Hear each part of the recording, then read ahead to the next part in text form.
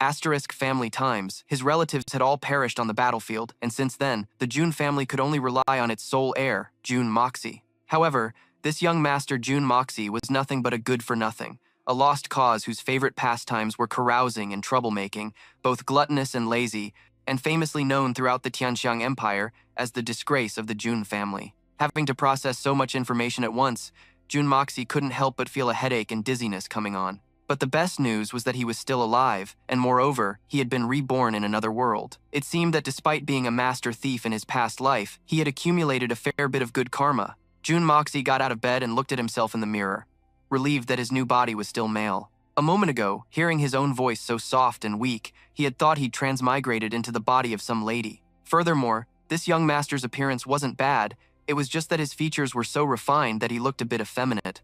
Although this body's meridians were stagnant, its muscles and tendons were soft, and its bones were stiff. Being alive was good enough. As long as his meridians weren't shattered, Jun Moxie was confident that in just 3 to 7 years, he would once again stand proudly at the peak of the world. Then, he suddenly discovered a glowing tattoo on his right wrist.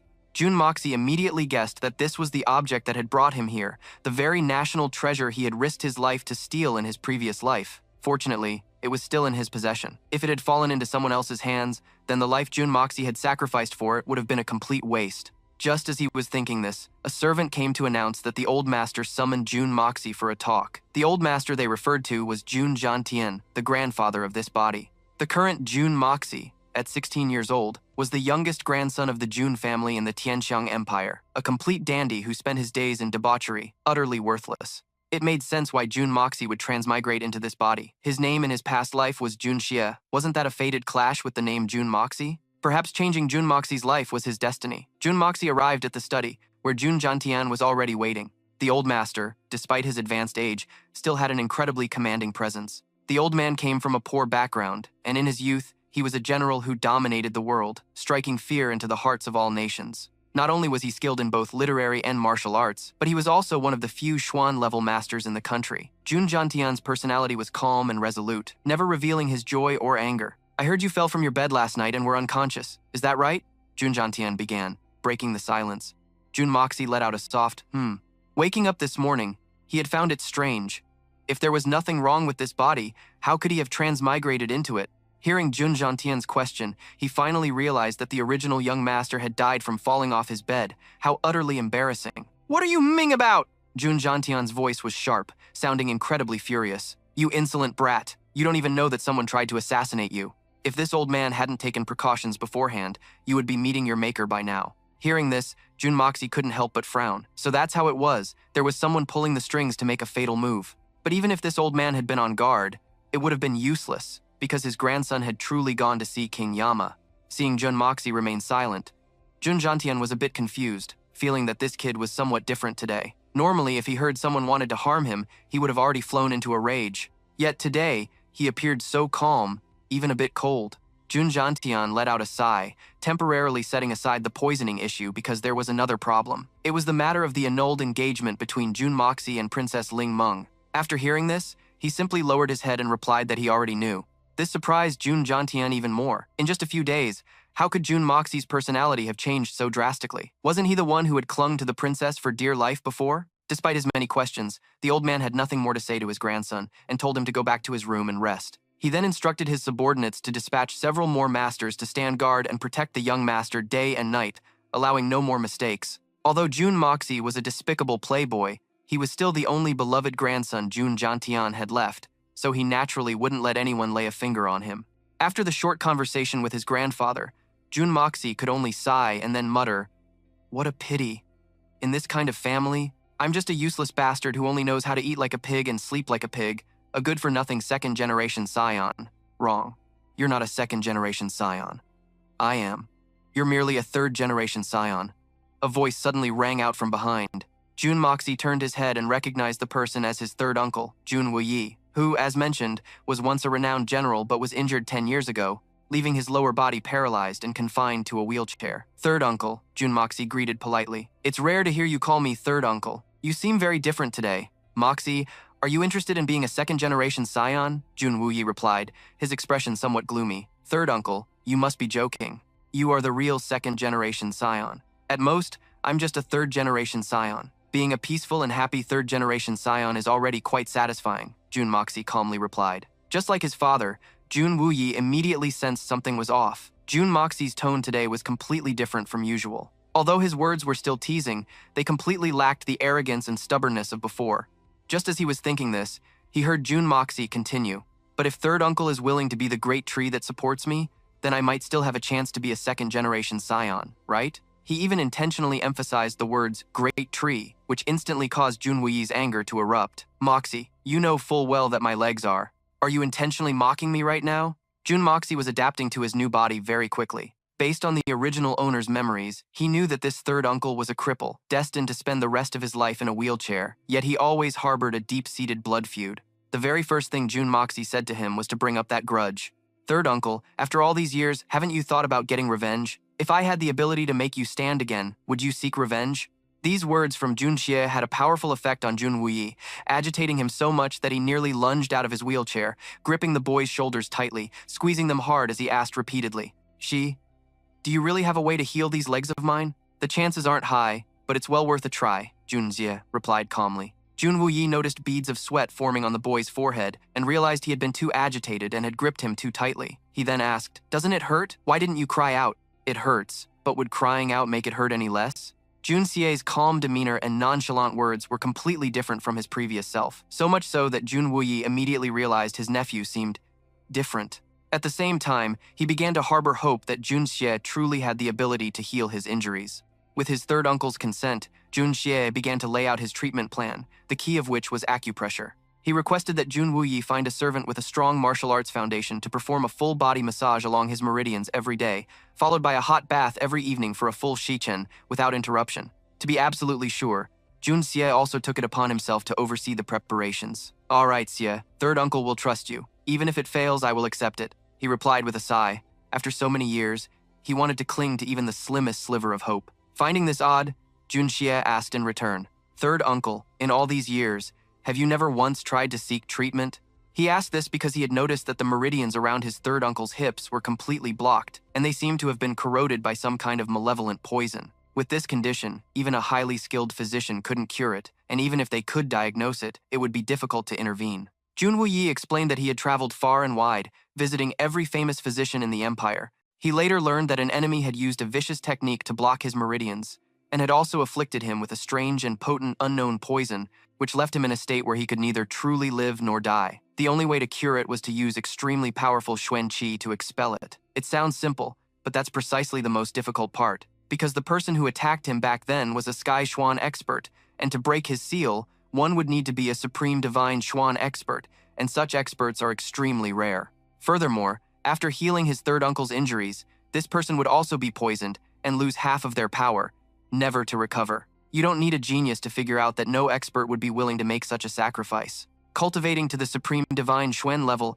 is as difficult as ascending to the heavens, so who would willingly lose half of their life's cultivation for someone else? Truly vicious, Jun Xie clicked his tongue and replied, letting you know there's a hope for a cure is no different from telling you it's hopeless. That person must really hate you. Is he an old enemy of the Jun family? Jun Wuyi became even more puzzled, because Jun Xie was acting very strangely today. Not only did he offer a plan to save his legs, but he also grew curious about matters he had never paid attention to before.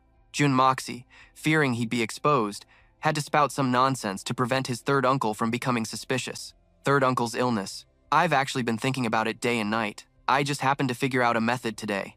Honestly, I hope third uncle can get back on his feet soon. That way, I can go back to being a useless young master hiding in your shadow. These words sounded very much like the original owner of the body, so his third uncle no longer suspected anything. But taking this opportunity, Jun Moxie continued to ask, Third uncle, you've been injured for so many years and haven't mentioned cultivation. You must have reached the Earth Xuan realm, right? I just entered that realm this year and haven't stabilized it yet, his third uncle replied. But the perceptive Jun Moxie noticed a great deal of humility in his words. His cultivation level was likely even higher than Earth Xuan. Furthermore, on this continent, people cultivate based on a foundation called Xuan Qi. Xuan Qi is divided into many levels, the lowest being the 9th grade, followed by Silver grade, Gold grade, Jade grade, Earth Xuan, Sky Xuan, and finally, Supreme Divine Xuan. When cultivating to the 3rd grade, Xuan Qi manifests as light red, pink, and deep red. Progressing to the 6th grade, the color is purple, which is also divided into 3 stages like the ones before. And from the 7th to the 9th grade, the color will be black. If you go out there and misjudge the color, you might provoke a powerful expert and get into big trouble. The third uncle explained all at once, and Jun Moxie absorbed a massive amount of information. After all, the original owner of this body was just a useless young master, with hardly any valuable information in his memories. But the current Jun Moxie was different. He wanted to become strong, no matter which world he was in. So right now, the first thing he needed was to find a powerful expert to teach him how to use the power of this world and to act as a backer for his comeback. After finishing his discussion with his third uncle, Jun Moxie slowly took his leave, not forgetting to leave behind a promise that he would definitely cure his legs. Jun Wuyi watched the determined back of his nephew, still not understanding why he had changed into a completely new person overnight. However, he didn't care what the reason was. After all, the current Jun Moxie was the one who gave him faith that hope had been rekindled for the Jun family. The conversation between the two was overheard by a family servant named Lao Pang. Afterwards, Lao Pang went and told Jun Zhantian about it. When Jun Zhantian heard that his debauched young master had locked himself in the library pavilion after leaving the third master's courtyard, he was extremely surprised and asked again, "Lao Pang, are you saying that brat went to the library pavilion? What for? He isn't planning to burn the place down, is he?" "The young master is reading, very quietly. It was because he hadn't left that I felt at ease to come back and report to you, old master," Lao Pang replied. Jun Zhantian fell into deep thought, wondering if Jun Moxie had suddenly seen the light, if the prodigal son had finally returned. If that was true, then he would have to burn incense and thank the ancestors for their blessings. As for Jun Moxie, after locking himself in the library pavilion for a long time, he felt truly miserable. This was because the mind of the original third young master, Jun Moxie, was completely devoid of knowledge, containing nothing aside from gambling, womanizing, and drinking. And to gain a foothold in this world, he had to rely on himself, so he had to learn many things from scratch. Just as he was thinking this, Jun Moxie was suddenly struck by a severe headache. The pain was so intense, like needles piercing his head, that he couldn't even stand steady. At the same time, many strange images flashed through his mind. Jun Moxie saw a large pagoda with 3 words written on the outside. Hongjun Pagoda. That name, Hongjun, sounds so familiar. From the faint memories of the original owner, Jun Moxie remembered that Patriarch Hongjun seemed to be the master of the 3 great deities, the Supreme Elder Lord, the Primordial Heaven Sovereign, and the Grand Master of Heaven. This tower is named after him, so it must be something extraordinary. Without a second thought, he immediately stepped inside. A blinding flash of light appeared, causing Jun Moxie to stumble forward, but instead of pain or anger, his eyes lit up as if he had struck gold, because Jun Moxie recognized that the light just now came from the heaven-opening creation art. This cultivation art is revered as the #1 ancient technique due to its mysterious and unpredictable nature, and its effects are naturally far from ordinary. If he could master it, then returning to the pinnacle of his glory would no longer be a distant dream. Jun Moxie crawled forward and discovered a lake. Based on his experience reading Shanxia novels in his past life, he figured this must be a purification lake, meant for washing the muscles and cleansing the marrow to expel impurities from the body. Then his body could finally shed its mortal shell and truly begin the path of cultivation. Thinking this, Jun Moxie immediately lunged forward. But suddenly, a few servants rushed out from somewhere, looking panicked when they saw someone about to jump into the lake. Jun Moxie put on a grim expression and shouted coldly, "It's me! This young master wants to bathe. None of you are to disturb me." As he spoke, Jun Moxie had already jumped into the lake. But the most crucial thing was that his feet hovered just above the water's surface, his whole body as steady as if he were standing on solid ground. The 2 servants were utterly astonished. One of them asked, "What kind of divine art is the young master cultivating? How can he walk on water?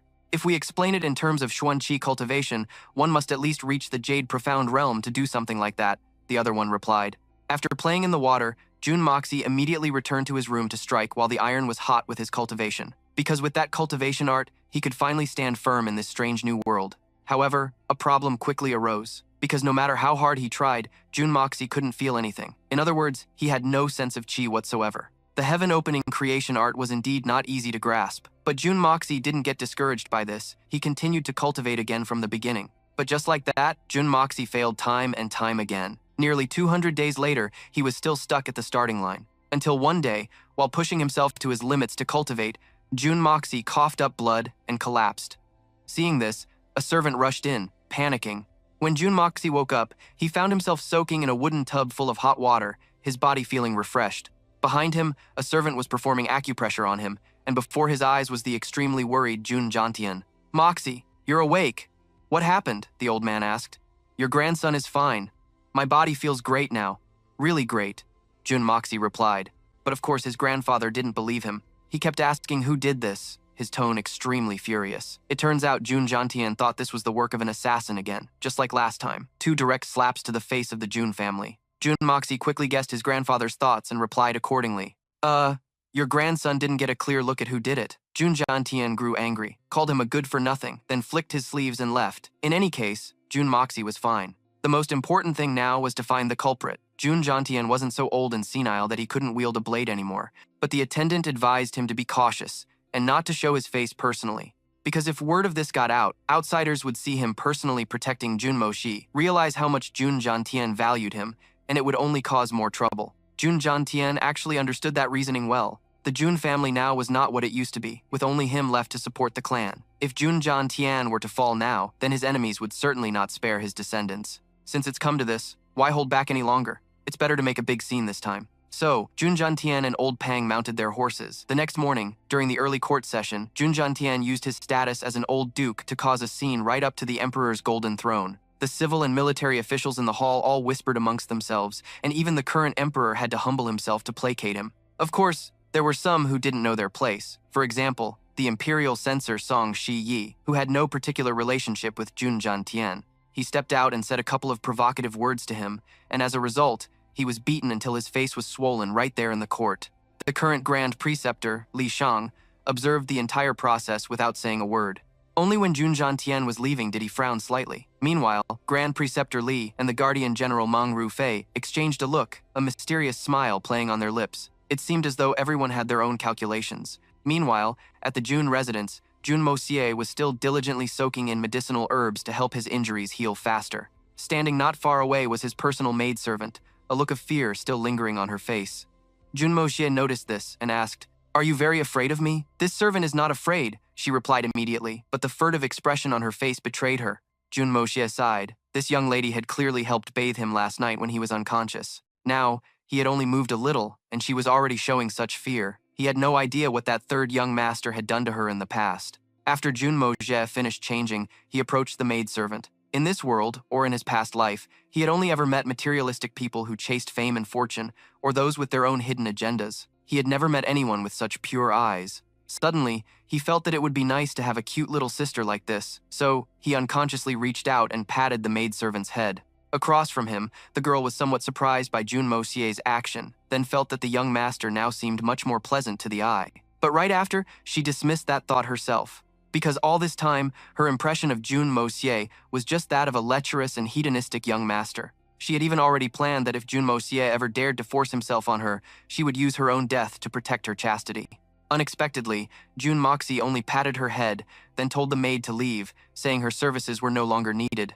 Alone again, he began to let his thoughts wander. His cultivation technique was still incomplete, but after waking from his coma, Jun Moxie noticed many differences in his body. Not only could he see more clearly, but he could even count all the legs on an insect 3 inches away. He could clearly hear insects crawling through the grass, and even the slightest movements of earthworms in the soil. To change so drastically in just one night. Perhaps this was the miraculous power of the heaven-splitting and earth-creating art. This further fueled Jun Moxie's motivation to cultivate. Over the next month, Jun Moxie cultivated diligently, and finally mastered the first introductory stage of the technique, slightly solidifying his realm. People in the manor started whispering, wondering why the third young master Jun had stayed in his room for a whole month without causing any trouble. No women were seen near his quarters, and he stopped tormenting the servants. As strange as it was, they all agreed that their young master had truly turned over a new leaf. With his enhanced senses, Jun Moxie could hear the gossip about him even from within his room. He truly despised the original owner of this body. That scoundrel was capable of any evil, and now he was stuck with his terrible reputation. The peace in the Jun manor that day was shattered when someone suddenly burst through the door and rushed into Jun Moxie's study. The man immediately dropped to his knees, kowtowing repeatedly and begging for help. "Third young master, Brother Moxie, please, you have to save me, it's all over." Jun Moxie recognized him. It was the eldest young master of the Tang family, Tang Yuan. For the esteemed eldest young master of a major family to behave this way was utterly disgraceful. "Brother, you have to listen to me," Tang Yuan cried, clutching the hem of Jun Moxie's robe and starting his sob story. "These past few days at the 1,000 Gold Hall, I was cheated out of 150,000 liang of silver by Liza's and Maxa's men." Jun Moxie's expression turned grim. 150,000 liang of silver was a colossal sum, setting aside why Tang Yuan was so addicted to gambling, where he would even get that kind of money was a major issue. At first, I was winning. I won up to 500,000, Tang Yuan stammered. Jun Moxie understood. It was a classic trap, win big at first, then lose it all later. Driven by the desire to recoup his losses, he ended up 150,000 liang in debt, but he had no intention of getting his hands on this hot potato, so he said, "It's just 150,000 liang of silver. Surely the great eldest young master Tang can afford that. Is it really so serious that you need me to save your life?" Hearing this, Tang Yuan confessed that he hadn't just lost the 150,000 liang, he had also gambled away his jade pendant and his treasured sword. He bet so much, thinking he was on the verge of winning, but who could have known he'd end up losing everything so completely? Jun Moxie vaguely recalled that Tang Yuan's treasured sword had been acquired by his father at an auction for an astronomical price. It was an incredibly sharp divine weapon named Blowing Snow, and his pendant was carved from the finest top-grade warm jade. Compared to that 150,000 liang, these two items were the truly priceless treasures. "I had no other choice at the time, and I don't even know why I was so foolish," Tang Yuan mumbled. But unbelievably, that wasn't the worst of it. He then confessed that he had also bet his own wife for 1 million liang. Upon hearing this, Jun Moxie completely lost it. Tang Yuan was nothing but a pig, the dignified daughter of the Minister of Justice, and the son-in-law of the Minister of Revenue, yet you dared to gamble her away? And for a mere 1 million taels, no less. Tang Yuan cried his eyes out, desperately clinging to Jun Moxie's thigh and wailing about his misfortune. He said those people demanded he bring 1,500,000 talas of silver within 3 watches to redeem his wife, precious sword, and jade pendant. Otherwise, they would announce this shameful affair to the entire world. "Young Master Ji, you have to save me," Tang Yuan begged. "How am I supposed to save you now? Where would I get that much money?" Jun Moxie replied through gritted teeth. "Help you? A gambling addict like you? I try to stay as far away from your kind as possible. Why would I waste money saving you?" Not to mention he didn't have the money, and even if he did, he wouldn't lend it. Li Feng and Meng Haizhu had set a condition, saying that young Master Xie hadn't come by to gamble in a long time. "As long as I bring you there a few times, they'll return my IOU," Tang Yuan said through his tears. Jun Moxie paused for a few seconds. So that's how it was. It seemed the matter wasn't so simple. They had deliberately set this trap just to lure him there. But the more it was like this, the more Jun Moxie wanted to see what those people were ultimately after. He called for his maid, Care, to bring his cloak, and then went with Tang Yuan for a trip to the casino. The two rode their horses to the casino. When he heard Jun Moxie say that he had only brought a 50,000 tael banknote, Tang Yuan looked horrified. "This isn't even a fraction of what we need. Are you trying to get me killed? All right, we just need to win back your things and your wife. Why would we need to bring so much money? Could it be that you don't trust my gambling skills?" Jun Moxie replied calmly, but was met with a look of utter disbelief from the other man. The reason Tang Yuan looked at him that way was because, until now, Jun Moxie had never won a single game of chance. In fact, when it came to losing money, he could truly be called the undisputed champion of the world. Tang Yuan, watch the road. Tang Yuan was lost in his chaotic thoughts, and only when he heard Jun Moxie's warning did he hurriedly rein in his horse. Just now, he had almost crashed into a young lady. Despite such a frightening experience, the other party showed no sign of panic on her face. In fact, she even looked a little arrogant. "Are you blind? If our young miss gets hurt, do you think you could afford to compensate?" Jun Moxie sighed, as he recognized this girl was likely the famously arrogant eldest young miss, Dugu Xiaoyi, of the Tianxiang Empire. Running into her here was just their terrible luck. Seeing Jun Moxie staring intently at her, Dugu Xiaoyi put her hands on her hips and asked aggressively, "Hey, you little brat! What are you looking at, huh?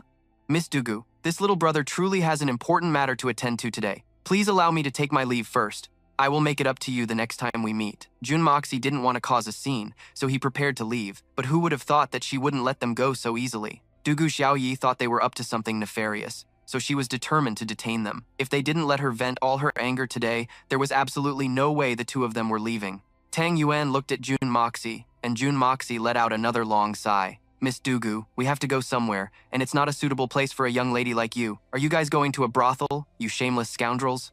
Dugu Xiaoyi cursed. Being called a shameless scoundrel, Jun Mosie's pride was wounded, and he blurted out the truth. "Who said we're going to a pleasure house? We're just going to the 1,000 gold pavilion to play a few rounds." Realizing what he'd just said, he knew he had slipped up, but it was already too late. Dugu Xiaoyi had never gambled before, so she was incredibly excited, especially since her two older brothers at home often mentioned the 1,000 gold pavilion, making her even more curious about the place. And so, Jun Moxie and Tang Yuan had no choice but to bring this tag-along with them. Seeing Tang Yuan return, and with Jun Moxie in tow, Meng Haizhu, who came to greet them, rejoiced inwardly. because he knew that compared to Tang Yuan, Jun Moxie's pockets were much, much deeper. However, when he saw Dugu Xiaoyi peeking out from behind them, his expression immediately changed. Miss Dugu, why are you here? What's wrong? Am I not welcome?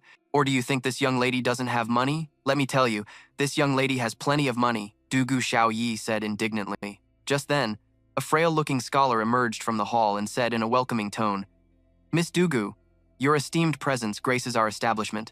We couldn't be more delighted to welcome you. Please, come in, come in. This pale-faced man was Li Feng, one of the two who had previously cheated Tang Yuan out of all his money. The group then headed inside together. Jun Moxie knew from the start that this group was intentionally targeting him, so he didn't beat around the bush and got straight to the point. Since you all hold me in such high regard, I'll play a round. Tell me, what's the game? The third young master is indeed generous. Earlier, we were just playing dice with young master Tang, but he couldn't keep up. So, how about we stick to rolling dice to determine the winner? Li Feng replied. With a straight face, Jun Moxie agreed. He knew his opponent was trying to provoke him, but he decided to play along and see what they were up to. After they sat down at the table, Meng Haizhou ordered a servant to pour fresh tea for the distinguished guests. Jun Moxie picked up the teacup and took a small sip. The tea's flavor wasn't bad, but upon tasting it, he felt something was off. It seemed to contain a very potent illusion herb. Moreover, the room was already filled with a fragrance, likely a mixed illusion herb blend. No wonder Tang Yuan's mind became muddled, causing him to lose so badly. He put the teacup down and said in an arrogant tone, You dare serve this low-grade tea to guests? Your standards are far too low. Meng Haizhou wasn't offended by the criticism. He even ordered a servant to bring a different kind of tea for Jun Moxie, but was refused. Forget it, don't bother with the hassle. I came here to gamble, not to drink tea. Let's start. I don't want to wait any longer. With that, he took another sip of tea, confident that this substance wouldn't be enough to affect him. As the game began, Jun Moxie proposed a bet of 10,000 per round, claiming he didn't have much time. Seeing him act so generously, Meng Haizhou was overjoyed. Young Master Jun is truly generous. This is my favorite way to play. Everyone relies on luck, winner takes all, nice and fair. So, let's keep it simple. How about a game of big or small? What do you think, young Master Jun? Our MC nodded in agreement, then turned to Dugu Xiaoyi and said, Miss Dugu, as a lady, you of course cannot play with us. In my opinion, how about Miss Dugu tries placing a side bet instead? What's a side bet? Dugu Xiaoyi asked curiously. Our MC explained that a side bet means betting from the sidelines. She wouldn't participate in the game, but she could still place a wager. For example, if Dugu Xiaoyi bets 5 tails on our MC to win, and he actually wins, she rides on his luck and would receive 10 tails back. Conversely, if our MC were to lose, Dugu Xiaoyi would also lose her 5 tails. After hearing this, Dugu Xiaoyi nodded enthusiastically and immediately agreed to bet on our MC. He then flashed a provocative smile at Meng Haizhou.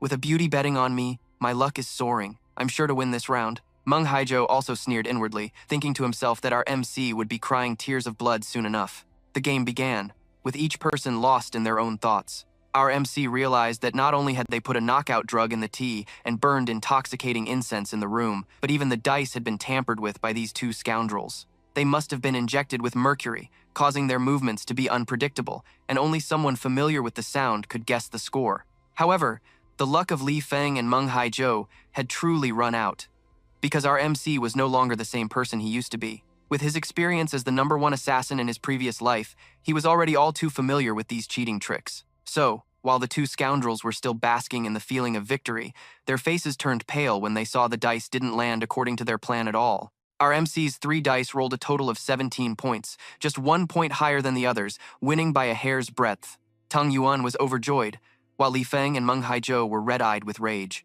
Our MC, however, showed no exaggerated expression, merely saying that he won this round thanks to the good luck he received from Dugu Xiaoyi. In the second round, our MC maintained that irritatingly calm demeanor. He was the one rolling the dice, while Li Feng and Meng Haizhou bet on big. But when the dice cup was opened, the 3 dice totaled only 4 points, which was small.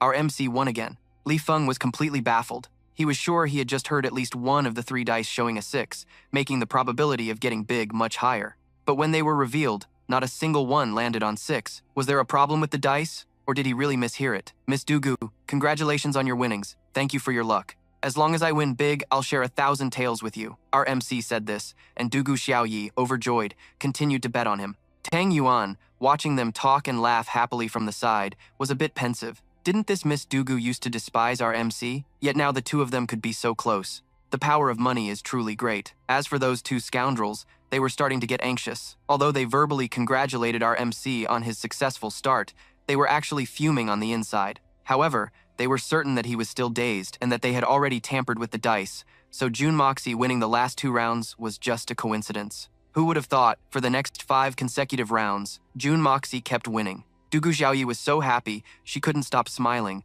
helping him count the money on the side. Meanwhile, Tang Yuan was utterly astonished, because previously, June Moxie was known for his terrible luck, losing every game he played, yet today he hadn't lost a single round. You. Li Feng and Meng Haizhou were so furious they stuttered, accusing June Moxie of cheating, but he immediately shot back. If you're out of money, then get lost. If you can't afford to play, then don't. Which one of your eyes saw me cheat, huh? Miss Dugu here is an expert herself, and she's sitting right beside me. You tell me, how could I possibly have cheated?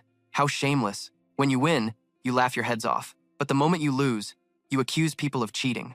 You guys will really say anything, won't you? Dugu Xiaoyi agreed. It turned out that, even though no one told her, she had seen from the start that Tang Yuan was losing, which is why she ran to find June Moxie. She also knew that the famous playboy, third young master June, could never stay away from such matters, and that the real goal of Li Feng and his cronies was to fleece the June family of all their wealth. Meanwhile, at the Grand Tutor's pavilion, a servant from the 1,000 Gold Pavilion ran over breathlessly to report that June Moxie had arrived, but he had brought the young miss of the Dugu family along. The person he was reporting to was Li Yuran, another member of the Li family who, at a single glance, was clearly no good doer. Dugu Xiaoyi? Why is she at the 1,000 Gold Pavilion? Li Yuran asked. The servant shook his head, saying he wasn't sure, only that they had coincidentally met on the street. June Moxie was even hassled by Dugu Xiaoyi and forced to bring her to the 1,000 Gold Pavilion, so it's unlikely he planned this, Li Yuran muttered to himself after hearing the report. June Moxie, consider yourself lucky. After speaking, he ordered his subordinate to go back and inform Li Feng and Meng Haizhou to temporarily call off today's plan,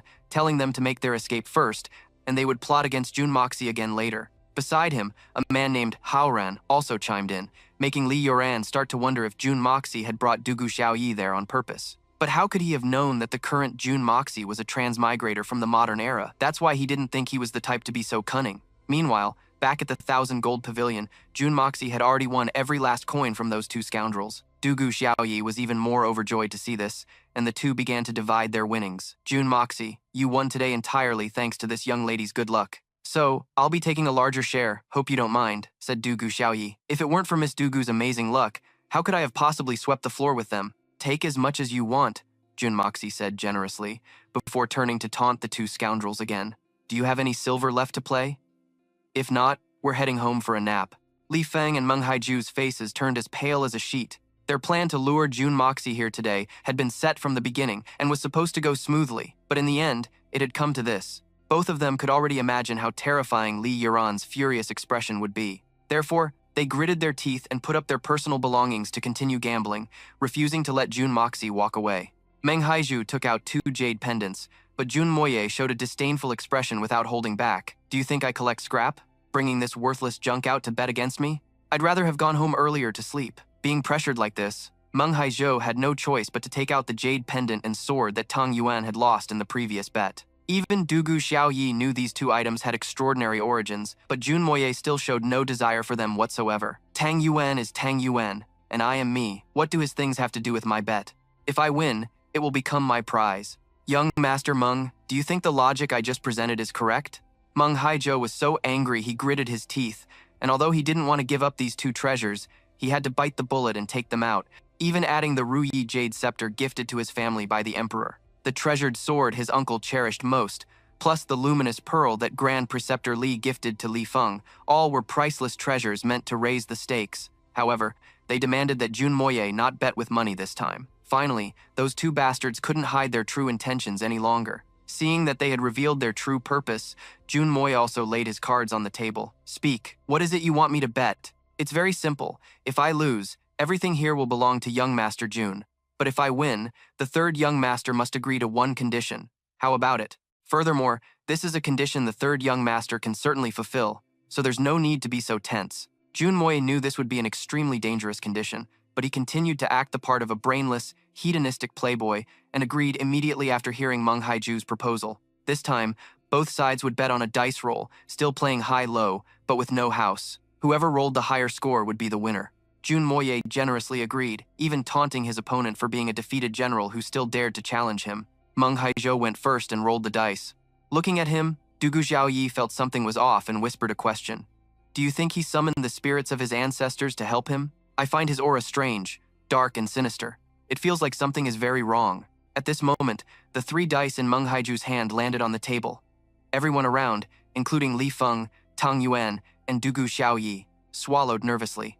Only Jun Moye remained completely calm. As the 3 dice began to slow down, 2 of them landed on 6, while the last one was still spinning like a top. Then Jun Moye suddenly broke into a sinister smile, because he knew this round was his for the taking. The group watched the die intently as it spun in the air, and even though they were staring without blinking, Moye was still able to trick their eyes, making the die land exactly as he had planned. The other 2's faces instantly paled as they stammered. How? How is this possible? That scared the daylights out of me. Tang Yuan, standing beside them, immediately started celebrating. Third young master, your luck is truly second to none. The god of wealth must be on your side. Hearing this, Moy smiled and replied sarcastically, So, Brother Meng, you prepared all of this just for this difficult maneuver. I'm truly impressed. Haiju, still unconvinced, shouted, Stop your nonsense. You haven't won yet. What if you roll a lower score? Moy, completely unfazed, picked up the dice and declared confidently, Then allow me to demonstrate an unparalleled gambling technique and open your eyes. After a while, the 3 of them finally left, with Tang Yuan and Xiao Yi hugging 2 large bags of money. He exclaimed excitedly, We've hit the jackpot, third young master. This time, brother, I'm completely in awe of you. Oh, right, brother. Shouldn't you return the pendant sword and jade pendant to me? I immediately questioned him. Tang Yuan, why the hesitation? Tang Yuan only then realized that those items were won by the third young master, and the third young master never said he would return them. He hurriedly pleaded, Third young master, you know if I go back with nothing, the old patriarch will not spare me. I nonchalantly replied, That's your problem, but considering our brotherhood, I suppose I could sell them to you. A joyful Tang Yuan rushed to hug me, exclaiming what a good brother I was, but I immediately pushed him away. Hey fatty, watch your weight. Just then, Xiao Yi also walked over and said, Jun Mo Ye, today was fun. This young lady will forgive you, but next time you go out, you must invite me. All right, whatever Miss Dugu says, goes. As soon as I finished speaking, Tang Yuan cut in. Brother, let's discuss the price. I ran a hand through my hair in exasperation. Young Master Tang, you really are something else. You even gambled away your wife. I corrected him with a serious tone. Tang Yuan, it's fine to gamble, but don't take it too far. Do you have any idea how strange today was? You lost both the pendant sword and the jade pendant, and you even gambled away your fiancé. Are you that foolish? This concerns the reputation of 2 great families. Don't you feel that something is wrong here? He naively replied, It's because I fell for their trap. I immediately took out a teacup and continued speaking. From the incense to this teacup, it was all part of the trap they set. Tang Yuan's eyes widened in shock. Brother, how did you get this? Then, I suddenly reached out my hand, a sinister smile on my face, and said, I'm going home now, to tell your old man every detail of what happened. The one who strikes first gains the upper hand, and you are the victim here. The proof is in this cup. I'm sure your old patriarch won't blame you too harshly. Tang Yuan nodded blankly. All right, I'll listen to you, brother. So, third young master, about my pendant sword. I cut him off again. What's the rush? Leave it with me for now. Later, you'll go to them with a banknote to buy it back, and they won't be able to produce the item. Do you get my meaning? Tang Yuan finally relented, praising me profusely. Damn, that's a brilliant move. I'll listen to you, brother. I'll listen to you. I'm going to see the old patriarch right now. After saying this, he immediately mounted his horse and headed home. Watching his retreating figure, I thought to myself, you want to settle scores with me? Fine, I'll settle the score with all of you first. The scene shifts back to the Li family's grand courtyard, where the master was dealing with the 2 men from earlier. Things have come to this. There's no use saying more. Just drop it. This time, we'll consider Jun Mo Ye lucky. As for you 2, you will each receive 40 strikes of family discipline. You will also forfeit half a year's salary. Starting tomorrow, you know what you must do. Is that clear? The 2 men didn't dare to resist in the slightest. The one named Hai Zhou could only think to himself, although it's 40 strikes of family discipline, even if it doesn't kill us, our flesh will be torn and bones shattered. He is already being merciful. The master then gave another sinister order. Men, investigate Jun Mo Ye more thoroughly. Find out how he won the money and why the knockout drug had no effect. Also, find out if Dugu Xiao Yi's appearance was a coincidence. 2 shadow guards appeared, received their orders, and then vanished. Just then, a servant rushed in, breathlessly reporting, Young Master, Marquise Tang is leading Young Master Tang and 100 men this way. They are marching towards the Li residence, full of fury. Meanwhile, I had also returned home with my spoils of war. I handed the items to Care and then left. Hearing the news, Jean Tien became furious. He stormed in, bursting through the door. "Mo Ye, you scoundrel! You snuck out to gamble again." But as soon as he stepped inside, the blinding sight of gold and money immediately stopped him in his tracks. "Where did all this come from?" Care immediately replied, "Old master, these treasures are from the young master's winnings at the gambling den." Jean Tien asked doubtfully, "Winnings? He brought them back from winning? He actually won money?" Care firmly insisted. "Yes, I heard he won it all from the Heavenly Capital Pavilion. After coming back, the young master told me to tidy up, and then he went to the library to read a book." After hearing Care's account, Jean Tien was no longer angry and instead fell into deep thought. After taking a few steps, he spoke up and asked, "Old Biao, what do you think?" The old man quickly replied, "This old servant does not know, but the young master always acts with great consideration." Jean Tien stopped, glanced at old Biao and asked, "If he's interested in studying, what do you think about sending him to the Wenqing Academy?" Old Biao replied with a frown, "Those old fogies at the Wenqing Academy are utterly corrupt. If the young master were to go, I'm afraid he would run into trouble." Hearing this, Jean Tien sighed in frustration. "Oh, old Biao, tell me, how should I pave a good path for Mo Xie?" Old Biao quickly added, "There is one way. It would protect the young master, and it wouldn't cause you any trouble later on, old master." Jean Tien asked in surprise. "You have a way?" Without beating around the bush, old Biao immediately laid out a plan. "Buy the young master a young, level 8 Xuan beast, and then we'll use every means at our disposal to force its growth." After hearing this, Jean Tien could only clutch his head in helplessness. "Are you dreaming? A level 8 Xuan beast is incredibly rare.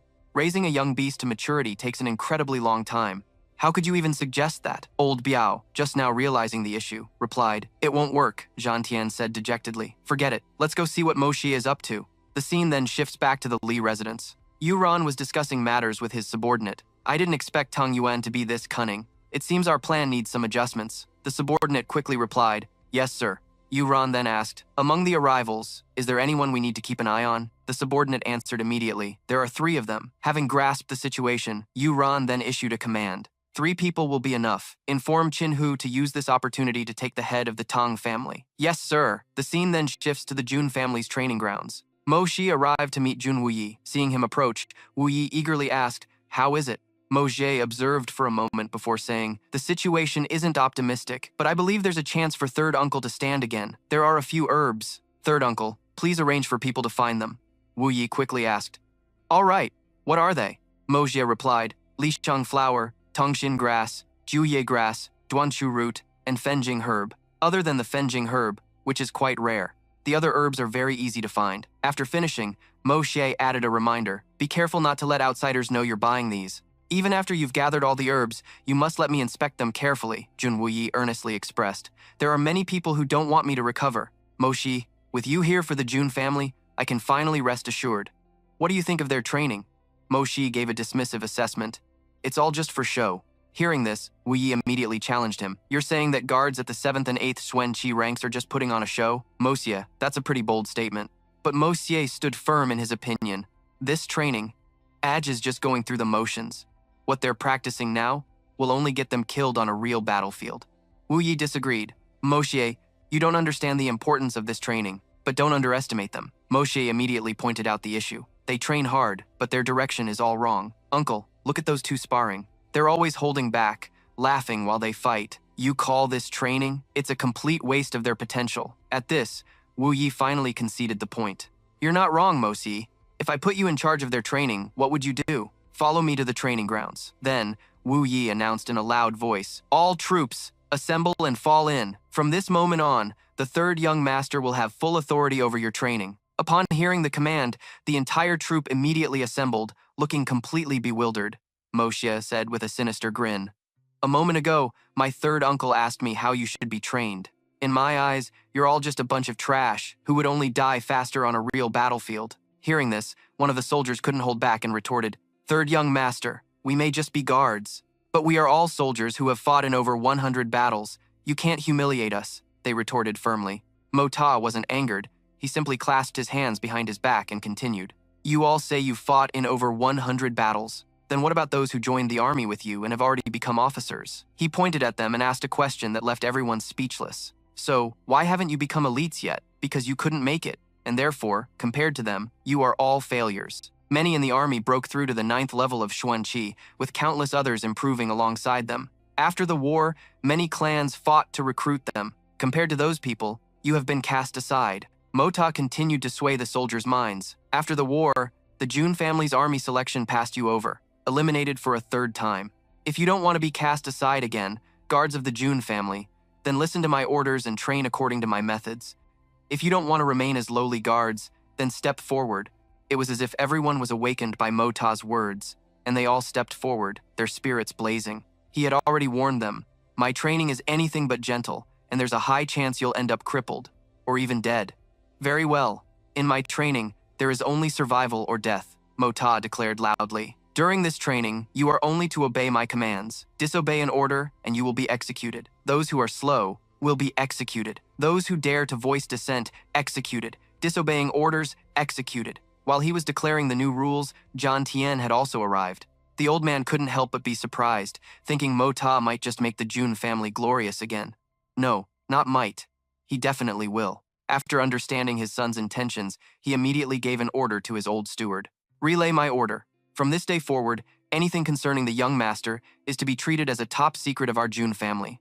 At this point, Mota had brought the entire army to heel. Standing above them, he declared, the first order is this: disobeyers will be killed without mercy. Even Mota himself didn't know that the army whose training began today would one day become a legion of godslayers, sweeping across the lands and leaving devastation in their wake. Duran instructed his servants, you two wait outside, I'm going in to talk with the man. He stepped inside and sat opposite Tang Wanli. The atmosphere was terrifyingly silent.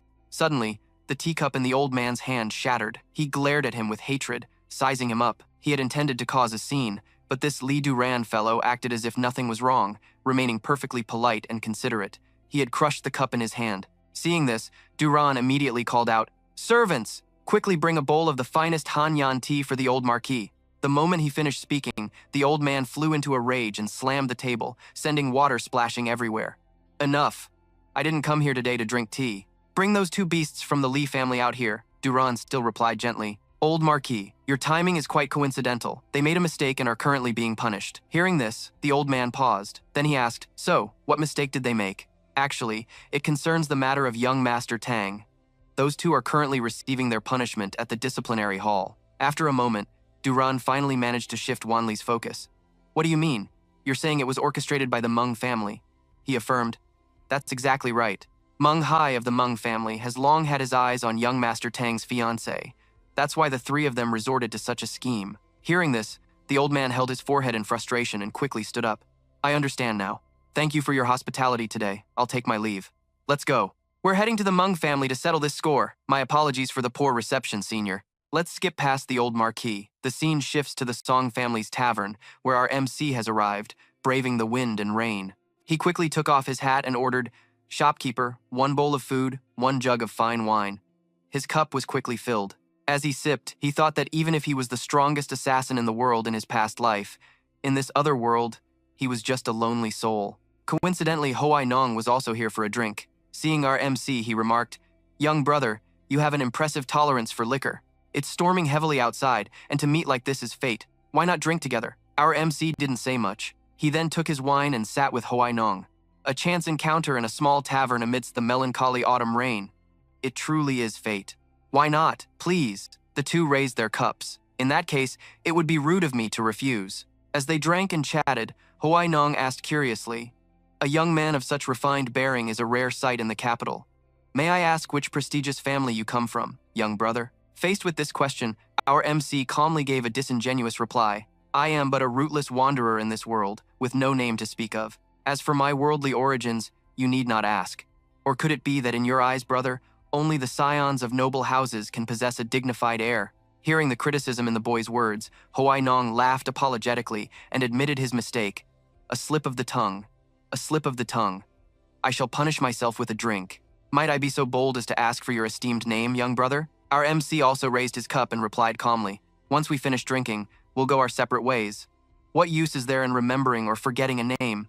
Hoai Nong was once again rendered speechless by his words. Young brother, you are so young, yet your words are full of profound wisdom. I have been rude. What you say is quite right. It is I who am too worldly. I'll drink another cup as punishment. Seeing him about to drink again, Our MC reached out to stop him. Brother, you keep punishing yourself. You're not trying to outdrink me, are you? He looked at his cup and then mused aloud. This wine, though obscure, is quite good. Let's just consider it an excuse to drink more. Hearing him praise the wine, our MC retorted, Fine wine? Let me tell you, I suspect you've simply never tasted truly fine wine, brother. Hoi Nong remained calm and replied, This tavern of Old Third Song may not be large, but it's quite famous in the capital. To be able to sit here leisurely and drink this wine on a rainy day like this is my good fortune. Our MC remained dismissive, quoting a saying, When drinking with a soulmate, 1,000 cups are still too few.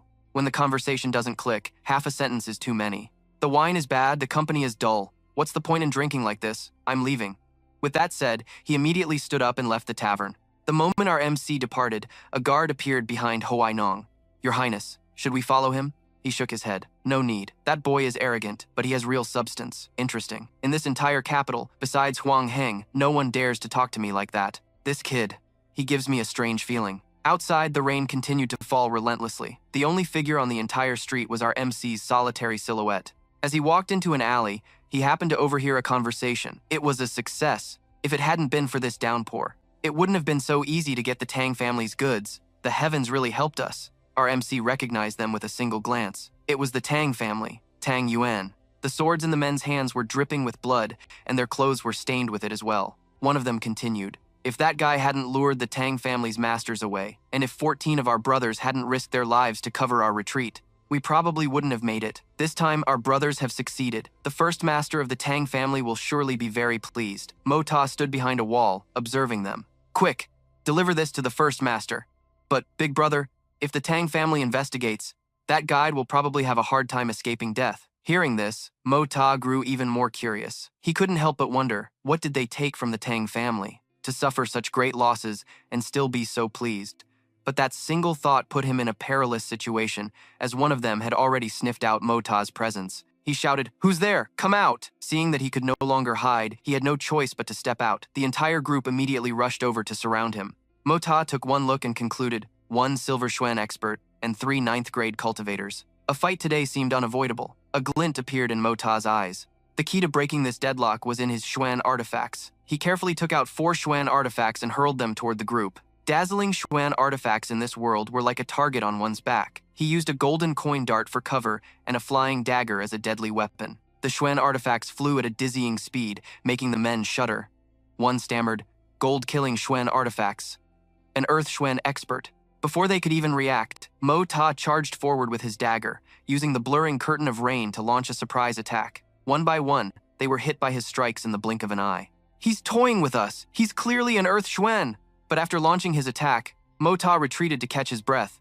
In a battle like this, any hesitation in advancing or retreating could cost him his life. Then, he charged forward once again, swinging his blade to make short work of the minions. He was, after all, the king of assassins from another world. For the first time, he was baring his fangs and showcasing his deadly skills. Mo Ta ended the fight with ease. The masked man had a hole punched through his body, fresh blood gushing out as his eyes rolled back. He stammered, You're not an Earth Xuan. Mo Ta smirked. If I were a real Earth Xuan expert, would I need to use a sneak attack to deal with a few pieces of trash like you? He retrieved all his weapons. The art of creation was truly profound. The Xuan Qi illusions it created were nearly impossible to tell from the real thing. It allowed me to gain the upper hand. Mo Ta picked up the item that they had risked their lives to retrieve. I'll be taking this, don't mind if I do. After he left, another masked figure appeared on the scene. He silently assessed the situation. To lose several men and still have the treasure stolen, how could such a powerful expert be in this place? To think he dared to leave a trail. I'll make you pay 100 times over. Shang Xing shot forward, but he quickly realized something was wrong. He hastily landed. Damn it, he left that trail on purpose to lure me out. Instantly, the voice of a Tang family member rang out. Get them! Shang Xing cursed to himself. The Tang family's forces were incredibly fast. Before escaping, he even struck down his own comrades to silence them, destroying their faces to leave no clues behind. A while later, Mo Ta finally returned home. Kei Yin quickly ran out to greet him. Young master, why are you soaking wet? Hurry and change your clothes before you catch a cold. Who knows what's gotten into the young master, going out in such a heavy downpour. Although Kei Yin chattered on, Mo Ta simply lay still, not saying a word. Suddenly, a sound drifted in from outside. Where was that flute music coming from? It was as lonely and sorrowful as the wind and rain. Who could be so full of sorrow and lament? Mo Ta followed the sound and came upon a young woman, causing him to sigh in admiration. Such a beautiful melody, such a beautiful woman.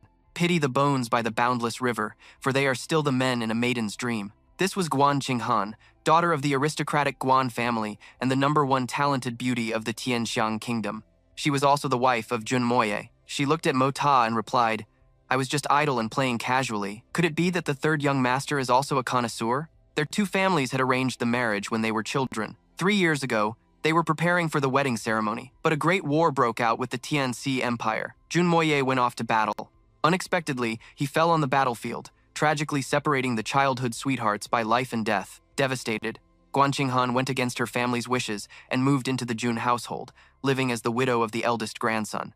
While she was upholding her duty to the family, Jun Moxie was unruly, with frivolous words and disrespectful actions, causing Guan Qinghan to utterly despise him. Having acted so recklessly before, as I recall this, a bitter feeling wells up. This woman's deep affection is truly admirable. The sound of the flute is the sound of her heart. The past is over, sir. You shouldn't be sad. Pardon the intrusion. I'll take my leave. Keep your word. Mak Ta immediately turned and left. His strange behavior made Thanhan a bit surprised. Why is this stubborn guy acting like a completely different person today? He picked up the package, examining and assessing it. So many masters were mobilized for this thing. In the end, what kind of priceless treasure is this? Opening the package, inside was a top-grade golden silk sandalwood, he guessed. Or maybe this is top-grade cold jade. It seems the item inside is no ordinary thing. Staring intently at the object wrapped inside, he then picked it up. He thought deeply. So many precious things are in this single pill. It's not that simple, he exclaimed. That's right. Could it be a Xuandan? But it's not that simple. A Xuandan is only found in the body of a level 3 or higher, mystic beast, and it shouldn't be this precious. It must be something more. With that said, he caressed the object inside and thought deeply, what should I do now? If I return it to the Tang family, then my background will be hard to explain clearly. The more I think, the more complicated it gets. If I don't return it, what's the use of me keeping it? I still can't determine its effect, but difficult matters should be dealt with later. He used the box as a pillow and went to sleep. Forget it. I'll keep it for now. I've heard the scent of golden silk sandalwood is very helpful for sleep. At the Meng family estate, Wan Li was beating a subordinate black and blue while interrogating him. Speak! Who is the mastermind behind this? The subordinate, his face swollen, begged for mercy. Spare me. Another subordinate came in to report. Master. He turned his head and yelled, What? The servant replied, There's trouble at home. The Xuandan. Your Xuandan has been stolen. The subordinate, who was just beaten severely, also had a grave expression. They succeeded. The words struck him like a clap of thunder. He was stunned. What did you say? He immediately grabbed his collar and demanded, Brat, what are you laughing at? If you don't hand over the sword and jade pendant within 3 days, I will report this to the emperor. Then he hurriedly left. Returning to the present, at a canyon where sand and dust swirled, voices could be heard. I can't believe the third young master, with his small frame, can keep up with our intense training. I heard the third young master had already trained for 2 Shichen before coming here. He didn't even rest after warming up and practicing his forms. Mak Ta ran over and shouted, No talking during training time. 8 more laps. Are you all following me on an empty stomach? Is it time for a break yet? A soldier spoke up. We can barely complete this level of intensity. Another soldier, supporting a comrade who had fainted from exhaustion, added, Let's make a bet. Let's see if the third young master shows up this afternoon. Another soldier, panting heavily, replied, No need to bet. He definitely won't. Ignoring their words, he continued to train persistently. It's a training method from his past life, one he hasn't practiced in a long time. Without touching the long nails on either side, his fingers, at an extremely fast speed, struck the hidden bells behind them. This training method mainly hones finger dexterity. It looks simple and easy, but it's actually full of sharp thorns. Just the slightest mistake, and you'll be pierced by the thorns. He held his hands forward and said with a smile, Let's begin. The announcement rang out. Assemble. 2 soldiers were talking to each other. Look, it's almost time. I told you the third young master wouldn't come. It's not time yet, though. But contrary to their expectations, Mak Ta appeared with his hands no longer intact. Everyone was stunned. No way. He commanded in a clear voice, Continue the training. The announcement rang out. Today's training is over. The soldiers, panting and astonished, spoke to one another. I can't believe he endured the whole day just like us. Why is he so much more persistent than before? The third young master's physical constitution is not as good as ours. His willpower, I'm afraid it's beyond our imagination. He stood before them and commanded in a clear voice, If this situation happens again tomorrow, all 300 of you on this training ground can all get lost for me. To make them train even more frantically, he said bluntly. The army doesn't support those who are worse than trash. No one dared to disobey, shouting, "Yes, sir!" After the training was over, he returned to rest. His body swayed, unable to stand steady. Kani worriedly said, "Young master, be careful." She helped him up.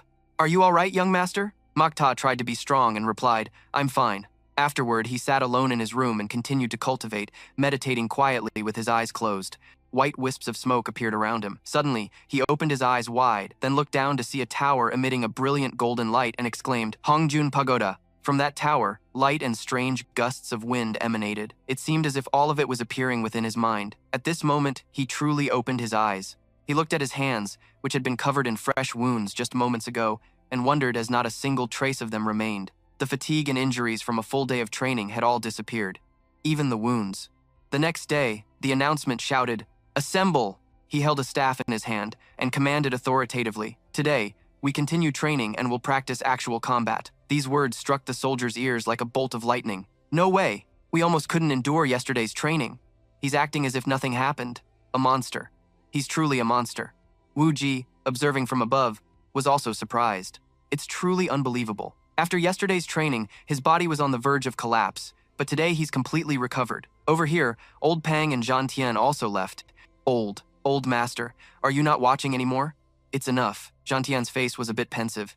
He spoke, "Old Pang, drink with me today." 7 days later, during the Autumn Equinox Festival at Quiyun Pavilion, Makta was cheerful and generous. "Xuan Di, it's rare for us to get out. Why so gloomy?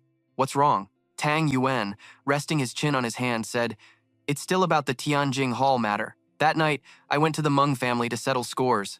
Unexpectedly, in their house." "Ah, forget it. Let's not talk about it. It just makes me sadder." Hearing this, Makta thought to himself, "Turns out it was about the Xuan pill. I was also planning to use this chance to ask about the pill's origin. So I asked out loud, 'Hey fatty, what did your family lose? You look like you're facing a great enemy. It's making me lose my appetite for this wine.'" He covered his face, seemingly in great distress.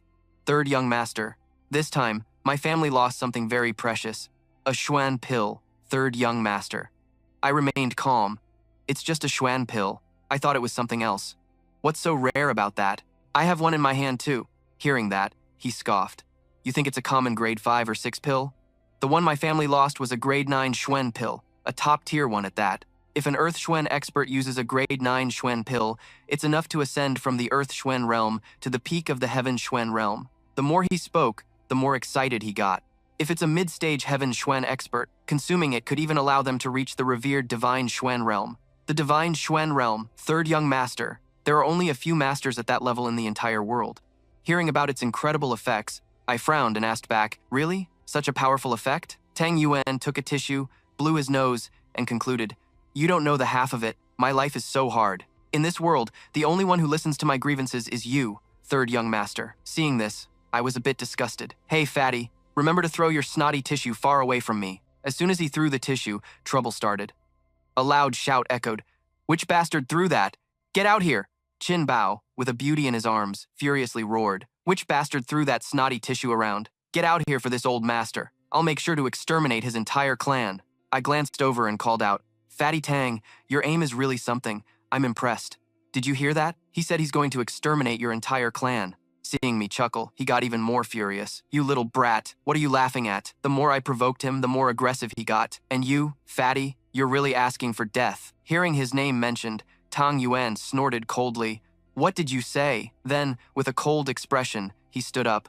"This old master is in a bad mood, and you dare to be so insolent in front of me?" He then landed a thunderous punch on him. Then he crossed his arms arrogantly. "This old master throwing his snot at your face is giving you face, yet you dare to curse this old master?" I also stood up to face him. "All right, a light lesson is enough. This guy seems to have some background."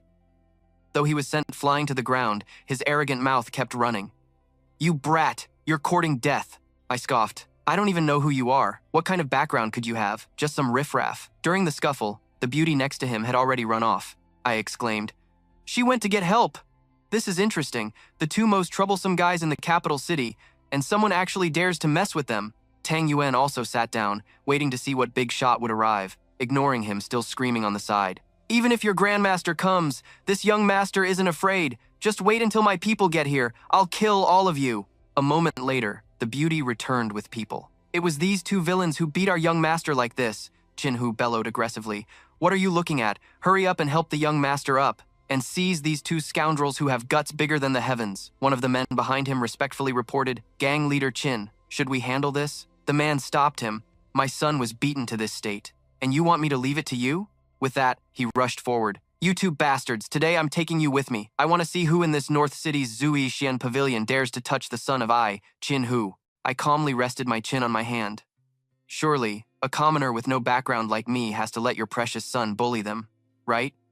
The man silently sized up the person before him. I thought you had some backing, but it turns out you're just an ordinary commoner.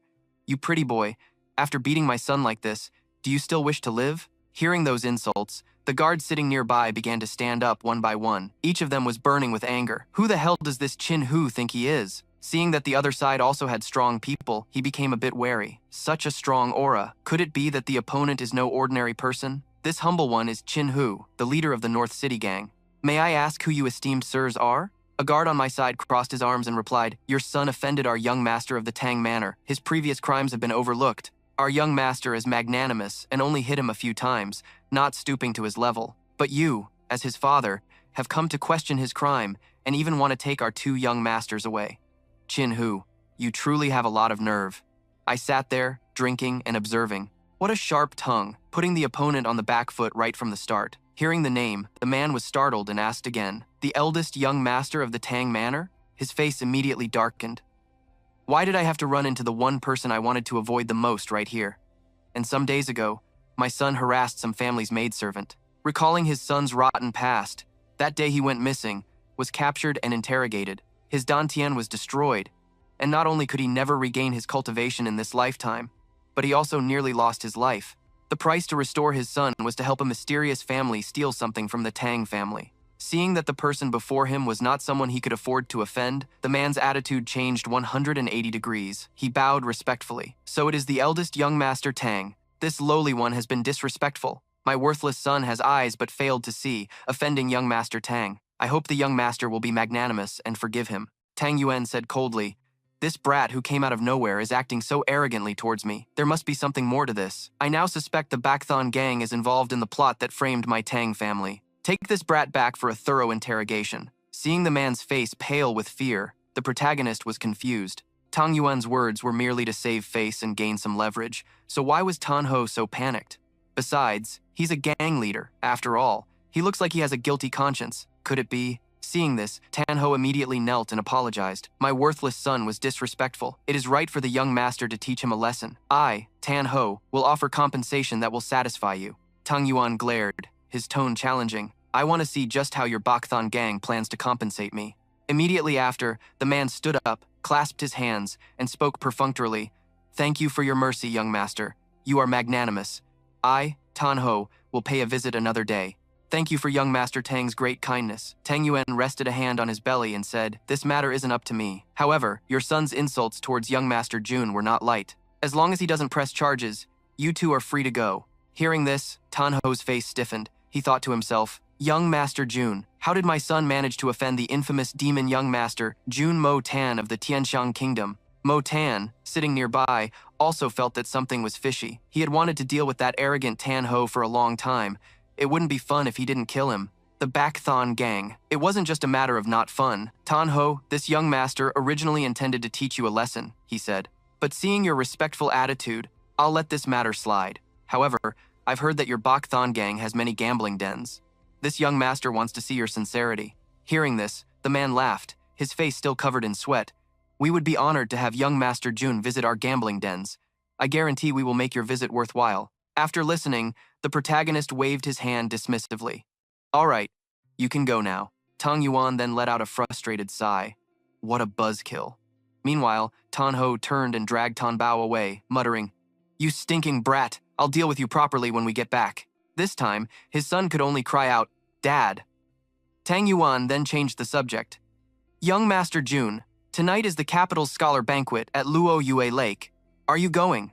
I heard there will be a lot of entertainment, Mo Tan chuckled and asked. A scholar's banquet? Young Master Tang, do I look like a scholar to you? He held his teacup and sneered. Scholars? Please. They're just a bunch of sycophants chasing fame and fortune, just like that Zhui Cheng Tong from last year.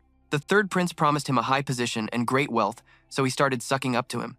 Do you know what official post he holds now? Hearing this, Mo Tan became curious. What post? Tang Yuan chuckled and said, I had someone arrange for him to work at the Ministry of Revenue. Then, my uncle found his weakness and had him transferred several times. His job is to scrub my back whenever I take a bath, and he washes my undergarments every single day. If he were truly a man of integrity, I wouldn't have tormented him. But this guy is a petty villain who pretends to be noble, calling himself some kind of elegant scholar. I spit on that. The protagonist even exposed more. The graduates from the Wenxing Academy all do things that bring shame to the literary world. Tang Yuan had to nod in agreement. You have a point there. Neither of us are good people. But no matter how bad we are, there's a limit to the harm we can cause. But those types who only seek profit, if they become officials, they will bring disaster to countless common folk. Then, Mo Tan swirled the tea in his cup. That's right, Fatty Tang. This is the first time I've heard you say something so deeply satisfying. Well said. I toast you with this cup. In any case, rather than letting those unscrupulous literary types run rampant, it's better to just leave this matter to your Tang family to handle. Fatty Tang, now that we've eaten and drunk our fill, let's go somewhere else to talk. I find the Yihong brothel to be quite pleasant. What do you say? Hearing this, he was overjoyed. The Yihong brothel? Indeed, a tranquil place. Young Master Jun, you truly are my kindred spirit. Suddenly, Mo Tan heard a strange noise from the next room, where two people were. Two hidden figures were conversing. Li Xuan, they have left. Xuan, what do you think? That Tang Yuan, while having some insight, is too impulsive and hot-headed to be a threat. But as for that Jun Mo Tan, the voice continued, his recent behavior doesn't seem to match the rumors at all. In the next few days, find a way to meet with Jun Mo Tan. His subordinate asked, do you mean that young Master Jun is not what he seems? Correct. The second prince's faction will likely make a move in the coming days. I'm not sure if the third prince's target is still Ling Meng. Dunyin slowly walked, laying out a plan. No need to worry. The best strategy is to remain still and counter their moves. However, that guy had the opposite idea, but that girl Ling Meng is someone Xuan has already taken an interest in. His eyes widened, filled with profound meaning and implications. It's fine. If Ling Meng makes the first, second, and third bosses fight until blood flows like a river, it would be a blessing in disguise. For a grand, eternal enterprise, a woman is not worth a single cent in comparison. Scene change, the carriage stopped at a small tavern. Tang Yuan, who was inside, asked curiously, Third young master, so you like to lean this much? He was stretched out, looking extremely lazy. Today is an exception. The golden autumn weather reminds me of some old stories. Fatty Tang, are you that miserable now? Then he asked a random question. Third young master. Bringing this up is like, third, wants to self-destruct. Tell me, am I unlucky or what? Junmo smirked and asked, so, do you want to get out of this situation? Tang Yuan's eyes lit up as if seeing an opportunity. Third young master, do you have a way? Junmo crossed one leg and got down to business. Tang Yuan, how many people know about your family being robbed? He answered honestly. Quite a few people know that things were stolen, but what exactly was stolen hasn't been widely disclosed. Then he revealed an important clue. When you mentioned that the Tang family was robbed, Qin Hu's expression was tense. I guess he knows about this matter. Tang Yuan was stunned. You're saying Qin Hu is involved in this? Junmo's eyes were sharp as he carefully instructed, you just need to go back and tell your father that the North City gang is involved in this. We're not framing him. If he has a clear conscience, what is there to be afraid of? He thought that was absolutely right and immediately agreed. You're right. I'll go report to the old man right away. Third young master, you can go back to the Yihong brothel yourself. Quick, where is the old man? Take me to him. As soon as he walked in, Tang Yuan was met with scolding. This bastard, you went out and caused trouble again, didn't you? He shouted to defend himself. No, I have news about the stolen profound pill. Upon receiving that news, the old man was visibly alarmed. And then, the room was filled with only his voice, as Tang Yuan explained. Tang Yuan expressed his thoughts. Logically speaking, this matter shouldn't have any connection to Qin Hu at all. Your grandson feels that something is off about this. The old master retorted. The third young master told you? Does Junmo have a grudge against the North City gang? Tang Yuan then shared, if he held a grudge, with his personality, the North City gang would have been wiped out by him long ago. The profound pill is very important to us. It's better to believe it's true than to not believe it.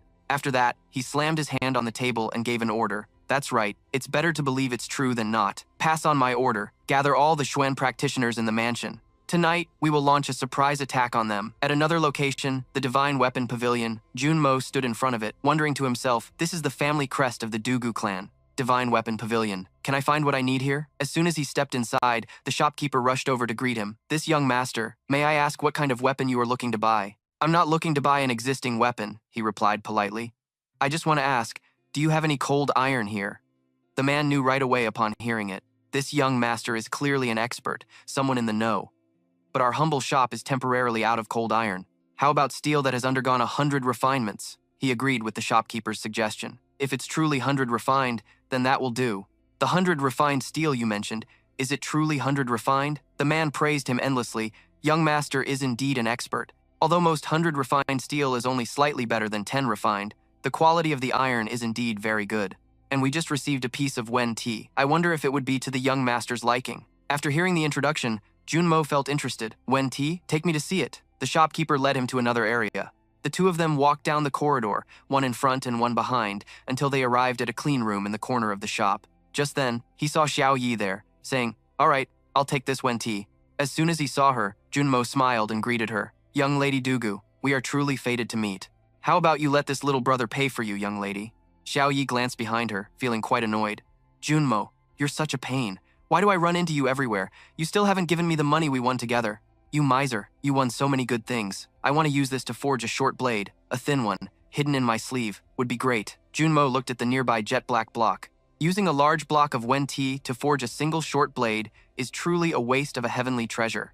"Boss, what about this block of steel?" The shopkeeper immediately gave a price. "How many silver taels?" "This block has an extraordinary origin, so our humble shop can only offer 80,000 silver taels." He stomped on the stone, his voice slightly hushed. "That cheap, huh? Then I'll buy it. And what about this block of iron?" The shopkeeper standing nearby quoted a price for that item. "This is 100 refined pure steel. It can't compare to the questioning iron, but it's still worth 2,000 taels. I don't care how much it costs." He took out a stack of silver. "I'll buy it all. Here's 90,000 taels. Keep the change." Seeing this, Xiao Yi sized him up. She had just started to change her opinion of him, but unexpectedly, he was still the same detestable playboy scion. "Third young master Jun, since you've paid, this young lady will be taking this stone." He immediately winked. "All right, young lady Dugu. Look, I bought both of these blocks. You can take the big one, and I'll take the small one." She was instantly annoyed. "What?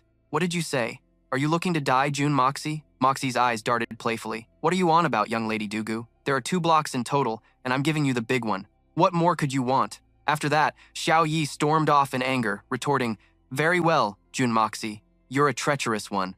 Moxie paid her no mind and turned to the shopkeeper. "Shopkeeper, remember to deliver that 100 refined pure steel, and don't be late." Xiao Yi's figure was still visible in the distance. He thought, "You better not fall into my hands, or I won't let you off easy." He even asked for detailed instructions. "For this block of questioning iron, when you forge it into a weapon, how many times does it need to be refined?" The man replied, "A maximum of 3 times. Sometimes, its patterns will emit a cold glint. If forged into a weapon, it would be incredibly sharp." Moxie caressed the block. "It could cut through iron like mud, couldn't it?" The man gently explained to Moxie. "Young master, you must have misunderstood. A blade that can cut through iron like mud is a top-tier divine weapon. It's possible in the hands of a powerful expert, but forget our humble shop, such weapons are extremely rare in the entire world." After hearing that, he turned to leave. "Forget it, I'll figure it out myself. Just have your men deliver it to the Jun residence." The shopkeeper bowed with both hands. "No problem. The Jun family wants to forge it themselves? If they actually succeed in refining it, I, this old man, will write my name backward." Under the clear blue sky and rows of red-tiled roofs, Moxie stepped out of the shop with a calm demeanor, his eyes scanning the bustling street. On the rooftop across the street, an old man in brown robes sat with his legs crossed, a wide-brimmed hat concealing half his face as he watched in silence. In a flash, the man jumped down. Moxie smirked slightly. "He's been following me for 2 days straight, though he is the protector my grandfather sent." He flicked his sleeve and gave a cold smirk. "Tracking was always my specialty. It's strange that I can't seem to shake him." Moxie's footsteps echoed slowly on the stone-paved road. He curled his lips slightly. "Always sticking to my back. What a nuisance." From a distance, the hatted old man watched him and muttered softly, "Truly a playboy scion," walking straight into a women's shop. A gentle breeze tilted the old man's hat. He frowned. "Don't tell me that brat has already discovered me." The old man's gaze sharpened, then softened. With such a careless demeanor, how could he possibly have discovered me? This kid's actions are just all over the place.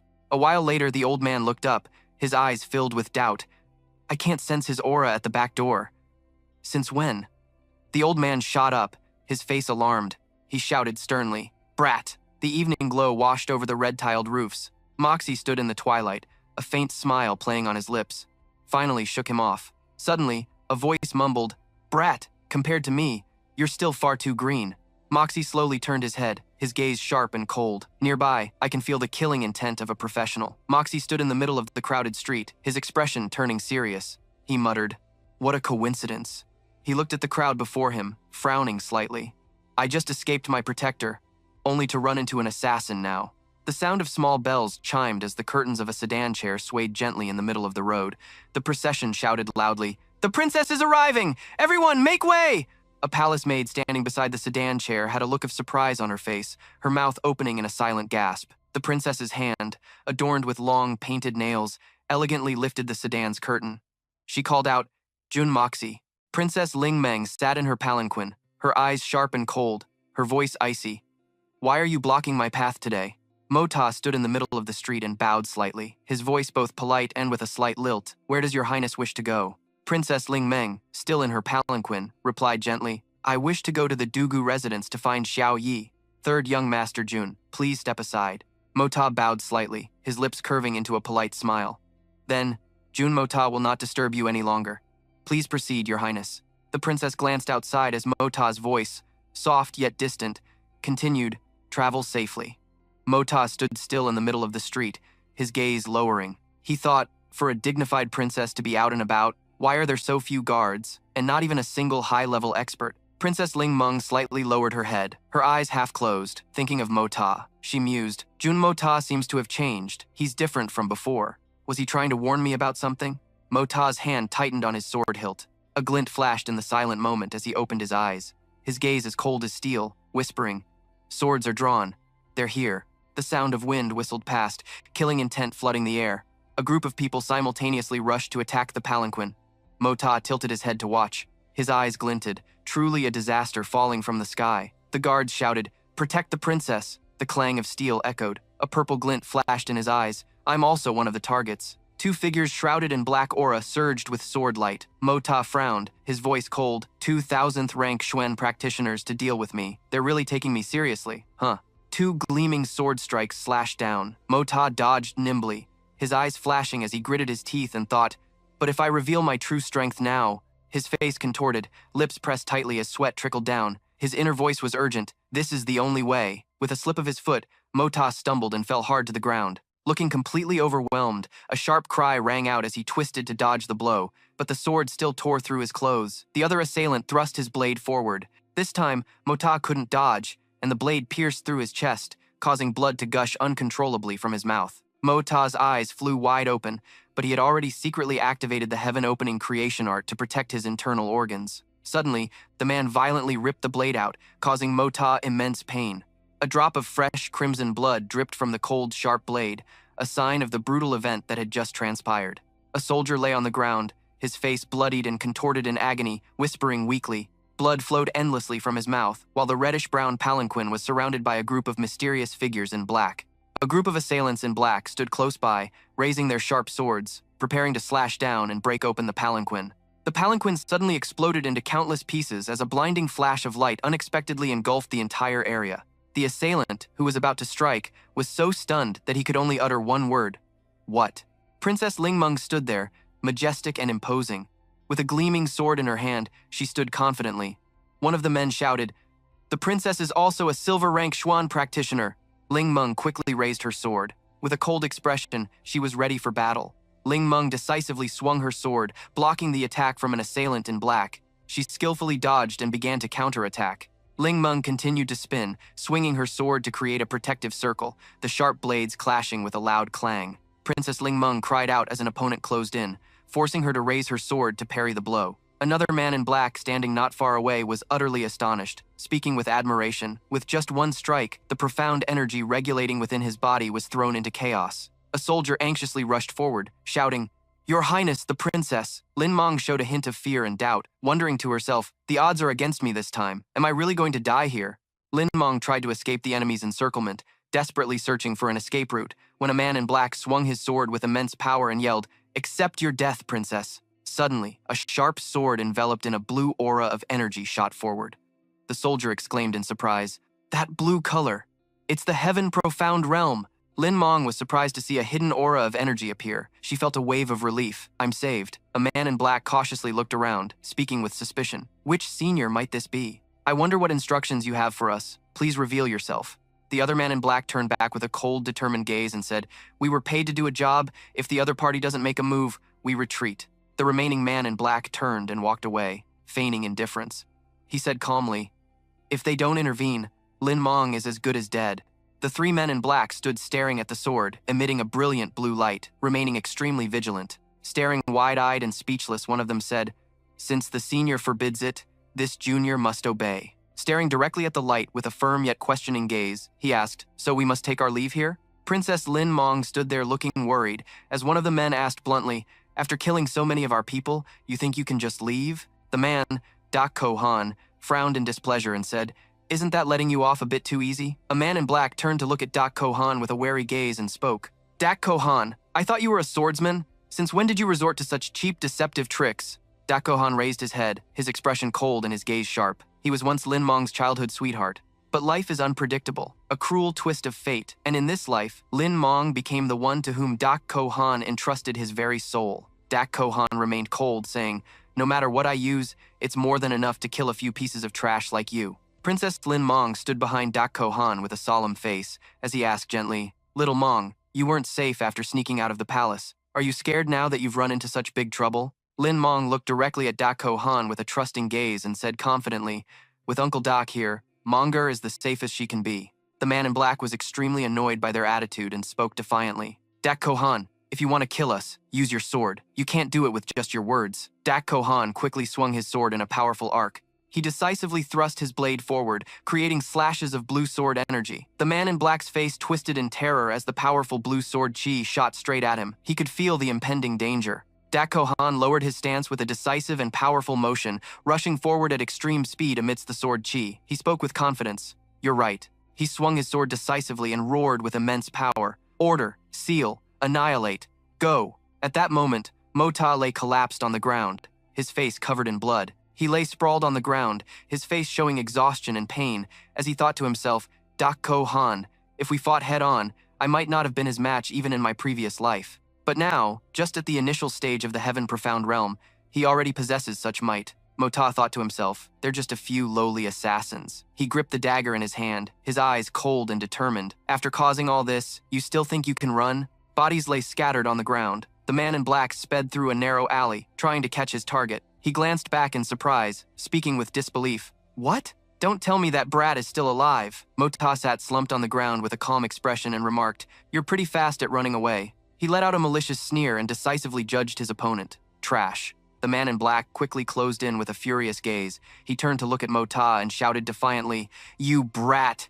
You dare to mock me! The man in black leaped up furiously, his sword raised high, and he roared defiantly, I'll kill you! Mota frowned. She looked straight at her opponent's move and said, You're really asking for death. The man was instantly frozen by a blue aura surrounding Mota. He was stunned, heavenly profound. She swung her sword decisively and shouted confidently, unleashing a sword technique, a single strike to take a life. Pierced by the blue sword chi, his hand trembled as he gripped his sword. He muttered in despair, Why is Yue Guhan's flying dagger here?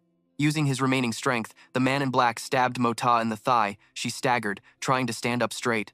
Looking directly at her attacker, she asked in surprise, How can a dead man still injure someone? Mota tensed up with a pained and unhappy expression. She muttered worriedly, A few inches higher and I could have gone to the palace as a eunuch.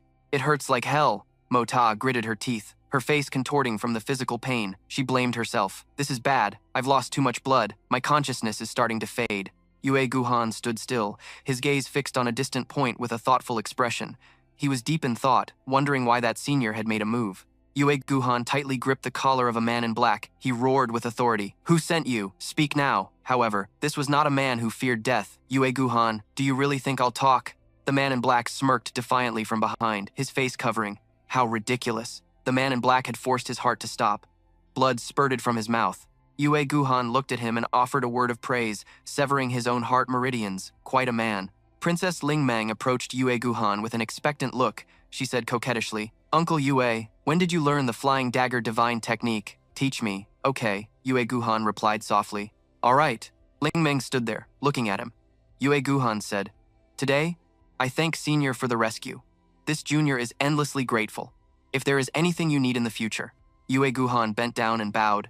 This junior will go through fire and water and will not hesitate to repay Senior's great kindness. Ling Meng turned her head to look at Yue Guhan with a curious expression. She asked, Uncle Yue, who are you talking to? Yue Guhan frowned with a serious expression. He explained to Ling Meng, the one who used the dagger to save you, was actually someone else. And that Senior is much stronger than me. That single strike was the pinnacle of the mortal realm. How could I possibly execute it? Ling Meng raised her hand to cover her mouth in astonishment. She asked Yue Guhan again, Is that true? You are already a heavenly profound master, and that Senior is even stronger. Yue Guhan turned and walked away with regret. He said to Ling Meng, It seems we were not fated to meet. Little Menger, Uncle Yue will go first. You should head back to the palace soon. Ling Meng stood there watching Yue Guhan's departing back with a disappointed gaze. She asked, Uncle Yue, so when will you come visit Menger? Yue Guhan replied firmly, I will come visit Menger. One assassin escaped. There might be future trouble. Little Menger must be careful. Ling Meng stood silently, watching Yue Guhan's back as he left. She seemed to be engraving his warning in her heart. Ling Meng froze when she heard someone's urgent call. She slowly turned her head. The person was riding a horse and shouting loudly with a worried expression. He kept calling, Your Highness, the princess. That person was Murong Tianjun, standing next to Ling Meng with a relieved expression. He said, It's great that you're all right, princess. He is one of the two pursuing Ling Meng. Besides Li Yaoran, there is also this Murong Tianjun. He asked worriedly, Your Highness, the princess. Princess Ling Meng knelt on the cold ground with a pensive look. She was staring at the two swords that had been left behind. Ling Meng reached out and touched the blade. She exclaimed in surprise, What a dazzling color! Ling Meng picked up a sword with an admiring gaze. This is the divine weapon that the expert used. Ling Meng sat with her back turned, her long hair flowing down. Behind her was Tianjun. He said, Princess, you should be more careful with this kind of dangerous weapon.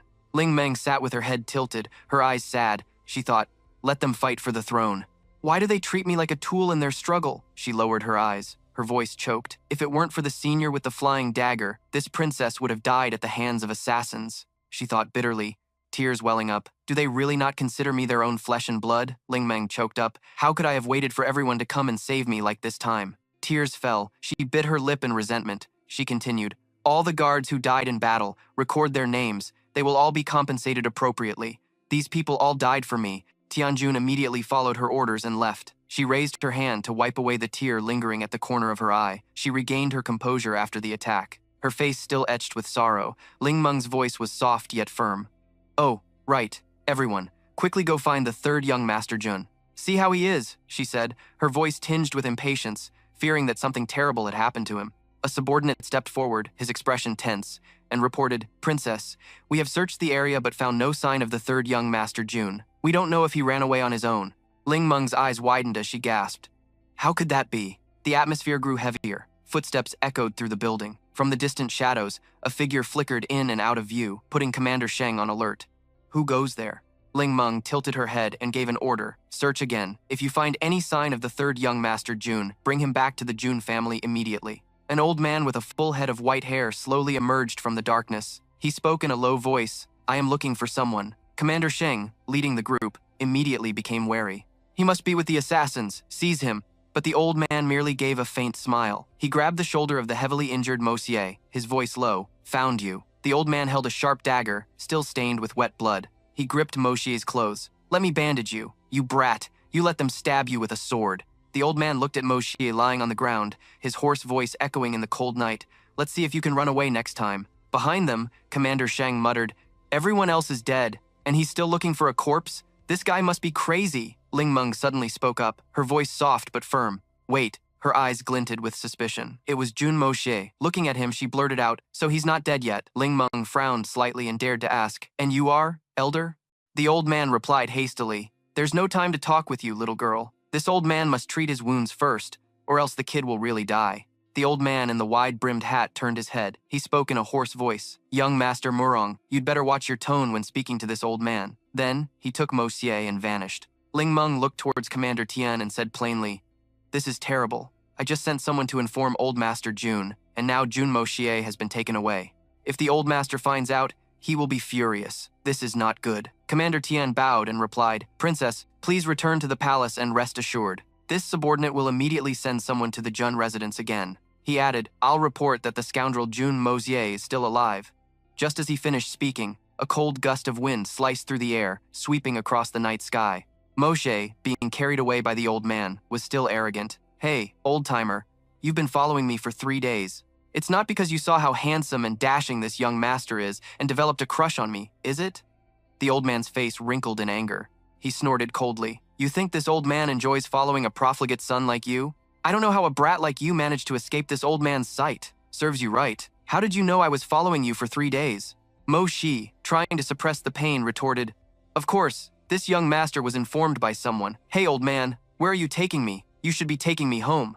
The old man's voice turned serious, his eyes flashing with a rare look of concern. "Nonsense. You're this badly injured, kid. If this old man doesn't treat you, you'll be on your last breath by the time you get home." In a dim room, the old man observed Mo Shi and thought to himself, "This kid was stabbed in his vitals a few times and still isn't dead. Not even a single bone is broken. Truly unbelievable luck." He looked at Moshe, still breathing weakly on the bed, his eyes gradually filling with suspicion. "Kid, didn't you hire those assassins yourself? Why did they go so easy on you?" Moshe remained unconscious, his breath as faint as a silk thread. The old man snorted softly, his eyes full of doubt. "Or perhaps you staged a hero saves the beauty scenario to win her affection." Moshe lay there, covered in blood, his breathing weak, but he still had enough strength to argue. "Old man, you're really overthinking things. This young master almost died." "How could I stage a hero saves the beauty act?" The old man glared, his voice filled with anger yet hiding his worry. "You can't die, and you can't be crippled. If you die, I don't know how I'll explain it to your old man." Elsewhere, in the faint light of early morning, a trembling voice rang out. "What did you say? How is my grandson?" His eyes were frantic. This was Jun Jiantian. In the gloomy main hall, Jiantian's face was grim. Beside him, a soldier, trembling all over, reported, "His whereabouts are currently unknown. The situation looks grim." The old man clenched his fists, his brow furrowed in anger. He spoke with a commanding voice. "What exactly happened?" Suddenly, Jiantian roared furiously. "Slow down! Tell me everything, in detail." Outside, the moon hung precariously over the ancient tiled roofs, signaling the start of a chaotic night.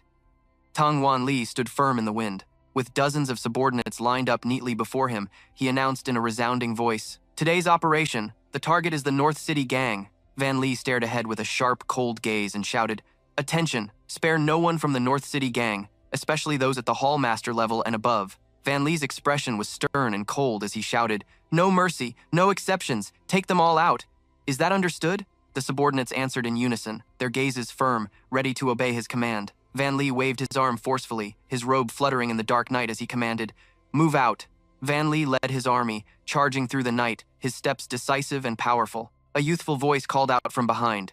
"Wait!" Duong Nguyen ran up frantically, his eyes filled with eagerness, shouting, "I'm going too!" Enraged, Van Lee kicked out forcefully, sending Duong Nguyen flying backward as he growled, "Get back inside!" Moonlight shone down on the quiet estate of the North City Gang, the scene appearing serene, a hand resting lightly on the arm of a chair. Tan Ho leaned back in his chair, looking relaxed, closing his eyes to enjoy the peaceful moment in the warm, dim light. A subordinate burst in, his face filled with panic, shouting, "Master, we have intruders!" Tan Ho opened his eyes, staring straight ahead, and growled, "Who is it? Seize them and bring them to me." The subordinate cried out in panic, "It's Duong Van Lee! He's leading over 100 men and has us surrounded!" Tan Ho jolted upright, his eyes widening in a mix of annoyance and fear. As a group of subordinates fought in the courtyard, Van Lee watched and thought to himself, "We've surrounded the North City Gang for an hour and captured many of their men. Yet there's still no unusual activity." He crossed his arms, gazing thoughtfully at the North City Gang's compound. It seems the North City Gang isn't the one who stole the mystic elixir after all. A dense volley of arrows rained down in the dark, and soon, his soldiers were being struck. The North City Gang's archers calmly and continuously knocked their arrows, their movements swift and cold, as if they had been prepared all along. Duong Van Lee narrowed his eyes, watching the volley of arrows calmly, and thought, "They attacked without even trying to negotiate." He muttered in a low voice, "Looks like this is going to be interesting." A subordinate bowed and reported to Van Lee, saying urgently, "Lord Duong, we seem to have captured Tan Ho's son." He gave a decisive order in a low, cold voice, "Bring him here." Tan Bao struggled against his bonds in the soldier's hands, screaming, "You bastards! You want to die! Father, save me!" A soldier punched him hard in the face, causing his head to whip to the side in pain. Van Lee frowned and asked, "How was he captured?" A subordinate explained, He tried to escape through a secret passage, but his greed got the better of him. He came back for his money and we caught him. Blood-stained blades reflected the cold light, signaling the battle's end was near. Tan-Ho stood among the corpses of his enemies, gripping his sword tightly and roaring, "I, Tan-Ho, will die here today if I must." He gazed into the distance with hopeful eyes, thinking, Xiao Bao must have escaped by now. Tan-Ho then added, "And I won't let you bastards take me alive." Tan-Ho gritted his teeth and bellowed, "The North City gang would rather die than surrender." Just then, a subordinate cried out in panic that the young master had been captured, causing Tan-Ho to freeze in shock. At the main gate of the North City gang, shrouded in darkness, the air was thick with tension. Tan-Ho knelt on the ground with 2 swords at his neck, trembling as he begged, "Lord Duong, please spare my life." A low voice commanded, "All of you, stand down." The victor approached with an air of absolute authority. Van Li leaned down, his voice chillingly cold as he asked directly, "Speak, where is that thing?" The panicked Tan-Ho looked up, his voice stammering as he pleaded, "How would I know where the mystic elixir is? Great Lord Duong, why are you doing this to me?" Duong Van Li leaned in closer, his eyes as cold as ice, and his voice laced with insinuation. He asked, "Did I say it was the mystic elixir?" Cold sweat beaded on Tan-Ho's forehead, his face stiffening as he realized he had slipped up. Van Li smirked disdainfully. "It's fine if you won't talk. I have ways to make you." With the 2 swords still at his neck, Van Li shouted, "Bring that brat over here." Tan Bao was dragged in by 2 soldiers. Van Li immediately said, "Tan-Ho, I hear this is your only son. Forget about the North City gang. As long as you tell me everything you know, I guarantee both you and your son will be safe." Unable to bear this humiliation, he screamed, "Father, save me!" Van Li grabbed Tan Bao by the hair and said, "But if you insist on staying silent," Chin Hu, sweating profusely, spoke up, "You've won. Please, old master, guarantee my safety." Wan Li offered a word of praise. "As expected of a gang leader, you know how to read the situation. Very good." Chin Hu was in no state to respond to the praise. "Surely, old master, you understand. In this matter, I, Chin, was forced into it. Otherwise, even with the courage of a god, I wouldn't dare come to the Tang Manor and cause trouble." He agreed, "I think so too. Who ordered you?" A hazy figure appeared in Chin Hu's mind. "I don't know his background either. I only know that person has heaven-defying abilities. He even knows the location of your manor, old master, and where your treasures are hidden. He knows everything. I think he's someone from the capital city." A sharp-eyed knight suddenly shouted, "Enemy attack!" Unable to defend themselves, they cried for help. "Old master, save us!" But were immediately cut down.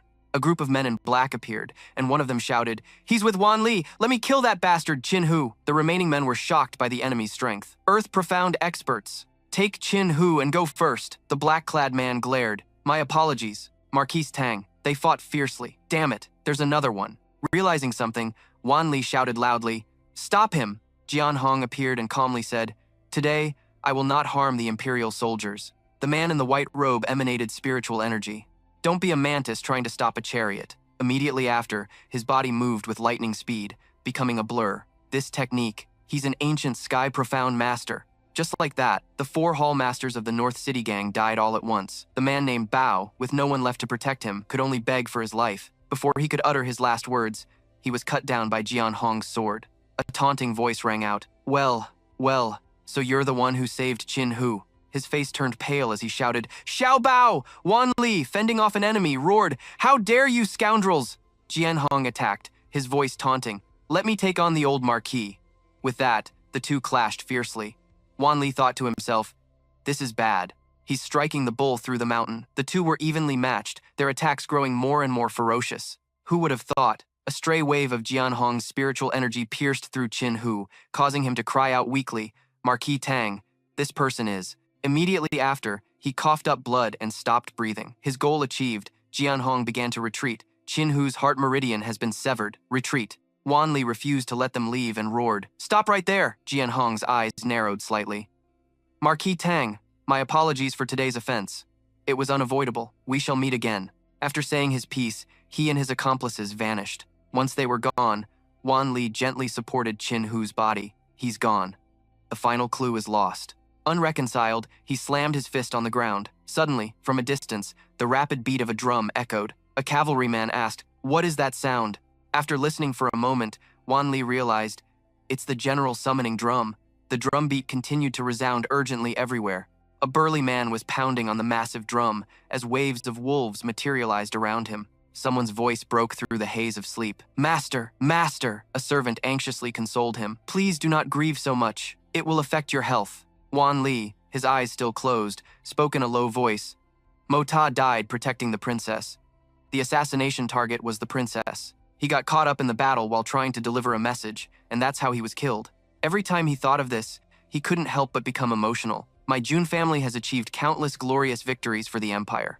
My 2 sons died for the country. My youngest son was crippled for life, and my 2 grandsons are fighting on a distant battlefield. Now, my only remaining flesh and blood has died protecting a royal princess. Wan Li looked at his robe and the sword beside it, then clenched his fist tightly around its hilt. He mused that the Kwon family's decline was already set in stone, so what did it matter if it came a little sooner today? The entire Kwon family has been loyal and martyred, yet it has come to the point of our line being extinguished, and in that case, what is there left for me to cling to? Heading towards that great drum, he wondered why he shouldn't let those who opposed the Kwon family die along with them. He stood on a high platform. "Has everyone arrived?" The soldiers shouted in unison. "Your subordinates have arrived. We await the orders of the old marshal." After the arrangements were made, they, along with 10,000 cavalrymen, advanced. "Generals, hear my command. Shenzhou Nan, I order your troops to guard the west gate. Guan Yimfeng, you are in charge of the northeast gate. Jinkui Tian, the north city gate is your command." His entire being was filled with determination. "Mak Ta, father will avenge you. All those who ever opposed or suspected us will be buried with you tonight." The scene shifts to a peaceful hall, where a stern-looking man sitting at a desk suddenly heard something. This sound. Du Hoaivu muttered that it was the drum for summoning generals and quickly called for a subordinate. He stood up and asked an official, "What happened today that we are unaware of?" The other person replied respectfully, "Your Majesty, this servant remembers. About an hour ago, Princess Lin Meng requested an audience with your Majesty." It is unclear what the matter was. Hearing the young lady's name, Hoaivu's expression darkened as he gave an order, "Lin Meng. She has always been very well behaved. If it weren't for something important, she would not have come to disturb me at this hour. Why was I not informed? Summon Lin Meng at once." The official bowed. "Yes, your Majesty." After the man left, Hoaivu roared in the middle of the night, "Manifi, get out here!" As soon as he called, she appeared instantly. "Your Majesty called for this concubine. May I know what the matter is?" He frowned and asked. "We ask you, why did you stop Lin Meng when she came to see us?" Manfai immediately replied, "The princess claimed she was attacked, but this concubine saw that she was unharmed. Furthermore, your Majesty was busy, so this concubine did not dare to disturb you." Hoaivu's voice rose in anger. "Our daughter was the target of an assassination, and you stopped her from seeing her own father? Take Manfi away, confine her to the cold palace, and await our judgment." After Manfai was led away, Lin Meng appeared with a gentle demeanor. "Father Emperor." He softened his voice to comfort her. "Don't worry. Tell your father Emperor what happened today." After listening to her story, Hoaivu seemed to understand the situation. "So, according to Munger, Kwon Makta warned you before the assassination attempt?" She bowed politely and replied, "Yes. Your daughter cannot be certain, but Kwon Makta's motives seem unsuspicious." Hoaivu asked another question. "Kwon Makta is not dead and was rescued by someone. So why did Kwon Qianthin go mad and beat the drum to summon the generals?" Lin Meng seemed to hesitate. "Father Emperor, As a father, he understood his daughter's hesitation. "Munger, did you remember something?" When asked, Lin Meng quickly replied, "Father Emperor, when I discovered that Kwon Makta's body was missing, your daughter had someone deliver a message to old Duke Kwon's household. After Kwon Makta was rescued, Mo Dung Thien Kwon also sent someone to report that he was not dead." Hearing this new information, Hoaivu warily knitted his brows. It's clear that Mo Dung Thien Kwon either didn't deliver the message, or the message he delivered was that he was dead. After calming down, he said, "All right, this no longer concerns you. Go and get some rest." Lin Meng bowed. "Father Emperor, you should also rest early." Only Hoaivu and a hidden shadow remained in the room. "Untu, go out and see. Do not act unless necessary. Inform Kwon Qianthin that his grandson is not dead. He can cause a scene, but tell him not to go too far." The paper was quickly taken by the figure. Watching the figure disappear into the night, Hoaivu fell into thought again. "Fine. I'll let the old man be reckless this one time. But this time, we also want to borrow his knife." With that thought, he gave an order. "Guards, summon Grand General Dugu Wudi." At the Dugu family estate, Dugu Wudi dismounted his horse and cheerfully shouted into the bright moonlit night, "My daughter, I'm home." As he dismounted, he reminisced about the past. Junjan Tian's battle drums had shaken the heavens, a clear act of rebellion, yet His Majesty the Emperor wasn't in any hurry. The memory resurfaced. A vigorous Dugu Wudi had clenched his fist and said, Your Majesty, the elite troops are assembled and ready to march at any time. But the other party had coldly replied, there's no need. He had no intention of giving up, but a gentle voice advised him to calm down. He made his way to his daughter's room. Where is she? From a distance, a woman approached gently, calling out, Father. She came closer and whispered, You're back. Xiao Yi. Deep in the corner of a still-lit room, Xiao Yi sat alone on the floor, head down, lost in thought. The door burst open, and it was none other than Dugu Wudi. Who bullied my precious daughter? I'll annihilate their entire family. She slowly turned her head and asked, Father, can you stand up for me? Seeing the dejected look on his beloved daughter's face, a cruel thought crossed his mind. Could it be that his daughter was wronged by someone? Which bastard in the Tianxiang kingdom dared to harm my daughter? Mentioning her tormentor, Xiao Yi couldn't help but frown in anger. It's that Jun family again, that stinky brat, Jun Moxie. He made me so mad today, I could just die. Father, you have to do something for me. Hearing who it was, Dugu Wudi immediately backed down. My dear daughter, let's not mention him. It's true that I'm not afraid of him, but it's not easy to go after Jun Moxie right now. Hearing this, the young lady burst into tears. Don't tell me you're afraid of old Master Jun. My life is so miserable. This is infuriating. He immediately retorted, That's not it, that brat. It's unknown if he's dead or alive right now. He's gone missing, Xiao Yi asked in a daze. Dead or alive? What happened to him? Her father's calm voice rang out. I heard that Princess Ling Meng was targeted in an assassination attempt this afternoon. That boy overestimated himself and went to deliver some kind of warning. As a result, the princess is fine, but that brat became a scapegoat and took a sword for her. A pang of pain shot through her heart. What was she afraid of? Xiao Yi asked again, bewildered. So it's not clear if Jun Moxie is alive or dead? Dugu Wudi chuckled dryly and said, In my opinion, it'll be hard for him to survive. Xiao Yi? Seeing her silence, he called her name again, snapping her out of her daze. Don't worry, if he's not dead, I'll drag him back here and spank him. The young lady lowered her head, then stood up to usher her father out. I'm tired. I want to sleep now, he asked with concern. Then get some sleep. You'll feel better after you rest. I'm going to have a drink to relieve my stress. Today has been truly frustrating. Now alone in the room, Xiao Yi was wiping her tears. She collapsed to the floor, thinking, could Moxie really be dead? Her tears started to fall once more, but Xiao Yi's tears continued to fall, soaking the wooden floor. Elsewhere, in the silent night, the moon was high in the sky. The sound of galloping hooves echoed loudly. A cavalryman spotted a black-clothed guard and hurriedly shouted, Watch out! Seeing the pitch-black figure, Wan Li recognized him. Shadow? Why are you here? His Majesty sent me. The man held out a piece of paper and replied, A decree from His Majesty. He said your grandson is probably not dead yet and told me to give you 2 words. He then threw the scroll towards the old man and uttered 2 words, Be restrained. Wan Li tightly gripped the scroll he had just caught. He thought to himself, Moxie isn't dead. Could it be that someone was entrusted to save my grandson? Yun Li asked another question. Shadow, is our young master heavily injured? The other party's reply was extremely brief. Not dead, severely wounded. As if realizing something, Yun Li's eyes widened. Could it be that the Jun family's sole heir has become a cripple? Then again, he often opposes our young master. Let's take it out on the Ma and Li families. Even though today's matter has nothing to do with you people, I'll take it out on you. Just consider yourselves unlucky. Without wasting a moment, he spurred his horse to go even faster, not forgetting to shout, All troops, follow me! Scene change. In the dark and silent night, at the horse division, Shi Tiayan, Ru Fei woke up in confusion, muttering, Could it be Jun Jiantian? He was wide awake, seemingly having realized something. Jun Jiantian is clearly committing treason. The chance to take him down has finally come. With that thought, Ru Fei quickly got out of bed and went to his desk, where a piece of paper was already laid out. He diligently wrote in the dim night, lit by only a few light sources. As he wrote, Ru Fei thought, I must quickly draft a memorial to impeach him and report it to the emperor tomorrow morning. Suddenly, the door burst open. Light from outside streamed in, revealing a large figure, along with a frantic shout, Seize the assassin, surrender now. Ru Fei was equally panicked. Assassin? What are you talking about? Before he could finish his words, a blade slashed across his neck, causing him to fall in an instant. Ru Fei lay there in a pool of red liquid, while the assassin left without anyone knowing. Scene changed to the south gate. The buzz of gossip was still in the air here. I see Jun Jiantian has really left. The whispers of the men continued to echo in the night.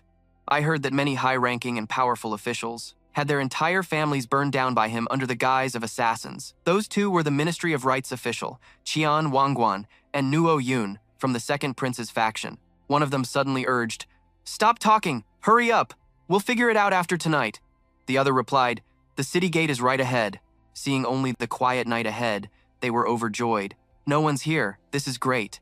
But just then, A single torch with a flickering flame appeared, along with a question, who goes there? The Ministry of Rights official, Qian Wangguan, and Nuo Yun were now surrounded. A soldier spoke up. During this period of catching assassins, anyone leaving the city without authorization will be killed without mercy. Hearing this, one of the two immediately panicked and tried to explain, No, I am the Ministry of Rights official, Qian Wangguan. Before he could finish, he was eliminated by the soldiers. Scene change back to the Li family's secret chamber. The assassins were still holed up inside. With all this killing going on outside, how long do we have to sit here? Hearing this, Jian Hong volunteered, Zhuo Ran, let me go out and see. He continued to reason, our own home is under attack. Why are you still holding back? At most, they're no stronger than the jade profound cultivation level. Any one of us could go out and that would be enough. However, he was only met with Zhuo Ran's refusal. He seemed very determined. Absolutely not.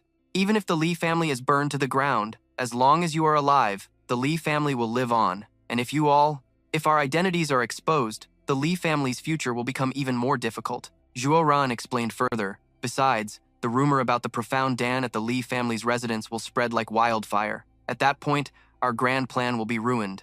But Jian Hong was still hesitant. But Zhuo Ran cut him off. This time, not only will I not stop them, I'll even gift them a few people to kill. Saying this, he revealed a dangerously sinister smile. What old Master Jun is doing is treason. Even if the court ministers can tolerate it, can the royal family? Suddenly, a firework exploded in the night sky. Seeing this, Zhuo Ran realized, the time has come. One of the assassins volunteered. Let me go first, little junior brother. If you have time, come visit. Master is still worried about you. Zhuo Ran immediately reassured him. Senior brother, rest assured, I will return. Scene changed back to the Li residence. Zhang Tian led a whole army and ordered them to surround the Li family's grand courtyard. He shouted with great authority, all members of the Li family, come out for this old master. Grand Preceptor Li, leisurely riding a horse of the Li family, spoke with a tone full of sarcasm. Old Master Jun, to think you'd come personally.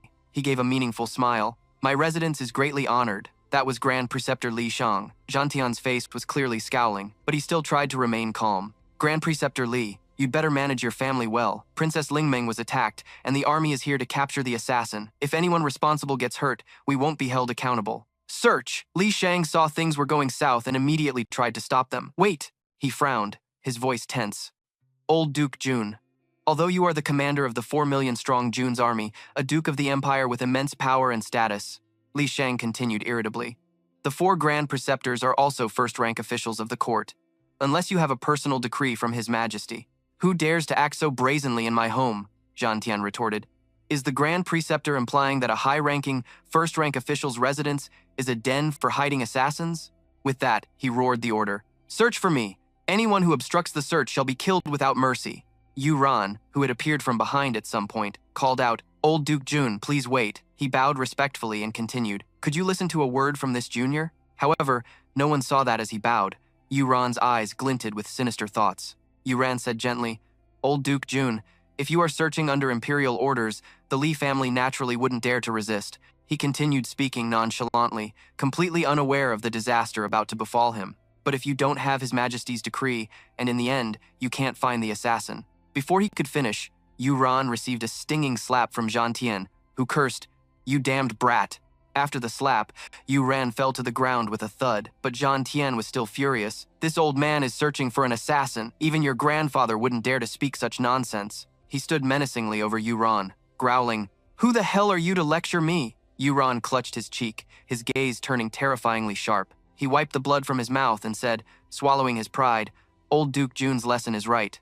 This junior was presumptuous. I hope the old duke won't hold it against me.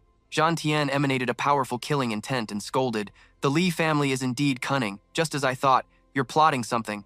Li Shang, who had been silent until now, finally spoke up. Everyone, stand down. Let him search. If he doesn't find the assassin, this old man will report this to His Majesty.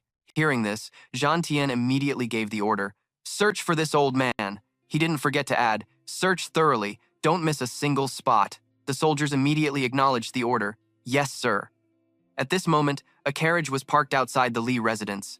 Huayu sat inside, thinking to himself, Zhang Tian is playing hardball with the Li family this time. The Li family naturally has many secrets related to their own safety that cannot be exposed. His face looked incredibly pensive. If those secrets were revealed, the Li family would be finished. With that thought, Huai Yu spoke. Jun Tian clearly won't back down easily, but we can't afford to lose the Li family right now. Then, he gave an order to the shadow outside the carriage, Ying Zi. If anything unusual happens, you step in and resolve this noisy drama. Inside the residence, Zhan Tian was still shouting nonstop, "Search carefully for me." The soldiers tossed things around everywhere. Seeing this, Li Shang cried out in distress. "That's a family heirloom!" He kept muttering, "That's a rare treasure." Li Shang seemed to have reached his limit and yelled, "Jun Tian, I see you, you old fool, are deliberately trying to wreck my home." As Huai Yu was leaving, he said to himself, "That old man is quite interesting. It's like he's afraid others don't know he's intentionally causing trouble. It seems like it won't be a major issue. Let's head back." He glanced out the window, thinking to himself, "I want to see which family in the capital will still dare to stand up so carelessly after this." Seeing the carriage leave, Zhan Tian wondered, "He's gone?" He calculated silently. "It's about time." Suddenly, a soldier came to report. Reporting to the marshal, no trace of the assassin found. Zhan Tian feigned ignorance and asked loudly, "Could the assassin have flown away? If they're not in the Li residence, we'll go search another house." With that, he mounted his horse and rode off. As Zhan Tian rode, he thought to himself, "It's your turn now, Meng family." Back at the Li residence, Li Shang went to comfort Yuran. "It's all right now." Yuran lowered his head and replied, "Grandfather, those men in black from before, they were clearly Junjan Tian's subordinates." Yuran gritted his teeth and continued, "Junjan Tian used capturing a rebel as an excuse. This action is no different from treason." He looked up and continued, "Since we couldn't find the assassin, father, you can go to court tomorrow and report this matter." Li Shang gently comforted him. "Dunin, your innate talent and intelligence might be the best among your peers, but in politics, you are still too young." Dunian retorted, "Junjan Tian committed such a grave crime. Isn't that enough for His Majesty to deal with the Jun family?" The man could only grit his teeth and explain, "You still don't understand how important Junjan Tian is to His Majesty." After a long discussion, Li Shang slowly recounted, His Majesty's life was saved by Old Master Jun at least 6 times. If Junjan Tian had any intention of rebelling, he would have taken the throne long ago. Images of Zhan Tian appeared one after another with his every word. Junjan Tian has fought in wars for many years. His military achievements are illustrious. Take what just happened. You thought you were strong enough to take down Junjan Tian, but Old Master Jun's actions have truly put us on opposing sides. Dunian seemed to understand something as his eyes lit up. Could it be? Li Shang beside him said, "The one backing Old Master Jun is the Emperor. The princess was attacked, and it's likely His Majesty is using this opportunity to reshuffle the deck." He asked in confusion. "Reshuffle the deck?" The man had to explain clearly. "That's right. In His Majesty's eyes, the 3 princes' struggles have gone a bit too far these days," he continued. "Therefore, any family or official who has tried to pull strings and side with any of the 3 princes has been given a warning tonight." The young man now completely understood, and Li Shang gently touched his shoulder, reminding him, "Remember tonight, when the situation is not yet perfectly clear, you shouldn't act rashly in opposition." He frowned and asked, "Are we supposed to just let what happened today slide?" The hand on his shoulder tightened slightly. "How could we possibly let it go? Tomorrow, you must file a complaint at court. That way, His Majesty will have a reason to deal with the great families." Dunian, you are naturally gifted, but you still lack a bit of political sharpness. Think carefully about what happened tonight." He respectfully acknowledged, then pondered for a moment. He raised a hand to touch the red mark on his cheek and thought with determination, "Junjan Tian, I will never forget this slap from you for the rest of my life." At a manor gate, someone shouted, "Search the place!" The shouts continued, "Old Master Jun, come out! Have mercy on my men!" Amidst the chaos, a calm voice was heard. "You old brute! You've caused enough trouble!" Wan Li turned to look and saw a very familiar young man. He couldn't help but exclaim, "Mosier!" Then, the two embraced each other warmly. "It's good that you're okay." As someone who had lived 2 lives, this was the first time Jun Mosier had felt the warmth of family. He was moved and softly called out, "Grandpa." He smiled happily and said, "Come, let's go home." After that, everyone mounted their horses and departed. The next day, during the early morning court session, as the sun cast its brilliant rays, Huai Yu asked solemnly, "What exactly happened last night? Why are so many people absent today? Can anyone tell us?" The officials cried out, "Your Majesty, you must seek justice for us, your subjects."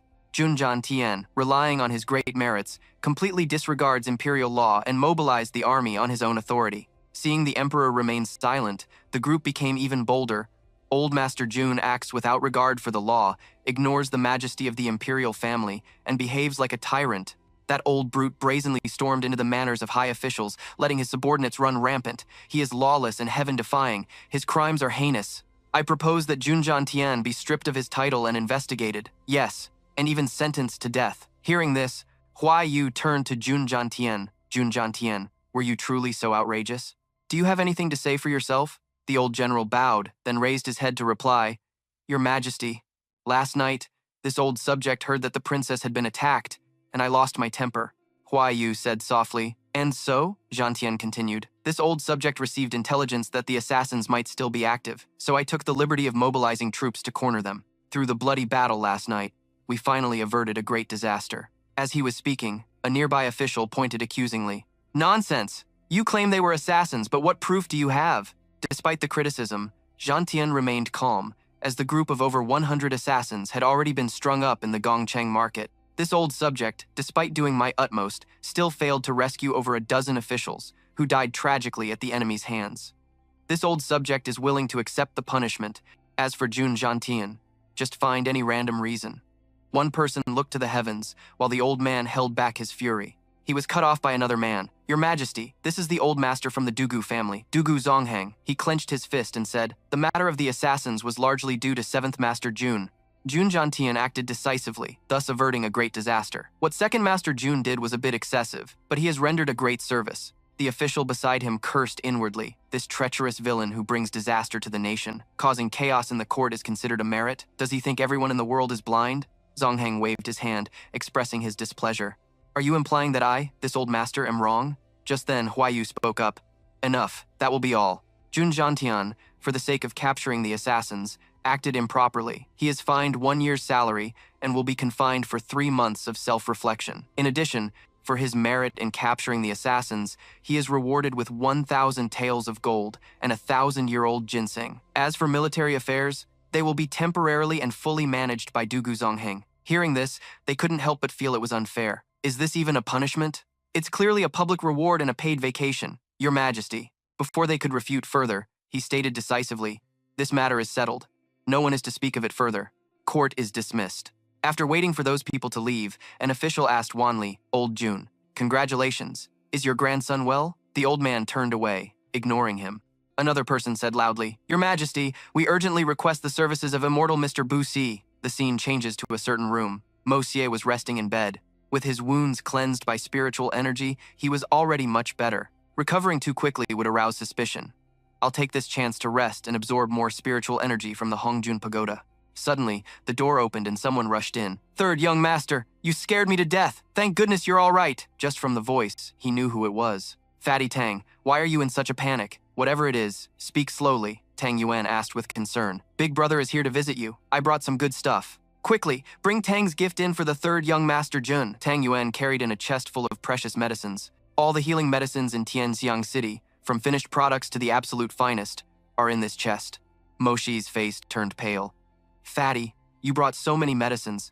Even if I used them 7 to 8 times a day, I wouldn't finish them in my lifetime. When the chest was opened, he excitedly pointed inside. Everything is recorded in this ledger here, but you must be very careful with the last layer. Mo Xie took a quick glance. Huh? What is it? His eyes twinkled mischievously. The last layer is what you'll be most interested in. Lustrous maiden jade, blissful herb, virtuous dame's reversal, golden god spear, and the unfaltering doll. He found that gaze too cheesy and felt a bit uncomfortable. Spare me, please. But get this stuff out of here now. Don't let my grandpa see it. Just then, Jiantian walked in and asked, What is it that you don't want me to see? The moment he saw the figure, Tang Yuan vanished out the door. Third young master, I'll be leaving now. The old man wondered from afar. Why does that little rascal run the moment he sees me? Jiantian didn't bother wondering any further. Forget it, Mo Xie. I've brought Imperial Physician Fang to check on you. He introduced the person beside him, immortal Mr. Bu Si. The old man stroked his beard and said, Give me your hand, young man. An Imperial Physician. Mo Xie told himself not to let the old man discover he was faking his illness. He used his internal energy to control his internal meridians, mimicking the phenomenon of meridian stagnation. After a moment of examination, Jiantian spoke up. Old Fang, how is he? Immortal Mr. Bu Si respectfully reported, His life is not in danger, but his meridians are obstructed and show signs of exhaustion. Upon hearing this, the old man felt a jolt as if struck by lightning. Coupled with the damage to his 5 viscera and his Xuan Qi cultivation, he feared his life was now hopeless. Outside, Duong Nguyen was eavesdropping, catching every single word. Qian Tian wanted to say something, but the man took his leave, gently consoling him. Please, old master, do not grieve too much. This humble one will take his leave now. After hearing this, Mok Ta could only chuckle softly, thinking, so this is all the immortal doctor amounts to. He crossed his arms behind his head, feeling satisfied. The art of world creation was truly miraculous, capable of deceiving anyone. Seeing this, Qian Tian sternly asked, Brat, what are you laughing at? Mok Ta sat up slightly, and the old man smacked him.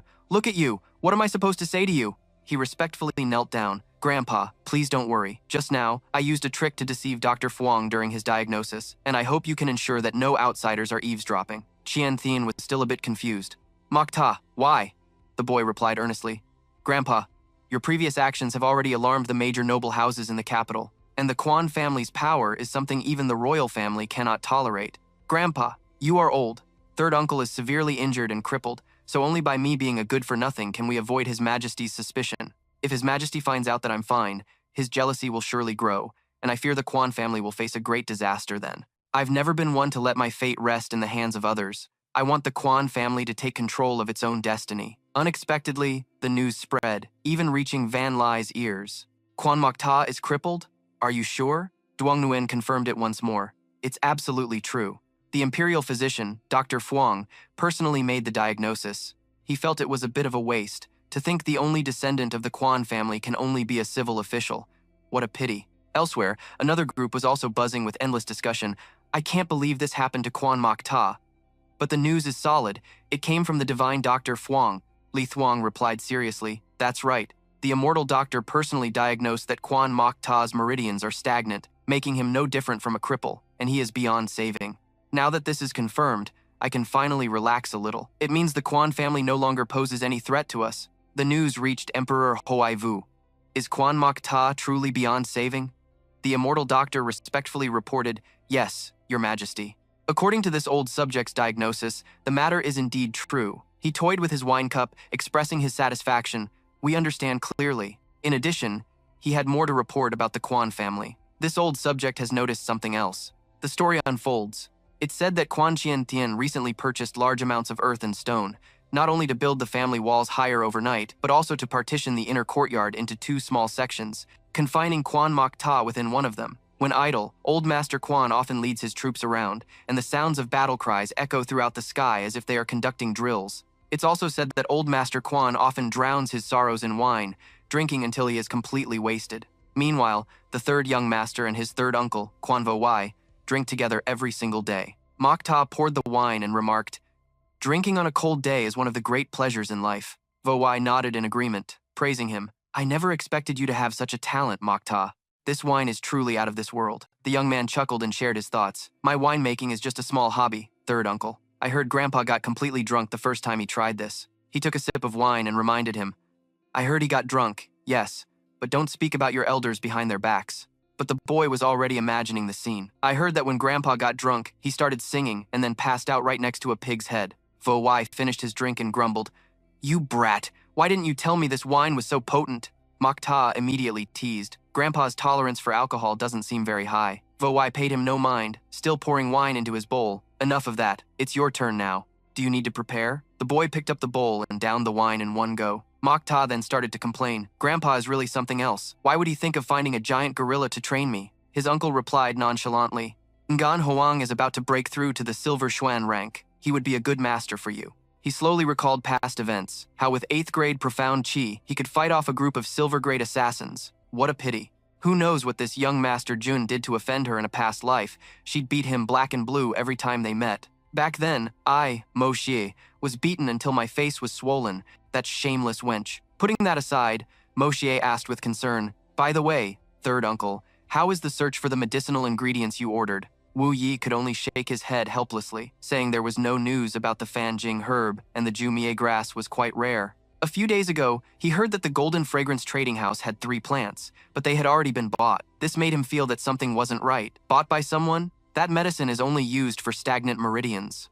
Could it be that the news leaked, and someone is targeting our Jun family? He immediately replied that even the person searching for the medicine didn't know why they were looking for it, and they certainly didn't know it was related to Mo Xie. He had already investigated this. Suddenly, the atmosphere grew strangely quiet. Wu Yi turned his head slightly to look. Mo Xie, your master is here. Ching Han walked over, staring intently into his eyes, causing Mo Xie to cough a few times and greet the Grandmaster. Can we not fight today? Do you only spar with me to get wine as payment? I can just give you 2 jars, how about it? She cracked her knuckles loudly. Ching Han's face darkened, wanting to teach him a lesson. No can do. Are you ready? Asterisk. Why is she so eager even when I'm not giving her any wine? Asterisk. When it comes to killing, no one is my match. But asking me to fight without killing, I can't do that. Facing that blow, Mo Xie awkwardly blocked it. Hey! Why didn't you say anything before starting? What a despicable sneak attack. Ching Han's face was stern. Cut the crap. I'll take you down quickly and go have my wine. Turns out, Guan Ching Han really loves her wine. He grabbed her wrist, blocking the attack more skillfully than before. Hey, why are you being so unreasonable? Ching Han noticed his every move. She raised her voice in annoyance. You keep dodging back and forth. Are you going to fight or not? Mo Xie leaped back slightly, a thought flashing through his mind. Asterisk. If I don't dodge, am I supposed to just stand here and take a beating? Asterisk. Before long, Ching Han caught Mo Xie. Got you, she exclaimed triumphantly. You're full of openings. With a simple move, Ching Han slammed him to the ground. She sat on top of Mo Xie with a smirk. Can't even take one hit. Hand over the wine. He was beaten until his mouth bled. Easy, don't press down so hard. Grandfather said you'd beat me until I couldn't stand, but you don't have to do it like this. From a distance, Wu Yi had witnessed everything. He was utterly shocked just from watching. Jun Mo Xie's earlier move. If he had used just a little force, it would have been a one-hit kill. It was a good thing he held back. On the battlefield, killing is about subduing the enemy, deciding life and death in a single move. Could it be that Jun Mo Xie has already reached this realm? His fighting techniques are incredibly vicious. His attacks, whether from behind or any other position, all target vital spots like the back of the head, aiming for a one-hit kill. Wu Yi grew suspicious. Is Mo Xie really that skilled, or is it just a coincidence? At that moment, as Mo Xie made a move, his hidden killing intent and sharp aura were fully revealed. Wu Yi observed him sparring with Ching Han, and the more he watched, the more certain he became. Yet, every time he was about to land a fatal blow, he would desperately pull it back. These actions from Mo Xie were completely subconscious. In reality, Mo Xie didn't even have to think about it.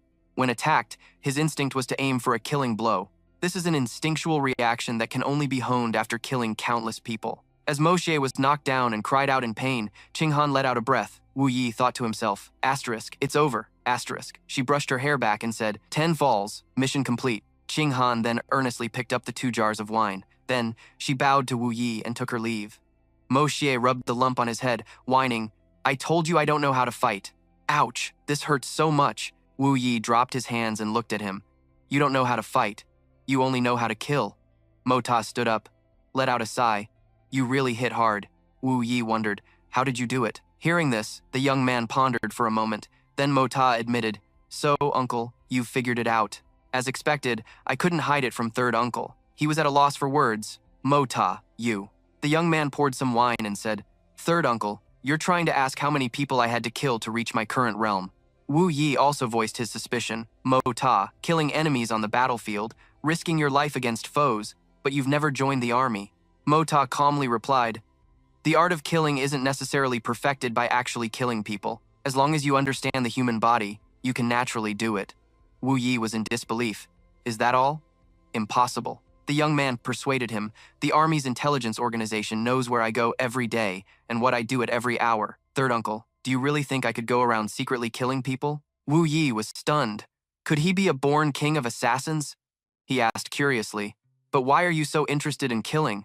Your talent is so high, and yet you. Mo Ta looked at him, his voice calm.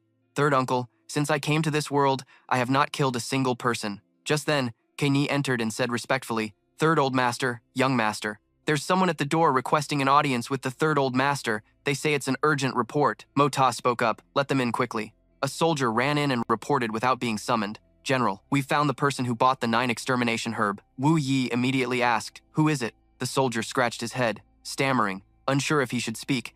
It's the Tang family's eldest young master, Tang Yuan. Mo Ta frowned. Tang Yuan? What would that fatty buy the 9 extermination herb for? Is someone in the Tang manor in need of that medicinal herb? Wu Yi grew suspicious. Could some information have been leaked? Mo Ta was resolute. Absolutely not. But why would that fatty buy the 9 extermination herb? The young man changed the subject. Third uncle. I remember you said there were 3 stalks of the 9 extermination herb this time. He nodded. That's right. Mo Ta stretched and chuckled. In that case, it's better in that fatty Tang's hands than someone else's. We just need to figure out how to make him spit out 2 stalks. Wu Yi nodded in agreement. That's good too. He pondered for a moment, then said, we're still missing the last main ingredient, the Fenjinghe. Scene change. Just as Mo Ta arrived at the Tang family's gate, Tang Yuan ran out to greet him, his eyes full of curiosity. Third young master, what brings you here? Are you feeling better? The young man replied, I came to find you. Are you about to go out? He nodded. Yes, I was about to head to Sheng Jade Hall. They have some good items, and the old master told me to go bid on something. Mo Ta got straight to the point, in such a hurry. You're the one who bought the 3 stalks of 9 extermination herb from the 3 capitals fragrance medicine house, aren't you? Hand them over to me. Tang Yuan was surprised. Since when were you interested in this stuff? 9 extermination herb, 7 extermination herb. What's that? I have no idea. The young man knitted his brows, his voice displeased. Tang Yuan, do you know it wasn't easy for me to get this information, and you dare speak to me like that? He tried his best to explain. I really don't know, big brother. I'm not kidding you. Then Tang Yuan remembered something and exclaimed, the fragrance medicine house, you say? Mo Ta pressed on. So you remember now?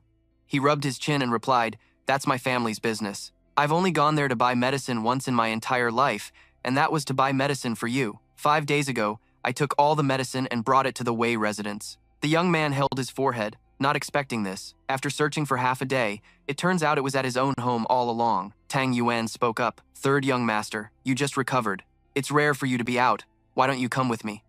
I heard there's a lot of good stuff. Let's the 2 of us go buy something. Mo Ta was about to refuse. I don't have the time. But when his eyes scanned the list and saw Fenjing Grass, Jiangxiang, and Qingxiangzi, he felt a flicker of doubt. Then, patting the guy's shoulder to accept the invitation, Mo Ta said confidently, all right, let's go take a look. The 2 of us will buy out the whole place. After a while, the 2 arrived at the auction house. He exclaimed, Dan Bao Hall is huge. Seeing Mo Ta standing still, Duong Nguyen urged him, third young master, why are you spacing out? Let's go. He glanced back, thinking to himself, the people behind us are emitting killing intent, and they're all on guard. What kind of place is this Than Bao Hall? Inside Than Bao Hall, Mo Ta whispered, I remember our 2 families have separate private galleries. Duong Nguyen whispered back, this time, we're heading to my family's section. It's about to start. Once they were both seated, he glanced to either side and asked, whose sections are those? Duong Nguyen burst out laughing. My dear friend, did you have a fever and lose your memory? That section is for the 2nd and 3rd princes, and the one next to it belongs to the 1st prince. Mo Ta frowned slightly. 2 assassins just entered the prince's section. Could this be related to the assassination attempt from a few days ago? He informed Mo Ta, third young master, Li Feng and Meng Haichuan are here too, right next to us. He smiled, his voice laced with a hint of cunning. That close, huh? Fatty, if you promise me one thing today, I'll help you vent all your frustrations. How about it? Duong Nguyen immediately agreed. We're brothers, just say the word. As long as I can get rid of this frustration, I'll agree to any condition. Mo Ta leaned in and whispered, in a little while, I need you to bid on an item for me. Don't let anyone know that I'm the one who wants it. Just help me with this, and I'll make sure to ruin those brats' day. Duong Nguyen immediately nodded. Of course, just tell me what you want, and I'll buy it for you. No need to be so formal between us. He objected. No, that won't do. Even between brothers, accounts must be kept clear. Just then, the auctioneer raised his voice.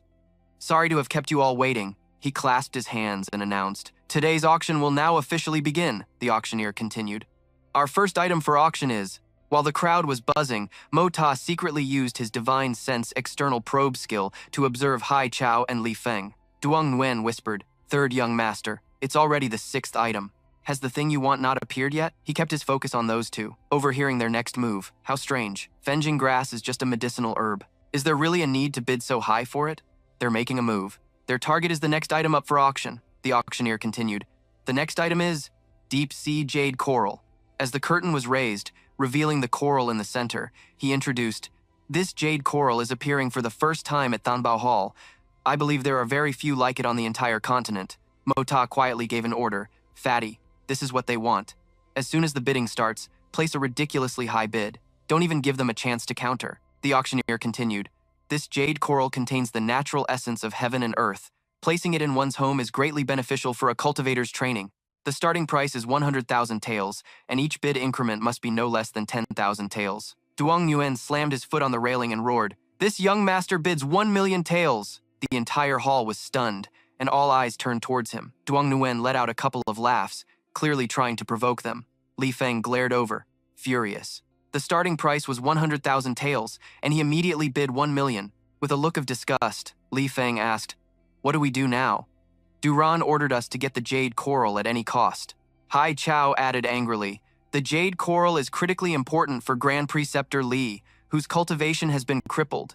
He looked weary and dejected. This concerns the entire future of the Li family. But Duran only gave us 2 million taels. Our hands are tied.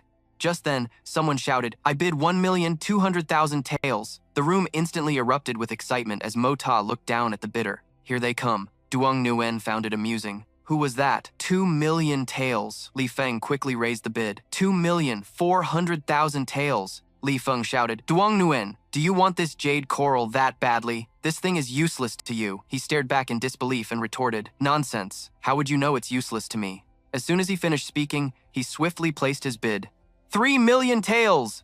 The bid had already reached its limit, but due to his immense ego, he still chose to bid a higher amount, 3,500,000 liang. Tang Yuan, don't be so unreasonable. You should always leave some room for others, so we can meet again on good terms. Mo Xie couldn't stand his toxic rivalry any longer, so he spoke up to defend Tang Yuan. It was clearly Tang Yuan who bid first, yet you tried to snatch it away, and now you're saying he's in the wrong. Do you even know what reason is? Hai Zhu, standing to the side, criticized him. Jun Mo Shi, this is none of your business. The scene shifts to another location, a corridor of the Dugu family. Here, Xiao Yi was peeking through the window at Jun Mo Shi. After watching for a while, she felt relieved. That's great. He's okay. Tang Yuan, full of confidence, cautiously declared amidst the jealousy, my business is the third young master's business. This old master has nothing but money. I bid 4 million liang. He couldn't stand it and gripped the railing tightly. You people. Li Feng was determined to humiliate Tang Yuan. I bid 5 million liang. Tang Yuan, if you have the guts, then keep going. Mo Xie thought carefully. In the end, that was the highest price the two of them could offer. If they bid any higher, Tang Yuan would actually win it. Feeling it was time to stop, he ordered Tang Yuan to halt. Fatty Tang, that's enough. Following his command, he immediately stopped. I truly admire a young master like you. The exorbitant sum of money quickly made both of them dizzy from their foolish decisions. Hai Zhu clutched her aching head. 3 million liang more. Was it worth it? Li Feng silently tried to console himself. Finally, it dawned on him. He realized there must be a secret behind this whole affair and grew suspicious. It's just an external injury. Why would they need a jade coral? This thing must be very useful to them. What benefits the enemy is a disadvantage to me. I have to sabotage it. Mo Xie immediately called him over. Fatty Tang, let's go over there and take a look. From a corner of the corridor, a voice echoed out. So this is the jade coral worth 5 million liang. Mo Xie and Tang Yuan appeared. He pretended to praise it, truly, a divine item that even immortals wouldn't find fault with. It seemed his praise was more of a taunt than a compliment. The other guy looked bewildered. Huh? Ah, afraid of being exposed, he whispered. Fatty Tang, your old man. Approaching the jade coral, he seemed a bit regretful. Third young master, my old man ordered me to buy this and bring it home. But now, after consoling him, he also showed a provocative intent. It's just a jade coral. Why did our two families need to fight to the death over it? Hearing this, one might think a heartfelt reconciliation was about to happen, but Mo Xie preferred to stir the pot. My family has a few more of these. What's so rare about it? He smugly retorted. That's hilarious, Jun Mo Xie. Do you even know what a jade coral is? It's a jade coral. Seeing his chance, he gracefully stepped closer. The jade coral at my house is even bigger. As he spoke, he brought his finger close. And it's much redder than yours. Mo Xie secretly used his technique on the jade coral to reduce its effectiveness. It turns out the jade coral reacts to Xuan Qi. He was extremely smug. Ha ha, your family's meager knowledge is only of common red coral. What do you know? His power slowly seeped into the jade coral. It seems it really isn't quite the same. The plan had succeeded. Mo Xie was thrilled. Two conflicting streams of qi had been stimulated, causing the jade coral to detonate internally, rendering it useless. Li Feng boasted, So? Is it different from the worthless red coral at your house? His hand didn't stop channeling power. It really is completely different. He feigned confusion. They're both corals, so why are they different? Tang Yuan played along naively. Third young master, are they really different? The other two looked triumphant, especially Hai Chao, who taunted, had enough of a look. You can't afford it, can you? Fatty, let's see how you're going to explain this to that old geezer of yours. Remaining calm, Mota said, I think we should be more concerned with how you're going to explain yourselves. Fatty, let's go. After settling everything, he turned and left without hesitation, leaving behind a completely clueless Tang Yuan. The master of Shibao Hall announced the next item. Now, we will auction the next piece. Opening the ornate box, he began to introduce it. Fen Jing He, a highly toxic herb. but in special circumstances, it is a priceless treasure capable of reviving the dead. He started the bidding. The starting price is 200,000 taels, and each bid must be an increase of no less than 10,000 taels. Hearing the price, Mota mused, "No wonder they saved it for last. This kind of premium item is far more potent than ordinary ones." Mota turned to Tang Yuan. "Fatty Tang, I want this." Hearing him, his friend immediately agreed. "Got it." To fulfill his friend's wish, Tang Yuan hurriedly placed a high bid. "I bid 300,000 taels." Hai Chao and Li Feng were furious upon hearing the bid, especially Li Feng, who cursed inwardly, "Damn fatty." The surrounding crowd also started murmuring, "It's that young master again." At that moment, the master of Shibao Hall announced, "Young Master Tang bids 300,000 tiles. Is there a higher bid?" The two of them were certain this rare poisonous herb would be theirs as the auctioneer's call echoed. 300,000 taels, going once. 300,000 taels, going twice. Suddenly, a bitter voice cut in. Hai Chao, whose competitive nature couldn't stand being outdone, gritted his teeth and shouted a staggering bid. "This master bids 3 million taels." Mota was speechless, while Tang Yuan furiously screamed the other guy's name. "Hai Chao!" He continued to yell in a rage.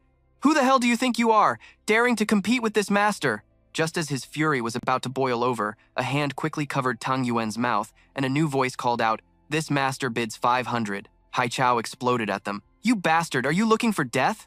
Mota simply replied, "So, you're allowed to bid, but I'm not?" Li Feng and Hai Chao, their faces contorted with absolute rage, shouted in unison, "You!" Mota, greatly enjoying their furious expressions, decided to taunt them to rub it in. "Kid, you've already emptied your pockets. Where do you think you're going to pull 3 million taels from, huh?" Tang Yuan also chimed in with a taunt. "As long as you can produce the money, this herb is all yours." Outside, the master and his attendant were very curious about the incident. The auctioneer announced the price. "For the Fen Jing He, young Master Tang has bid 5 million taels." "Is there any higher bid?" Mota was stunned. "What?" Tang Yuan was also in a bind, hesitating. "But I didn't even say how much." Mota fell silent, frowning as he faced the difficult situation. Asterisk Fatty Tang only said the words, 500. Since when did that become 5 million taels? Could it be that Shibao Hall is trying to force the sale? Asterisk. Watching from a distance, the attendant of Shibao Hall's master said maliciously, "The rules of Shibao Hall are not so easily broken. Once a bid is made, it must be honored." Seeing the arrogant and disdainful man beside the master, Mota thought, asterisk, "So you've finally shown your face. A consecrated of Shibao Hall." Asterisk. The man calmly stated his case. Shibao Hall forces no one to buy, not the Jun family, and not the Tang family. The bid has been made. Young Master Tang Yuan bid 5 million taels of silver. Mota smirked, but a fire of hatred blazed within him, rules that aren't easily broken. If that's the case, this young master could just sit here every day, call out high prices, and Shibao Hall would get richer and richer, wouldn't it? Hearing this, the master of Shibao Hall furiously demanded, "Young Master Jun, what is the meaning of this? Am I to understand that the renowned Jun family of the Tianxiang nation intends to oppose Shibao Hall?" Hearing this, the young master tilted his head and replied, "Since when did Tang Yuan say 5 million taels? Other than the words 500, did anyone clearly hear anything else? Hai Chao bid 3 million taels of silver, but he can't pay up. Does that still count as a valid bid?" The logic was sound, causing the master to fall into pensive thought. The young master then pressed his advantage. "So, let me ask in return, isn't this just a scheme by Shibao Hall to artificially inflate the price?" The master showed no emotion, remaining calm, but thought to himself, asterisk, "This accusation implies Shibao Hall colluded to fix the price, which would ruin our reputation. However, we were indeed careless today, and this brat caught our mistake." Asterisk. In a corner, whispers could be heard discussing the small matter. This was indeed a mistake, and this establishment will investigate. Li Feng and Hai Zhou were standing in the hallway. Hai Zhou was so gloomy he couldn't speak a word, while the other man mocked him fiercely. "Young Master Hai Zhou of the Li family, you just bid 3 million taels. Can you produce the cash for that price?" The atmosphere seemed to darken with that profound thought. He came up with a solution for himself. This junior was previously annoyed that Tang Yuan raised the price 3 times. So I spoke up to interfere. The guy was shocked and afraid. This junior doesn't have 3 million silver taels right now. A gloomy Xiao Han appeared. Damn it. Hai Zhou was so terrified that sweat poured down his face as he heard the man's warning. "You don't have enough silver, yet you dare to bid?" Disrupting the auction, the man suddenly grabbed his collar while kicking him hard. Xiao Han kicked and cursed, "Guards, throw this man out of Shi Bao Tang." The humiliated man fell to the ground. The Li family of Tianxiang City is no longer qualified to set foot in Shibaotong. Mo Ta had witnessed the entire incident, utterly ashamed. Even if Haizhou was at fault, they can't just revoke the Li family's right to enter Shibaotang. Could someone be pulling the strings from behind? His long silhouette exuded a chilling aura as he heard the curses. Jun Mo Ta. Although this incident was caused by Haizhou, you were the one who opened your mouth to humiliate our Shibaotong. Standing on the upper floor, he observed everything carefully. Since when did this young master humiliate Shibaotong? Haizhou was the one causing trouble, and this young master didn't let him off the hook. You applauded and praised him. Come on, everyone, let's give a round of applause for Shibaotong, he said sarcastically. Shibaotong has its pride. It has finally dealt with the matter. This young master is truly impressed. Tang Yuan chimed in. Why aren't you all clapping? Do you have an issue with Shibaotang? Hearing his threatening words, everyone immediately joined in and applauded. Shibaotang is truly fair, impartial and incorruptible, shameless, truly shameless. Young master Jun Mo Ta's level of shamelessness has reached new heights. His thick-skinned act makes me feel ashamed of my own inadequacy. Faced with this forced situation, Xiao Mu and Xiao Yi reluctantly let it pass. This guy is still the same old scheming brat. The scene shifts to another room. A bitter Xiao Han holds a grudge over this debt. Jun Mo Ta, you cunning brat. I can't let him off the hook. Shui Tong calmly went about her business and advised, you were in the wrong in this matter. How can you blame that brat? But this Fen Jing He, I'm afraid it's for Jun Wu Yi. He erupted in a fit of rage. Jun Wu Yi? What do you mean? Unfazed by Xiao Han's emotions, he replied, I don't care what grudges you and Jun Wu Yi had in the past, but he is now a cripple. His life is as good as ruined. He maintained his leisurely lounging posture. You were the one who played tricks with the Fen Jing He, and you still want to deal with him? Xiao Han turned to him and snapped, What nonsense are you talking about? The man moved closer, their faces nearly touching. Although she told me to bring the Fen Jing He to Tianxiang City for auction, without a Shen Xuan master transferring their energy under the potent poison of the Fen Jing He, he will die very quickly. The other man quickly replied, He's just an insignificant Jun Wu Yi. Is he really worth sacrificing half of our ninth elder's cultivation power? Xuetong argued back and then cursed, You despicable villain. The atmosphere grew extremely tense. Enough. Say no more. Xuetong's silence created a silent war. Not wanting to say more, Xiao Han turned around, snorted, and walked away. At a tall, ancient-looking fortress, Mo Ta and Tang Yuan stood high above, looking at the master of Shibaotang. The previous auction for the Fen Jing, he was disrupted by Haizhou of the Li family. His bid is invalid. We will proceed based on the previously established price. Mo Ta listened intently. The voice was different from before. It seems they are indeed two different people. I just thought they hadn't reached a consensus. The master of Shibaotang began to conduct the auction again. The Fen Jing, he previously bid at 300,000 taels by young Master Tang. Going once, going twice. Is there anyone who will bid higher than 300,000 taels? Hearing such a sky-high price, everyone around fell silent. The master of Shibaotang slammed the gavel. 300,000 taels, going for the third time. Sold. Back in the wooden room, a voice rang out. That fellow managed to get it again. Xiao Yi's face was cheerful. To get the spirit herb at such a low price, it's so annoying. Seeing her looking so happy, Ling Meng muttered to herself, Why is Xiao Yi so interested in him? Why is Xiao Yi paying so much attention to him today? Xiao Yi was startled and shyly denied it. Uh-oh. Ling Meng grew suspicious. Xiao Yi, little sister, you haven't taken a fancy to that playboy, have you? Your mouth says annoying, but your face looks so happy. It seemed her words had hit the mark, as Xiao Yi hastily denied it. No, don't misunderstand. She hugged her blushing face and tried to justify herself. It's because he's such a dandy. That's why he needs to be taught a proper lesson, to let him know how formidable this young lady is, she then muttered to herself. Seeing Xiao Yi's embarrassed demeanor, she could only stand there silently, judging. Meanwhile, the auction continued. He opened the bidding with another item, the last for now being the tendon of a level 6 out of 30 white-horned Xuan beast, with a starting price of 4 million, and each bid increment no less than 100,000.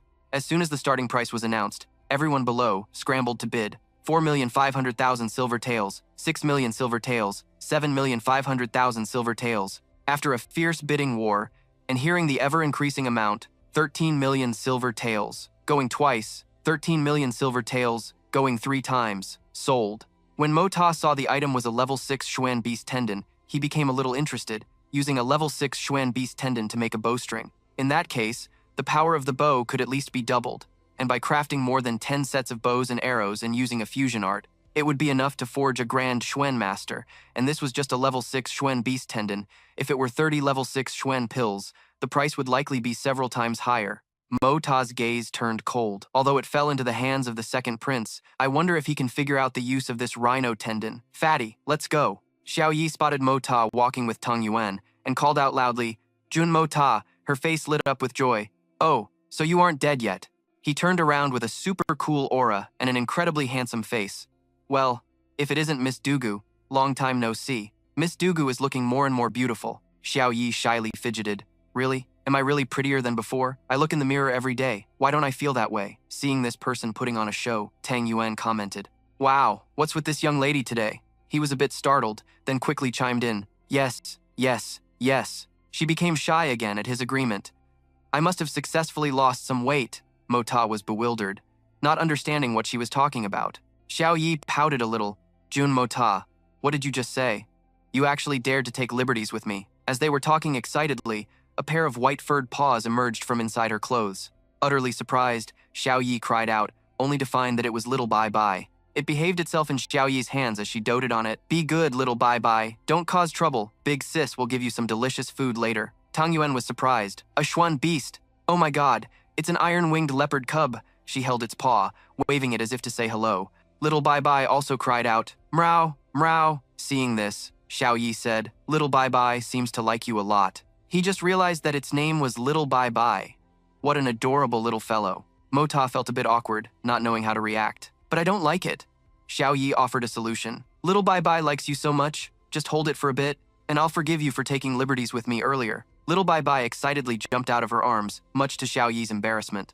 It flew halfway to Mo Ta before becoming dejected upon hearing his criticism. Too bad, this little toy is still too small. If it were twice as big, it would barely be enough for one pot. Forget it. Fatty, let's go. Xiao Yi froze on the spot, completely speechless. Only the cries of Little Bai Bai could be heard. Mro, Mro. There was truly nothing that could stop it anymore. It flew straight and landed precisely on Mo Ta's head, then excitedly kept crying, Mro, Mro, making him feel helpless. He held it in his hands and remarked with a sigh. An iron-winged leopard, with its natural-born speed, a master at concealing its aura.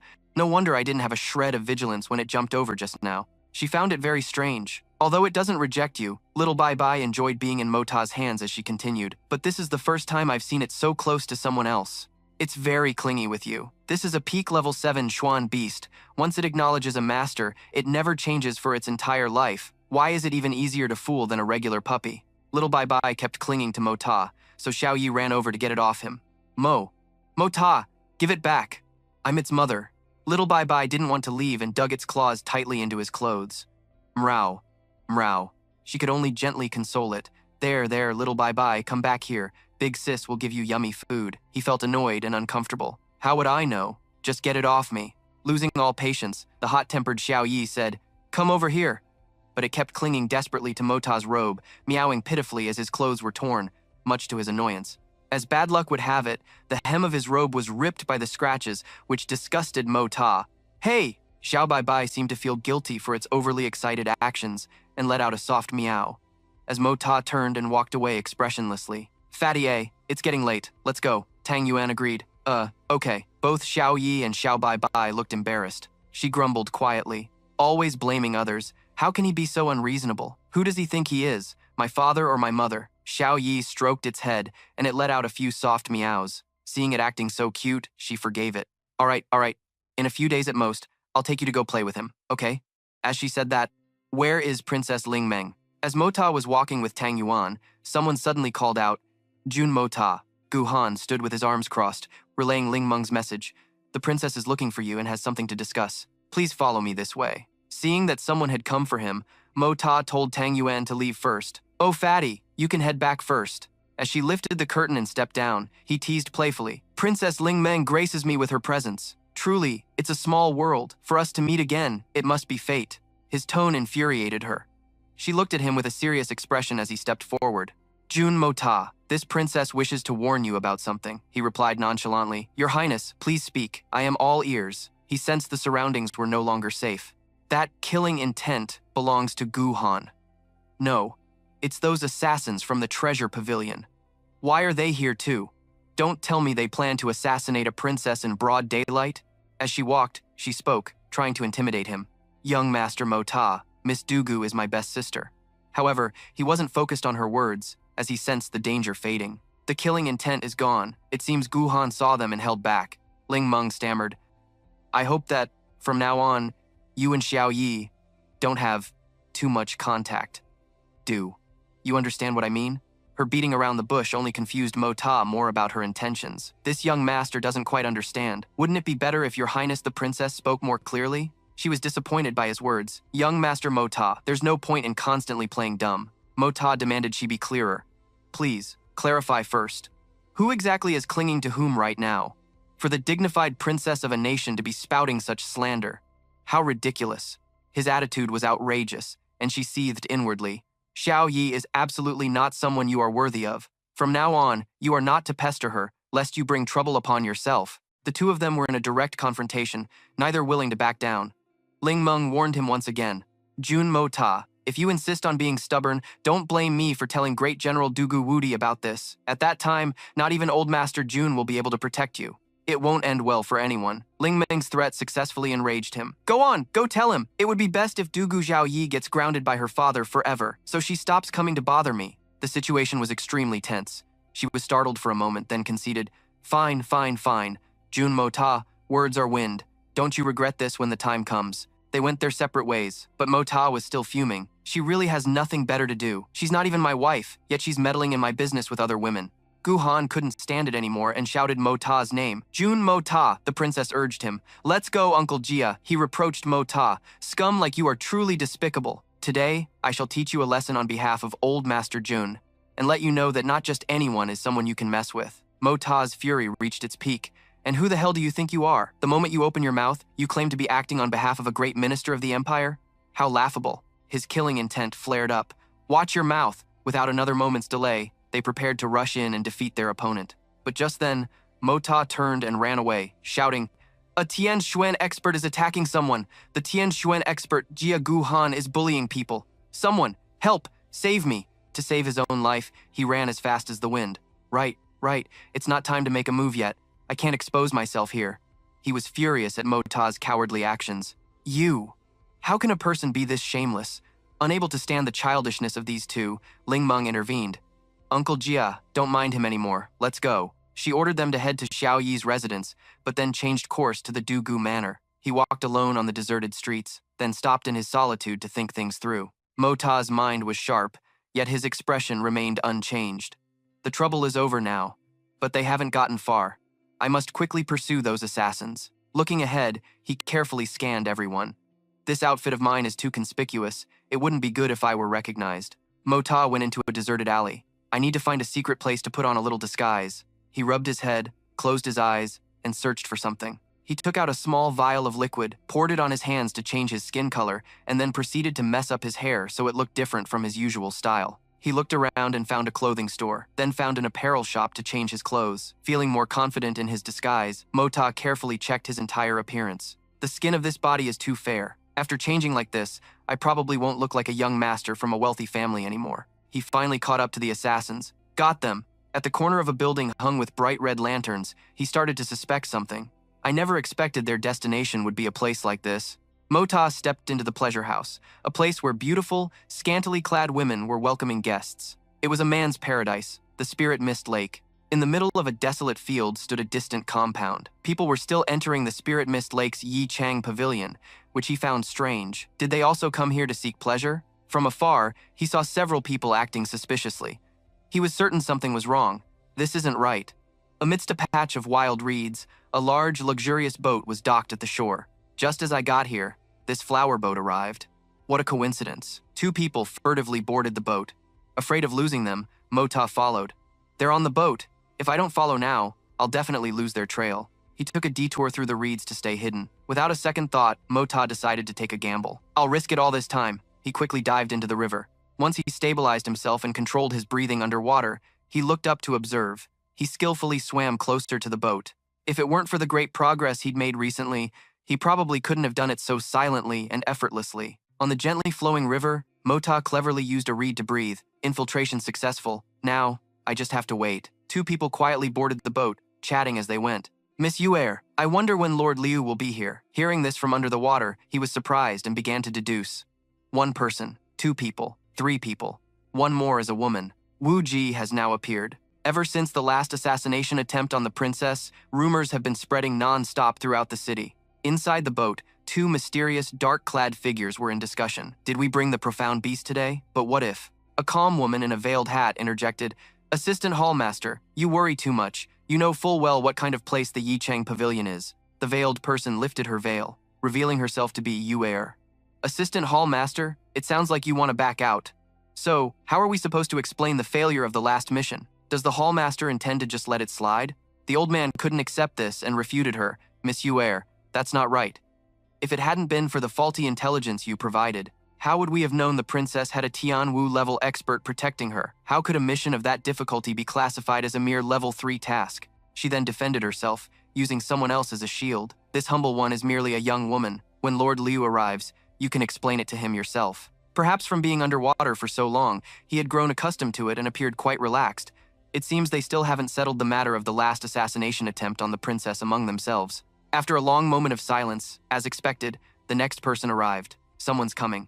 The figure of a man walked straight into the flower boat without any hesitation or caution. The atmosphere grew heavy, for he was a person of great importance.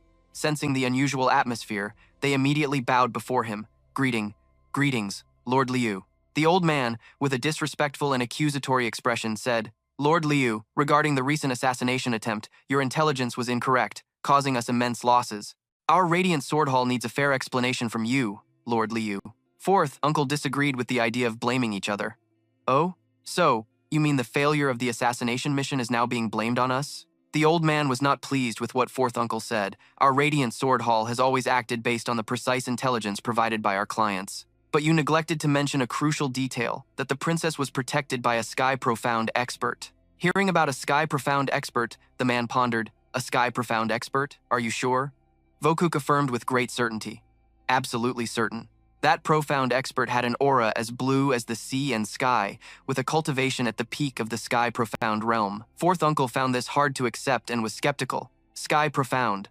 A peak Sky Profound expert? Since when did such a figure appear in the capital? How bizarre. This matter must be reported to the second master for further discussion. He analyzed the situation for everyone. With a Sky Profound expert present, it's impossible for us alone to assassinate the princess. Realizing the extreme difficulty of the current situation, he said, "But it's truly a great pity that you couldn't even kill Jun Moxie." The woman agreed with fourth uncle. "A pity, a great pity indeed. It would have been so good if Jun Moxie had died. It would have certainly grieved that old scoundrel Jun for a while." Hearing his name and how they wished for his death, he wondered, "Have I met her before? Who is this? I've never offended her." Time was running out, so to avoid exposure, the old man quickly told them to leave. "All right, I will arrange for you to leave Tianshang City. Before you return, please convey my regards to the Hall Master of the Radiant Sword Hall." Before they left, the old man added one more thing. Although this mission was not a success, the second master is still grateful. They replied, "Understood." Fourth uncle didn't forget about the woman's part. "Have someone take care of the nearby Xuan beast, Yuer. The people inside have also been arranged for. You should go." She accepted the order. "Lord Liu, please rest assured. But I wonder, is there any specific result regarding the matter I entrusted to the second master?" Underwater, Moshe had heard the entire conversation. "The second master? Who doesn't know you're talking about the second prince? So secretive." Yuer's heart was filled with resentment. "That old thief Jun caused my country to fall, my family to be destroyed, and my people to scatter. If the second master cannot do this for me, then why should we invest so much in him?" The old man explained the current situation to her, urging her not to be hasty. "Yuer, my lady, that Jun Jiantian is the pillar of the Tianxiang kingdom's military. Assassinating him is not so easy. But once this is done, having the leader of the Supreme Divine Profound deal with Jun Jiantian will not be a difficult matter. They were planning to kill his grandfather." Moshe was so shocked that he moved abruptly, causing a loud splash in the water. "They're actually plotting to assassinate Grandpa, and there's a Supreme Divine Profound leader who wants to make a move." The splash alerted fourth uncle, who shouted, "Who's there?" Everyone scrambled to find the intruder. "There's someone under the boat." Moji grew anxious. "What should I do? Fight now or escape first?" Fourth uncle furiously shouted to intimidate the intruder. "You audacious thief!" A terrifying, murderous aura erupted from him, his body glowing with a powerful light. Moshi immediately dove deeper. "Those two assassins from the Radiant Sword Hall haven't gone far. If they hear the commotion and come back, I'm done for." Among the ways to save himself, he chose the easiest one, a strategic retreat. Time to bolt. The old man leaped onto the roof and spotted his shadow in the water, hiding underwater to try and escape my divine sense. At this moment, fourth uncle was furious and looked ready for a fight, wishful thinking. Yuer, also eager to see the intruder caught, praised the old man, as expected of Lord Liu.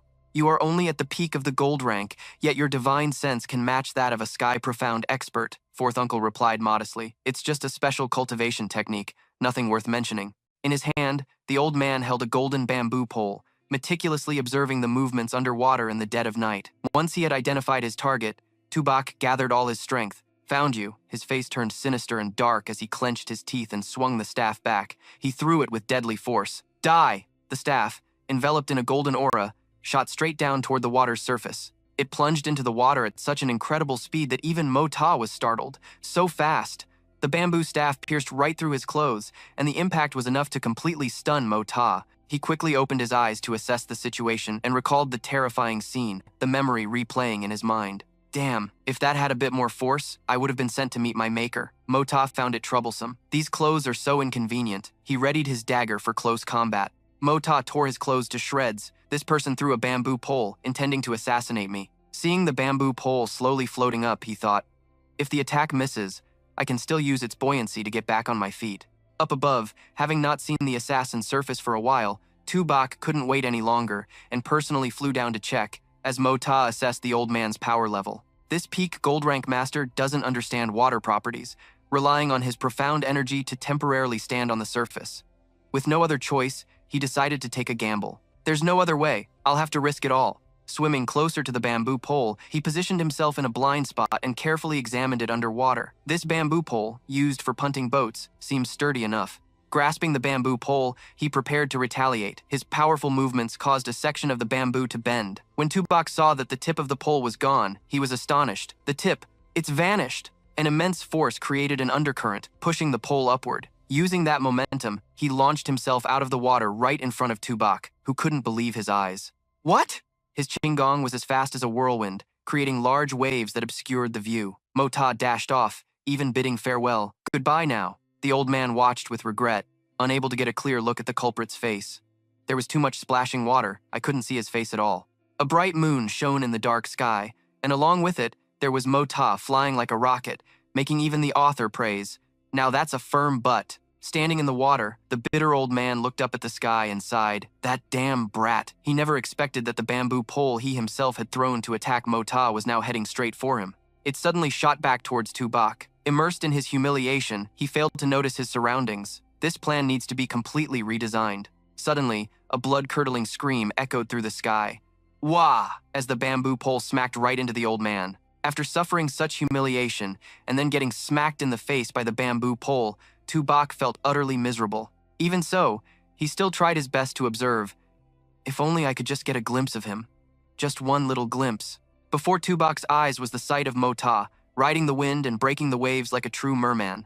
And yet, the last impression in Tubok's mind before he passed out was a pair of firm buttocks swaying before his eyes. He was so stunned that he even managed to exclaim, "So white." Right after Tubok fainted, Yue Ni quickly made her move. She threw out a long strip of cloth, wrapping it around the old man. Yue Ni then flew high into the air to gain momentum. With her superb skills, she pulled Tubok to the shore, landing gently. Yue Ni stood beside him for a moment, then mused, enough time has passed.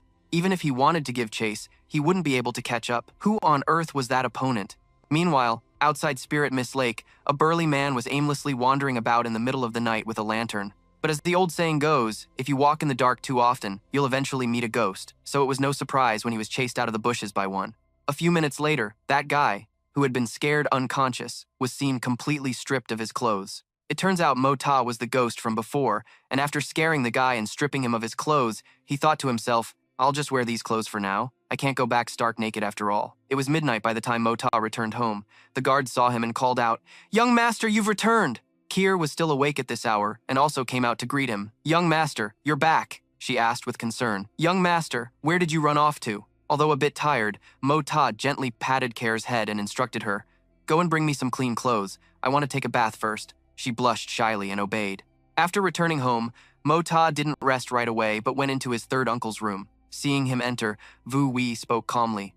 I heard that this afternoon, nephew, a major incident occurred at Sheng Bao Hall. Mota didn't evade the question and answered frankly, yes, Shengbao Hall has been too arrogant and reckless. Third uncle, is there something to worry about? Wu Wei immediately replied, Shengbao Hall. Our Jun family still cannot afford to offend them. At least, not for now. Do you understand? Mota sat down, puzzled, and asked, this doesn't sound like something you would say, third uncle. Could it be that Shengbao Hall is truly that formidable? Even you are afraid of them? Fu Wei patiently explained in detail. If it were just me, I could certainly take on Shengbao Hall, but behind us is the entire Jun family. Sometimes, the clan will be your greatest hindrance. This is the responsibility of a descendant of a great family, and also its glory. He fell silent for a moment. After pondering for a long time, Mota finally understood. I see now. After their talk, he stood up to leave, but just before he walked out of the room, Wu Yi took the initiative to invite him. It's good that you understand. Since you've returned safely, come have a drink with me. Hearing this, Mota stopped in his tracks and gently refused. A drink? Not right now. I'm afraid that for the next 10 to 15 days, third uncle, you won't be able to drink anymore. He smiled and slowly revealed, because I want to congratulate you, third uncle. Those 5 types of herbs are now fully prepared. Wu Wei was startled, as if he'd just been struck by lightning. Seeing his uncle's astonished expression, Mota continued, and that meridian-piercing needle was prepared half a month ago. Third uncle, you only need another 10 days. That thing you're sitting in can be dismantled and tossed out. When that time comes, we can slowly enjoy a drink. With that said, he left immediately without lingering, leaving Wu Wei alone in the room, lost in thought. 10 years of being crippled. Finally, a chance to be reborn. The next morning, the palace was under extremely strict guard, with soldiers everywhere, ready to follow orders. From this day forward, no one is to be seen without His Majesty's explicit command. Anyone who dares to trespass even a single step into the inner courtyard will be eliminated without question. At the Wanjian sect, figures moved about. Zhan Tian stood in the courtyard, gazing into the distance, lost in his own thoughts. Meanwhile, Wu Wei was beginning the first stage of his recovery. He was currently meditating in the garden, eyes closed and mind calm. At the same time, a pot of medicinal brew was boiling vigorously. When the time came, the pot was brought to a rolling boil, but the servants were still bustling about, trying to make the fire hotter. Hurry up, only reduce the heat when it's at a full boil. Standing nearby, Mota was checking the ingredients for the medicine. Soul-extinguishing grass, heart-connecting grass, and then bone-setting root. All right, third uncle. Under his control, each medicinal herb flowed smoothly into the cauldron. Hearing this, Wu Wei focused on circulating his energy with all his might. A terrifying power radiated from his body, tearing his robes to shreds. Mota thought to himself, these 5 herbs are the most venomous of grasses. A strange green mist rose from the medicinal cauldron. It then enveloped Wu Wei's body, causing him some discomfort. Seeing this, Mota offered encouragement. This is just the beginning. Maintain your consciousness. In an instant, the green mist was completely absorbed into Wu Yi's body, gradually forming sprawling, tattoo-like patterns all over him. Wu Yi cried out in agony. Mota continued to urge him, endure it, third uncle. Hearing that, Wu Yi gritted his teeth and endured, panting as he tried to regulate his body. Continue. Seizing the opportunity, Mota took the bottle of Lich Changhua elixir and quickly forced it into Wu Yi's mouth before he could even react. With such a sudden action, Wu Yi flinched and choked up a bit of the medicine. So, he quickly took a clean cloth and stuffed it into Wu Yi's mouth, allowing him to bite down on it through the pain and avoid biting his own tongue.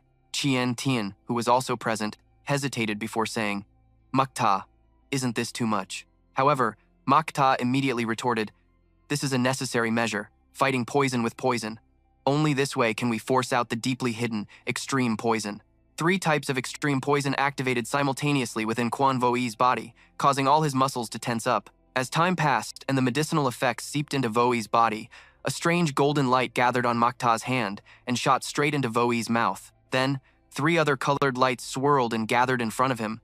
Wu Yi realized in horror, his legs began to tremble slightly.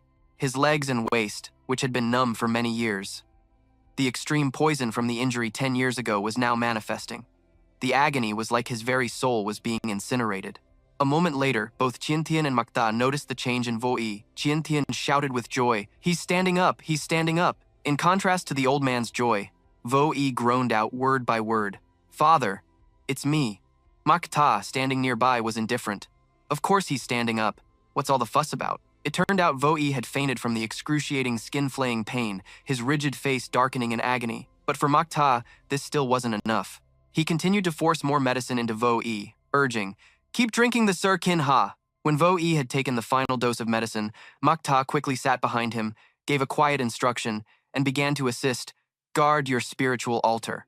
In the blink of an eye, Makta channeled all of his internal energy and struck Vo Yi's back with his palm. After receiving Makta's profound and immense internal energy, he regained consciousness and began to regulate the power flowing through his body. Meanwhile, Makta urgently shouted, realizing the precious time was now.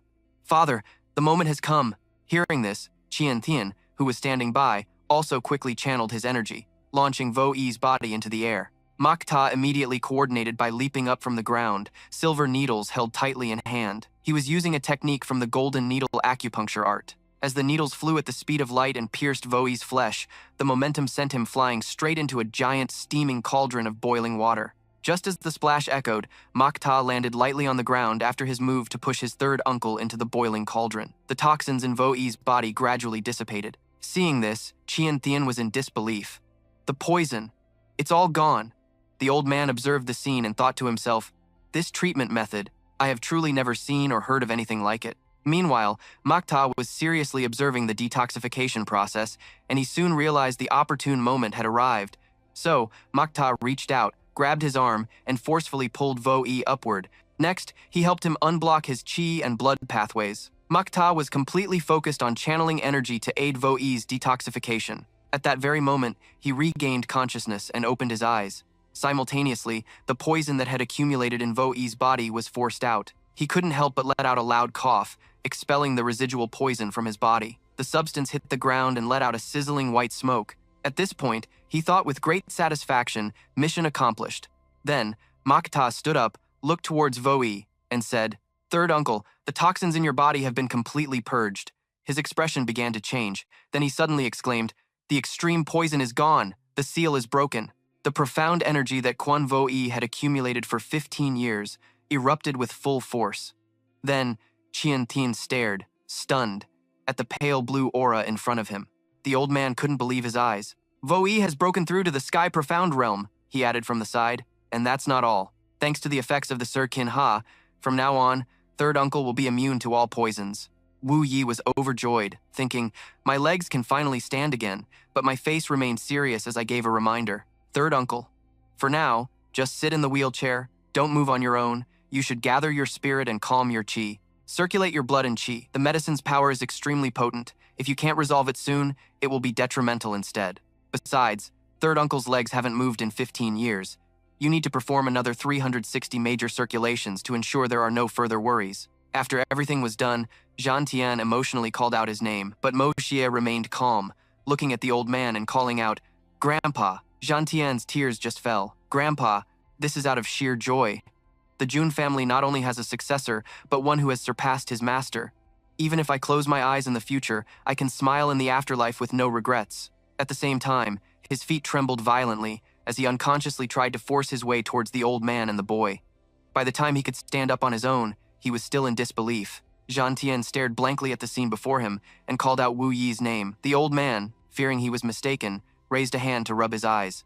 Immediately, Wu Yi joyfully exclaimed, "I can finally stand on my own 2 feet again." Then he knelt on the ground, and Wu Yi spoke with utmost respect. "Your unfilial son, Wu Yi, pays his respects to father, Mo Xie. This kid saved third uncle's life." Zhan Tian was deeply moved by this scene. "My son, get up, quickly, quickly get up." But he continued to kowtow. "Now that I can stand again, I will take on the heavy responsibility of shouldering the Jun family. The dust-covered longsword of your son, Jun Wu Yi, which has been idle for 10 years, will be unsheathed once more for the Jun family and for Mo Xi."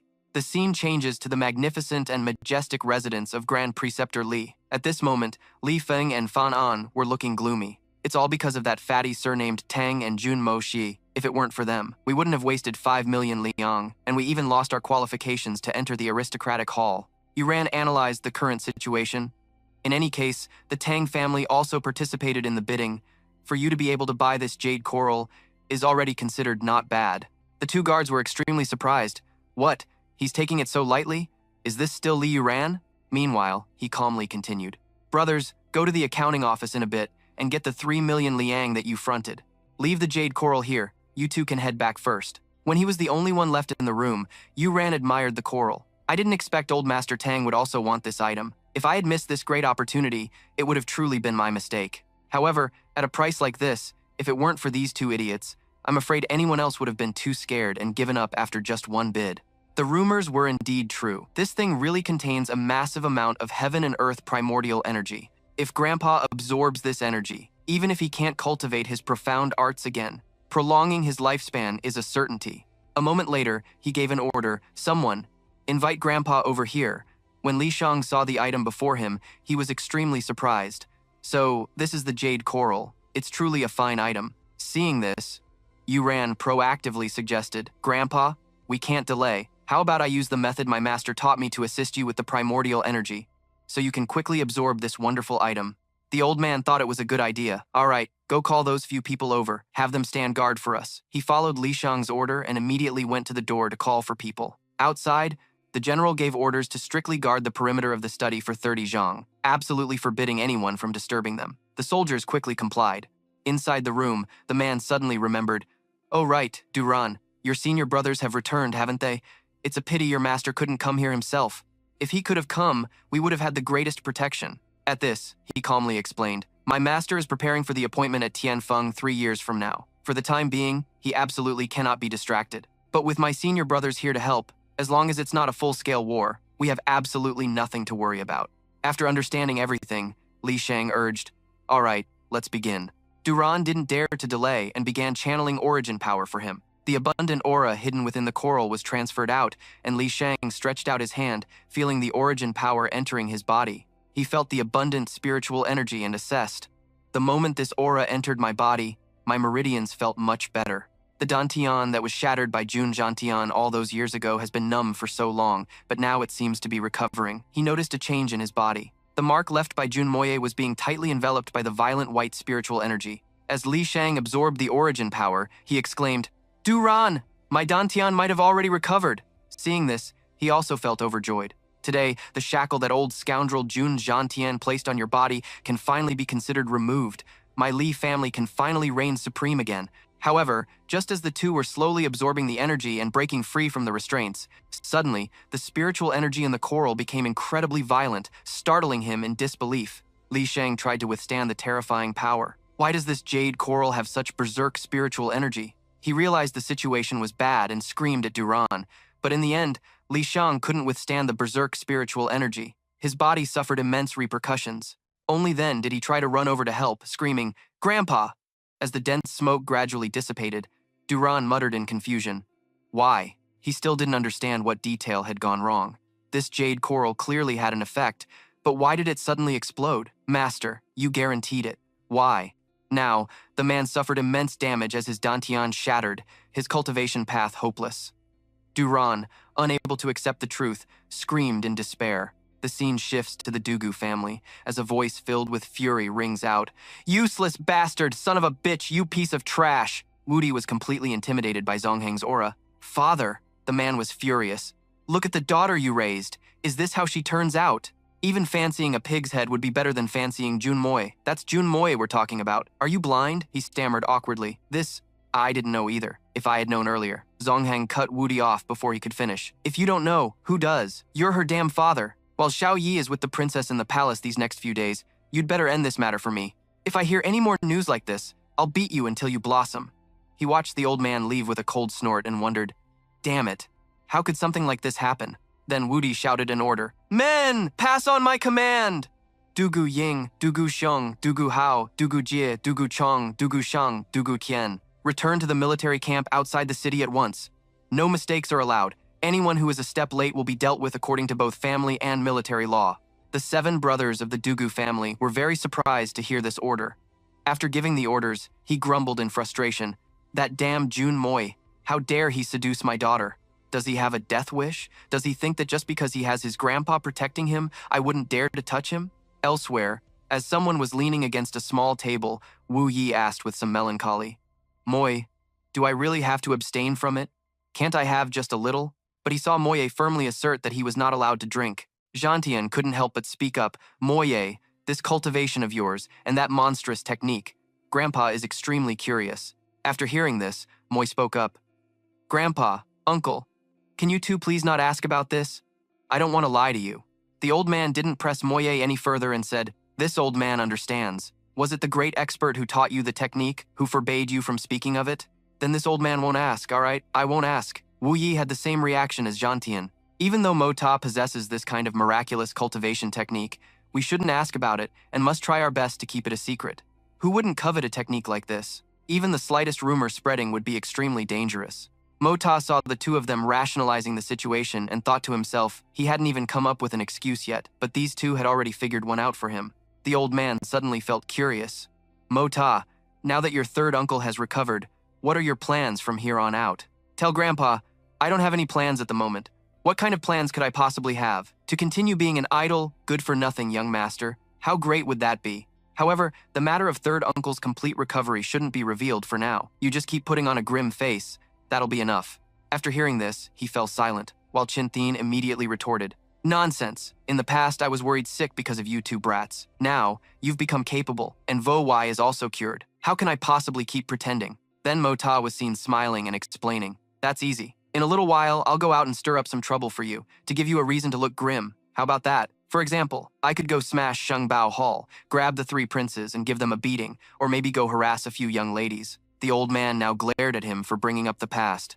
"I still haven't settled the score with you for that incident at Sheng Bao Hall. Let me tell you, some things transcend the mundane world. For example, Sheng Bao Hall." Mo Ta suddenly grew curious. Sheng Bao Hall, what exactly is its origin? Chin Thin didn't hide anything and explained, "I can only tell you that Sheng Bao Hall is merely the tip of the iceberg of an immense power. But even so, it's enough to intimidate the entire world. As for the deeper matters, this old man doesn't know. I only know that they cannot be provoked. Since things have come to this, the hidden forces of the family, starting from now, will be entirely handed over to Vo Wai to manage. As for you, Mo Ta, you go handle your own business and help your third uncle when you have free time." He finally agreed to the old man's command. "All right, but before third uncle takes charge, we must first completely eliminate the spies. Third uncle's recovery is indeed a threat to outsiders." At this moment, Chin Thin cautiously asked, "Are you referring to the spies from the royal family?" Mo Ta seriously analyzed the current situation. Although the Jun family's secret forces have been purged, there are still people from the royal family hiding within. Now is a critical time. We must cut them off. The old man closed his eyes and fell silent, seemingly pondering deeply. A moment later, Chin Thin relented. "You're right. I will give you the list. As for the specific details of how to do it, you two can arrange it yourselves. There's no need to tell me." After listening to the old man and his nephew finish their conversation, Vo Wai suddenly felt worried. "Mo Ta, isn't what you're doing a bit too cruel? Even if they were once people of the royal family, they are our comrades now," Mo Ta replied very calmly. "Failure to sever ties when necessary will only lead to greater trouble. Once we are exposed, if the royal family becomes suspicious, the entire Jun family will be implicated." He still hesitated, wavering, but before Vo Wai could finish, he was cut off. "Third uncle, are we supposed to keep hiding forever? Hide until we die? Isn't your perspective a bit too narrow? Look at Sheng Bao Hall now. They do as they please in this world. Which emperor would dare to touch Sheng Bao Hall?" Hearing this, he was extremely surprised and exclaimed, "Mo Ta, to think you have such great ambitions." Mo Ta sighed softly, then asked curiously, "Have the 300 men from before not yet returned?" Then Vo Wai recounted the information he had received. "You mean the soldiers you assigned to the suicide mission? They went into the Tianfa forest to hunt low-level Xuen beasts for their cores and pelts. So far, 27 have revealed their traces, or wrote letters of surrender, and all have been confirmed dead." Upon hearing this news, he commented, "The ones who are left can probably be trusted. As long as they can ultimately return, it will all be worth it." Time passed. In the royal court, the crown prince suddenly fell gravely ill. News that his life was in danger spread throughout the capital. Mo Ta silently drank his wine and wondered to himself, "It wasn't my doing, was it?" Inside the royal palace, the emperor was frustrated. Such a fine civil official, yet he had to go and cultivate that Xuen Qi. And now look, he failed to cultivate Xuen Qi and tortured his old body to the brink of death. How could a situation like this not pain us? He glared down at everyone below. Meanwhile, they all remained silent, as the relationship between civil and military officials had always been poor. Meanwhile, Van Lai was dozing off right in the Great Hall. The emperor's face darkened when he saw they weren't focused on the discussion. The relationship among the highly respected civil officials was also mediocre at best. He felt a bit helpless, thinking, what's the point of trying to lead these old geezers when he had to rely on them? It was no different from playing a harp for a cow. Finally, the emperor gave the order, "Go, all of you, just leave. It was all our mistake. Why did I bother you, old masters? Go, go, go, hurry and leave. Upon hearing this, everyone replied in unison, Thank you, Your Majesty. Ku Tian had been waiting for this moment and hurriedly left. The emperor urged them on impatiently. Go home and get some sleep. Don't exhaust yourselves. Just then, Tung Hoan called out, Quan, you old fool, stop right there for me. Hearing this, the old man spoke with displeasure. My, you've got some nerve today, daring to yell at me. You old monkey, are you looking for a fight? He yelled back without hesitation. You think you're so great just because you're old? That grandson of yours. I want to help you teach him a lesson. Peel off 2 layers of his skin. Do you have a problem with that? Hearing this, Ku Tian's face contorted with rage as he growled. What did you say? You want to discipline my grandson? He demanded furiously. Tung Hoan sneered bluntly. Quan Ku Tian, to think you'd make such a face at me over a useless grandson. He's just a piece of trash, yet you treat him like a treasure. For me to discipline him, that's a blessing your grandson couldn't hope for in 8 lifetimes. Ku Tian grew even angrier and demanded, Dugu Tung Hoan, I don't know what my grandson did to offend you, for you to want to take matters into your own hands. Explain yourself. He warned, if he had only offended me, that would have been fine, but your grandson never ever should have messed with our family's little Yer. I'm telling you, if anything happens to her, you won't even find your grandson's body. Hearing Tung Hoan's words, the old man fell silent. Then Ku Tian roared furiously, Dugu Tung Hoan, if Moxie is missing even a single strand of hair, I swear your Dugu family will regret this for a lifetime. Seeing the situation getting out of hand, Van Lai hurriedly tried to mediate. I was wondering what all the commotion was about. Turns out it's just you 2 old gentlemen joking around here. Look at the 2 of you. Aren't you afraid of being ridiculed by your juniors? Not wanting to argue with him any further, the old man snorted coldly and turned to leave. Tung Hoan wasn't finished and called out, It's too late for you to head back now. My 7 boys have already reached the Quan estate. Old man Quan, you might as well buy some healing ointment on your way. You'll need it to treat your grandson. Ku Tian turned his head back and glared. Dugu Tung Hoan, this old man is not finished with you. Just you wait. You will regret this. With that, he flew off. The scene shifts to the Quan estate, a place of ancient architecture. At this moment, Care was taking a large wine jug from a subordinate. She looked at the items before her and commented, Not bad. Although I don't like strong liquor, I can sell this to make some silver. It'll be a good chance to broaden the horizons of those young masters, too. Moshe watched the pot of boiling wine and instructed, Xiao Ke, prepare to warm the wine. In a moment, I will savor some of the freshly brewed wine. While the pot of wine was still bubbling, someone suddenly appeared nearby, causing a loud commotion. Seeing this, he was very displeased. This is the Jun family estate. To dare cause a disturbance here in broad daylight. Interesting. Just then, the 7 Dugu brothers appeared aggressively before Mo Xie, and one of them furiously roared, Jun Mo Xie, you brat, get over here for this old man. He remained perfectly calm and instructed, Tell Uncle Kan and Da Zhuang that they don't need to come over. I'll handle this. She hastily followed Mo Xie's command. Next, he bowed respectfully. So it is the 7 Dugu big brothers. Forgive my disrespect. I will have someone bring up tea immediately. Dugu Hao stepped closer and growled, Jun Mo Xie, you've got some nerve, daring to look down on my little sister. Dugu Jie, standing beside him, aggressively chimed in. Let's see how this old man beats your pretty boy face into a pancake today. Another one curiously asked, Big brother, do you smell that? It's so fragrant. Suddenly, 2 of them grew restless, not knowing where this rumor and the related information came from. Looking down on your little sister, Dugu Xiaoyi. Very quickly, they couldn't help but become mesmerized by the aroma of the wine. Then, the 7 Dugu brothers spotted a pot of wine in the distance and let out a cry. They began to speculate about what was before them. No, could it be an intoxicating incense? Meanwhile, Mo Xie slowly picked up the kettle and poured the wine into a cup. After pouring, he gave a light cough to attract their attention. He glanced at the group and asked, Is this what you gentlemen are looking for? Dugu Shang stared covetously at the pot of wine. Brother, look at that. Is it really fragrant wine? He quickly tried to confirm. Finally, Dugu Zong couldn't resist asking, Jun Mo Xie, what is that in your hand? Mo Xie was seen sitting there, calmly explaining, Isn't it obvious? It's wine. What else could it be? He then nonchalantly poured the cup of wine onto the ground.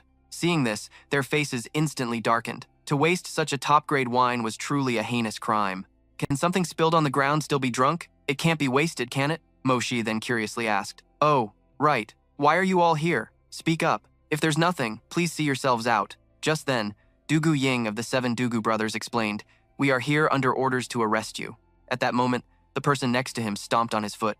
He screamed in agony, but his brothers seemed unconcerned, while Dugu Zong calmly cleared his throat. Then he said, "Seriously, we are here under orders to invite young Master Moshier to our residence to deepen the profound relationship between the Jun and Dugu families." Meanwhile, the others were huddled together, discussing their plan. "As long as we can trick him, we can deal with the matter of our little sister later. There will be other opportunities." Then Dugu Ying looked at him with an expectant gaze. "Third young Master Jun, please." Hearing them, Mosier smiled. "Old Master Dugu is truly too courteous. If that's the case, then let's go, lest we keep old Master Dugu waiting."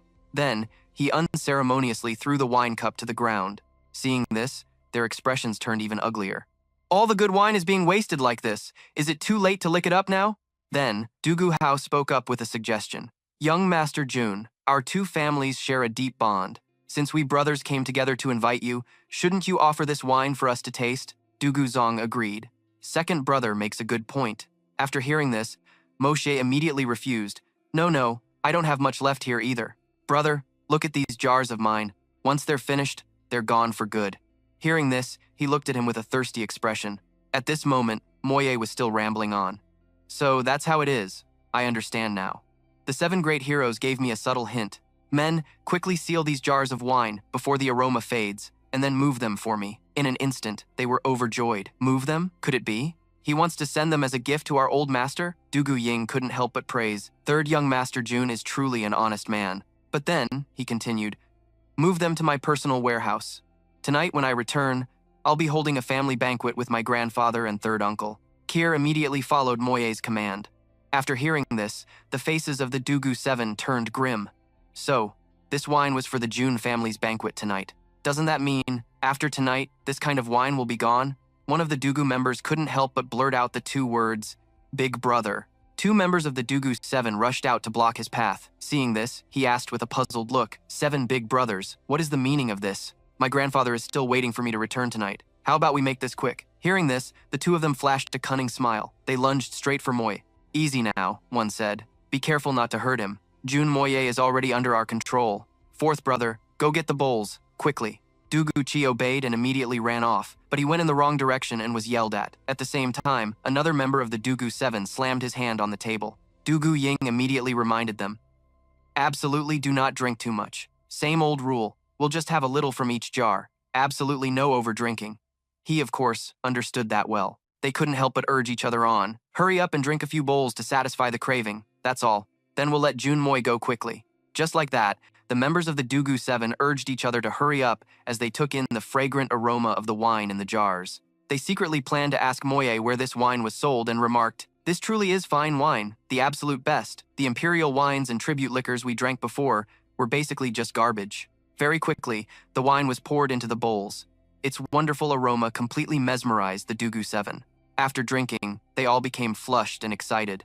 Then they started getting jealous of each other for drinking too much. Old Third was so sneaky, he's already had 3 bowls. This guy is truly shameless. The Dugu 7 dove into drinking the wine, telling themselves, "Come on, brothers, just this one time." At the same time, he spoke up to reassure someone. "Third uncle, I'm fine. You should go back and rest. Don't let them see you." After speaking, Moy thought to himself, "This isn't even the strongest wine I've brewed. If we were to use the alcohol content standards from my previous life, this would be at least 70 to 80% alcohol. One large bowl is at least half a caddy." The wine was delicious, it's true, but its potency was also terrifying. A moment later, wine jars and porcelain bowls were scattered all over the ground. By now, they were all dead drunk and had passed out. Everyone had let their guard down, lying scattered across the floor. He remained silent as he witnessed this scene. Then, Moye couldn't help but assess the Dugu 7 as a bunch of good-for-nothings. Right at this moment, Jean Tien, holding a sword, swooped down. He descended and landed gently on the ground. Jean Tien walked through the courtyard, looking at all the people collapsed on the floor. Moye then spoke up from behind. "Grandpa, you're back? Everything has been resolved." The scene shifts to another location. Someone's voice rings out. "Why haven't they returned yet?" Tung Hoan worriedly muttered to himself. It can't be that those young brats didn't know their own strength and ended up crippling him. Could it? Just then, one of his subordinates came to report. Reporting to the family head, "The Jun family has sent someone with a gift." Hearing this, Tung Hoan ordered, "Bring it here." After receiving the item from his subordinate, he opened the bag to have a look. As soon as he saw the contents, he was greatly surprised. These were the personal belongings of the 7 heroes. Accompanying the items was a letter. Inside, It was written as follows: "The 7 heroes of the Dugu clan are all currently guests at my Jun family. They are having a very good time here. It might be 2 to 3 months before they return. The great old Master Dugu need not worry." After reading the report from Tung Hoan, he immediately started cursing. A bunch of worthless trash, a complete waste of food. 7 of them against 1 person, and they still let themselves get captured alive. They even let him bring the family's jade pendant here. The scene shifts to another location at night. Dugu Wudi dismounts his horse. Dugu Wudi requests an audience with Old Master Jun. "I hope to be granted a meeting." Hearing this, the man replied to him, "The old master is not home. He just went out to visit a friend." Hearing this, Wudi could only sigh and think, he and that old geezer clearly just had an argument before going home. "I rushed all the way here, and now you're telling me he went to visit a friend? Who are you trying to kid?" Just then, a man in a wheelchair slowly approached and spoke. "So it is Brother Dugu gracing us with your presence. I, Wu Yi, am overjoyed. You servant, how could you be so blind? Quickly, invite him in," Jun Wu Yi said. Seeing him, Wudi was quite surprised and stared for a moment, thinking something seems different about him. His appearance hasn't changed, but his aura has become so profound. Then he recalled that in the past, Mosie's father, Jun Wu Hui, had died on the battlefield.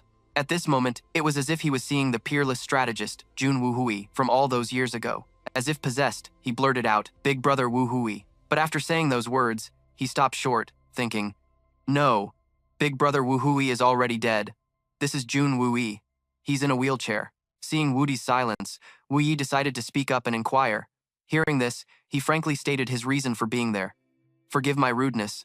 I heard that those 7 brats of mine have caused a great deal of trouble for the Jun residents. I've come here today to take them home and discipline them properly." Hearing this, Wu Yi laughed and replied, "Oh? Is that so? Why haven't I heard anything about it?" He then called a servant over and asked, "Men, have the 7 young masters of the Dugu family been here?" The servant respectfully replied, "Yes, the 7 Dugu young masters came looking for the 3rd young master. As for anything else, this subordinate is unaware." After hearing this, he smiled and said, "So that's how it is, Brother Dugu. For a matter concerning the younger generation, it was really unnecessary for you to come all this way yourself." Wudi just chuckled in response, "As if I care whether those brats live or die. But if their ignorance caused trouble for the Jun family, wouldn't that be a disaster?" Wu Yi tactfully continued, "Matters between the juniors are their own to handle. We elders have never interfered or inquired about them. Brother Dugu, you should speak directly with Mo Xie." He then ordered a servant to lead Wudi to the young master's courtyard. A moment later, upon entering the courtyard, Mo Xie was already standing there to greet him. "So it is the esteemed great-uncle Dugu gracing us with your presence. This junior is truly honored." Wudi didn't beat around the bush and got straight to the point. "Where are those 7 bastards? I'm going to discipline them thoroughly." Mo Xie simply smiled and replied, "They're already asleep. The 7 Dugu brothers found the wine at our Jun residence to be quite good, so they had a bit too much." Despite this explanation, Wudi said angrily, "What? Have they not had a drink in several lifetimes? How did I raise such useless things? Quick, take me to them." As Mosier was leading the way, Wudi suddenly called out to stop him. "Wait a minute, boy, I'm warning you. From now on, you are not to lay a hand on my daughter. This time, out of respect for your father and 3rd uncle, I'll let you off the hook. If there's a next time, I will personally tear you limb from limb." Hearing his threat, Mota just stared back defiantly and said, "You old dog, I don't care if you're some infamous scoundrel or not. Don't act like a rogue in my Jun manner. This young master won't tolerate your nonsense, and let me warn you. From now on, keep your daughter away from me. If there is a next time, this young master will definitely make you the grandfather of my child." Just as he finished speaking, an enraged Vudich raised his hand to strike Mota. But after raising his hand high, he suddenly pulled it back. Vudich thought to himself, "No matter what, this is Big Brother Vohoi's son. Hitting my own sons is one thing, but it wouldn't be right for me to personally strike him." A moment later, they both went to another courtyard. Vudich stood outside and bellowed, "All of you, get out here for this old man." Upon entering, Vudich saw his sons passed out cold. He was quite surprised. "What kind of wine is this? Why does it smell so fragrant?" Vudich looked at the group inside the room and shouted angrily, "You're not getting up, huh? Then I'll beat you all awake." With that, he started punching the guys, but even after their faces were swollen, none of them woke up. Seeing the helpless Vudich, Mota thought, "Do you think the wine this young master serves is ordinary? Even if you beat them to death, they won't wake up." Seeing this, a helpless Vudich held his forehead and said to Mota, "You brat, help me call some people to carry these rascals out." But the young man behind him just chuckled and said, "Great general, you can't just come and go as you please. What do you Dugu people take our Jun family for?" Hearing this, Vudich turned back and asked, "What more do you want?" Waiting for just that, Mota announced loudly, The 7 young masters of the Dugu family came to the June residence, and from the main gate to here, they have damaged 2 sets of sandalwood doors worth 1,000 taels of silver. Then he took the opportunity to list a series of other fees, totaling 25 million taels of silver, before Vudich could take them away. As soon as he finished speaking, Vudich, as expected, cried out in astonishment, "How could they drink 25 million taels of silver?" Mota replied nonchalantly, "My wine is the finest, one-of-a-kind brew in the world. Besides, your precious sons drank the first-press wine." Mota slowly explained what first-press wine was. "This jar sells for 10,000 taels of silver." Vudich, of course, didn't believe it. "I spit on that. You think I'd believe you?" Seeing this, Mota didn't hesitate and poured out some wine, slowly saying, "This wine is unique in the entire world. Only I possess it. When I say it's 10,000 taels a cup, it's 10,000 taels a cup. If it were anyone else, I wouldn't even sell it for 10,000 taels. Please, have a taste." He placed the cup of wine in front of Vudich. He picked up the cup, muttering, "Drinking this lousy wine of yours will make me an immortal? It seems ordinary to me." With that, Vudich drank the wine. The moment it touched his lips, his eyes shot wide open in surprise. Then, he suddenly became dazed and mumbled, "This truly is a fine wine. The first time I've ever tasted something like this." Seeing this, Mota pressed on, "This is the finished refined wine. May I ask, is 10,000 taels a jar not worth it?" Vudich, still in a daze, replied, "It's more than worth it." Then, as if snapping out of it, he sobered up and said, "It's not worth it, not worth a damn. You sell a jar of wine for 10,000 taels, why don't you just go rob someone?" But Mota didn't give up and poured another cup. "If the great general insists on speaking against his conscience, then there's nothing I can do. This is the first press wine. Would the general like to try the first press wine that costs 10,000 taels a cup?" Vudich still didn't believe it, picking up the cup and muttering, "The wine is indeed not bad, but no matter how you put it, it can't be worth 10,000 taels a cup." With that, he downed the entire cup. Sure enough, a second later, Vudich's eyes lit up. He let out a long breath, his face flushed from the wine. "Fine wine! It's worthy of being called the first press," he said excitedly. At this point, he had forgotten all about his earlier anger and asked for another cup. Seeing this, Mota spoke up. "General Dugu, you just threw back 10,000 taels in one gulp, and you still want more?" Hearing Vudich's satisfied burp, he just sighed and said, "The previous cup was a gift from me. If you want to drink more, even I can't afford to give it away for free. Furthermore, your son barged into my June residence, fighting and causing destruction. He even humiliated me and stole our family's finest wine. Do you think the June family would just let you disrespect us like that?" Dugu Wudi's face paled and he stammered, "That's all your little brat's words, not mine." Mosia just smiled and replied, "If you didn't say it, does that mean the great general believes we should be compensated for this? That's wonderful then. Now, hand over 25 million silver taels." Hearing this, Dugu Wudi became absolutely furious. "This wine of yours has never been sold. How can it possibly be worth 10,000 taels a jar? That price is sky high. It makes no sense." Hearing this, Moji said, "If I can sell a jar for this price, will you then accept the debt?" Dugu Wudi, who was tipsy, agreed without hesitation. "If you can sell this wine for that exact price, my Dugu family will accept this debt. If you can't sell it, then your family's fine wine must be supplied to me unconditionally from now on. Do you dare to bet?"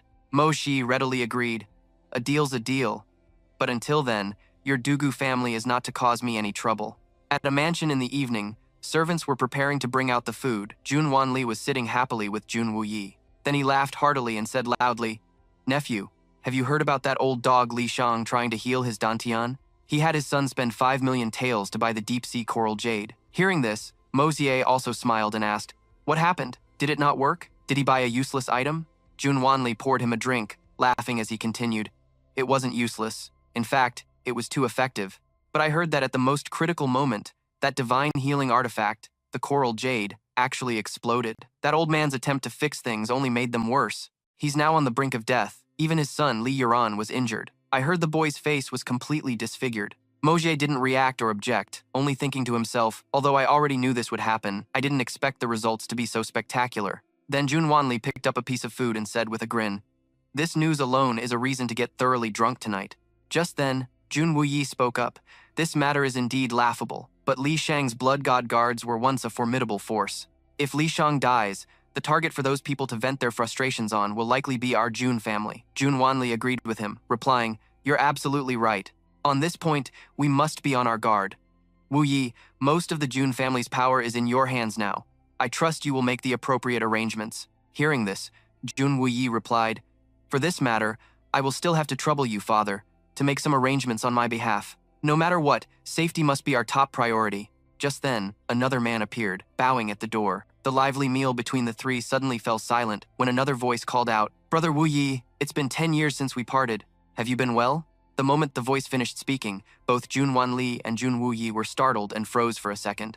Mo Xie recognized it as well, thinking to himself, "That's the voice of the person who outbid me at the Shengbao Pavilion. It seems this is a foe, not a friend." Jun Wu Yi was the first to speak. He raised his voice and said, "It has indeed been many years. I was unaware a distinguished guest had come from so far and failed to give you a proper welcome. Please, come in and let's talk." Then he turned to Jun Wanli and said, "They're here. You don't need to get involved in this. Just let your son handle everything." Mo Xie also stood up, saying he would go with Jun Wu Yi. With that, he began pushing the wheelchair, leading him away. As he walked, Mo Xi thought, the Shengbao Pavilion really does have some hidden feud with the Jun family. I must make sure third uncle restrains himself. He absolutely cannot reveal his true strength here. On the roof of the mansion, two dark figures lurked in the night. One of them let out a cold laugh. Mo Xie pushed Jun Wuyi's wheelchair outside. He looked at the two dark figures, silently assessing them. The man in the wheelchair spoke softly. "Mu Xuan, it's been 10 years since we last parted. You are still as dashing as ever." Under the bright moonlight, the two figures became clearer. It was none other than Mu Xuetong and Xiao Han. Xiao Tong asked softly in a gentle voice, "Have you been well these 10 years, Wu Yi?" Hearing this, Mo Xie thought to himself, no wonder back then at Shengbao Hall, it was so hard for them to reach a consensus. Xiao Tong looked down and said with a smile, "It seems your cultivation has already reached the earth-profound realm. I believe the young miss would surely be relieved if she knew." Unexpectedly, instead of being angry, he hesitantly asked back, "Has she been well lately?" Before he could hear the answer, that guy Xiao Han leaped down from the roof, calling out Wu Yi's name. Xiao Han sneered mockingly at him. "Even though you're a cripple, it seems you've come to terms with it. This state of mind isn't half bad." But unexpectedly, the one who replied to him was Mo Xie. Not to be outdone, the boy spoke up, "You are absolutely right, sir. It doesn't matter if my third uncle's legs are crippled. But if one's brain is crippled like yours, then that is truly incurable." Provoked by the boy, Xiao Han's face darkened as he said in a low voice, "The other day, this venerable one was magnanimous enough to spare you, yet today you dare show off your slick tongue in front of me. Do you really think this venerable one doesn't dare to kill you?" Mo Xie was no pushover either, as he stared right back at him. "This is the Jun family compound, not Shengbao Hall. You dare to act so arrogantly here? Believe me, I'll chop you into minced meat in an instant." Although Xiao Han was furious, he still wanted to mock him further. He said in a soft, taunting voice, "The renowned first young master, seeing is truly believing. Jun Wu Yi, you tell him. Let's not even talk about whether you have the strength. Just tell me, do you people have the guts to kill me?" Mo Xie retorted with extreme sharpness. "Brother, don't think too highly of yourself. In your organization, what kind of pawn do you think you are? Even if my Jun family kills you, do you think your master would go to war with us over a dog's life like yours?" As expected, this remark struck a nerve with Xiao Han. He angrily rushed forward to attack, while Mo Xie quickly stepped back and counterattacked. The two separated for a moment before Mo Xie rushed in again to close the distance with Xiao Han, grabbing his arm. After that, Xiao Han managed to break free, but he looked very surprised. Trading blows for blows? After retreating a few steps, Xiao Han thought worriedly to himself, "I am a dignified sky-profound master, yet I let this brat spot an opening?" Finally, he decided to unleash his strongest move, his entire body erupting in green flames. Not bad. In terms of fighting spirit alone, he could be considered a great enemy. Too bad he's just a waste who can't cultivate profound qi. Wu Yi, sitting in his wheelchair, slowly spoke up. "You've come from so far away. Was it just to have a verbal spar with my nephew?" Hearing him say that, Xiao Tong explained his reason for coming. "It has been 10 years. It was finally my turn to go out, so someone entrusted me to bring a gift for you." As expected, upon hearing this, Wu Yi seemed to realize something and asked, "Is it from her?" Just then, Xiao Han rushed over with a dark, angry face and shouted, "What did she have you bring? Why don't I know about it?" Then he lunged forward to snatch the item. As one advanced and the other retreated, Xiao Han managed to grab the hem of Xiao Tong's robe. Then they began to fight fiercely. Mo Xie, watching from below, muttered, "Both of them are very strong when they go all out, but Xiao Han can't even withstand a single move from Xiao Tong." Wu Yi also looked up, quite surprised. "You can tell, this isn't like when you and Xiao Han were just sparring." On the other side, Xiao Han was struck so hard he spat out a mouthful of blood, letting out a cry as he tried to fight back. But moments later, He had to flee, not forgetting to leave a parting shot. "I will remember what happened today. You will all pay the price." After landing back on the ground, Xiao Tong exclaimed in admiration, "Wu Yi, this nephew of yours is truly not simple. He managed to injure Xiao Han just now. If I hadn't seen it with my own eyes, I would have found it hard to believe." With that, he took a package out from his sleeve. Xiao Tong held it out and said, "The young miss has always been waiting for you." Since their separation 10 years ago, Wu Yi took the pouch and stared at it intently as Xue Tong slowly spoke with utmost seriousness. "She has resisted with her life to this very day." Wu Yi opened the package to find a piece of paper and a lock of hair. Inside the pink paper, a few lines were written. 10 years we have not met. Night after night I gaze towards Tianxiang. My hair is sent to you. In this life, I shall not turn back." At this moment, Xue Tong continued his report. "She is advancing to the divine Xuan realm. I hope Master Wu Yi understands my lady's heart. Sooner or later, your hardships will end. Please, absolutely do not give up." After a moment, Wu Yi slowly replied, "I have been impolite. My emotions are turbulent today. It is not convenient to meet Mu Xuan." He then bowed his head and said softly, "I will come to your door to apologize another day." Xue Tong also spoke to bid farewell. "This humble one has completed his task, so I shall take my leave now." With that, he immediately leaped up, returning to the rooftop from before. Late into the night, Jun Wuyi remained silent, lost in his memories, before finally coming back to his senses. With a hoarse voice, he recounted the tale, and 10 years of suffering, 10 years of torment, unfolded one by one before Jun Moxie's eyes. 12 years ago was the peak of the Jun family's glory. Jun Wuyi was 19 years old, an age of enthusiasm and passion, elegant and amiable. During an auction at Shengbao Hall, on a whim, he went for some fun and happened to meet a girl there. The two of them talked very cheerfully and developed good feelings for each other. A few days later, the two of them walked hand in hand throughout Tianxiang City, feeling incredibly happy at that time. As time went by, the feelings between them grew deeper and deeper. After some time, suddenly, many mysterious figures came to Tianxiang City looking for Jun Wuyi. At that time, he was with Han Yao on an outing outside the city. These people didn't say a single word. They directly started attacking the Jun family. With just a few moves, rivers of blood flowed in Tianxiang City, and the Jun family suffered grievous losses. When Jun Wuyi returned, he was utterly shocked. The girl, Han Yao, was from the most mysterious family under the heavens, Wind, Snow, Silver City, and she was the daughter of its city lord. Wu Yi slowly recalled and explained, "Shengbao Hall is a branch of Wind, Snow, Silver City's power on the mainland. Outside, it's called Shengbao Hall, but within Wind, Snow, Silver City, it's called Tongbao Hall." Hearing this, Moxie also became curious and asked, "Third uncle, you are also a descendant of the Jun family, so why did things turn out this way?" Wu Yi answered him, "Back then, I had no idea that Han Yao and the grandson of Wind Snow Silver City's great elder had been betrothed since childhood. After we returned, her family used the lives of everyone in the Jun family to threaten her. Han Yao could only agree to return to the Silver City, and that one time, she never came back again." He recalled their last conversation. Yan Yao turned her back to me and said, "If you can reach the supreme divine Xuan realm, perhaps there would be hope for us." But in the 2 years that followed, the Jun family in the Tianxiang kingdom suffered a great defeat. Jun Wuyi's 2 older brothers, Jun Wuhui and Jun Wumeng, were inexplicably killed. He recalled, holding his head helplessly as he recounted, "That year, my eldest and second brothers died mysteriously. After that, we were ambushed while we had the overwhelming advantage. My sworn brothers, my comrades, were all killed protecting me. At that time, I swore an oath to kill them all, but my martial skills were too low. Any random one of them could have captured me alive and tormented me into this state. It was only then that I learned they were from Wind Snow Silver City. But what's the use in knowing? In this state of mine, how can I even speak of revenge? Everyone is disappointed in me." "Moxie, do you also think your third uncle is useless?" Being asked so suddenly and unintentionally left Mo Ta at a loss for words. Before he could say anything, the old man continued, "Mo Ta, your grandpa only had 3 sons, and 2 are already dead. If I were to die too, your grandpa would truly collapse. The night was late, and the moon was high. The Jun family cannot be ruined in my hands." Standing in the middle of the residence, Mo Ta thought, "Since I have been reincarnated into this body, then this grudge should be settled by me," he vowed to himself. The scene shifts to the outskirts of Tianxiang City, where the autumn wind stirs the soul. In the middle of the mountains, Bei Kong was riding a horse, humming a tune as he went. Suddenly, Bei Kong stopped his horse and asked a passerby how far Tianxiang City was. The person enthusiastically pointed it out for him. "It's not far ahead. Are you here for a visit, young master?"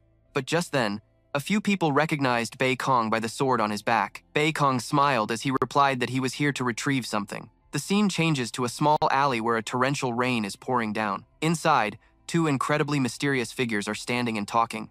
The one in white asked, "Xuan, are you still not used to human clothing?" The other person replied, "It's cumbersome." Then the one in white continued, "Xuan, return to the heavenly punishment forest and report to the Highness." The matter of the Xuan Dan cannot be taken lightly. The 9th grade Xuan Dan cannot fall into human hands. That would be a humiliation. Go quickly and return quickly. The Tianxiang kingdom is about to descend into chaos. Then, the scene shifts to the Li family residence at night. Li Shang was talking to a servant. The news of the Xuandan was spread so brazenly, someone must be pulling the strings from behind the scenes. "Continue the investigation. This is our chance." Standing next to him was Duran, whose face was disfigured by an explosion. He didn't dare to meet others, so he covered his face with a cloth. Duran slowly said, "The Li family's Xuandan was stolen. Only 3 people in this world knew about it. The only one who could have leaked this secret is the same person who stole the Xuandan that day." Li Shang was still quite puzzled. But why would he do that? Duran began to state his deduction. Although he obtained the Xuandan, he doesn't know how to use it, so he needed to lure powerful experts here, to fish in troubled waters and learn how to use the Xuandan. Secondly, this person is definitely from Tianxiang City and could be a first-rate expert of no low standing who is on the verge of a breakthrough. He must be confident that after the experts arrive, he can get what he wants to help him break through.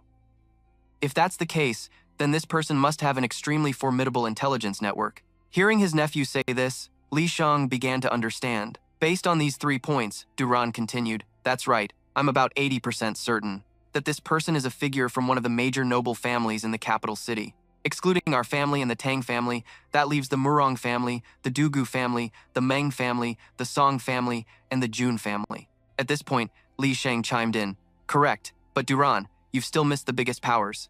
The 3 major gangs of Tianxiang City, we must keep them all in our sights, and there's the royal family, that is the truly greatest power." As Li Shang was speaking, he suddenly coughed violently, spitting out a mouthful of dark red blood. Afterward, Li Shang warned Duran, "You must be cautious. If your master comes here personally, only then will we have a great chance of obtaining the Xuandan. Otherwise, I advise you to withdraw from this contest." He was very obedient and replied, "Yes, I already released the 1,000-mile Oriole this morning.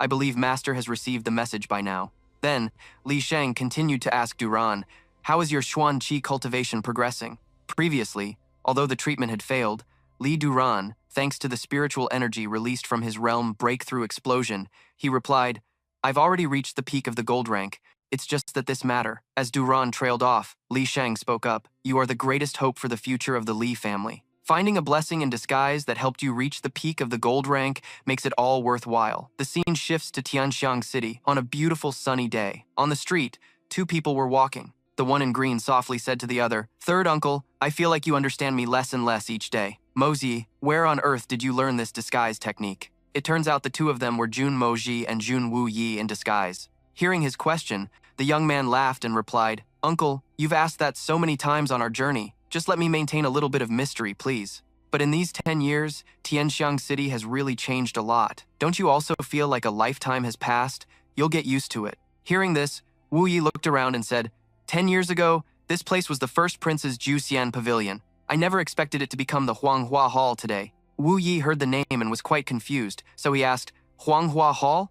What does that mean?" The young man continued, "According to our Jun family's intelligence network, Huanghua Hall seems to be a vile place like a brothel, except everyone there is very young. It's basically a transit hub for trafficking young boys and girls." Even Wu Yi was shocked after hearing this. Child trafficking? I can't believe such a low-class, despicable place exists in the imperial capital of Tianxiang. Don't the authorities do anything about it? Mo Xie replied grimly. Even light has corners it cannot reach, let alone places where there is fundamentally no light at all. Just then, their attention was drawn to a large crowd that was gathering. In the middle of the crowd, a thug was whipping a young girl, cursing as he did, "I'll teach you to run! Try and run now!" The girl's body was now covered in welts from the whip, but she was still crying and begging, "I beg you, spare my little brother, don't hurt him." Nearby, another thug was holding a small boy up, snarling, "What are you running for? Did you really think you could escape from our grasp?" As soon as he finished speaking, the boy suddenly kicked his legs and made a run for it. The thug became furious, gritting his teeth and cursing, "You stinking brat." The little boy ran straight towards the girl who was being beaten, shouting, "Big sister!" But as he got close, the girl's face turned pale as she told him to be careful. At that moment, an incredibly muscular thug appeared behind the boy. Without any hesitation, he immediately slammed his fist straight down on the boy's head. The punch sent the boy collapsing to the ground. The girl quickly rushed over and held him in her arms. The boy's whole body was bruised, and as he coughed up blood, he managed to whisper, "Let's go home. I can see Mom and Dad now." With those words, the little boy breathed his last, as the girl wept uncontrollably beside him. Seeing such a scene, the surrounding townspeople were very indignant, but the thugs yelled back at them, "You bunch of broke peasants, mind your own business!" By now, Mo Ji and Wu Yi had pushed their way to the front of the crowd. When they saw the scene before them, they both froze in disbelief. Wu Yi was enraged and growled, "You animals! How could you be so ruthless to a child? Do you have any humanity at all?" Hearing this, one of the thugs retorted sarcastically, "Humanity? You expect me to treat these two animals like they're human? Say one more word, and I'll make sure you end up just like these two pieces of trash." Just then, a coin fell out of the little boy's pocket. After it hit the ground, it rolled straight ahead. Finally, it rolled over to where Moji was standing, only stopping when it bumped against the tip of his shoe. He bent down, looked at the coin, and said slowly, "To have traveled so far just to land at my feet. Is this fate? Rest in peace. I accept your commission. My first transaction in this life. A debt must be paid. The heavens are watching." Makta muttered as he picked up the coin and clasped it between his hands. Vui gritted his teeth in anger and said to the Dukan thugs, "At the foot of the imperial city, under the watchful eyes of heaven, yet you treat human lives like trash and dare to disregard the king's law so brazenly." But just then, Makta, who was behind him, spoke up, "Uncle, do you think talking about the king's law has any effect on them? If they cared about the law, they wouldn't have killed someone so openly." As soon as he finished speaking, he shot forward in a flash. Makta leaped high into the air, aiming straight for the Dukan thugs. His attack was as fast as lightning, and in an instant, he rushed forward and split one of the men's heads in two. Just a few seconds later, several corpses lay on the ground. His entire body was now covered in their blood. Makta slowly continued, "Isn't it better to be quick and decisive, just like I was? With this kind of scum, you either ignore them completely, or you eradicate them down to the root. Kill them all quickly." Seeing his nephew kill several people in just a few moves, Vui said grimly, "Just teaching them a lesson would have been enough. Was it necessary to eradicate them completely?" To his surprise, Makta replied very nonchalantly, "Even if the authorities punish them, what would that accomplish?" The surrounding townspeople, seeing him kill people like that, immediately started shouting and reporting him to the authorities. He just stood there motionless and laughed. After a moment, Makta sighed wearily and said to Vui, "Third uncle, you're too old-fashioned. I believe they'd be released the moment they turn around. Then, today's scene would just repeat itself." At that moment, a group who looked like accomplices of the previous men stepped forward to question him. He coldly drew his sword and said, "At times like these, one cannot be restricted by that corrupt law. You must pay blood for blood, use violence against violence, to eradicate evil and uphold justice." As soon as he finished speaking, Makta swung his sword and spun, charging right into the newly arrived thugs and slashing wildly. They reacted too slowly and were killed before they could even attack. Afterwards, Makta continued to dash inside the Huatang. Vui, seeing this from outside, hurriedly shouted, "Be careful, there might be an ambush." He quickly ran inside after him, but the first thing that met his eyes was a long trail of blood leading to a corpse. Seeing the scene before him, Vui was stunned speechless. Before him was a hallway filled with the blood and corpses of the Huatang's thugs. On the other side, Makta made it inside, only to be blocked by three men. They fiercely questioned him. "Who are you? How dare you come here and cause trouble?" He immediately answered them, "Cause trouble? Not at all. I'm just fulfilling someone else's commission, to kill people, that's all." Having said that, he turned and added, "Third uncle, I'll leave these guys to you." Vui stood frozen on the spot as Makta reminded him, "But we have to make this quick. This is the capital city after all. The guards will arrive soon." Immediately, Vui got into a fighting stance. He used the Lang Thu Not Oi technique and charged at the three men. Seeing this technique, the three men were terrified and tried to flee. While things were getting quite bloody on Vui's side, Makta was busy looking for something. He found several chests and thought to himself, "Found them." He brought them out and then said, "It's probably in here." Makta opened the door to the room. Inside, many young women and girls were being held captive. He told them, "Everyone, come out! Hurry to the courtyard outside!" A moment later, Makta emptied the chests, revealing they were full of gold, silver, and jewels. He also threw handfuls of banknotes into the air. Makta, covered in blood, tossed money and valuables everywhere and announced in a loud voice, "Take this money and leave quickly once you get out. Head east." All the girls, the captives of the Huatang, were frozen in place as they stared at the scene. Makta and Vui stood before a room. He said to his uncle, "This must be the deepest room of the Huang Huatang." Vui looked inside curiously.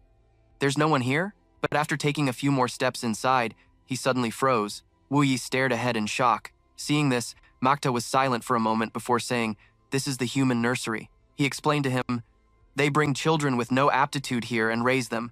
Once their bodies are deformed, they sell them to the circus."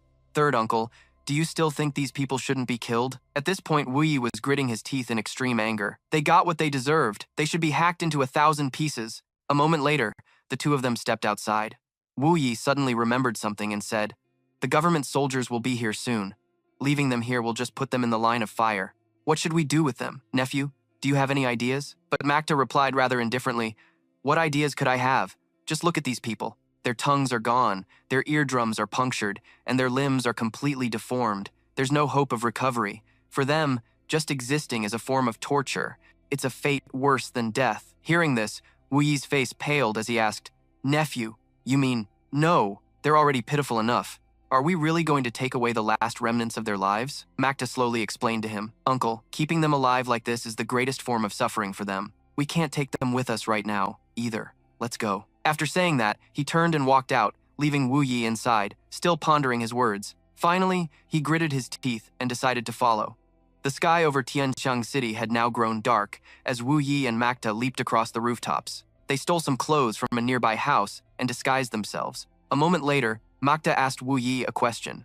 "Third uncle, what about the other children? Do you have any arrangements for them?" "I'm afraid the Huanghua Hall will go after them," he replied in a firm voice. "I'll have people protect them, but they cannot show their faces, otherwise the two of us will be exposed. Only by eliminating the mastermind pulling the strings can this be considered a truly complete and meritorious deed." Hearing this, Makta calmly replied, "No need to rush. Those were just a few minions. The one pulling the strings will definitely make a move soon. At that point, we'll be in the shadows while they're out in the open, which will be much more convenient for us." Suddenly, while on the move, Makta came to an abrupt halt. Wu Yi was puzzled until he heard Makta mutter, "You've been following us for quite a while now. Shouldn't you show yourself?" As soon as he finished speaking, Wu Yi was startled and thought to himself, "Someone was following us. How did he even notice? To be able to remain undetected by my senses. Just how powerful is this person?" A moment later, a man in white robes did indeed leap down. He sneered in praise, "Young man, you truly are extraordinary." Then, old Third Zong lightly dusted off his robes and asked in a low voice, "Can you tell this old man? How did a young fellow like you manage to detect my presence?" Makta, being quite sharp, didn't answer but retorted, "Why don't you tell me first, old sir? What are your intentions in following us?" Seeing this, old Third Zong slowly replied, "This old man means no harm. I was merely curious about you two, so I decided to follow. You could say we are all fellow travelers on the same path." Now that he knew the man's reason for following them, Makta dropped all pleasantries. "If that's the case, then please leave. We have other matters to attend to and absolutely do not wish to be followed. Besides, I'm rather curious as to why a monster of a sky-profound realm expert like you has suddenly appeared in the Tianqiang kingdom." Hearing this, old Third Zong's anger flared, and he growled, "You junior! How dare you be so discourteous to your elder? You should know, if I truly wanted to take your lives, it wouldn't be difficult at all." Makta didn't back down in the slightest and stated bluntly, "I've never been one to make enemies needlessly. I simply don't wish to kill you for no good reason. However, since you had the audacity to follow us, you must have been prepared for a trip to the underworld. I shall grant you that wish." With that, he unleashed an attack, his entire body erupting with an overwhelming green aura. The moment old Third Zong saw this technique, he was startled and exclaimed, "Peak of the sky, profound realm?" Then, he fearfully leaped away, his voice trailing behind him. "My apologies, I misspoke. Let's save this battle for another day's lesson. I'll take my leave." Witnessing the scene, Wu Yi was utterly astonished and asked Mo Xie, "Nephew, you actually have peak sky Xuan cultivation? How is that possible?" In truth, his creation art allowed him to mimic other types of Xuan Qi, but it wasn't convenient for Mo Xie to explain right now, so he told his uncle, "This isn't the place to talk. Let's leave first. Once we pass through this forest, we'll be home." But after just a few steps, he told Wu Yi to slow down. Then, Mo Xie frowned and said slowly, "Unexpectedly, there's still one more who doesn't know the difference between life and death. You're not afraid of dying, are you? Making me go to the trouble of sending you to your final resting place." Wu Yi was stunned in astonishment. "What? We're being followed again?" Wu Yi fell silent, thinking to himself, "So we were still being followed, and I failed to notice them both times." A moment later, Mo Xie slowly said, "All right, now I'm certain we're not being followed." Wu Yi, exasperated, held his forehead and said to him, "So you were just putting on an act all along?" Mo Xie, changing the subject, urged him, Let's hurry home. While on their way, Moshier asked Wu Yi, "Third uncle, you didn't really think I was at the Peak Sky Xuan realm, did you? I was just scaring him. But, third uncle, after we get back, there's something I need to trouble you with. The meteorite I bought before. Due to the limits of my own Xuan Qi cultivation, I have no way to penetrate it. To forge a new weapon, I'll have to rely on you, uncle." The scene shifts to the June residence a few days later, where the continuous sound of clanging echoes from within the estate. A person was sitting and using a hammer to shape something. Wu Yi's voice rang out. "I've already cut them into the shape of throwing knives for you, so why do you insist on polishing them yourself?" He continued his work and replied, "Polishing it like this only creates the rough form. It affects everything, from the sharpness to the weight and balance. In the end, I need to personally grind it into the most suitable shape.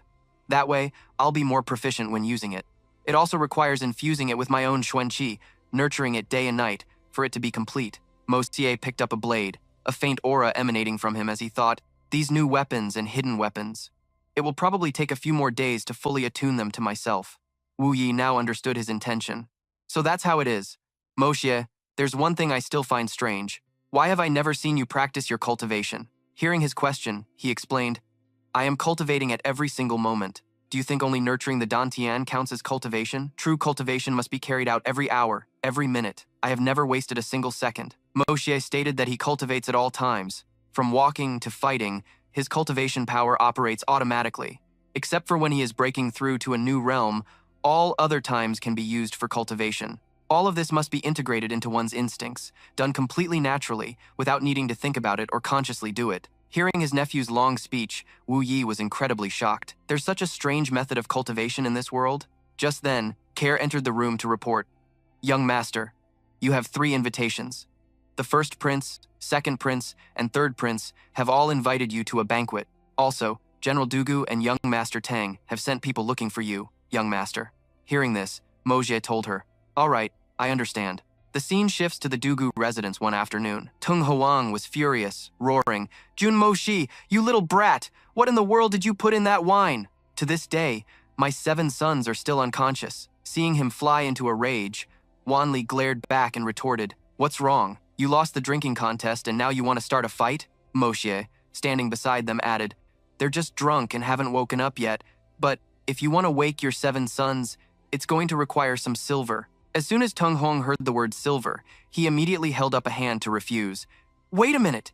You're trying to swindle me again." Moshier just smiled and said, "Not at all. It's not that expensive." Only then did Tung Huang agree to hear him out. "Name your price first. If it's too high, don't even bother." Then, Moshier slowly stated his condition. 70,000 silver taels will be enough. I swear, this is no swindle. Just go to my residence, get 7 more jars of wine, and place them with the lids open in front of their rooms. That's all." Tung Hong seemed unconvinced and replied, "That's it? If it doesn't work, you'll have to pay me back 5 times the 70,000 silver taels." Later, he did, as Mo Ta said. After smelling the incense, the 7 Xuan practitioners quickly woke up and then had another round of drinks. Then, they were given a painful beating. Wan Li stepped outside and asked Mo Ta how he knew they were just pretending to be asleep. He quickly replied, "What a stupid question. No matter how drunk they were, they couldn't have stayed passed out for that long, let alone a group of Xuan practitioners." At this point, Wan Li changed the subject. "I heard you've been messing with that girl from the Dugu family. This grandpa wants to hug a great-grandchild too." Mo Ta helplessly told him, "Stop joking. That savage girl. I can't even run away from her fast enough. She's completely unreasonable." After hearing him, Wan Li laughed teasingly. "What's so unreasonable about it? It's very simple. It's obvious that girl has taken a liking to you." Hearing this, Mo Ta got even more annoyed. He paused for a moment, then continued, "She's just a girl who doesn't understand the ways of the world." Wan Li smiled and slowly said to Mo Ta, "That old bastard, Dugu Tung Hoan, is always pretending to be a fool. How could this old man not see through his cunning intentions?" Hearing that, he asked curiously, "What cunning intentions?" Wan Li chuckled as he explained to Mo Ta, "On one hand, the Dugu family obviously doesn't want you as their son-in-law. On the other hand, His Highness won't allow you two to marry. Understand?" After the explanation, he understood and replied, "I understand. If 2 great military families were to intermarry, the impact on the royal family would be immense." Wan Li continued, "Of course, the Dugu family has already considered the deepest move if you really were to marry Dugu Xiaoyi. The 2 families would stage a fight to deceive everyone, making His Majesty believe that our families have turned against each other. Then, naturally, there would be no problem." Mo Ta thought to himself that he needed to change the subject quickly, so he mentioned the 3 bait letters. Seeing this, Wan Li asked in surprise, "All 3 princes came to suck up to you, you little brat? That's quite impressive." Being praised, Mo Ta's heart blossomed with pride, and he said arrogantly, "Can't be helped. I grew up too handsome. Even men can't help but stare a little longer." Wan Li carefully reminded him, "But you should still figure out how to deal with these 3. Don't think that just because you're a little clever, they can't harm you." Mo Ta already had his own plan. He was about to tell Wan Li, but the old man was already walking away and said, "You don't need to tell me your specific plan. This old man doesn't want to hear it, you hear me? Whether you marry Xiao Yi or not, I don't care. Your most important task right now is to let this old man hug a great-grandchild." With that, Wan Li got into the carriage and left. The scene changes to the Jun residence. As soon as Mo Ta returned home, Kair ran up to report, "Young Master Tang has been waiting for you for a long time." He told her to quickly bring him over. A moment later, a figure dashed into Mo Ta's room and shouted, "You're back!" Mo Ta, already used to this scene, said with a deadpan expression to Tang Yuan, "Just spit it out. Stop with the sob story. What trouble did you get into this time?" Hearing this, Tang Yuan cried even louder, "Save me, young Master Jun. The old patriarch wants to send me into the palace." As soon as he finished speaking, Mo Ta was stunned and repeated, "Your grandfather wants you to become a eunuch?" Tang Yuan helplessly held his forehead and muttered, "You're the one becoming a eunuch. Besides being a eunuch, aren't there other things in the palace?" For example, unexpectedly, before he could finish, Mo Ta interrupted him again. "Enough with the examples. Your grandfather wants you to replace Murong Tianjun's official position, right?"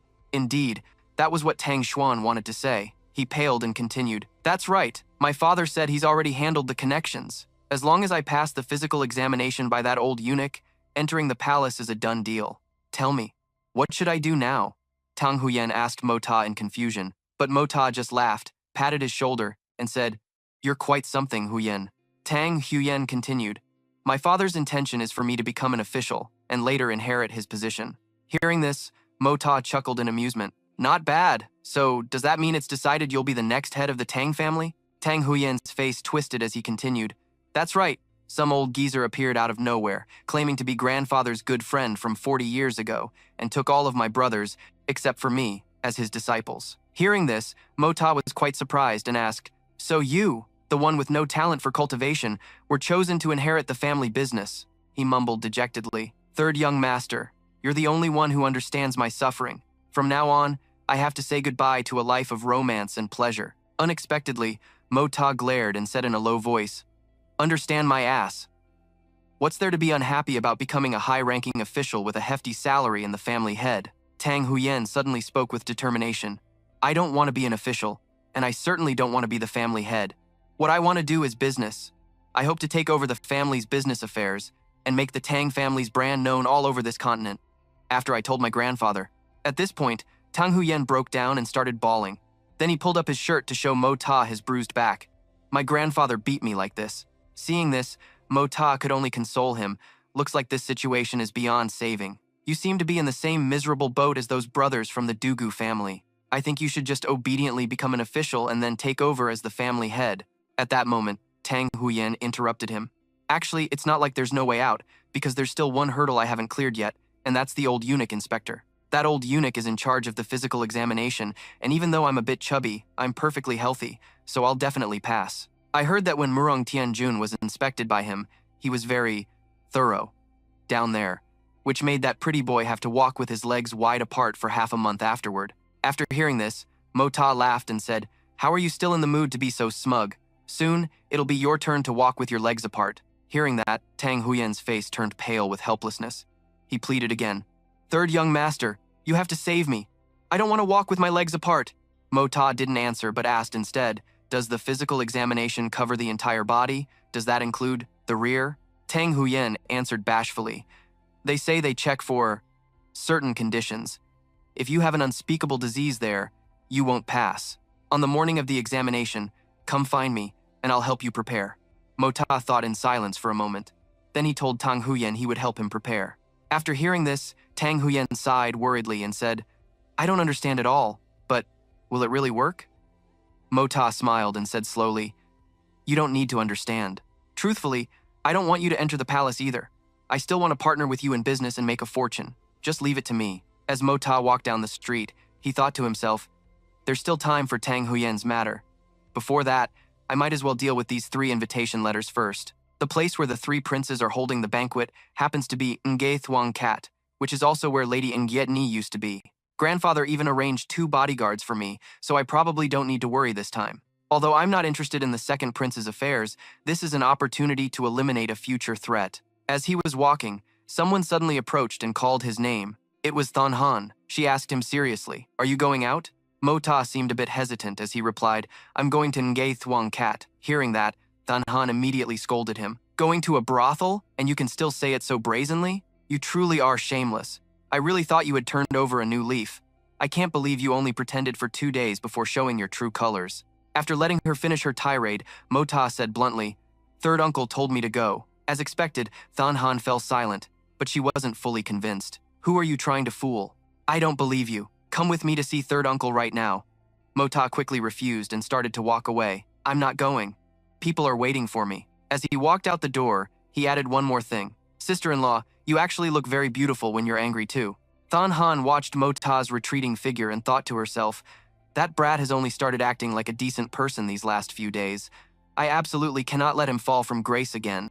If that happens, how could I possibly face my parents-in-law and his deceased older brother?" A moment later, Ching Han arrived in front of a room and knocked. She stepped inside and said to Wu Yi, "Third uncle, that bastard Jun Mo-si, aren't you going to do anything about him? Today, he had the audacity to tell me that he wants to go to the Nichang Pavilion at Spirit Fog Lake." After hearing this, he chuckled and said, "I know about this. I was the one who told him to go." Ching Han was stunned, speechless. Wu Yi understood her and explained, "You've misunderstood. This time, the second prince was the one who sought him out for a talk. The location just happened to be at the Nichang Pavilion. Mo-si is actually very sensible." Ching Han finally let out a sigh and mumbled, "Sensible." Then she turned to leave. "So I really did misunderstand him. I understand now." Wu Yi chuckled to himself, thinking, "In time, you'll understand." A servant opened the door, stood outside, and asked, "Is there something?" "I await the third master's orders." At this point, Wu Yi suddenly became very serious. He ordered, "The matter from before must be resolved. I heard that after the incident at Huanghua Hall, the child was crippled. Go and take a look, see how many people are still alive. Then, bring them all to the Jun residence. If you can avoid revealing your identity, do so. If anyone opposes, just tell them it's my will." The scene shifts to the Nichang Pavilion at Spirit Fog Lake. By now, night had fallen, and the moon was high in the sky. Inside a room, several people were sitting around a long table. The second prince stood before them and spoke, "I have gathered you all this time to ask for your opinion of Jun Mo-xie." Just then, a man named De Thao, who was also in the room, spoke up. "He's nothing but a useless, powdered-faced fop. Does your highness the second prince really need to personally get involved? You're overestimating him." Then, Bo Fan replied to him, "The second prince isn't giving face to Jun Mo-xie. Behind him is a powerful family. The face is being given to Jun Jiantian." Hearing this, De Thao scoffed. "So what if he's Jun Jiantian's grandson? He's only at the Sky Xuan level after all. If we really wanted to get rid of him, my father would only need to make a move, and it would be a trivial matter." Just then, another person, Tu Bo Xing Yue, spoke up. "In the entire Tianxiang kingdom, there are only a handful of Sky Xuan masters. So you think a member of a Jianghu family can compare their strength to the Jun family, which dominates the military?" Hearing Tu Bo's words, everyone's face turned pale, except for De Thao, who just mumbled to himself. "I heard that ever since Lord Liu's severe injury, his tastes have become quite specific, particularly concerning the rear ends of young men. The fairer, the better." Just then, a woman with an incredibly beautiful figure walked into the room. She was Yuer, the top courtesan of the Nichang Pavilion. As soon as she appeared, the second prince exclaimed, "You've grown even more beautiful recently." Outside on the street, a horse-drawn carriage stopped right in front of the Nichang Pavilion. A voice reported, "Second master, third young master Jun has arrived." Moshi, sitting inside the carriage, thought to himself, "This gaudy, bright red carriage, this third young master Jun certainly has unique taste." From inside the room where the group was gathered, a voice said, "Those old men with him are probably hidden masters from the Jun family who haven't appeared in years." Just then, Yuer stood by the window and glanced down below. She said, "Second master, allow me to personally receive Jun Mo-xie today." Hearing this, he replied with some concern, "You? Very well. But don't let him actually take advantage of you." Yuer glared down at the carriage below and replied sharply, "Rest assured, second master, if he wants to take advantage of this Yuer, the price he'll have to pay won't be small." Mo-xie stepped down from the carriage and asked in a loud voice, "Where is the second prince and his party?" A man stepped forward to report, The second prince and his group are waiting for you, young master, in the Wu Yi Hall on the 3rd floor. The moment Mo Xie heard the words Wu Yi Hall, he blushed and stammered, asking if that was the place where young ladies take off all their clothes. The second prince really knows how to pick a spot. It's just my style. Seeing him so happy, the other guy thought to himself, do you really think the second prince brought you here just to dally with courtesans? As he stepped inside, the second prince came out to greet him, saying, Mo Xie, my good brother, it's been a long time. You've truly developed an elegant and extraordinary demeanor. He also greeted him back respectfully. Greetings, Your Highness the second prince. This humble one dares not accept such a grand reception from Your Highness. Seeing this, he smiled meaningfully at Mo Xie. No need to be so formal. Let's not talk about ruler and subject. Remember when we were young, we used to play together all the time. Good brother, let me introduce you to a few good friends. Everyone, get to know each other. How could Mo Xie not see the second prince's true intentions, he thought to himself. He emphasizes the ruler-subject relationship. This person is determined to imply the hierarchy between us in his words. Truly sinister. Then the second prince introduced Bowen. This is my master, Grand Scholar Mr. Fang Bowen. The old man slowly said to Mo Xie, this old man is just a simple elder. How can I compare to a talented young man like you? The second prince then introduced Sibai. This is Lord Liu Sibai, skilled in both literary and martial arts, a gold xuan expert. After hearing this, Mo Xie smirked and looked down at the old man's trembling legs, marveling. Lord Liu's stance seems different from everyone else's. Truly a master. His posture is incredibly straight and open, a true man of grand blades and broad axes. After hearing this, Sibai could only lower his head and reply, Third young Master Jun is the same, much more handsome than others. Seeing the old man praise him like that, Mo Xie replied innocently, Oh, you can tell? Just for that compliment, I'll treat you to drinks another day. Just then, a man named De Thao stepped forward, laughing loudly. Third young Master Jun, your reputation is truly well-deserved. Hearing of you is not as good as meeting you, but meeting you surpasses your reputation. I'm truly impressed. I am Cheng De Thao. He was a descendant of the Cheng family, a Xuanqi aristocratic family from Jiangdong. Seeing this guy, Mo Xie frowned and asked, Who is this? Why does he look down his nose at people? He cursed him inwardly. What reputation? Isn't it a notorious reputation for debauchery? You think this old master can't tell? At this moment, Bowen stroked his beard and tried to smooth things over. Third young master, this is the young master of the aristocratic Cheng family. It's understandable that you are not familiar with him. The more he spoke, the angrier Mo Xie got. He growled, Where did this vagrant come from? I've never heard of him, Mo Xie thought to himself. He's been giving this young master a nasty look from the very beginning. How dare he provoke me? What the hell are you, you damn bastard? As expected, De Thao was angered by him. He gritted his teeth and said, I have long heard of your great reputation. Your esteemed father's fame is even more like thunder in my ears. Meeting you today, young Master Jun, you truly have the demeanor of someone from a great family. His hidden meaning was to imply that Jun Mo Xie was born of a mother but had no father to teach him, lacking any proper upbringing. But unlike De Thao, he didn't get angry and just chuckled as he asked, My apologies for my rudeness. It's our first meeting, so forgive me for asking. Cheng De Thao, how is your mother? These 4 words left his mouth as lightly as a feather, but they made De Thao so furious that he gritted his teeth, unable to speak. Just then, a graceful person stepped forward. Honored guests have arrived. Please make your way to the banquet hall. Ruan Air has specially brought her sisters to entertain you all. A moment later, inside the room, the dancers, including Ruan Air, were dancing very gracefully, their movements akin to a beautiful, living painting. Their dance was like falling flowers and swirling snow carried by the wind. As the dancers performed passionately, the second prince spoke to Mo Xie. Good brother, please take your seat. He sat down and said with a smile, Excellent dancing, just my style. This girl is quite a looker. I like her. Hearing Mo Xie say this, the second prince's face darkened, and he thought to himself, he actually set his sights on my Ruan Air. Even I haven't been able to have her. How dare you even dream of it? A moment later, Ruan Er continued to play the guzheng, performing the song Wu Ning Si Zhu Hui. As she played, she pondered, Jun family's Jun Mo Xie. Is this the chance to kill him? No, it's not time yet. The second prince was about to turn and say something to Mo Ta, but he started clapping and exclaimed, The music is wonderful. After he finished speaking, the prince said, Let's talk business. The great families of the capital, though known as families, are too small individually. These great families have formed a front with both offense and defense. Mo Ta stared straight ahead and replied to him, You're not wrong. Not wrong at all. Hearing this, the second prince smirked and nodded. Exactly, we need to even more. But before he could continue, he heard Mo Ta exclaim again, Your second highness is not wrong. Miss Yi's assets are quite round and full. Getting close would surely be amazing. I really want to give them a little pinch. How should I put this? Although it's a bit vulgar, Afterwards, the second prince's entourage spoke in veiled terms, doing their utmost to display the second prince's formidable strength and their hopes for the Jun family.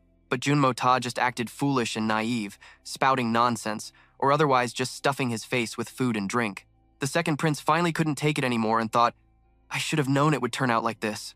Why did I waste so much effort on such a useless fool? To think I've wasted so much of my energy. Only Bakvan glanced at Mo-ta and judged, this young man is not as simple as he appears on the outside. Mo-ta held his wine cup and slowly said to the second prince, Your Highness, besides drinking wine today, is there any other entertainment?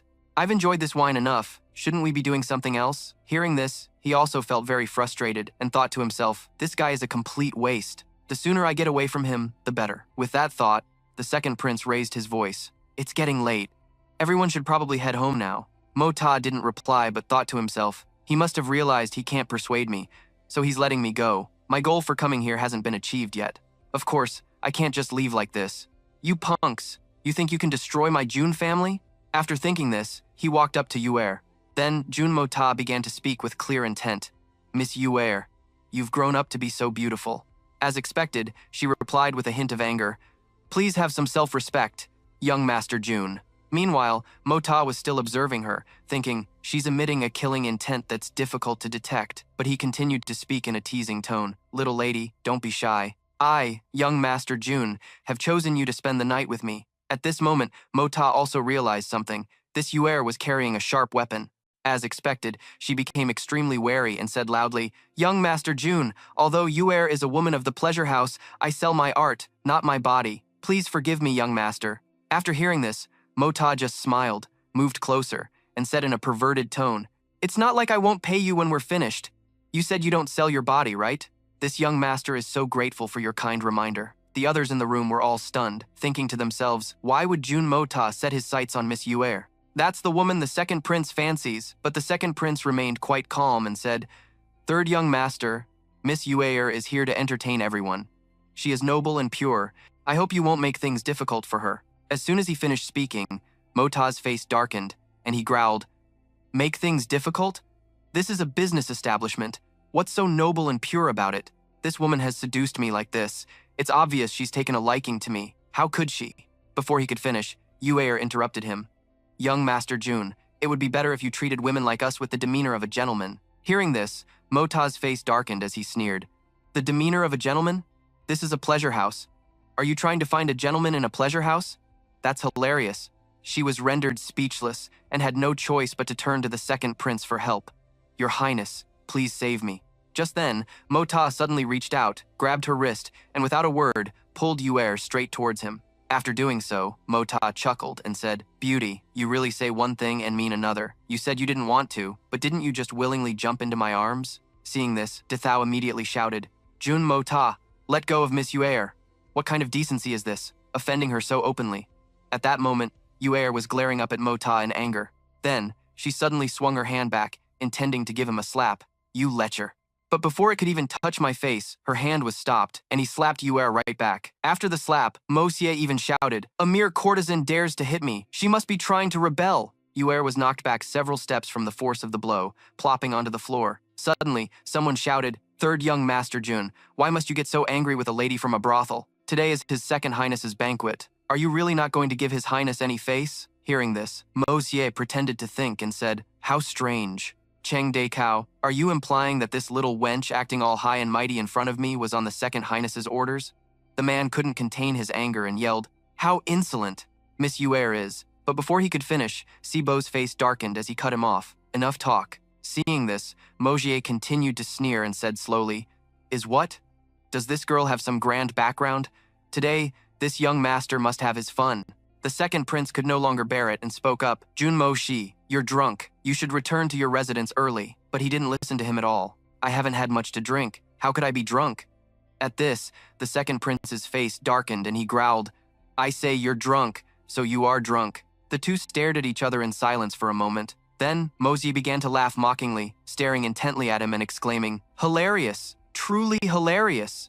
If His Second Highness says I, Jun Mo-xie, am drunk, then I am drunk. You little beauty, since His Second Highness is here today, I'll spare you for his sake. However, I can come find you to settle this score at any time." After saying this, he turned, laughed loudly, and left. Stepping outside, Moshe whispered to the two attendants on either side of him, "After I leave, you are to pay close attention to all movements of those people after the second prince and his men leave. One of you will be responsible for watching for messenger birds, and the other will watch for any experts leaving the premises. Do not let your guard down under any circumstances." After what I said, that Miss Yuer will surely make a move soon. Yuer was sobbing, tears streaming down her face, her eyes red. She whispered, "Jun Moshi." Yuer's hands clenched her clothes as she muttered relentlessly, "I'll kill you." The second prince approached from behind and called out to her, "Yuer, tonight."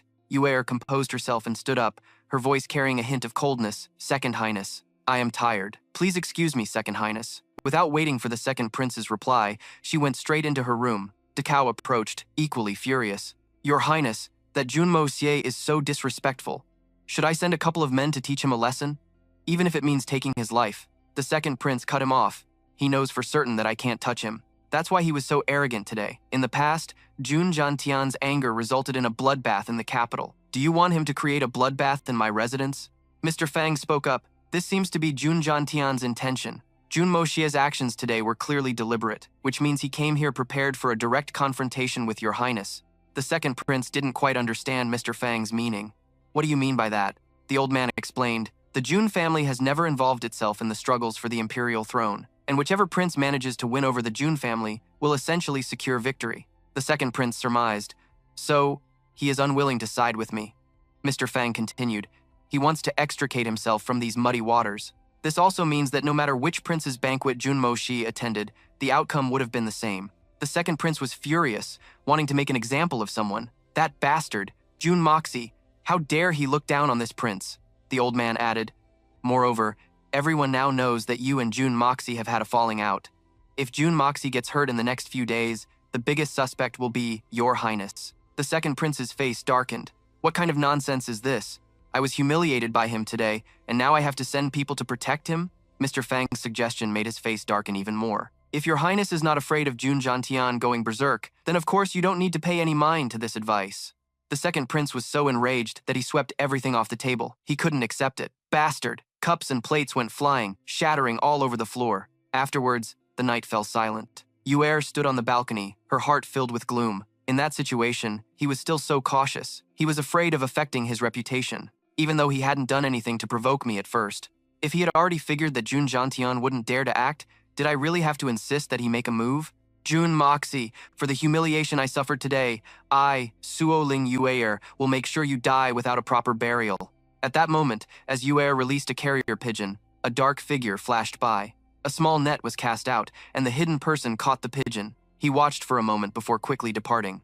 At the second prince's manor, the spy was delivering the intercepted message. A storm of fury raged within him. "Jun Moxie, you dared to humiliate me today. If I kill you, everyone will assume it was the third prince's doing. Just you wait, I'll make sure not even your bones are left." Shortly after, Zibai, having just escaped from its home, was out on the street. Just then, Moxie's sedan chair passed by, and the creature immediately leaped onto it. He picked up Zibai and wondered, "Isn't this Dugu Xiaoyi's iron-skinned leopard cub? Why did it run all the way here? Could that young miss be nearby?" Moxie poked it, pleading, "I'm begging you. If you keep following me, that fierce master of yours is going to cause a lot of trouble for me. Understand? Go somewhere else for 10 days, I'm begging you." Outside, Xiaoyi's voice echoed as she searched. "Zibai, where did you go, Zibai?" Moxie could only sigh. He lifted the curtain of the sedan chair and lamented internally. What an ill-fated connection. Gu Han, who was following behind, spoke up. "The person inside, come out here." Xiaoyi, while eating candy, asked innocently, "Is Zibai really in there?" Moxie lifted the curtain in exasperation. "Tianxiang City has hundreds of thousands of people, so why do I run into you guys every single time I go out? In the end, are we truly fated? Or is it just a case of enemies being bound to meet on a narrow path?" Xiaoyi's eyes lit up, seeing a familiar face, and she exclaimed, "Jun Moxie!" Gu Han, on the other hand, scowled the moment he saw him. Moxie then stepped out with Zibai. He even recited a line of poetry. "If fated, we can meet even if 1,000 li apart." Moxie slowly walked forward. He stood before Xiaoyi and flashed a smile. "Miss Dugu, we meet again." Xiaoyi's face immediately flushed red, her mind a complete mess. "Fated," he said. "We were fated to meet. Could it be that he and I are truly fated? She felt so shy she couldn't look Moxie straight in the eyes. Gu-han questioned him sharply. June, brat, as expected. You're playing tricks to get to Miss Dugu. You really will stoop to any level. Moxie was bewildered. What tricks are you talking about? He growled. Little thief of the June family, hurry up and return the Xuan beast to Miss Dugu, Xiaoyi protested. Hey Gu-han, you're meddling too much. What right do you have to interfere in matters between me and him? Just focus on protecting your princess. He got angry, you. How is that reasonable? Moxie teased Xiaoyi. I'm telling you, Miss Dugu, this Zi-bai-bai of yours is just too gullible. This young master was thinking of catching it to make a stew, but it's so small there's hardly any meat on it. Her spirits immediately sank. What did you just say? Stew? What? He put on an expression of disbelief. Great, young miss. Haven't you heard? Your father and brothers already tore down my June family's residence. It was a complete disaster.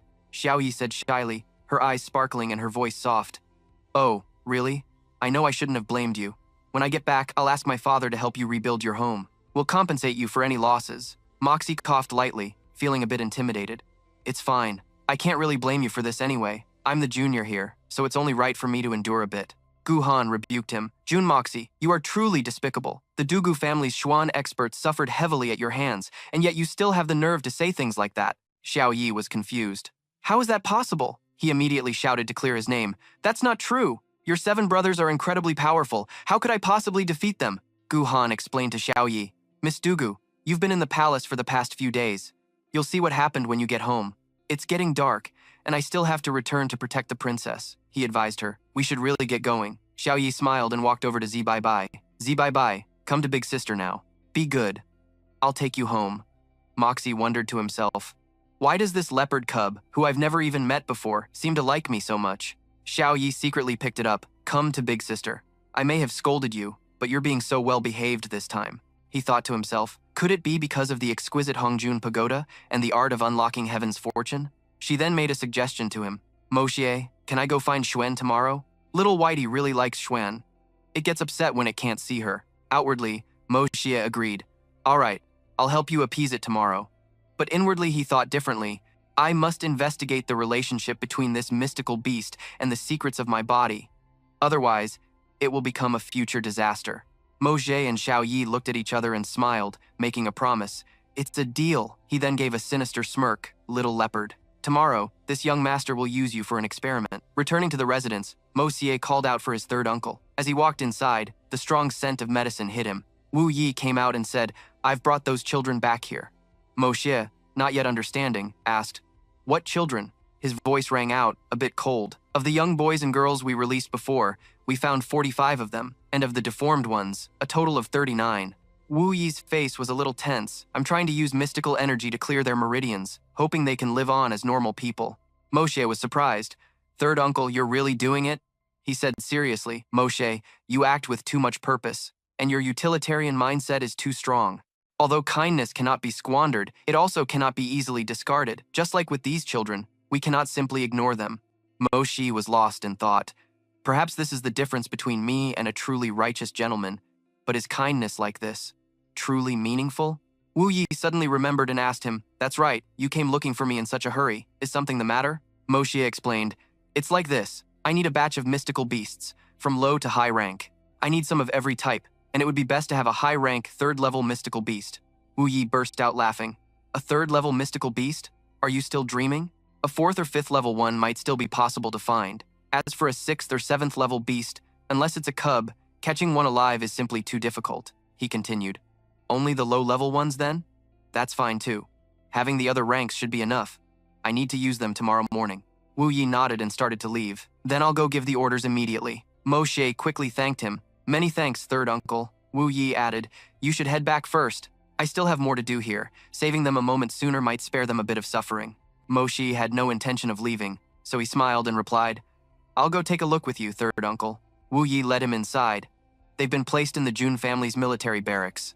Follow me. Everyone here is a trusted member of the June family, so there's no need to worry about news leaking out. The military doctors from the barracks have also been assigned here to provide treatment. The manpower should be sufficient. They're also brewing medicinal herbs. After some recuperation, they should be able to recover some of their bodily functions. A guard ran out and bowed. Greetings, Third Master Jun. Wu Yi nodded and gave an order. You are all dismissed for now. He then led Moxie to a child who was being treated. Moxie, what do you think? He gave his assessment based on his knowledge. I just did a round. A portion of them are already beyond saving. 3 of them have bones that have already rotted away. Even their hip bones are decayed. Death is only a matter of time for them. There are also some whose meridians, bones, arms, and legs are completely destroyed. They can no longer be restored. As for the rest, their conditions aren't as severe. With a period of careful nursing, they can recover to their original state, Mo Xie continued. With the help of additional medicinal herbs and by using mystical energy to clear their meridians, repeating the process twice, they might be able to recover and become like normal people. If third uncle is determined to save them, the cost to treat just one person will be at least 50,000 taels. But if we destroy these dens one by one, the number of pitiful people like this will only increase. Do we save them, or do we not? Wu Yi understood his meaning, that this kind of matter would end here, but since he had already saved these people, there was absolutely no reason to abandon them halfway. Mo Ta emphasized, "All right, please remember third uncle, this is a one-time thing." He replied with a single word, "Fine." Mo Ta instructed, "Additionally, after the treatment is finished, I want to keep 2 people." Wu Yi agreed but was curious. "That's not a problem, of course, but why?" He explained briefly. "Among them, only 2 people possess some heavenly gate abilities. By the way, third uncle, I want to learn a bit about the Jun family's financial situation." Wu Yi replied without hesitation. "These past few years, there have been no wars, so the Jun family's income has decreased significantly. Right now, the fiefdom brings in nearly 200,000 taels a year, and there's nothing else besides that." Mo Ta sighed. "Is that all? It seems far too little. I'm afraid it might not even be enough to sustain a normal great family. Hand it over to me for now. I might have a way to help the family improve its situation a little." By this time, Mo Ta had already left Wu Yi's estate. His subordinate came to report, "Young master, this is the pigeon that flew from Yichang Pavilion." Mo Ta asked, "You didn't injure it, did you?" The subordinate presented the pigeon, assuring him, "No, if I were to release it now, this pigeon could still fly away to its intended destination." Mo Ta took the note attached to the pigeon's leg and read it. "Within 1 month, you must kill Jun Mo Ta. We are mortal enemies." He immediately burst out laughing. "This woman is far too petty. If we release this pigeon, can you follow it afterward?" The subordinate shook his head. "I can't track it. Unless it's caught or killed the moment it takes flight, my abilities are too limited. It's beyond my power." Mo Ta reattached the note to the pigeon's leg, not looking particularly surprised. "Oh, well, that's fine too." He released the pigeon. "All right, just fly away." And with that, the pigeon spread its wings and took flight. Mo Ta smirked triumphantly and laid out a plan for his subordinate. "Set a trap to catch the rat. Once the rat falls into it, we'll cast an inescapable net. What fish or shrimp could possibly escape?" Scene change. Inside a horse-drawn carriage, Fu Wu's voice could be heard questioning Elder Lu. "I wonder if this matter of the Xuan Core is true or false. For us to rush all the way here from so far away, aren't we making a mountain out of a molehill? Besides, Tianshang City is filled with countless masters. Is it possible for anything to escape their grasp?" Elder Lu explained, "Fu Wu, there is something you don't know. The one who sent the message was the 9th Elder, saying that a peak divine Xuan expert has appeared. Then, he sent out news of a 9th grade Xuan core, which is more than enough to prove the authenticity of this matter. What I'm worried about now is that even with all of us here, it might not be enough to seize the Xuan core." The young man seemed quite confident. Looking at the world today, who would dare to oppose our windy snow Silver City? Moreover, this time we have the 3rd Elder and you, Elder Lu. So what if it's a peak divine Xuan expert? The old man remained humble. There are so many experts in this world. Even if our windy snow Silver City is powerful, we cannot afford to be careless. To be frank, this trip was also meant to let the little princess get some real-world training. Otherwise, there would be no need for so many attendants to follow us like this. Of course, the power of our Silver City is immense. We are not someone ordinary people can trifle with." Yan Meng, hearing herself mentioned, immediately piped up, "Third Elder, you were in the middle of saying something important. Why did you stop?" She reached out to tug on the old man's sleeve. "Don't leave me in suspense." "What happened next?" Elder Lu sighed to himself. "This young miss is such a handful. No wonder those other fellows looked so smug when they found out I was descending the mountain with the princess." After some thought, he said earnestly, "My lady, I've been telling you stories ever since we left Silver City. You have to let this old bag of bones get some rest, you know?" She replied, completely unfazed. "Who asked you to stop right when you got to the most important part? What happened between that Guan Wu Yi and the eldest miss in the end? Their love story is just too beautiful. It's so moving." The 6th Elder looked like he was about to collapse. He thought to himself, "Will she ever give me a break? It's been 15, 16 hours already." Elsewhere, Sword Soul asked, "Imperial Preceptor, I'm not sure if this profound pill business is real or fake. For someone of your advanced age to take such a personal risk, it feels like the potential losses outweigh the gains. Meng Shen explained, the danger this time is general, but our Ning Hall and Tianxiang have been peaceful for many years. The real danger lies with you and the Jun family, due to your long years of conflict. At this, Sword Soul became quite irritated. Jun Wuhui, of the 3 profound lands, is the enemy I've respected the least in my entire life. This trip to Tianxiang, my first purpose is to escort you, Imperial Preceptor, and my second is to find out just how in the world Jun Wuhui kicked the bucket. Despite his tone, Meng Shen replied calmly, I know you've suspected me for all these years. While it's true I intended to act back then, it really wasn't me who did it. Sword Soul seemed ready to erupt. It was a war between military men. What business was it of yours to meddle? He reminded him. Sword Soul, some matters are not purely military affairs. He then shouted, Jun Wuhui and Jun Wumeng may be dead, but the third brother, Jun Wuyi, is still alive. Some truths must eventually be brought to light before the world. I refuse to accept such a shameful victory. Scene change. Someone playing with a pigeon mused, a peak level, 9-star profound pill. Now that's a truly fine item. Even if it's just for the sake of that pill. To fight against all the heroes of the world, for it would be one of life's great pleasures. Someone else questioned, how could a peak level, 9-star profound pill fall into the hands of a mere Xuan practitioner? That is a great humiliation for all of us. And so, the news of the profound pill spread far and wide, causing experts from all over the world to converge on the Tianxiang kingdom. They all rode their horses, looking majestic and imposing. The scene shifts to Mo Xie's residence. He was observing the beasts in their cages, thinking to himself, a level 1 Silver Xuan beast, a level 2 Winged Li, a level 3 Swift Wind Wolf, and many level 4 beasts. I only mentioned needing them last night, and you've already bought them for me today. Mo Xie looked at the beasts in their cages and praised, Uncle, you sure work fast. Why isn't there any reaction? Let's try the level 2 beast. He reached out his hand, then thought, now for the level 3. Seeing there was still no change, Mo Xie felt a bit awkward. The level 3 isn't reacting either. Why is this happening? Was my connection with little Bai just a coincidence? Over here, the pythons were flicking their tongues. A ferocious-looking python looked ready to lunge out of its cage. Mo Xie exclaimed in surprise, there's a reaction from this side. Hearing his exclamation, the other pythons also started trying to get out of their cages. Mo Xie was delighted. Just as I thought, he mused. I wonder if it's the heaven creation art or the Hongjun method that has this effect on Xuan beasts. Scene change. A servant announced, Young master, the young miss of the Dugu family has arrived. Mo Xie immediately gave an order, please show her in. Take all of these away and deal with them. I don't need them anymore. Third uncle, you can handle it. If you decide to kill and cook those 2 snakes, you can give a portion to the dogs. Wu Yi thought to himself, these 2 bone-devouring pythons cost 200,000 taels of silver, and he's turning them into a single meal that costs 200,000 taels? A beautiful young lady, holding a pet, walked towards Mo Xie. Accompanying her was Wu Di. The moment he saw Mo Xie staring, he shouted, what are you looking at? Haven't you ever seen a beautiful woman before? But Mo Xie didn't get angry at all. Instead, he said, so, Miss Dugu Xuan is here. How about we all have a drink together? So, over the top? Offering me a drink? I still remember being tricked last time. I'm warning that kid to tell his messenger to be a bit more honest this time. Of course, if it's free, having a little drink is fine. Suddenly, Xiao Yi's beast flew back to him. Mo Ta immediately hugged it and praised it. Good spirit beast, Xiao Bai, you're so considerate. You quickly pour a drink for Dugu Xuan. Miss Dugu, you look truly beautiful today, she secretly wondered. Why is he calling me Miss Dugu? Why not little girl anymore? That sounded much more familiar. Xiao Yi acted annoyed. I thought you didn't even see Xuan.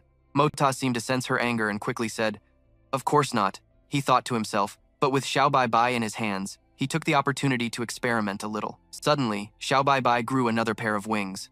Suddenly, Mo Ta was pulled into some kind of mystical space. What's happening? It seemed to have surpassed his imagination. If this continued, his body could possibly explode at any moment. Mo Ta then spread his arms wide and absorbed the power. I have to risk it. I'll absorb it first and worry later. Xiao Bai was also absorbing a strange stream of spiritual energy. Xiao Yi wondered to herself, Jun Mo Ta, what's suddenly wrong with you? He's clearly sitting in front of me, but it feels like he's a million miles away. Wu Yi thought to himself. A powerful force is slowly emanating from Mo Ta's body. This is not good. This scene cannot be seen by outsiders. So, he immediately entered Xiao Bai's body. Wu Yi quickly dealt with the obstacles affecting him. Lucky I was fast, otherwise anyone who touched it would have their soul scattered.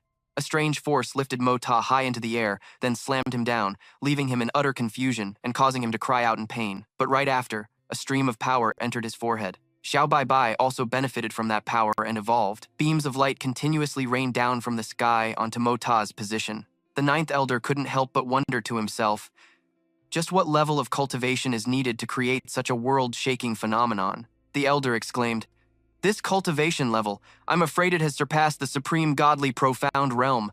I never expected such a powerhouse to exist in our heavenly fragrant city." Xiao Han couldn't help but ask, "Ninth elder, is it possible for a person to be this powerful?" The elder replied, "Powerful is no longer enough to describe this person. It might even be a higher realm. With your current strength, it's better for you not to know." The spiritual qi gathering at Hong Kun Tower covered the entire sky. The heavens lost their color, and the sun and moon faded from view. An elder spoke up, "Such terrifying power. What kind of trouble has ninth elder stumbled into this time?" "Brother Xin, what if that person is also after the Xuan core?" Elder Xin replied, "With a figure like this in heavenly fragrant city, we absolutely cannot make any mistakes. Otherwise, I'm afraid we won't have a chance to return." The sword soul, who was passing by, also stopped to observe. The dream god was also quite surprised, not expecting such a powerhouse to be in heavenly fragrant city. Peak supreme godly profound realm, or an even higher existence. That same day, 300 guards of the Jun family completed their life and death training. Each and every one of them seemed as if they had returned from the gates of hell, fearing neither heaven nor earth. Heaven emulates Qian and Kun, earth divides yin and yang. Yin and yang reincarnate, thus all things are born and transformed. The human body is originally just the two energies of yin and yang, born from creation and returning to creation. This is the yin-yang evasion technique. Once mastered, it can make the body invisible to anything around it. If cultivated to its peak, one can even merge their body with the air itself. He moved from inside the room to the courtyard to absorb spiritual qi, yet he could control it without causing any damage to his surroundings. Wu Yi softly called Mo Ta's name. The boy immediately responded in a panic. "Yes, third uncle. I don't know what's going on either. It seems this little fellow has taken a liking to you," he mused. He wondered, "It actually leveled up? How is that possible?" Mo Ta added, "Its feathers really did change color." Wu Yi silently assessed. The phenomenon of an iron-winged leopard leveling up is its feathers temporarily changing color due to spiritual qi. With a face of feigned innocence, Mo Xie shirked all responsibility for the little leopard's recent breakthrough, thinking, "It leveled up on its own. This has absolutely nothing to do with me. I don't know anything. It leveled up all by itself." Woody stumbled in with a splitting headache, asking, "My head hurts so much. What just happened?" "Third uncle, why did you hit me?" Woody's uncle immediately denied it. "Hit you? Of course not. It must be from the wine you drank earlier. You two are really lightweights." Woody heard this and believed him. "So that's what it was. Your wine is way too strong." Having leveled up, little Bai Bai was feeling extremely smug. Xiao Yi couldn't help but praise it. "Little Bai is so cute," he called out softly. "Dugu Ying, come over here with me. Let me see what Dugu Woody has taught you." He thought to himself, "Does third uncle want to give me some pointers?" Seeing Woody looking so dazed, Mo Xie laughed to himself at the kid's completely bewildered expression. "Third, uncle's willpower is truly impressive, daring to leave Xiao Yi here. It must be grandpa's instruction," he said cheerfully. "Miss Dugu, you still remember, right? I still owe you a good sword." Xiao Yi pouted. "The scoundrel who tricked me out of my meteorite. Of course he has to compensate me with a good sword," Mo Xie boasted proudly. "Anything made by me is an absolute masterpiece. I guarantee you'll be satisfied." After a moment, he brought out a wooden box. Inside was a rather beautiful sword. She exclaimed excitedly, "What sword is this?" Mo Xie explained, "Hongshu Zong Dao, or red sleeve hides the blade. So, the sword's name is Hongshu. It was forged in Tianxiang City, so it's called Hongshu Tianxiang. This is the first sword I've forged in this life, so it's named the #1 sword, Hongshu Tianxiang." She praised, "You made this yourself? It's beautiful." He handed the sword to her. "It's a short sword, designed to be hidden in a sleeve. See if it suits you." She suddenly became a bit shy. "Are you really giving this to me? But I don't have anything to give you in return." Mo Xie appeared quite calm.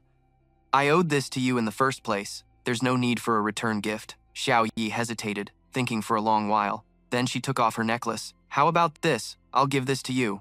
At that moment, Jun Mo Xie never imagined the special significance this jade pendant would later hold. So, Mo Xie didn't refuse her kind gesture. "Then I'll accept it." Xiao Yi blushed, calling out softly, "Xie, this jade pendant." She fidgeted, unsure of what to say. He said, "It's fine. It's a kind gesture from you, Miss Dugu. But since you specifically requested a sword, I figured you must be very skilled in swordsmanship." She replied, "Swordsmanship? Of course, let me show you." With that, Xiao Yi performed a few rather graceful moves for him. However, Mo Xie interrupted her. It's like an ox eating a peony. To use such a fine sword with that kind of swordsmanship is a complete waste of a heavenly treasure. She asked softly, "Are you saying my swordsmanship is no good?" He explained, "It's not necessarily your fault, but the sword style you use is too rigid. Give me the sword first. Now, watch my movements carefully. Hong Shu sword dance, soul shatters. This is the Hong Shu sword style. The first form is red sleeve startles the sun. There are 9 forms in total, and it can be considered a top-tier sword style. Do you want to learn it?" Xiao Yi praised enthusiastically. "It really is a top-tier sword style." She moved closer to him eagerly. "Hurry up and teach me." Mo Xie blushed at her proximity, thinking, "Too close." Seeing this, Xiao Yi smirked to herself. "He's blushing? How interesting." Still not satisfied, she thought to herself, "I want to tease him a little more." Mo Xie squeezed his eyes shut and said loudly, "All right, I'll teach you. What's there to be afraid of?" And just like that, their lips met and their eyes locked. A moment later, they pulled apart. Xiao Yi hadn't expected things to go this far, so she was also quite flustered. He hastily explained, "It was an accident, truly just an accident." Hearing this, Xiao Yi got annoyed and tried to push Makta away, but failed. "You bad man." He tried to comfort her. "Miss Dugu, please get up. How can you learn the peach art while sitting there covering your face?" She was adamant. "I'm not getting up. You've already done that to me, and you're still calling me Miss Dugu?" Makta heard this and asked back, "Then what should I call you?" Xiao Yi gently uttered 4 words, "You know in your heart." A moment later, he seemed to realize and exclaimed, "I know." At that, Xiao Yi rejoiced inwardly. He finally figured it out. However, his answer was quite off the mark. "Little disciple, get up quickly. In a moment, this master will impart the exquisite peach art to you." Makta even silently affirmed, "That's right, our relationship is different now. I'm teaching her the peach art, so this is a master-disciple relationship." Xiao Yi cried out in dissatisfaction. "What the heck? Impart my foot? Who is whose master, huh? Who is your disciple?" Makta said in confusion. "This is truly hard to understand." He thought to himself, this was a classic first kiss, the first kiss of 2 lifetimes. If anyone's at a disadvantage here, it should be me. Xiao Yi urged, "Hurry up, come and teach me that peach art." He changed his mind and decided to make things difficult for her. "Just because you tell me to teach you, I have to? Do I owe you something?" Hearing this, Xiao Yi felt very wronged. "You kissed me, you accepted my jade pendant, and now you're being so mean to me. I'm going to find Uncle Jun Can." Hearing that, Makta quickly pulled her back. Hey, how do you want me to help you? I was wrong, okay? I'll teach you right now," Xiao Yi replied. "At least you know your place. Now let me go." He sighed to himself. No wonder people always say women are the most incomprehensible creatures in the world. That saying is absolutely right. Xiao Yi wondered, "Why did you stop?" "Hurry up and teach me," Makta thought to himself. "Hey now, you're being too impatient. I can't teach you if I'm not holding your hand. At this rate, when will we ever get this done?" Suddenly, a lot of noise echoed from outside. "What's up?" he wondered. "It's so noisy out there. What happened?" Wu Yi reported, "The state preceptor of the Wu-Tang Kingdom and the famous general Zui Jianhun have arrived at Tianxiang today. His Majesty has dispatched the first prince to welcome them into the city. In addition, the #1 Xuan Qi Grand Master of the Shenzi Empire, Elder Shi, has also arrived. His Majesty has assigned the second prince to stay in the city to prepare for the visiting delegation." Makta assessed the situation. 2 delegations with unpredictable intentions. The 3 princes are divided to receive them. His Majesty's arrangement is truly brilliant. Wu Yi replied, "It's merely a test from His Majesty to see the 3 princes' attitudes towards the neighboring countries. Perhaps after the matter of Jingqing is over, the heir to the throne will also be chosen." He came up with an idea. "Why don't we go join in on the fun?" Wu Yi reacted enthusiastically. "Join the fun? I love that, let's go." Xiao Yi gently tugged on Makta's sleeve and said, "When we fainted just now, that was your secret, right? I won't tell anyone, and I won't ask you about it. I understand. When you feel you can tell me, will you let me know? I will absolutely never harm you, and I will absolutely never make things difficult for you." Makta gently stroked Xiao Yi's head, looking quite affectionate. Wu Yi smacked his hand hard. "You brat! Don't even dream of taking my precious Xiao Yi. If there's a next time, I'll chop your hand off directly." Seeing him being scolded like that by her brother, she secretly giggled. Her brother called out, "Xiao Yi, let's go. We can't let him stand near you." The 2 of them then walked away, just in time. This makes it easier for their opponents to act. While they were bustling about, Makta had already left them and stayed behind. Xiao Yi wondered, Jun Makta, where did he go? He thought to himself, maybe he could blend into this crowd and see if there was a chance to gather some intelligence. Wang Jia suddenly appeared behind him. He spoke up, "So it really is you, boy. Fate truly brings people together from 1,000 miles away. Last time, you ran off right after our encounter. You won't be able to escape today." Makta secretly recalled that this was the person he met at the tavern last time, and he remembered that he was in disguise. Makta feigned confusion and asked back, "Who are you? When did I ever insult you?" Wang Jia said, "Boy, are you still trying to play innocent? If I weren't so skilled, I really wouldn't have recognized you. You said that there was someone in this world worthy of drinking with you, which implied that I was not qualified. How is that not considered an insult?" Only then did he realize and let out a chuckle. "Oh, that?" Seeing this, Wang Jia grinned. "So you admit it? If you truly feel that remorseful, then come on, let's go have a drink with me." Makta retorted, "Do you even know who I am? Why are you so casually dragging me off for a drink?" He replied, "It's just a chance encounter. After we drink, we'll go our separate ways." "Why must I know who you are?" Makta said. "You're the one who said that." He replied, "You're something else, to remember it so clearly. I've discovered I can't speak carelessly in front of you anymore. I just sensed that things were about to get very lively, so I wanted to stand here and watch." Wang Jia praised. "Watch the commotion, you say? Well said. What will happen now that he is here? When the two sides finally clash, there will be absolutely no mercy. Whether the national preceptor of Wu-Tang comes or not, what does that have to do with me?"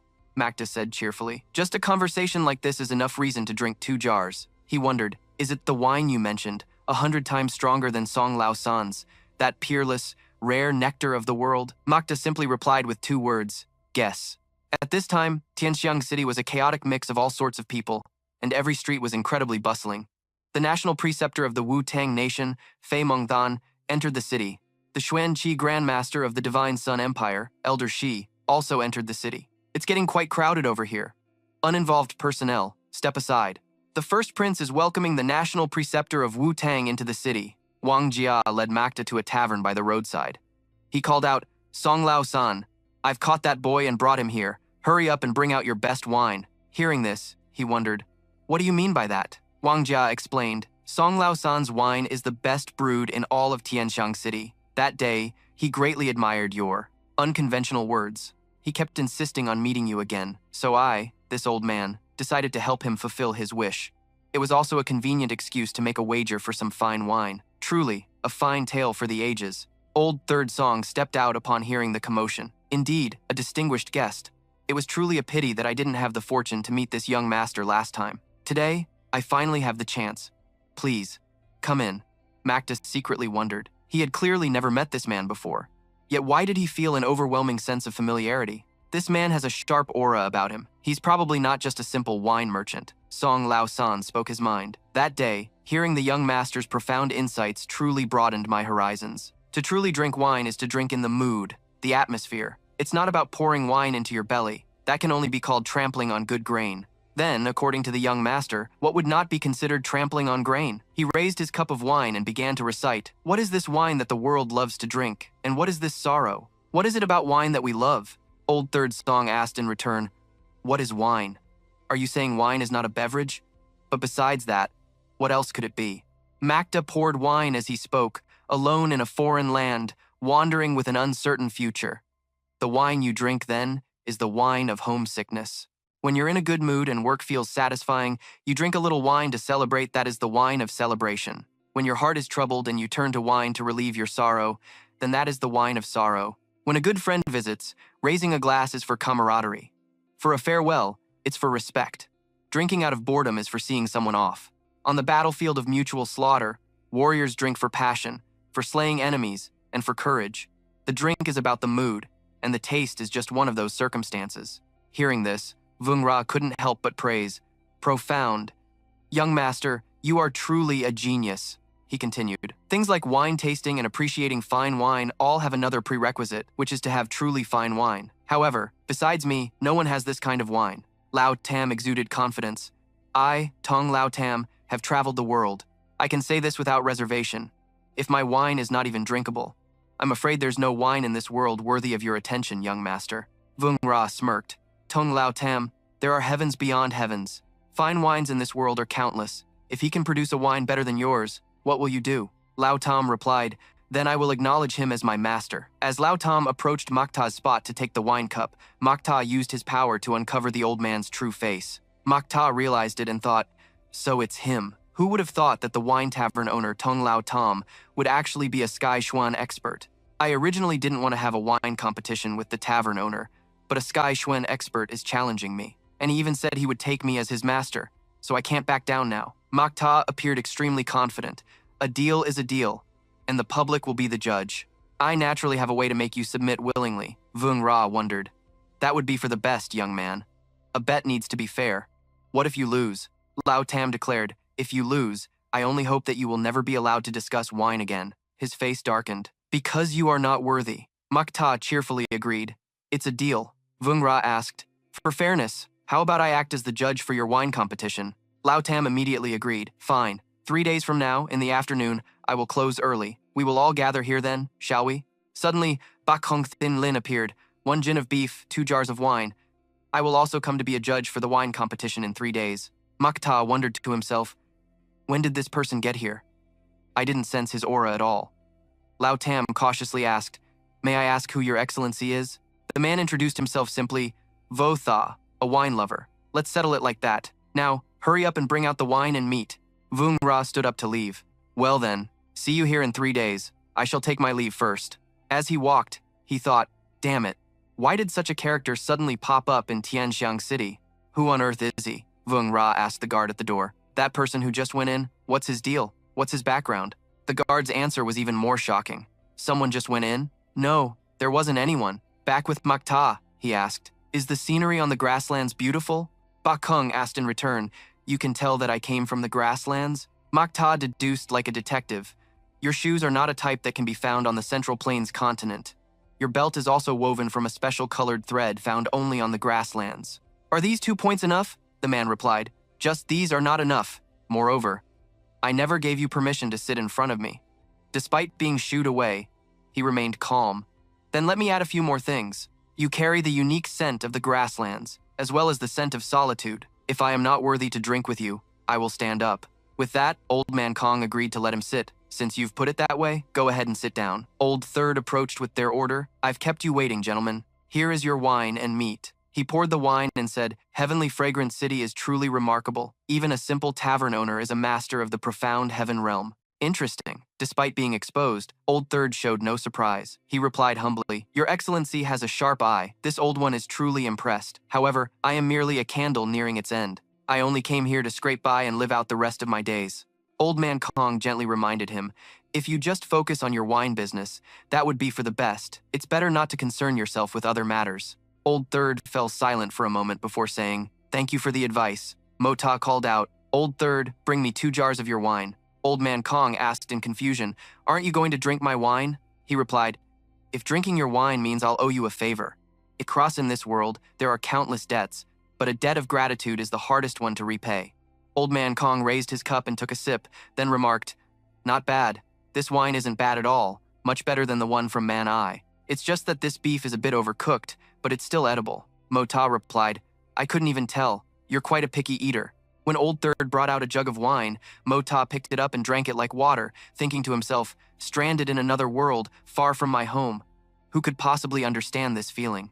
Only wine could evoke a few of his old memories. The 2 of them just sat like that, enjoying the wine in their own unique ways. Old Man Kong broke the silence first. Young man, you're quite special, Mota asked. So, do you believe I'm qualified to sit here now? He took a sip of wine and said, Despite your crippled meridians, you've managed to reach the 7th stage of the profound Qi realm.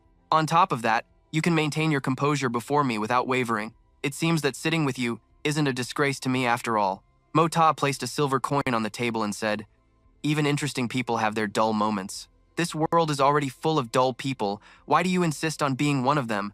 You've already judged my qualifications, but I'm standing up anyway. If you are not qualified to drink with me, then naturally, I will leave. Old Man Kong thought to himself, so this brat is turning the tables, saying I'm the one who's not qualified now. And it was the very moment he spoke. It seemed to snap Mota out of his reverie. It's fair to say that Old Man Kong had ruined his mood for drinking. The unique aura this boy exudes is truly rare. He found his own curiosity piqued, which is why he started the conversation in the first place. He couldn't help but warn him, You've got some nerve, kid. Even without knowing who I am, you dare to speak so recklessly. But I'll remember you. In 3 days, this old man will come find you to cause some trouble. Meanwhile, at the June residence, Dong Yuan said, Third young master, the day has been set. It's tomorrow. You promised me before. This time it all depends on you. Mota replied confidently, Don't worry. Just do exactly as I say, and I guarantee nothing will go wrong. Mota schemed internally. I've investigated old eunuch Chu before. He has a very peculiar quirk. He's an extreme germaphobe. Mota instructed, Fatty, tomorrow, 2 hours before old eunuch Chu's inspection, take this pill. Then, when the time comes, you'll do this, then this, and the job will be done. Dong Yuan looked horrified. This is just too disgusting. After this, I'm afraid the old master will have my hide, Mota said consolingly. All I can say is, you have my deepest sympathies. Anyway, I've given you my idea. You should consider it for yourself. After the dust settles on this matter, I'll come visit you. Absolutely do not forget this, and absolutely do not eat anything, he replied. I'll remember. The next day at the entrance, Wan Li was constantly stretching his legs, waiting to go inside soon. Eat a big breakfast? You have to perform well later, Duong Wen thought to himself. What did the third young master say yesterday? I think it was, absolutely do not eat breakfast. Wan Li patted his shoulder. What are you spacing out for? He replied, yes, I'm coming right away. It's unknown whether he forgot my instructions or was just pretending to eat breakfast. The scene shifts to outside the purification room in the Imperial Palace. Duong Nguyen thought, since I'm early and no one is here yet, I must quickly eat that thing. This food is so big, he thought, while trying to eat it all in one go. Seeing him chewing something in his mouth, Wan Li suddenly shouted, What are you eating, you brat? What's in your hand? Show this old man, he explained. I'm just eating some candy. Wan Li warned, if you say one more word now, this old man will break your legs. Time slowly passed, and more people arrived. Everyone wondered, Brother Tong, do you know what the old master will be testing? The other person replied, I don't know either, but it will definitely be miserable after the examination. Duong Nguyen chimed in, what's so miserable about it? Isn't it just that you'll have to walk bow-legged for a few months after the inspection? What's the big deal? I'm sure you brothers can handle it. A soldier announced, everyone has arrived. When your name is called, go to the purification room for the examination. Duong Nguyen thought, the medicine the third young master gave me. Wasn't it supposed to be just a laxative? Why does something feel so wrong now? The soldier called out, first person, Duong Nguyen. At that moment, he felt as if he was struck by lightning, frozen on the spot. Hearing his name, Wan Li hurriedly grabbed him. Your name was called, why aren't you going in? And so, he was kicked inside before he could even react. The head eunuch asked, you're Duong Wan Li's son? Take off all your clothes and stand up there. Duong Nguyen was a bit embarrassed. Could you please turn around? The head eunuch didn't waste words, simply repeating one word, strip. At this moment, strange sounds continuously rumbled from his stomach. Duong Nguyen panicked. The feeling was getting stronger and stronger. He turned away and said, Sir, can I go? Of course, the head eunuch would never agree. He performed a few magical slashes in his direction. And just like that, Duong Nguyen's clothes were all sliced off. Caught off guard, he stumbled and fell to the ground, but he didn't care at all. Raise your left arm, expose your armpit. After saying that, he continued to demand, raise your right arm, use your hands to hold your stomach, expose the lower abdomen. By now, Duong Nguyen was so embarrassed that sweat was pouring down. He tried to calm himself. Just bear with it. The head eunuch continued to give orders. Put them down, spread your legs, cross them, bend over, raise your buttocks. His voice droned on evenly. He thought to himself, it's here, it's finally here. I won't have to walk bow-legged anymore. This old pervert would never expect that this young master couldn't escape his demonic clutches.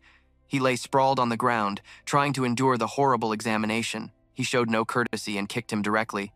You fatty, you still dare to struggle? At this point, Duong Nguyen could only cry silently. I'm about to explode. Suddenly, the head eunuch fell silent to sense something. He focused his power into his eyes, his gaze fixed as he stared. On that day, the head eunuch experienced a hell of filth. Outside the eunuch's chamber, a loud noise suddenly erupted, startling Wan Li, who was drinking tea. Tang Yuan was thrown out, not a stitch of clothing on his body, his rear end smoking profusely. Wan Li wondered, what in the world happened? What happened to Tang Yuan? He asked hastily. Tang Yuan couldn't even stand up, whimpering, my butt. He looked towards him and wondered, what is that smell? Zhu Chuzhou, what is the meaning of this? Give this old man an answer now. The old eunuch Zhu replied, get your wretched grandson out of my sight, or don't expect this old man to spare your lives. After that, only the sound of the eunuch retching could be heard. Wan Li said angrily, damn it! Let's go treat your wounds first. We'll settle this score another day. The scene shifts to the Jun family. Mo Ta asked in astonishment, what did you say? Tang Yuan was kicked out of the Tang family? Zhan Tian replied cheerfully, that's right. It's been over 10 years since I've seen a show this good. Tang Wan Li's grandson actually let one rip right in the eunuch's mouth. Mo Ta held his forehead and thought to himself, my God, fatty, you're truly a legend. That eunuch is a powerful master, you know. Zhan Tian continued his story. Yesterday, after Tang Yuan was beaten in the palace, Tang Wan Li even went to demand justice for his grandson. The Tang family offered a huge amount of resources, but the eunuch refused to accept them and even wanted to report the incident to his superiors. He wondered. So, to settle the matter, the fatty was kicked out of the family? John Tian asked. Mota, why aren't you laughing? Mota told the truth. This idea was mine. My original plan was just to have him take a fart-inducing pill and let out a little toot. Hearing this, the old man asked in shock, Are you serious? This must never get out, he warned. It's a good thing he's Tang Wan Li's grandson. If it were anyone else, the eunuch would have already chopped them into 1,000 pieces. He wondered, but he's just a eunuch after all. You're not going to tell me he was actually a great general, are you? Zhan Tian sipped his tea and said, Back in the day, that Zhu Chuzhou was more than just a general. It's just that fate plays cruel tricks on people. Wu Yi asked, Father, are you saying that eunuch is the great general Zhu Zonglong from back then? But isn't he rumored to have died in battle? Zhan Tian slowly recounted.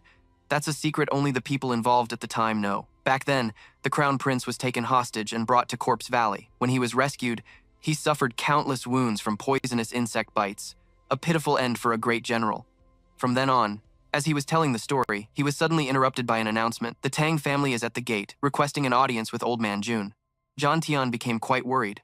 Why so fast? Has our plot been exposed? Then, a member of the Tang family walked in carrying Tang Yuan. The thing is, to quell this matter, Tang Yuan has been temporarily expelled from the Tang family. We ask Old Man Jun to take him in for the time being, the old man replied. I understand. Leave Tang Yuan with us for now. Meanwhile, Tang Yuan was lying in bed, writhing in pain. He demanded, Third young master, what kind of trick was this?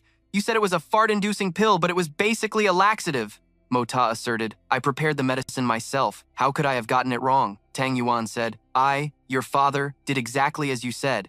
I ate a full stomach before going to the imperial palace, and only took the pill right before meeting that old eunuch. Mota asked in shock. What? I told you yesterday not to eat breakfast. Tang Yuan replied. So, I did the exact opposite. Well, I guess you could say the mission was accomplished. The result wasn't bad. Anyway, I was already prepared to get beaten up. They should have just beaten me to death right then. My family didn't even waste words. They just kicked me, your father, out of the clan. Luckily, I've prepared quite a bit of my own private stash. Third young master, from now on, this big bro will be rolling with you, Mota asked. Then I'll see if you, kiddo, can build a business empire for me. Tang Yuan replied, I, your father, was born to do this. A moment later, Mota stood alone, muttering to himself. In the heavens there is Qian and Kun. On the earth there is Yin and Yang. Yin and Yang reincarnate, from which the 10,000 things are born and transformed. The human body in the beginning only possesses 2 types of energy, yin and yang. Born from creation and perishing by creation, the reason lies within the creation of yin and yang. All things can be hidden, and the human body is no exception. The ultimate cause is still yin and yang. Ka Ni, can you see me? Ka Ni wondered. What do you mean, can I see you? Are you telling me a joke? She continued. Young master, please move aside. Why are you blocking my way, young master? Stop pulling on my clothes. Young master, why are you pressing your face against the wall? Are you feeling unwell? He suddenly turned back and forth looking for something, then slammed himself into a tree trunk at lightning speed. Kani reminded him, Don't keep hitting your head against the tree, young master. If your head hurts, I'll go find a doctor for you. Mota was annoyed. How is this crappy toy supposed to help with cultivation? Isn't this just making a fool of me? If I keep practicing, I might just transmigrate again. His actions made Kanhi even more bewildered. Young master, what are you doing? I'm going to find the young mistress right now. With that, she quickly ran off. She quickly informed Qing Han, You must go see the eldest young master. He's acting really strange. Seeing Mota sitting on the ground, Qing Han immediately questioned him, What are you doing? Do you find it amusing to torture yourself? At this point, Mota was delirious. I need to quickly master this technique so I can go watch the beautiful 4th-generation ancestor bathe. Qing Han frowned and asked, What did you say? Before he could say anything more, all that was heard was the sound of a slap. Despite being hit so hard, Mota still didn't seem to have sobered up, so he received a few more slaps. Now, he seemed a bit more clear-headed and asked with a serious face, Great ancestor, what did you do that for out of nowhere? She blushed and said softly, You know very well in your heart. Only then did Mota notice her gaze, as cold and sharp as a knife. Mota could only break out in a cold sweat, not understanding what was happening, as Qing Han, with tears in her eyes, coldly drew her blade and quickly placed it against his neck. Just then, a servant reported, Young master, young mistress, butler Jian Nan, Lord Guan, and the 2 young masters have come to pay a visit. Mota wondered to himself, I haven't even done anything. Why is her family already at the door? Could it be that the butler also wants an emergency-grade profound pill? Hearing the servant announce that her family had arrived, Qing Han was just as bewildered. These past 2 days, the capital city had begun to descend into chaos. For 3 days, it was business as usual, quiet and peaceful, with no major disturbances. But every morning, the city guard on their daily patrols would discover several corpses. These deceased individuals were, surprisingly, no ordinary people. The scene shifts to the #1 sect in Tianxiang City, the Golden Sun Clan. Bo Kong stood before the gate, glanced around, then opened it and stepped inside. Seeing him enter, everyone who was practicing their skills stopped to watch him. Bo Kong got straight to the point. "Tell Jin Fengli to come out and see me," these men shouted loudly. "Is our clan leader's name something you can just call out so casually?" Bo Kong remained a man of few words. He gently unleashed a move, and the few lackeys were instantly torn to shreds. Returning to the Jun family residence, Mota thought to himself, "Thankfully, the great ancestor's slap woke me up." He broke into a light sweat. "After an afternoon of practice, I can now become invisible for a moment and move one zong. But now, how in the world do I get out of this situation?" Mota recited the activation chant in the courtyard, and with a whoosh, his figure vanished completely. Due to the failure, all the Xuan force Quan Mota had painstakingly accumulated was depleted in an instant. Now, his entire reserve of Xuan force is gone. I never expected that getting in here would require Xuan force, but getting out also needs it. With no other choice, he could only call for Care's help. "Care, hurry and help dig me out." Mota leaned in close and whispered to Care, "Hey, listen. What just happened? You absolutely must not tell anyone else." From inside the room, Duan Yuan shot up and called out to him. "Oh my god, third young master, my dear third young master, Quan Mota, where are you? Come here, quickly." He stepped into the room and asked, "What's wrong?" The man stammered, I never expected you to be this talented." Mota found a seat to discuss the matter. "I know I'm talented, but what exactly are you talking about?" Duan Yuan slammed the business plan down on the table and exclaimed, "This business plan? Did you really write this? You didn't have someone else write it for you?" He frowned, staring intently at the man, and asked, "Yes, I did. What's the problem? Would I need someone else's help for a small task like this?" Duan Yuan clutched the plan tightly in his hand and continued, "And you still ask me what's wrong? This plan completely shatters my understanding of business. If we implement it fully, it could shake the very foundations of commerce in this world. But, as long as we follow the methods written here, third young master, as long as you can provide the goods, just watch how I, Duan Yuan, will open shops all over the continent." Mota nodded in approval and replied, "Excellent. You'll be in charge of everything." Hearing this, Duan Yuan excitedly continued, "This time, let me, Duan Yuan, make gold and silver roll in for you. You just wait and see." The scene shifts to a location in Jingcheng. Feng Li begins to speak. "Brother Xuan Di, if I truly had any other choice, I wouldn't have come to ask for your help." Xuan Feng calmly replied to him, "Brother Jin Xuan Di, first, explain the situation clearly." He continued, "But Brother Xuan Di, if you don't step in, I'm afraid my entire life's work will be destroyed."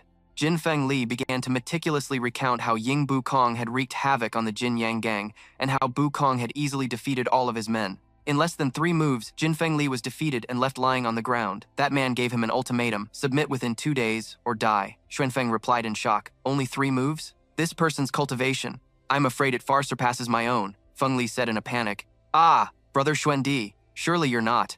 You're not going to just ignore this, are you?" He quickly replied, "Big Brother Jin, please relay a message to that person for me. 3 days from now, at the southern poplar tree, I, Hai Xuan Feng, will be awaiting his grand arrival." The scene shifts again, this time to the Quan family's training grounds. A troop of valiant soldiers charges forward, their banners waving. Mota shouted, "Step forward! Squad leaders and platoon leaders, report the results of the field training." An officer under his command quickly replied, "Reporting, young master. During this field training exercise, we lost a total of 46 members. Of the remaining members, 130 broke through the 9th rank to reach the initial stage of the human Xuan realm, and 84 people advanced to the middle stage of the human Xuan realm." He replied to the officer, "Very good, but all of you must remember that our achievement this time is only the beginning. Every single accomplishment by any one of you was earned through struggle. Even the most cowardly among you can become a valiant warrior. One day, you will all reach a level you previously couldn't even imagine in your wildest dreams." The soldiers under his command shouted in unison, "Yes, sir! We will heed the young master's words. Young master, please let us follow you, can we?" Mota replied to them coolly, "Go find third uncle. He will arrange your positions." A moment later, Wu Yi, who was sitting beside him, said, "You could have handled the arrangements for those men yourself, nephew. I'm very busy." Mota immediately retorted, "Ever since I taught you the disguise art, have you just been busy going around killing people?" "I cleaned up a place just like that Huanghua Hall from before," he he continued. After I returned, I made sure everything was spotless. You little rascal, how did you figure it out? Mota tilted his head and said, after killing people, the baleful aura lingers. The temperament on your body naturally becomes different from usual. Besides me, there probably aren't many people in this world who can tell, so third uncle can rest easy. Wu Yi asked, you little brat, never mind.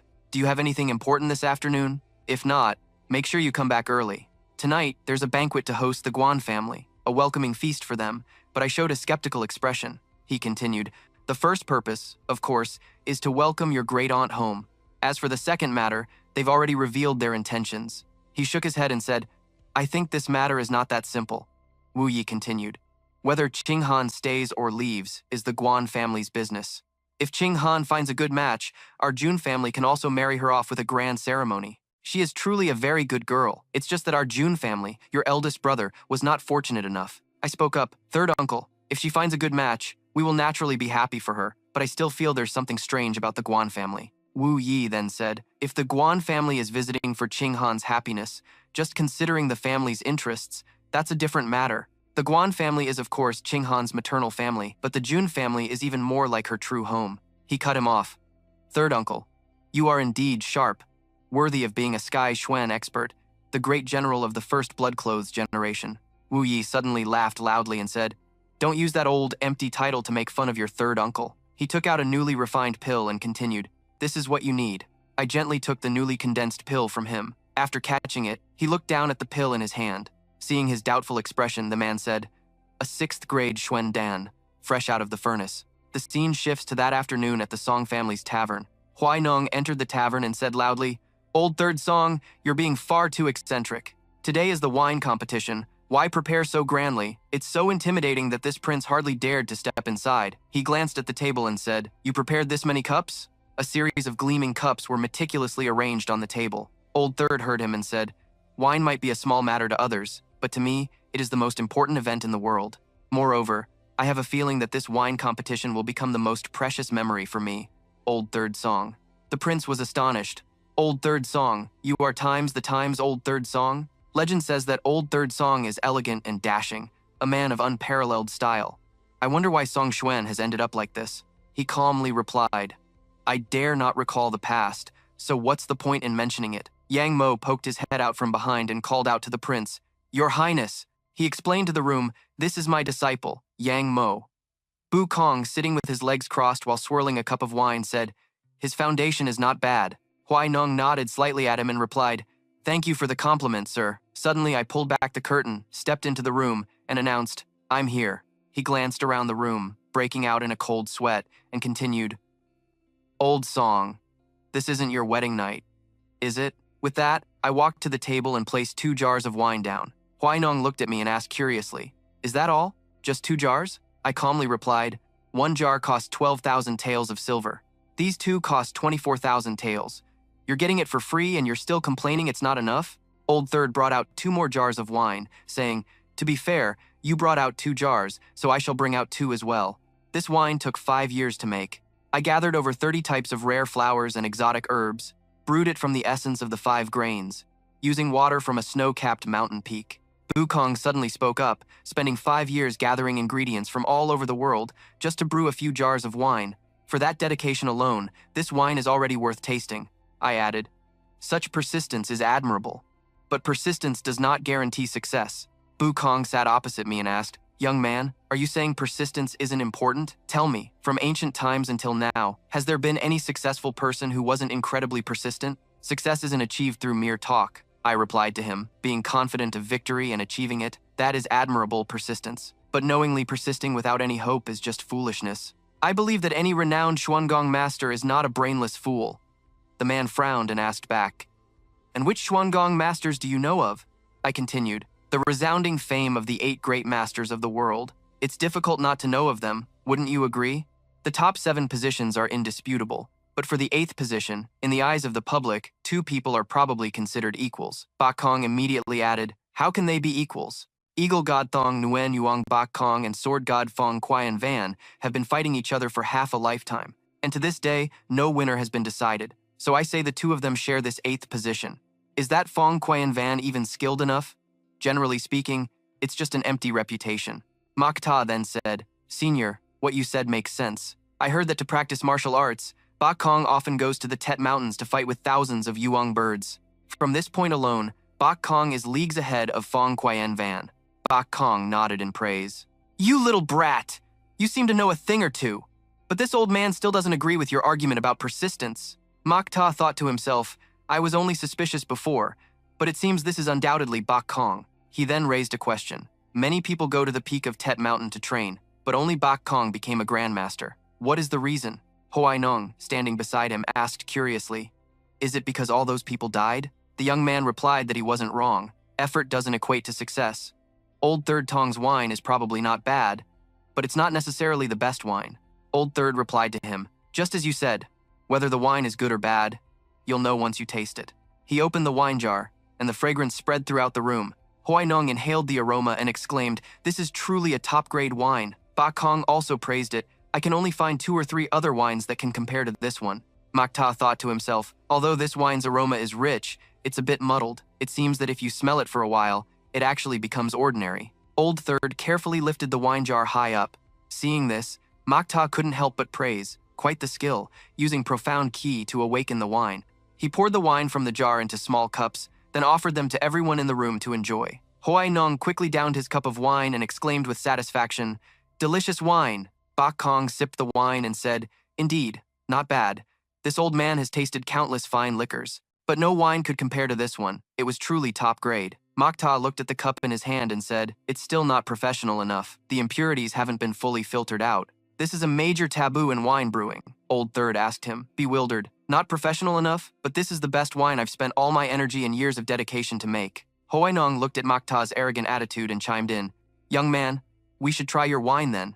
The young man took out the wine jar he had brought and said, it seems you've all written me off already. The winner hasn't been decided yet, so how can you know whose wine is better? Bak Kong stared intently at the young man's wine jar and assessed it. Why is there no wine aroma? And it's even wrapped in a layer of oil paper. The young man calmly removed the oil paper from the jar and continued, don't be hasty. There's still the stopper. Opening the wine jar revealed a piece of wood stuffed inside.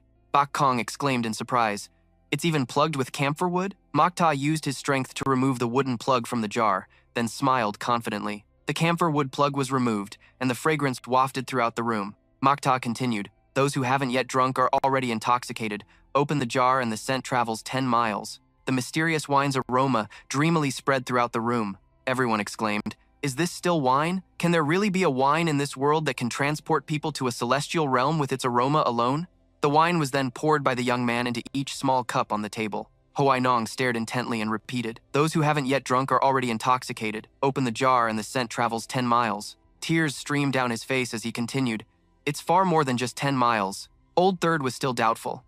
If this wine only has aroma, and you don't feel this way after drinking it, wouldn't that just be a huge disappointment? Bak Kong inhaled the wine's aroma and thought, just this fragrance alone is a beautiful dream from which one would never wish to awaken. He looked at the cup of wine and swallowed, his mouth watering. The wine in the cup shimmered, looking incredibly captivating. The hand Bak Kong used to hold the cup began to tremble uncontrollably. He eagerly raised the cup, wanting to take a taste. The moment the wine touched the corner of his lips, it sent a shiver of pleasure through him.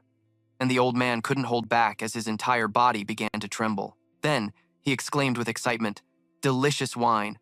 This is the most delicious wine in the world. This is the wine a true man should drink. Hoai Nong downed the entire cup of wine in his hand in one go. He slammed the cup down on the table, staring at it intently as he stammered, only today do I realize I've truly wasted the past 10-something years. Beside him, old Tam slowly sipped his wine and sighed to himself, I've lost. But to lose to a wine of such superior quality is a loss I don't regret. Old Tam's hands trembled as he held the cup. To be able to drink such a fine wine today, I can live the rest of my life with no regrets. The first half of my life, tears streamed down his cheeks, has been a waste, alas. The prince stared thoughtfully at the bowl of wine on the table. At today's wine competition, old Tam loudly conceded defeat. I'm ashamed. How can this even be called a competition? My wine is completely unworthy of competing. I, Tong Lao Tam, am utterly and completely convinced of my defeat. He knelt before me, wanting to become my disciple. Master, please accept this disciple's bow. I watched the scene unfold, at a loss for words. The old man, however, casually offered his advice. A bet is a bet. For Tong Lao Tam to take this little brother as his master, given his brewing skills, is not shameful at all. I closed my eyes, sat on the chair, and spoke humbly. Senior, you flatter me. I opened my eyes and smiled. It is I who should be relying on you. The prince laughed heartily and asked me, Little brother, how much of this wine do you have left? Is it? I calmly stated the price and asked a question. Well, I've stated the price before. A wine like this costs 12,000 silver taels per jar. Tell me, gentlemen, is it worth it? Hearing the question, the prince replied, It's certainly worth the price. But to actually spend 12,000 taels to buy it is no easy feat. Old Tam sat with his arms crossed, his expression serious. If this is truly a rare, top-grade wine of the mortal realm, then it truly can't be measured by mere gold and silver. Forget 12,000 silver taels a jar, even 12,000 gold taels a jar would be worth it. Then, I revealed my plan. If that's the case, I'll just auction off a limited quantity of the wine. I could probably fetch a handsome price. The prince asked in surprise. An auction? When will it start, and where will it be held? I smiled but didn't reveal the location. Regarding that, Tong Lao Tam will be the first to be notified when the time comes. Tong Lao Tam will be participating in my wine auction. The prince cheered happily and pleaded with me. That's wonderful. Can this old man get in on the action as well? Please, share some with me. Just then, Old Tam stood up to introduce the prince he'd been conversing with. Master, allow me to introduce you.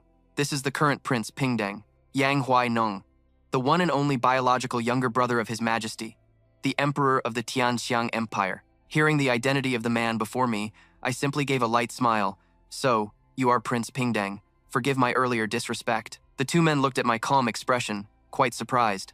They thought, this young man seems like an ordinary scholar, yet he shows no sign of being flustered upon meeting a prince. Huai Nong stopped dwelling on it and casually made me an offer. What do you think about this proposal? This old man is willing to invest 1,002,000 taels for a 10% stake in the business. Consider it this old man securing a future for my descendants. I do hope you'll agree, little brother. Hearing his words, I fell into deep thought. This prince has always lived a frugal life, yet now he's seeking to secure a future for his descendants. I glanced at a timid-looking kid nearby. The little lord is quite cute. The kid glared at me and snapped, Nonsense, I'm a boy. But I paid the kid no mind and agreed to Huai Nong's proposal. All right, you seem like a decent person, so I don't mind letting you in on this. I cupped my hands to bid them farewell. As for the auction, I'll have Tong Lao Tam notify everyone. For now, I have an urgent matter at home and must leave. Seeing him try to leave, Bu Kong quickly moved to stop him. Hold on, kid. You recognize me, yet you're trying to leave without a word? I haven't settled the score with you for making a fool out of me back then. His voice dropped low as he uttered a threat. You should know, a debt to me isn't easily wiped away. Mo Ta fearlessly walked closer to Bu Kong, Sr. Trying to collect a debt from me isn't a very good idea, especially one with no proof like this. He countered with a threat of his own. Those who try to collect debts from me usually end up owing me instead. Do you want to try? Bu Kong, holding his wine cup, didn't believe Mo Ta's words. Nonsense. Compared to me, you're still too green. No matter what, you will definitely pay. Mo Ta didn't stay any longer and turned to leave. Fine. After today, if you can still find me, we can talk then. Outside, the sky suddenly turned gloomy, and the streets were completely deserted. On a high tower, a young lady stood observing. That person was Yuer. She stood there, lost in thought. Jun Mo Ta, today. Never mind Jun Zhantian backing you. Even if all 8 great supremes were your steadfast supporters. Yuer's gaze turned sharp and cold. You must die tonight. Suddenly, a figure in black appeared behind her. Young miss, it's about to rain. The man's face was covered, revealing only his eyes and a long scar running across one of them. The wind is strong out here. You should go downstairs to take shelter. Yuer was adamant, a deep hatred gleaming in her eyes. No, I want to see Jun Mo Ta die with my own eyes. This intelligence was difficult to obtain. We must seize this chance. A short while later, night fell. A horse-drawn carriage traveled along a deserted road. Mo Ta sat inside the carriage, his face growing serious and alert. Why do I feel so uneasy? When was the last time I felt this sense of dread? Sensing a heavy killing intent, Mo Ta's vigilance heightened. A life-threatening danger was approaching. The driver outside shouted a warning as he saw 3 figures in black rushing forward. Enemy attack. One of them leaped onto the carriage and thrust his sword down through the roof. Sharp iron arrows flew into the carriage, but fortunately, Mo Ta was quick enough to dodge them. At the same time, thousands of arrows rained down from outside. His subordinate shouted, leaping out to avoid the volley.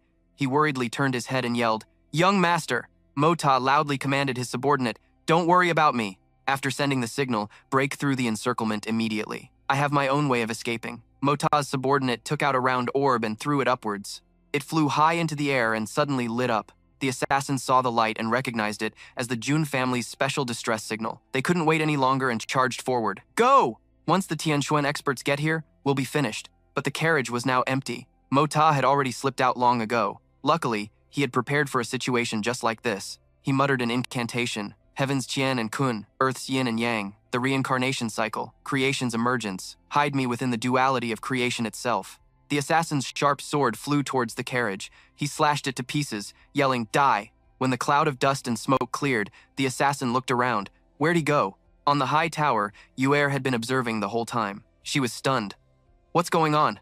The assassin who had destroyed the carriage immediately gave an order and turned away. Search for him. A loud clap of thunder echoed across the sky, followed by a sudden downpour that drenched the tiled roofs of the district.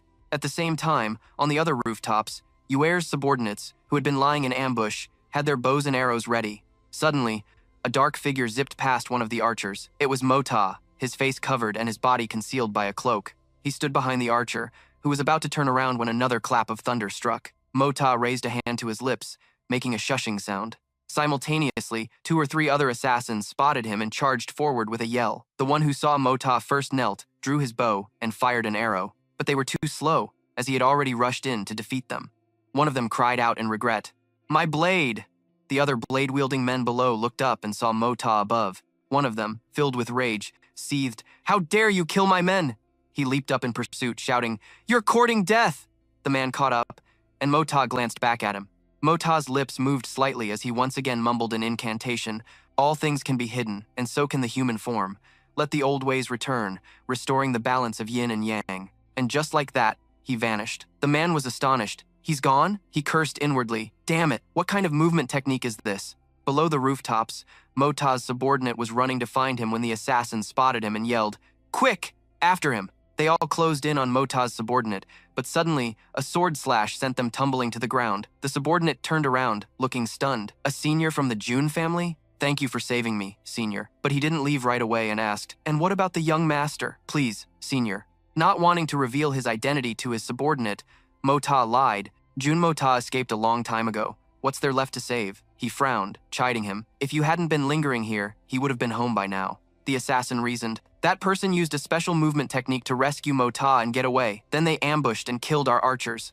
Analyzing the situation, the assassin gave an order to the others. Pursue them. This person's Xuan cultivation isn't high. They can only rely on sneak attacks. Mo Ta and his subordinate quickly fled, but the assassin caught up, his eyes glinting with killing intent. In a scornful tone, he said, "You killed my brothers, and you think you can escape unscathed?" Mo Ta paid him no mind, using the heavy rain to speed up their escape while instructing his subordinate. "Follow me! Don't stop for even a second!" The two of them sprinted forward together. The assassin caught up, brandishing his sword. Mo Ta skillfully dodged his treacherous strike, but still received a light wound on his shoulder. Mo Ta thought, "I can't let him drag this out." His eyes filled with determination, wanting to finish the enemy in one blow. Mo Ta's powerful punch left his opponent completely dazed. The assassin collapsed to the ground. Seizing the opportunity, they made a swift escape. He was later found by his comrades, lying unconscious. Yuer spotted the Jun family's reinforcements arriving and immediately ordered her soldiers to retreat. The sound of neighing horses grew louder. Mo Ta looked towards the sound and said, "Someone's coming. It must be the Jun family's reinforcements." After saying that, he bid farewell to the subordinate and left. Just a few seconds later, Old Peng arrived and hurriedly asked, "Who was that person just now?" The subordinate reported, "Elder Peng, that person must be one of our hidden masters." Hearing this, the old man replied, "It's good that you're not dead. But where is the young master?" The subordinate looked terrified, realizing Mo Ta hadn't returned. Old Peng's tone became accusatory. "Did you abandon the young master to save your own skin?" Suddenly, Mo Ta appeared, saying, "Hold on, Elder Peng. Don't blame a good man. He risked his life to distract the enemy so I could escape." The old man was surprised. "In that case, we must properly repay the master who just saved the two of you." The subordinate looked troubled. "I'm not sure which way the master went. His movement technique was too incredible." Mo Ta also feigned curiosity about their benefactor. Old Peng, eager to know more, asked, "What did he look like?" Mo Ta turned his back, coughed a couple of times, and then replied curtly, "His face was covered so I couldn't get a clear look." The old man said worriedly, "I can't believe that after the marshal's accident, someone is still targeting the young master. When you return, go see third uncle first and report the situation. Also tell the servants to prepare hot water, otherwise the young master will catch a cold. Bring another umbrella here." Old Peng then hesitated before asking, "Young master, will you still be able to attend the family banquet?" Mota replied nonchalantly. It's fine. I'm not hurt. I've grown used to situations like this. They barely faze me anymore. Then, the old man escorted him, saying, Please, young master, let's return to the residence. The marshal and the elders have been waiting for a long time. Mota suddenly turned and said, I just remembered I left some things in the sedan chair. Just give me the umbrella. I can go get them myself. He was secretly planning to search for traces of the earlier assassins. Even without me going over every detail with you, the information gathered from the surface residue is more than enough. You seem to have figured something out. It's a very familiar scent indeed. And that cry for help was also a very interesting sound. Enough for me to find the person. Kaini saw Mota had just returned and ran over. Young master, go change your clothes. Don't catch a cold. The family banquet is about to start. You should head over quickly. The scene shifts to Wu Yi and Mota eating together. He glances at the young man and asks, I wonder what kind of expert could help you so cleanly and quickly. Mota quickly asks if his third uncle knows this person. He glances at Wu Yi and replies with a slight smile. Well, third uncle, the world is vast and full of strange things. There are countless people with strange abilities. At this, his uncle cuts him off. I won't discuss this with you, my boy. You must have a clear idea of who's behind this, right? Do you need me to send people to assist? Mota says softly. I'm about 30% certain. But the time isn't right yet. The items they're making for me haven't been delivered. Acting now would only alert the enemy. Wu Yi wonders, do you mean those crossbows you mentioned before? Mota confirms, third uncle is truly far-sighted. By the way, where are the people from the Guan family? Isn't today's banquet to welcome them? He explains. Right now, they're in your eldest sister-in-law's small courtyard. It seems Qing Han is in a bad mood, and they just happened to arrive. Dong Liu appears with her, and Qing Han's expression doesn't seem happy. Then, Qing Ba and Qing Yue also enter at the same time. Dong Liu praised him enthusiastically. Third brother, you must be the famous third young master, right? Truly handsome and refined, with an extraordinary air. Because the third young master hates socializing with guys his age, the atmosphere becomes a bit awkward. Mota sizes them up with a quick glance. The eyes of this second young master of the Guan family, they keep darting around evasively. Something isn't right. Qing Yue and Qing Ba then approach to greet him, and Mota also replies politely. The two Guan brothers didn't mind the long and arduous journey to Xiangqing. Mota thought to himself, he called me third young master, not third brother. Does he mean he doesn't acknowledge me as his brother? So that's how it is. Mota smiles. These past few days, this little brother has been busy and couldn't properly host you two esteemed brothers. It's truly rude of me. Qingba casually says, we're all one family. Why talk about being rude? Besides, these past few days in Xiangqing, we've actually visited quite a few places, and we were having so much fun we almost forgot our way back. He suddenly says in a low, mysterious voice, well, I guarantee there's one place, a very fun place, that I'm sure you esteemed brothers haven't been to. The brother grows curious and immediately asks about it. Mota doesn't hesitate to point out, Lingwu Lake, now that's a man's paradise. You've never been, have you? Qing Yue, standing beside him, scoffs. This guy is really not a decent person. Mota continues to boast. I'm a regular patron of that place. Qingba bursts out laughing. I was wondering what place it could be. Turns out it's just Lingwu Lake. Qing Yue says in a low voice. The two of us have been in Xiangqing for 2 days, and we spent a whole day there. The older brother becomes embarrassed and quickly explains, but we weren't really there to seek pleasure. Hearing this, the younger brother suddenly gets flustered and tries to stop his brother. Qingba reassures him, Qing Yue, as a man, you should act openly and honorably. This is nothing to be ashamed of. Besides, the third young master is practically family, so what's the big deal? Mota chimes in, that's right, we can all go together sometime. He easily notices that the two brothers seem a bit uncomfortable. The older brother stammers, to be honest with you, third young master, my second brother actually has a close female confidant at Lingwu Lake, Qing Yue affirms, and she only sells her art, not her body. Hearing this, Mota is stunned. So that's how it is, sells her art, not her body. Second, Brother Guan is truly a man of refined tastes. Mota now connects the dots in his mind. No wonder the timing of this assassination attempt was so coincidental. It's true that a thief from within is the hardest to guard against. Wanting to fish for more information, he probes, I didn't expect second Brother Guan to have an acquaintance at Lingwu Lake too. I'm also extremely familiar with that place. Let me tell you a little secret. Many of those ladies who sell their art but not their bodies, I was the one who took their virginity. For example, that Miss Yue from the Misty Spirit Lake Arts Pavilion. Qing Yue's face stiffened. Third young master, you're not bluffing, are you? Everyone knows Yue is a lady who sells her art, not her body. How could she be so shameless? Jun Mosie pulled him closer and continued to whisper in his ear. Still don't believe me? Let me tell you, Miss Yue has 3 red moles on her buttock. At night, they spread out, and that soft waist of hers. When she's with me, she even opens up and shares her innermost thoughts. It's truly intoxicating. I originally wanted to give her a lot of money, but she's deeply in love with me and insists on only selling her art, not her body.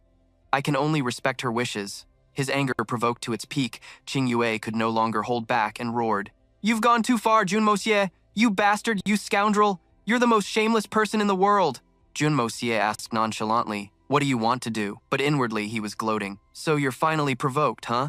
Not good enough, little bro. Everyone was startled and looked in their direction, completely clueless about what was happening.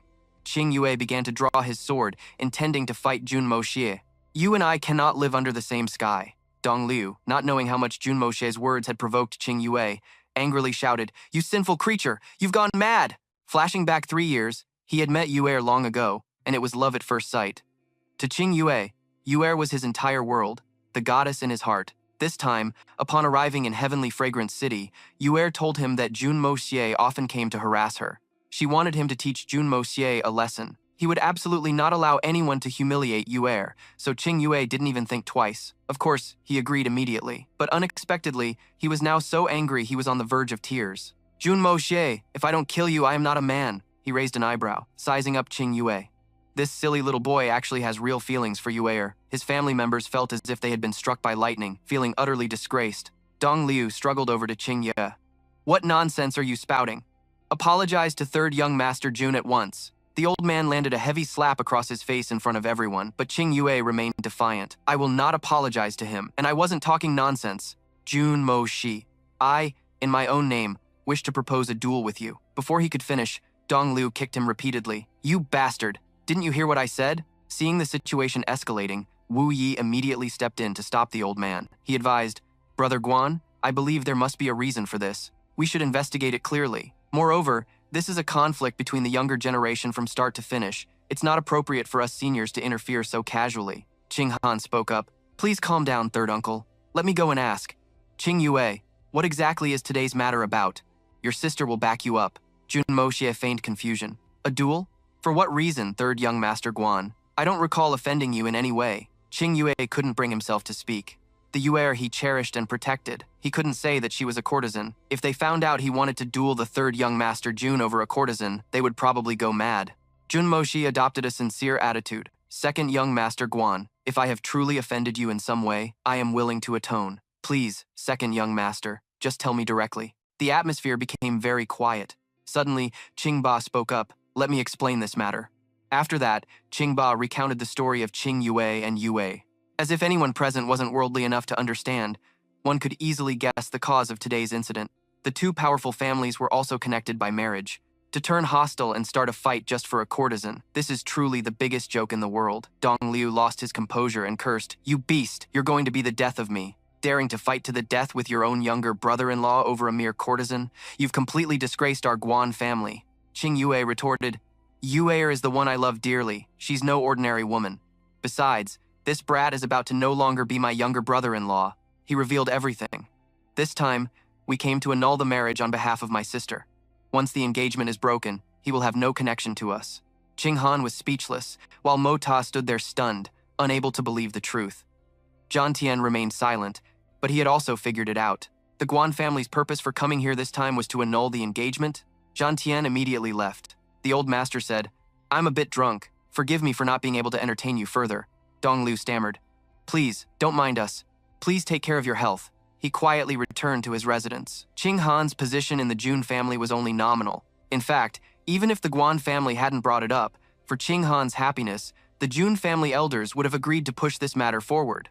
Wu Yi was also in a difficult position, because the Guan family announcing this in front of everyone was no different from giving the Jun family a painful slap in the face. Although it was just a matter of face, this was face the Jun family could not afford to lose. Once word of the annulment got out, it would surely be twisted by malicious people, leading to unforeseeable consequences. After a moment, he inquired, Right now, I just want to know what exactly second young master Guan wanted to do today. Qing Yue replied in a strained voice. Mo Ta, you who insulted and looked down on Yue are my sworn enemy. He was resolute. If you were lucky enough to escape and return today, then today I will get justice for Yue. If you're still a man, then gladly accept this young master's challenge. Wu Yi coldly repeated Qing Yue's words. If you were lucky enough to escape and return today, second young master Guan, By that logic, were you also involved in this afternoon's assassination attempt? Or perhaps you were the one who planned it? Qing Yue vehemently denied it. Assassination? I did not. It was merely a simple lesson. If this young master wanted to kill him, could a prodigal son like him possibly escape? Mo Ta and Wu Yi now knew clearly that this second young master Guan, in the eyes of that lady Yue, was nothing more than a tool to be used. Dong Lu was so angry he was speechless. You fool, you're being used by that wretched woman. Qing Yue held his head in pain. Being used? Of course I know. He began to explain softly. Back when she was still in the East, she used me then too. But, do you know, to be used by her, I'm actually very happy. I'm willing to be used by her. It truly brings me joy. Being used by her shows that I still have value in her eyes. If she didn't even want to use me, then what value would I have left? Everyone who heard this sighed. Since ancient times, the trials of love have been hard to overcome. What is this thing called love that makes couples vow to live and die together? Mo Ta spoke up to defuse the situation. So that's how it is. The truth of the matter is clear now. It turns out second brother Guan is truly a man lost in love.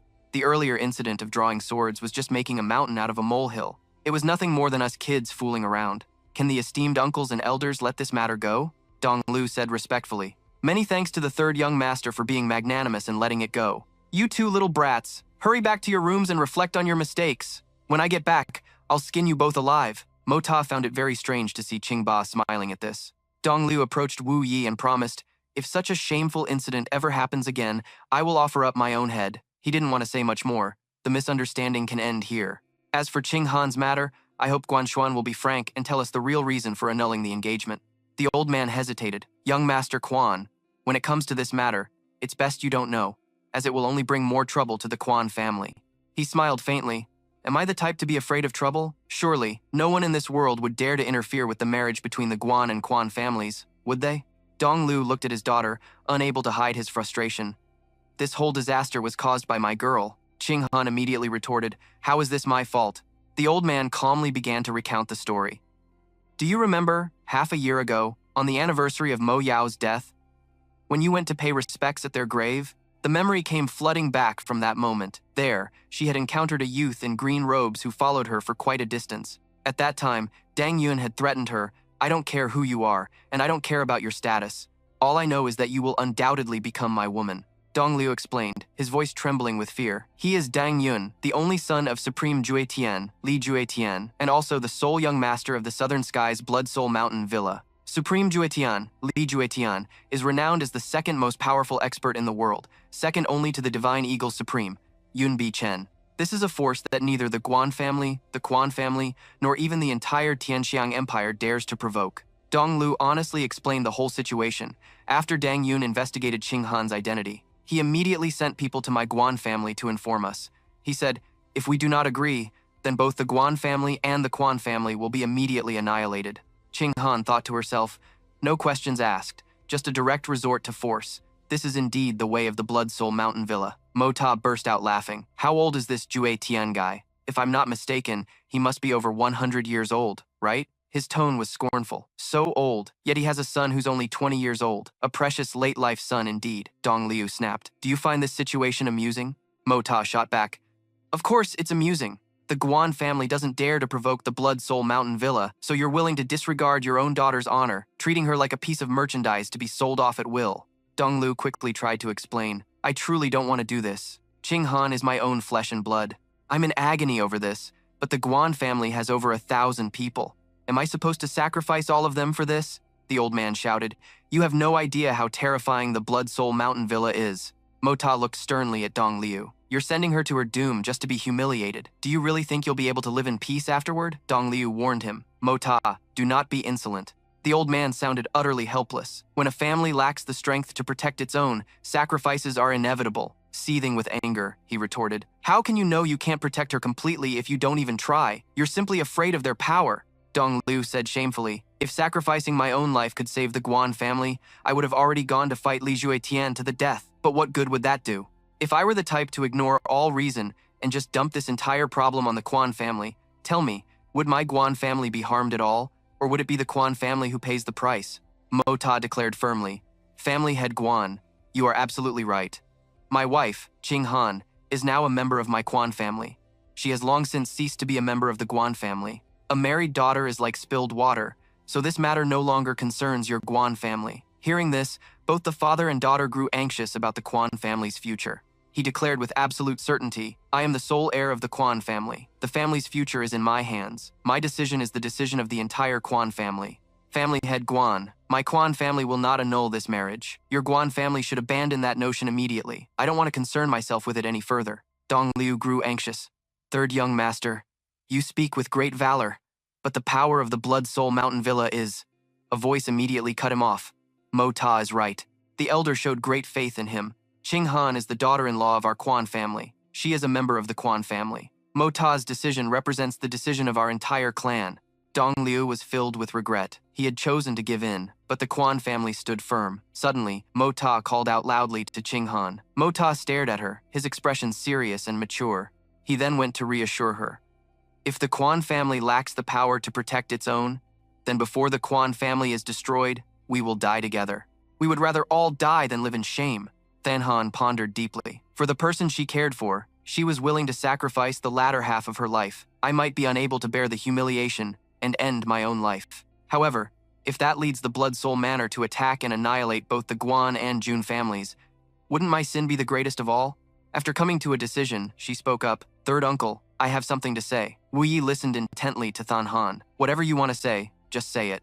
Your third uncle will definitely support you. She suddenly knelt on the ground and pleaded, although Than Han and Mo Shi have a marriage agreement, it is in name only. Therefore, Than Han dares to beg third uncle to dissolve our marriage contract. As she finished speaking, her eyes shone with a rare determination, as if she had considered this matter very carefully. Wu Yi was stunned, speechless. Than Han forced herself to continue. I truly have no face left to meet the old master, so I can only beg third uncle to grant my wish. Tomorrow, I wish to immediately return to the Guan family with my father. From this day forward, I will have no connection to the Jun family. He immediately spoke up firmly. Third uncle understands that you've decided to sacrifice yourself because you don't want to get us involved.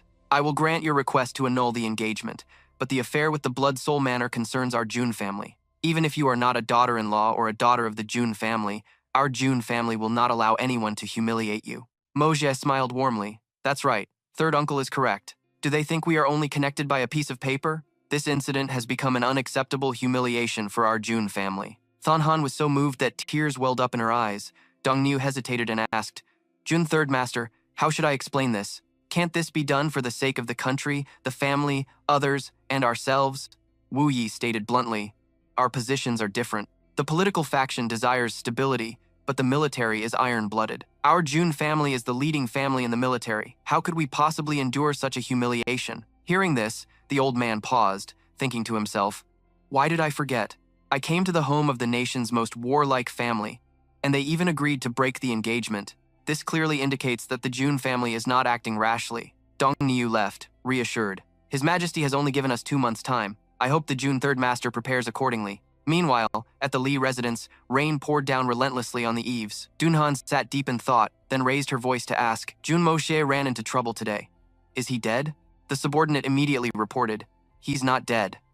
At the critical moment, a mysterious person appeared and killed several of the assassins. His strength was so overwhelming that the remaining assassins found it hard to retreat. She continued to probe suspiciously, do you know which faction tried to assassinate Jun Moshe? The subordinate replied in fear, we don't know yet, ma'am. Dunyan ordered him to investigate, and the subordinate didn't dare to refuse. After being injured and disfigured, Dunyan was like a daughter who had been married off, staying cooped up in the house all day. Her personality grew more and more eccentric, and her subordinates became increasingly fearful of her. In the dead of night, Dunhan went alone to a secret location and gave a signal. She was having an urgent meeting with her senior brother. Inside, everyone was cloaked from head to toe. One person asked urgently, Dunhan, is there any news about the Xuandan? She confirmed, there's no news for the time being, but as soon as the Xuandan appears, we will definitely be the first to know. The main thing we need to watch out for now is that people from Fengxi City have also arrived. Shi Changxiao himself has also made a move. This means there are now 4 Supreme Divine Xuan experts in Tianxiang City. Once the Xuandan appears, everyone will fight fiercely for it. Our chances of success are not high, and we might not be able to obtain it. Jian Hongchen reassured him, Junior Brother Li, don't worry too much. We just need to seize the Xuandan and have our fastest member escape with it. The rest of us will stay behind to run interference. Even if Yun Beechin himself shows up, I'm confident we can hold him off for some time. Dunhan smiled brightly. Then I'll be counting on all of you. My senior brothers and sisters. Suddenly, a message arrived. The messenger announced loudly. The aura of the Xuandan has appeared in the West City. The report is 100% accurate. Countless masters are already rushing there. Jian Hongchen gave the order for everyone to depart. Despite the pouring rain, they all charged forward. Dunhan watched them leave, thinking to herself, even though this concerns the Xuandan, and those special robes can't be fully utilized, it's still very strange for the senior brothers to be walking around in a crowd wearing those white robes. The scene shifts to Moshie's residence, where he was intently observing the Xuandan on his desk, thinking, I originally planned to wait a few more days. The plan was to wait until my wounds healed a bit, then start an auction for this mystic pill to incite a bidding war among the factions, and I would reap the benefits. But the appearance of the Blood Soul Mountain Villa forced me to change my plans. This isn't that 9th grade mystic pill. It's the 6th grade pill that Jun Wuyi gave him, and he has already experimented with it many times. The energy within it has been refined by the heaven-opening creation art. It's completely useless now. After speaking, I began to unleash my spiritual power. The light from the pill was blinding, and a few seconds later, a massive explosion erupted, accompanied by a flash that lit up the entire sky. The night was illuminated amidst the heavy downpour, and the elders were startled by the sound. They discussed among themselves about the high-grade energy of the mystic pill. What pure energy! It must be a peak 9th grade mystic pill from West An. With that, they all flew towards the source of the energy. Yan Meng also noticed something unusual at this moment. Feeling very curious, how could I miss out on such a fun event? She shouted to her subordinates, let's hurry and follow them to watch the show. As soon as she finished speaking, Yan Meng had already left, leaving them worried. Chang Xiao was also taking part in this battle for the mystic pill. Just as he was about to leave, Meng Shen appeared out of nowhere. Shi Xuan, you didn't call your little brother for such a great event? Are you planning to take it all for yourself? Chang Xiao retorted defiantly, no one is stopping you. If you're not afraid to die, you can follow me. He scoffed. Shi Xuan, others might not want to follow you, one of the 8 great supremes, but with my phase, strength, you know very well whether I need to follow you or not. It's not yet decided who that mystic pill will fall to. A man in a tavern also sensed the aura of the mystic pill. The man was delighted, his eyes gleaming with determination as he said, a good opportunity to stretch my muscles has finally arrived. The Wang family on this side was also thrilled. Perhaps the legendary 9th grade mystic pill has appeared. Old Third looked bored. Why bother with it? Let's just drink our wine. One less person just means one less cup of wine. The elders had arrived at the location by now, all of them suspicious. Who would dare to activate a mystic pill on a stormy night like this? Could it be that he doesn't know that even a heavier rain can't conceal the mystic pill's aura? Could this be a pre-planned conspiracy? The 6th elder mused, at least the mystic pill is real. The aura of a high-grade mystic pill cannot be mistaken. People are coming from the east, but they won't cause any trouble. Let's head south. The 3rd elder immediately detected something. There are the auras of 2 powerful experts ahead, after which they split up to seize the initiative. The 6th elder was a bit surprised. Isn't that Supreme Shi Changxiao and Fei Mengshen, Fei Xuan, up ahead? Cheng Xiao said casually. Silver City has 3 elders, but only 2 of you are here. The other one ran off pretty fast. Mengshen was furious. Shi Xuan, he's trying to get a step ahead of us. Can we tolerate this? Without hesitation, he roared at them, demanding they get out of the way. The 9th elder ignored him. I wonder where you 2 are heading. After all, we are all old friends. If you 2 have urgent business, feel free to tell us. Perhaps we 2 brothers can lend a hand. Chang Xiao didn't argue and immediately unleashed his technique. Just the likes of, you want to stop me? Even if that brat Han Feng Shui himself were here, he wouldn't dare to speak to me like this. The 2 sides clashed fiercely in a heated battle. Cheng Xiao continuously unleashed his classic techniques. Cheng Xiao shakes the heavens, and one palm moves the earth. The 9th and 6th elders struggled to resist Cheng Xiao's terrifying power, combining their strength to form a barrier with the cold wind flying snow sword technique. Seeing this, he was astonished. You 2 were actually able to cultivate the cold wind flying snow sword to this level. You haven't shamed the title of the Wind Snow Supreme. Suddenly, Cheng Xiao flashed a dangerous smile. He launched a surprise attack on them, catching the elders completely off guard. Cheng Xiao's creepy laughter echoed all around. He didn't forget to use disdainful words to provoke his opponent. The Wind Snow Supreme couldn't even withstand a single blow. Seizing that opportunity, Meng Shen fled, which made Chang Xiao furious, while Mo Ta was now gradually executing his own plan, moving very stealthily. The 3rd elder appeared out of nowhere and stopped him. Your Excellency should not keep the profound pill. It's best to hand it over to me for safekeeping. He tried his best to persuade Mo Ta. I will protect your life. 1 pill in exchange for 1 life. That's very fair, isn't it? The young man replied flatly. Is it really fair? The profound pill and my life belong to me. On what grounds do I need your protection? Mo Ta was a little worried. Seeing only one person approach, he continued to refuse the third elder. All the masters are gathered in Tianxiang City. How can you possibly guarantee my life? The old man smiled faintly and introduced himself. I am the third elder of the Wind Snow Silver City. I believe I have some reputation. As long as you hand over the profound pill, I guarantee you can leave this place safely. Mo Ta acted arrogant. Just because you say so, I have to believe you? I could claim I'm Yun Bichen for all you know. In his heart, he scoffed. This is a genuine supreme god Xuan. How could I let this old fox take advantage so easily? Mo Ta couldn't help but feel anxious, wondering why the others were so late. An idea suddenly struck him, and his body began to emit a special green light. Seeing this, the third elder sneered, Peak Jade Xuan? Still not enough. But when he looked again, the light had turned into a powerful yellow glow. He broke out in a cold sweat, thinking, why did his Xuan Qi just jump from Jade Xuan to Earth Xuan? The explanation is that once Xuan Qi cultivation reaches a certain level after a breakthrough, even if one can suppress their power, it won't emit the hue of a lower level like it did before advancing. The third elder consoled himself. So what if he's really a peak Earth Xuan? Could he possibly defeat me? He criticized Mo Ta. Stop putting on a mysterious act. Show your true Xuan intent. Before he could finish his sentence, the young man had transformed into another state, leaving the third elder dumbfounded. He gaped. I only blinked for a second. How did this brat jump from peak Jade Xuan to peak Sky Xuan? Mo Ta then taunted him to try another move. Now, he was emitting a red light, making the third elder question his own existence. Red, the color of a supreme god Xuan. This person in black isn't a ghost, is he? Now there was no color at all. Could it be that he has advanced to the realm of supreme above the supreme? Meng Shen also just arrived, looking at him in astonishment.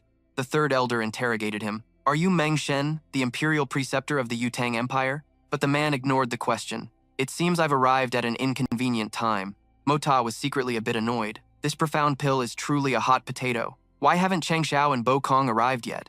I can only take out the profound pill when all of you are gathered. In less than a minute, the two he mentioned had also arrived. Bo Kong used his eagle transformation Xuan Qi with incredible fluidity, and as he landed, Chang Xiao praised him. Old Eagle, your 10 transformations of the Snow Eagle haven't declined one bit.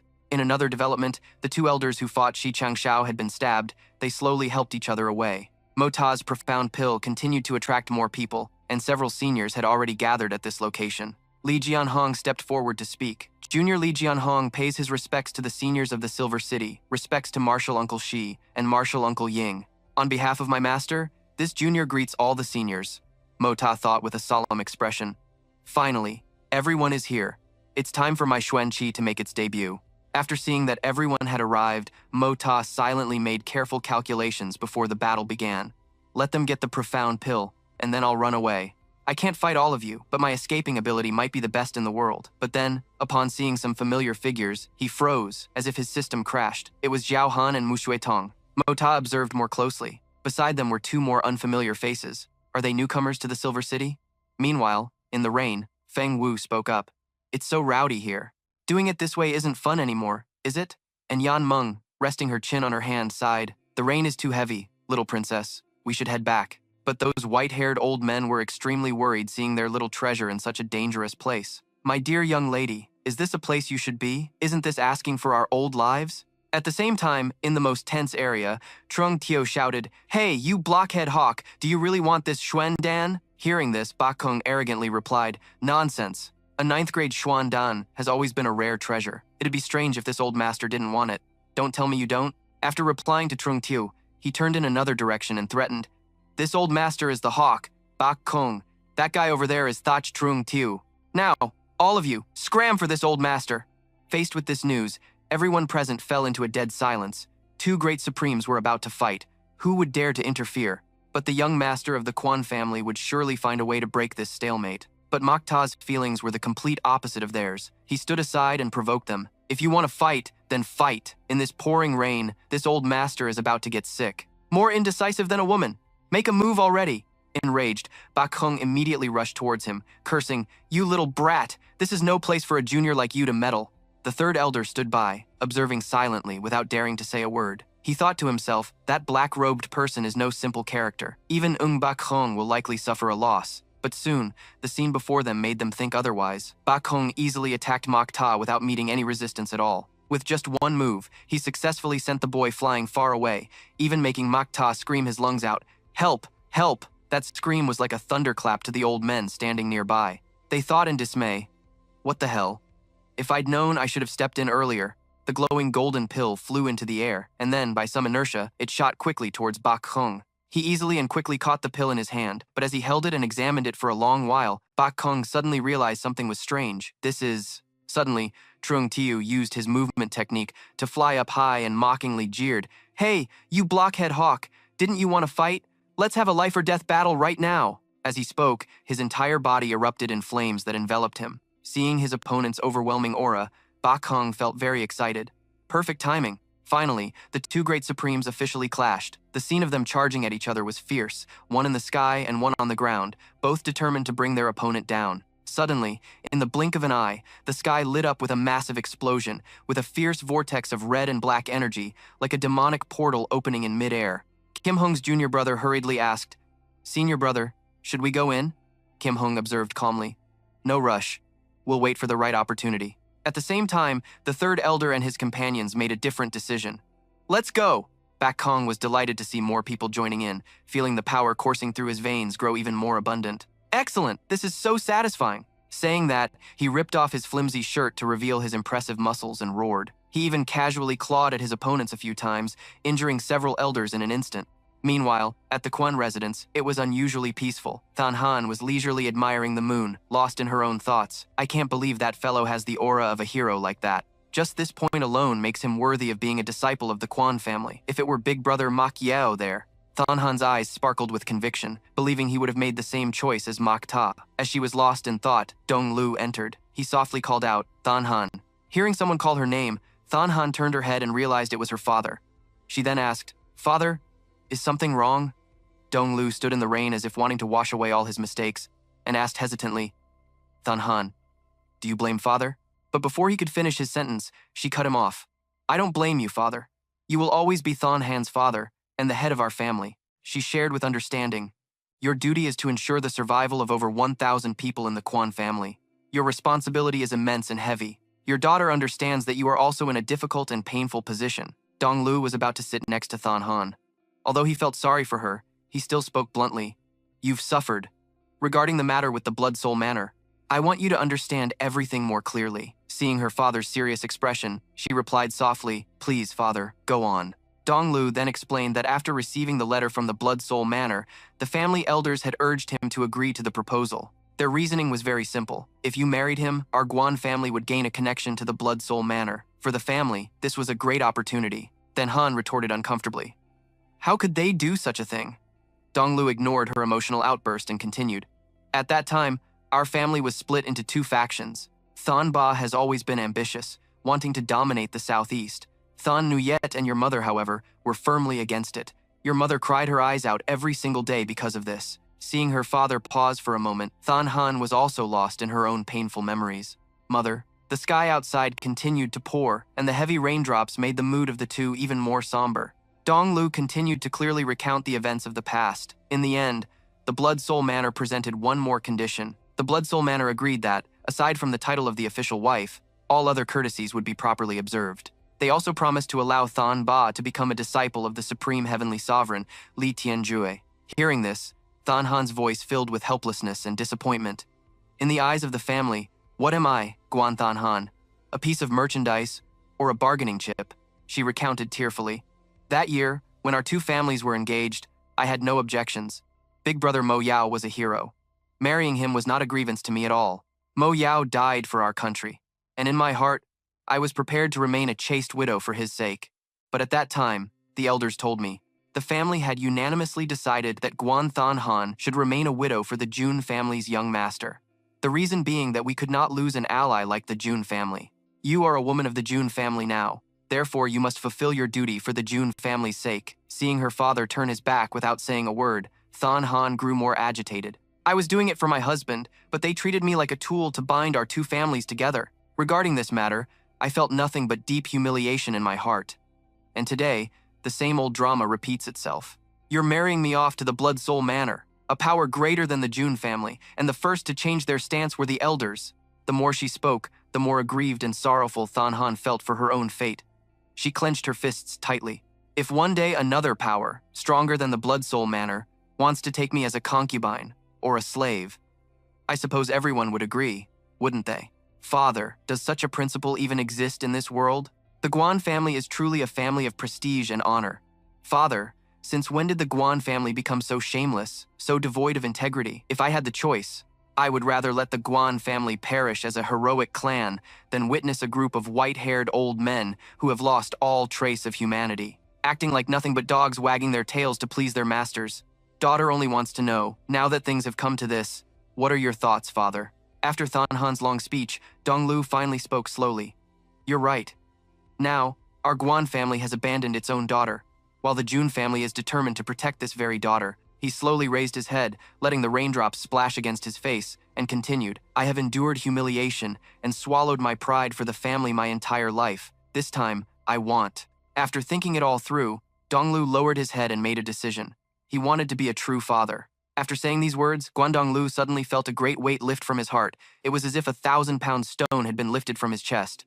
Than Han, having calmed down, softly called out, Father. Donglu mused under the rain. That brother-in-law of yours has a very vicious tongue, but it was thanks to his scolding that I came to understand that there are things in this world a man must stand up and do, even if he knows it leads to certain death. Seeing that her father had come to a realization and mentioned her brother-in-law, Than Han also replied softly, during this time, he has truly changed a great deal compared to how he used to be. Right now, he truly has the air of a real man. She then reminded him, Father, please come inside. If you keep standing out there, it won't be good for your health. Despite his daughter's kind words, Dong Liu still refused. It's all right. Today's rain feels great. It's helping me clear my head, he said firmly. A man must be like this. Just as you said, one must know how to sacrifice. Some things must be done, even knowing it could lead to death. In a hidden corner of the courtyard, Wu Yi was eavesdropping, and when the conversation ended, he was secretly pleased. Dong Liu, only at this moment do you truly have what it takes to be a father, a real man. Wu Yi stood there for a long while, then he suddenly felt a bit restless. This time, with Mo Ta going out, why do I feel like something big is about to happen? Returning to the fierce battle, after taking a hit from Ba Kong, Mo Ta was sent flying several meters backward. His entire body slammed hard onto the ground. He was so severely injured that he coughed up a mouthful of blood. He struggled to get up and try to escape, thinking, while they haven't spotted me. Yin-yang evasion. Damn, he hits hard, that old eagle-tailed bastard. One day, I'll make him pay. Meanwhile, Ba Kong, with his perfectly sculpted physique, was busy fighting a whole group by himself, his combat aura blazing around his body. At that very moment, the group of masked men decided to charge in.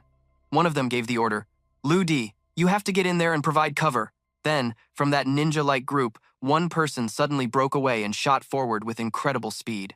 The most important person among Lei Wu Bei's disciples was this one, known as Lu Di, who possessed superior lightness skills. But Ba Kong wasn't afraid in the slightest. In fact, he seemed to welcome more opponents. You've come at the right time. Then, a shield suddenly materialized around him, blasting away everyone nearby. Ba Kong even took this opportunity to enthusiastically punch Elder Tan in the face. With the strength of his eagle-body divine art, he single-handedly repelled all the other masters, except for Shi Changxiao. Elsewhere, Shi Changxiao became furious seeing that so many people couldn't even hinder Ba Kong. He roared, "What a bunch of useless nuisances! Get out of my way!" As soon as the words left his mouth, a bizarre flame erupted from Shi Changxiao's body. The inferno caused the ground to tremble and crack apart. Elder Tan, standing at the edge of the battle and covered in dust, broke out in a cold sweat. Shi Changxiao's scornful voice echoed, "This is a showdown between two supremes. None of you are worthy of interfering." Elsewhere, having stabilized himself a bit, Mo Ta watched from a high vantage point with a red orb floating beside him, a glimmer of hope in his heart. They finally arrived. The plan is already halfway successful. I just don't know if it will succeed. His hope was rekindled because the person Mo Ta had been waiting for had arrived nearby. Even while fighting fiercely, Ba Kong noticed Mo Ta's movements and became slightly distracted. "Hey, you." But his distraction didn't last long, as a hand reached for him. He sensed it just in time and spun around, offering a sarcastic compliment to the attacker. "Well done, you sneaky little thief. If I hadn't noticed you in time, my Xuandeng would have been stolen." With that, he landed a powerful punch on the man's head, slamming it straight into the ground. Ba Kong then followed up with a kick that sent the man flying far away. The kick was so powerful it tore up the earth. The other masked men cried out in alarm, "Sixth brother!" They quickly gathered around the one who had been kicked, shouting with hatred, "Ying Ba Kong, your methods are far too vicious. This blood debt has been forged in hatred. From this day forward, the disciples of the cold-blooded Supreme will consider you an irreconcilable enemy." This seemed to push Ba Kong over the edge. His face darkened as he spoke slowly. He had the gall to provoke me. This is the consequence. If you dare to displease me again, I'll make sure Lei Wubei's entire lineage is wiped out. Suddenly, Shi Changxiao, who was standing opposite him, spoke up with a sly tone. Ying Ba Kong, how about you and I join forces? We can get rid of these pests first. What do you say? Hearing this, Bu Kong sneered. Shi Changxiao, do you really take this old master for a fool? This old master came here today to fight. Watch this, 13 transformations of the snow eagle. As he spoke, Bu Kong wasted no time and immediately charged forward. He unleashed his technique at an incredible speed, a blue-purple light swirling around his body, in stark contrast to the red and black energy emanating from Chang Zhao, creating a powerful visual effect.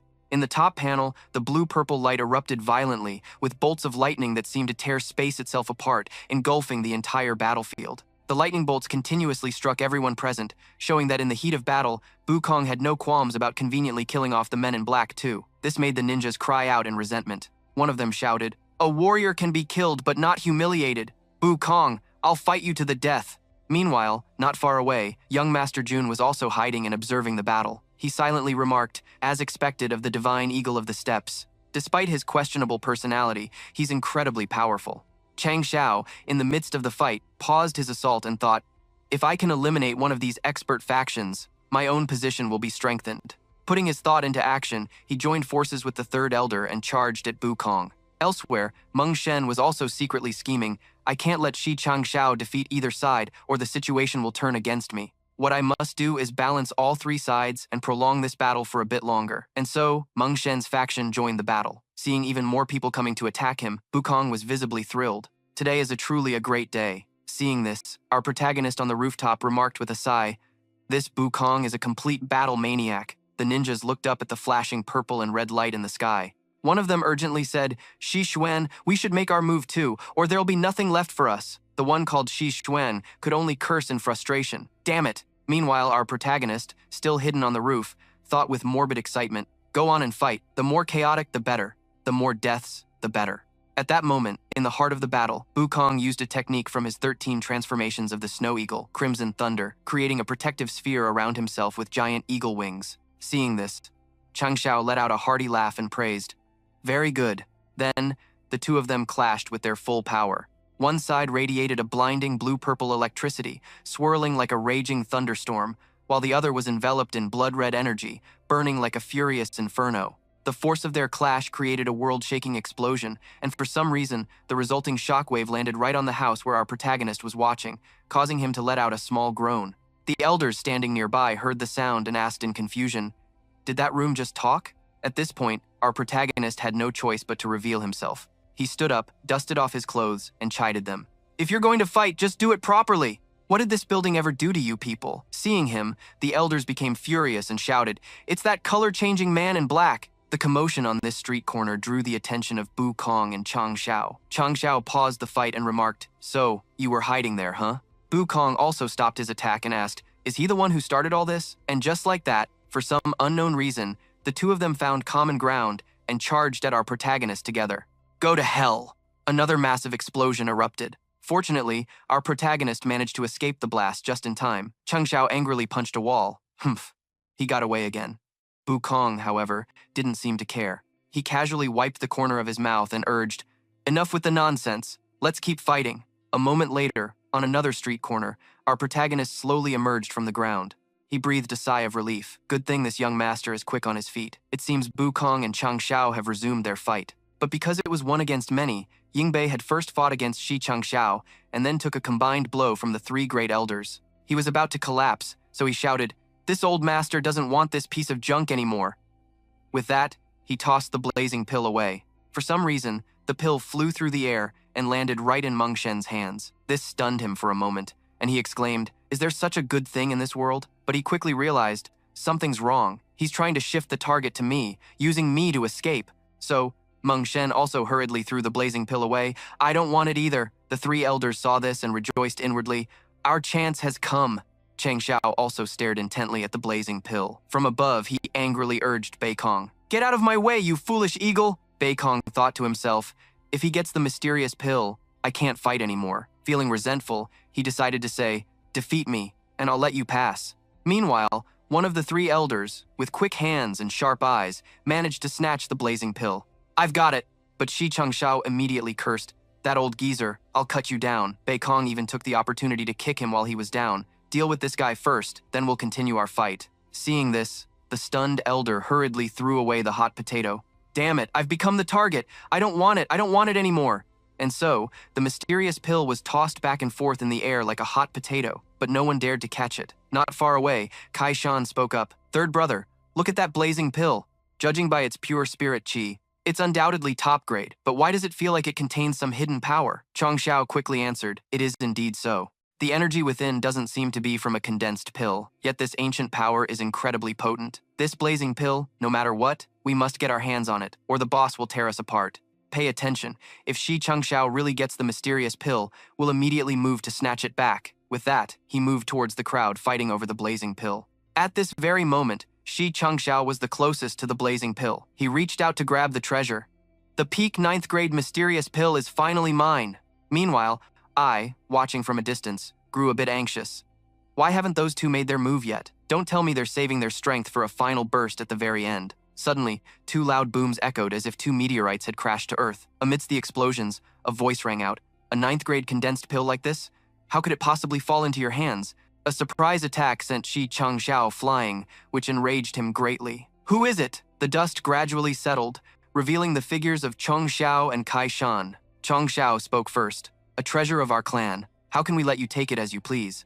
As he spoke, the blazing pill suddenly flew towards the two of them. With their identities from the Heavenly Punishment Forest, it was clear no one dared to block their path, so Chong Xiao quickly ordered, "We've got it. Clear a path. Let's go." After obtaining the blazing pill, Chong Xiao and Kai Shan decided to quickly leave the battlefield. Meanwhile, I stood on a rooftop, observing in secret. I pulled my hood down to cover my face and thought, "They've arrived. How can I just let them leave like this?" So, he quickly activated the Hongjun Pagoda formation. An illusion of a massive pagoda swiftly appeared behind him. This technique required all his mental and physical energy to activate the Hongjun formation. The burst of spirit chi was extremely brief, perhaps only they could sense it. While escaping, Kai Shan quickly noticed something. "Third brother, do you feel that? That aura?" But Chong Xiao ignored it, deciding to continue their escape. "Let's go first." The crowd of martial artists could only stand frozen, watching the two leave as they wondered, so many experts, yet none could stop them. What kind of monsters are these people? When Meng Shen saw that even the strongest experts didn't dare to stop them, he also realized, could it be them? Bei Kong and Chang Xiao said nothing, merely snorting coldly. The name Heavenly Punishment Forest surfaced in their minds. Hearing the name, the three elders could only lament, to think it was the Heavenly Punishment Forest. Chang Xiao also repeated that name, Heaven's Punishment Forest. He stared intently at his injured hand and speculated, could it be that they're planning a comeback? Meanwhile, among Lei Jianhong's disciples, many were injured. It was a dire situation, especially for the sixth brother, who was not only severely injured, but also remained unconscious. Currently, the group was transferring their energy to heal one another. Jianhong frowned and said helplessly, "The Xuan Dan is gone now. What do we do? Junior brother Li will surely be very disappointed." A female ninja standing beside him gently comforted her senior brother, who would have expected two supreme-level experts to show up here. Unless Master himself intervenes, there's absolutely no way to change this situation. Jianhong had to accept the truth, but what made him even more anxious was that junior brother Li had also tasked sixth brother with investigating Jun Mo Ta's movements. So, what should we do now? This information was overheard by Mo Ta, who was standing nearby, causing him to become more vigilant. "What? Li Yuran wants to send people to spy on me?" Elsewhere, after the battle ended, the third elder quickly cupped his hands and bowed in apology. "State Preceptor Shi, Eagle God, today our Silver City has, in some ways, offended you. If we have the chance to meet again, our three Xuan lands will surely prepare fragrant tea to atone." Cheng Xiao replied magnanimously, "Every man for himself. The three elders shouldn't take it to heart. I have heard that Silver City's snow tea is the finest of all teas. Perhaps one day I will personally visit to savor it. Aren't you all so fake?" he sneered arrogantly. "Old fools, you just finished a fight and now you're already putting on an act? People of the windy snow, Silver City, tell Han Feng Shui. This old master will come for him." As he spoke, he soared into the sky like a true eagle. To the disciples of Lei Wubei, he added, "This old master will be waiting for Lei Wubei to come find me whenever he wants." Seeing that Bu Kong was truly incorrigible, Chang Xiao didn't bother wasting any more words and just snorted coldly. After that, he threw a bottle of medicine towards Jianhong's group and said in a clear voice, "Take it. Jianhong caught it and saw it was a bottle of soul-restoring liquid, so he replied, happily, "Many thanks, senior." But before Lei Jianhong could even finish his thanks, Chang Xiao had already vanished. Seeing this, Jianhong paid it no further mind and hurriedly urged, "Junior brothers, come quickly. With this medicine, we can at least save the sixth brother's life." Just when it seemed peace had been restored, with his sharp senses, Jianhong detected a killing intent, and his eyes flashed with vigilance. He quickly spun around to deflect an incoming throwing dagger, but his junior brothers weren't as strong or quick to react and were hit. Jianhong cried out in horror, "Junior brothers!" The others were also startled and heightened their vigilance. Jianhong roared furiously, "Who is it? Who? Show yourself to this old master." Hiding in the shadows to launch a sneak attack. What kind of cowardice is that? If you have any guts, come out and fight this old master. Seething with hatred, Jianhong pulled out one of the throwing daggers to examine it. Damn it. I've never seen this type of throwing dagger before. This must be the unique weapon of that assassin. Whenever this dagger appears, kill on sight, no questions asked. If I don't avenge this, I swear I'm not a man. The entire group erupted with immense killing intent. Suddenly, one of them spoke up anxiously. "Senior brother, where are the other 3 daggers?" This shocked the entire group. What? Everyone turned and discovered that in that short moment, the daggers embedded in the other 3 men had vanished into thin air, leaving only bleeding wounds behind. Everyone had left the area.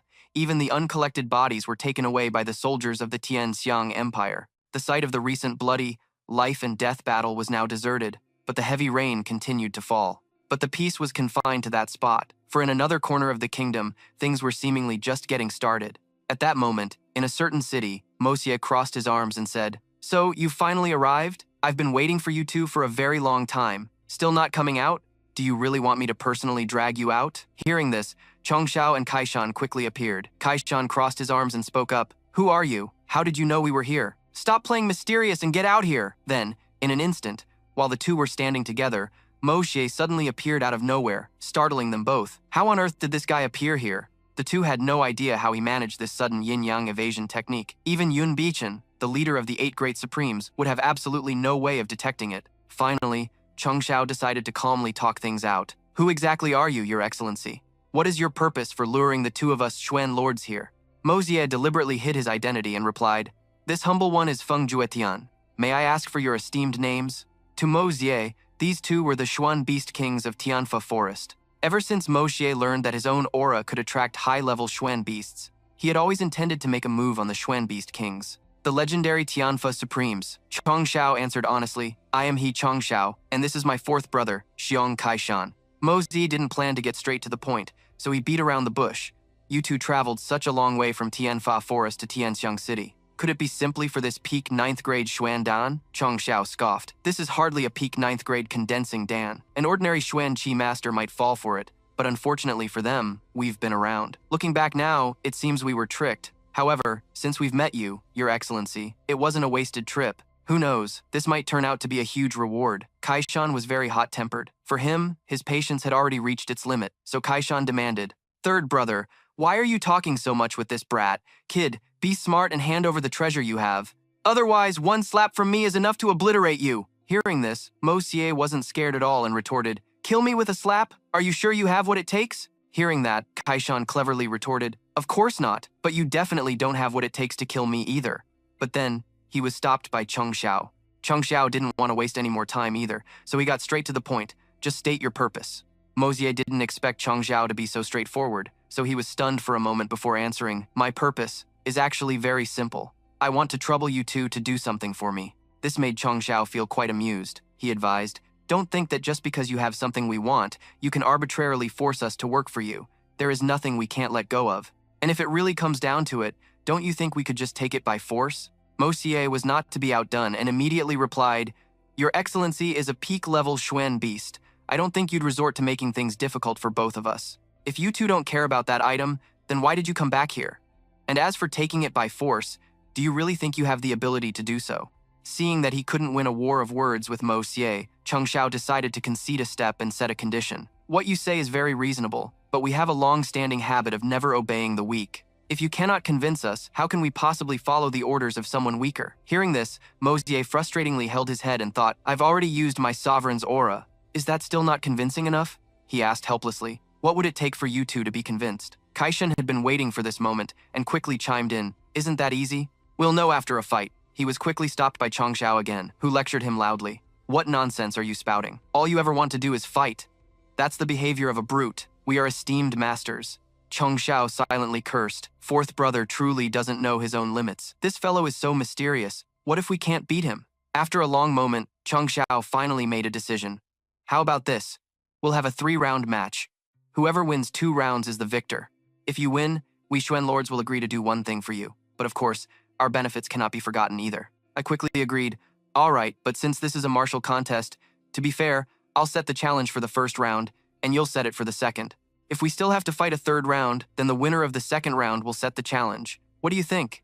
After saying that, Macta immediately struck a pose and said arrogantly, "Watch closely." As soon as the words were spoken, a small, bright circle appeared right under his feet, and then Macta's entire body slowly sank into the ground through that circle. He even cheerfully flashed a peace sign at Sung Tu and Kai Sun, leaving them astonished. By the time he re-emerged from the ground, Sung Tu and Kai Sun still couldn't believe their eyes. Sung Tu lowered his head and mumbled softly, "How could this be possible?" Once he was standing firmly on the ground again, Macta immediately issued a challenge. "Now it's your turn."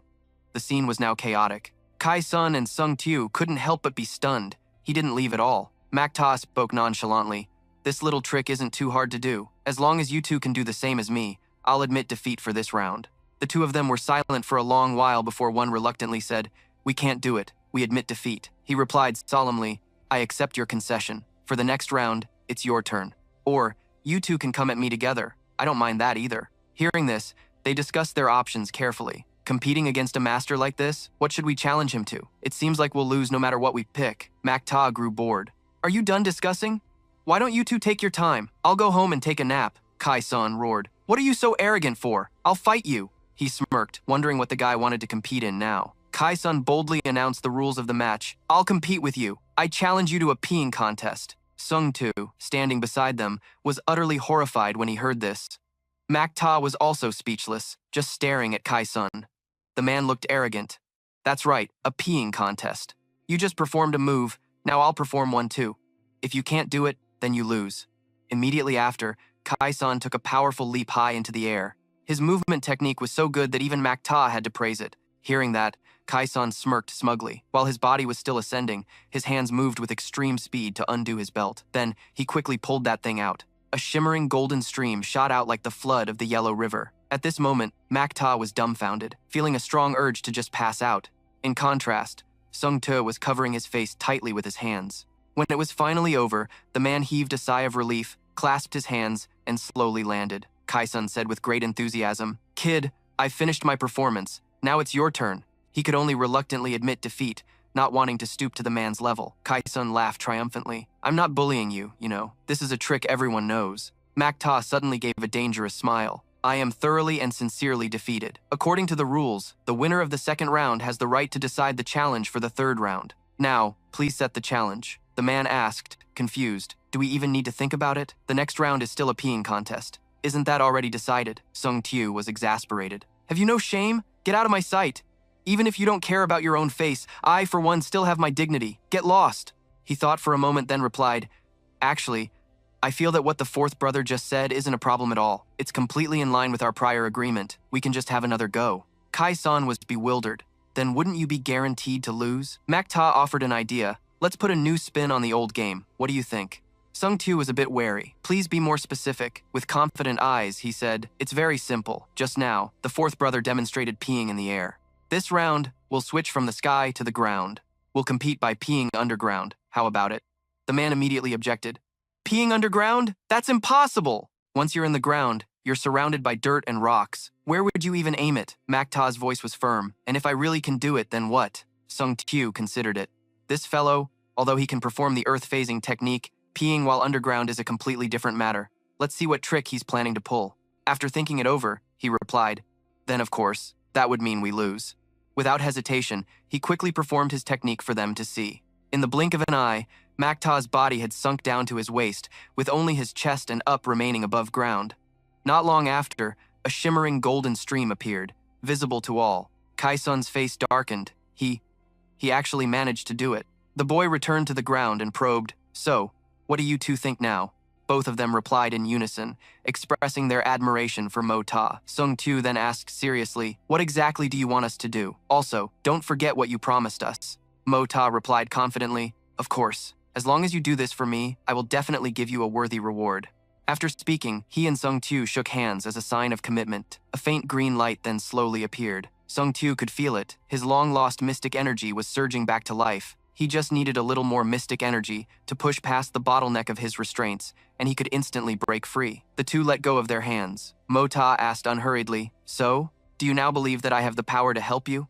He slowly confirmed, "I believe you. I'm afraid no mystic beast could resist your temptation. For us, this is truly a fatal lure." Kai-sun, not understanding what was happening, asked in confusion, "Brother Tu, what on earth is going on?" Mo Ta grabbed his hand tightly, transferring a special energy to Kai-sun that made him feel extremely euphoric. "Give me a little, quick, give me a little more!" Then the boy pulled his hand back. Sung Tu stopped him from behind. "You old fool, what's the rush? We haven't even finished negotiating the terms yet. May I ask, Your Excellency, what do you want us to do for you?" Mo Ta slowly explained, "It's not a difficult matter at all.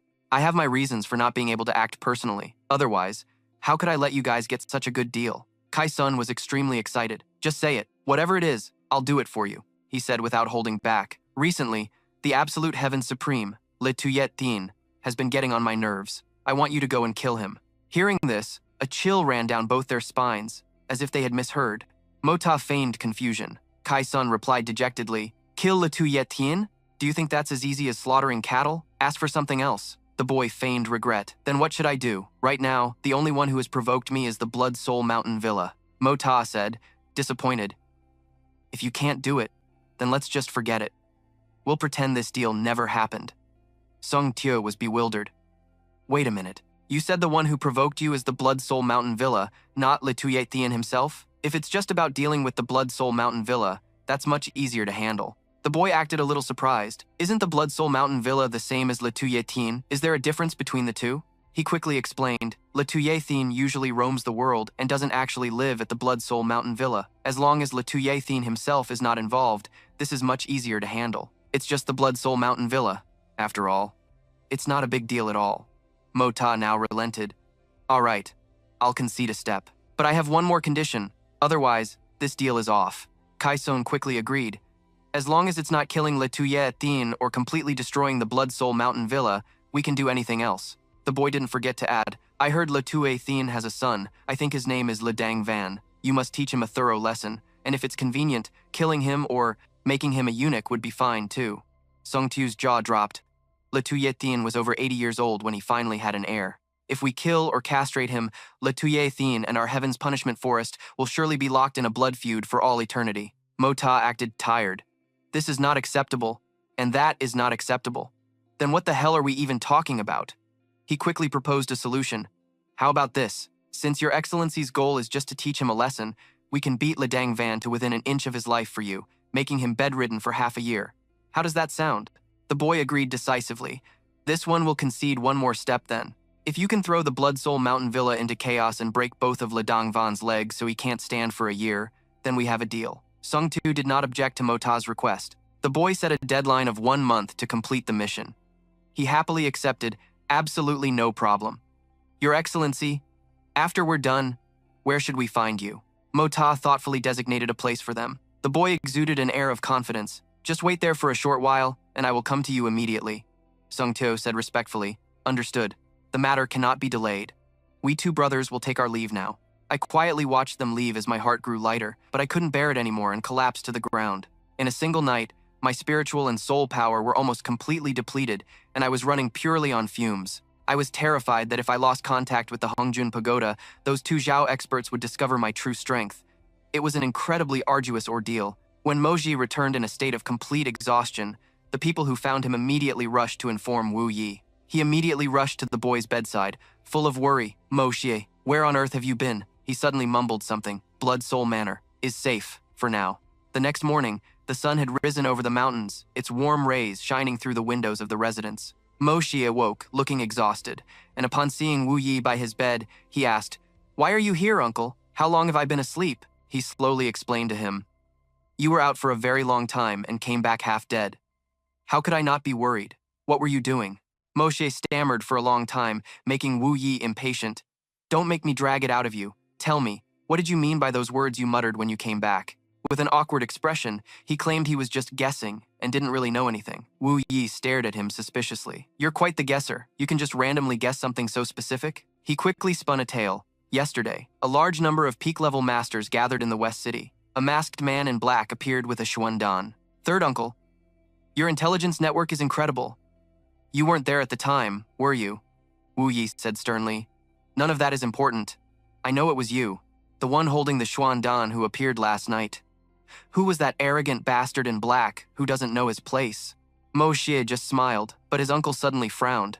A few days ago, I gave you a 6th grade Xuandan. Take it out for me to see. Breaking out in a cold sweat, he replied, The 6th grade Xuandan? I threw it away. Wu Yi sighed. Throwing it away is good. You didn't happen to throw it to the king of heavenly punishment, did you? Mo Xie ignored the question and tried to dash off. Third uncle, I need to pee. I can't hold it. His uncle roared. Hold it. If you can't, then piss your pants. I'm about to give you a dose of family punishment. Just then, Qing Han was heading to his room and asked a maid, I heard the third young master is awake. Is he all right? Suddenly, a loud noise echoed from afar.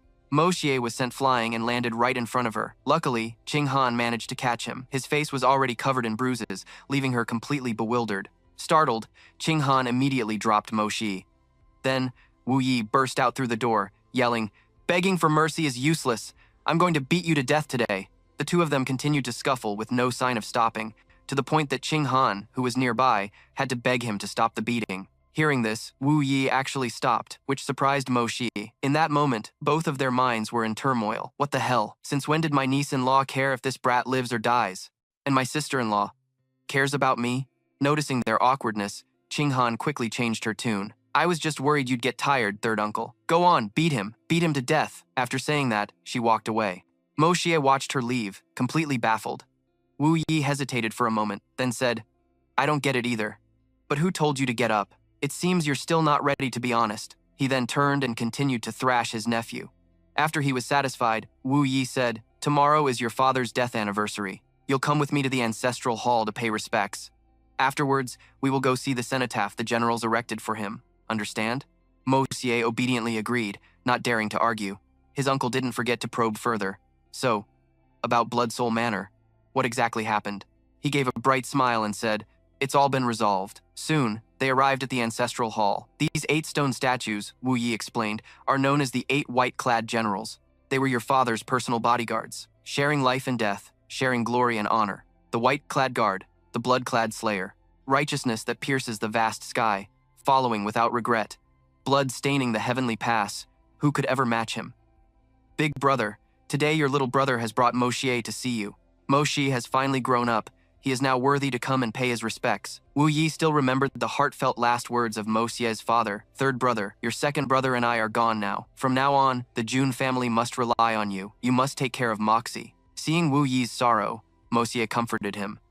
Those who have passed are gone. You should try to ease your grief. Taking care of your health is what matters most now. Suddenly, a soldier ran in to report, Third General, General Zhao Jianhun from the Yu Tang Empire has come to pay respects to the marshal.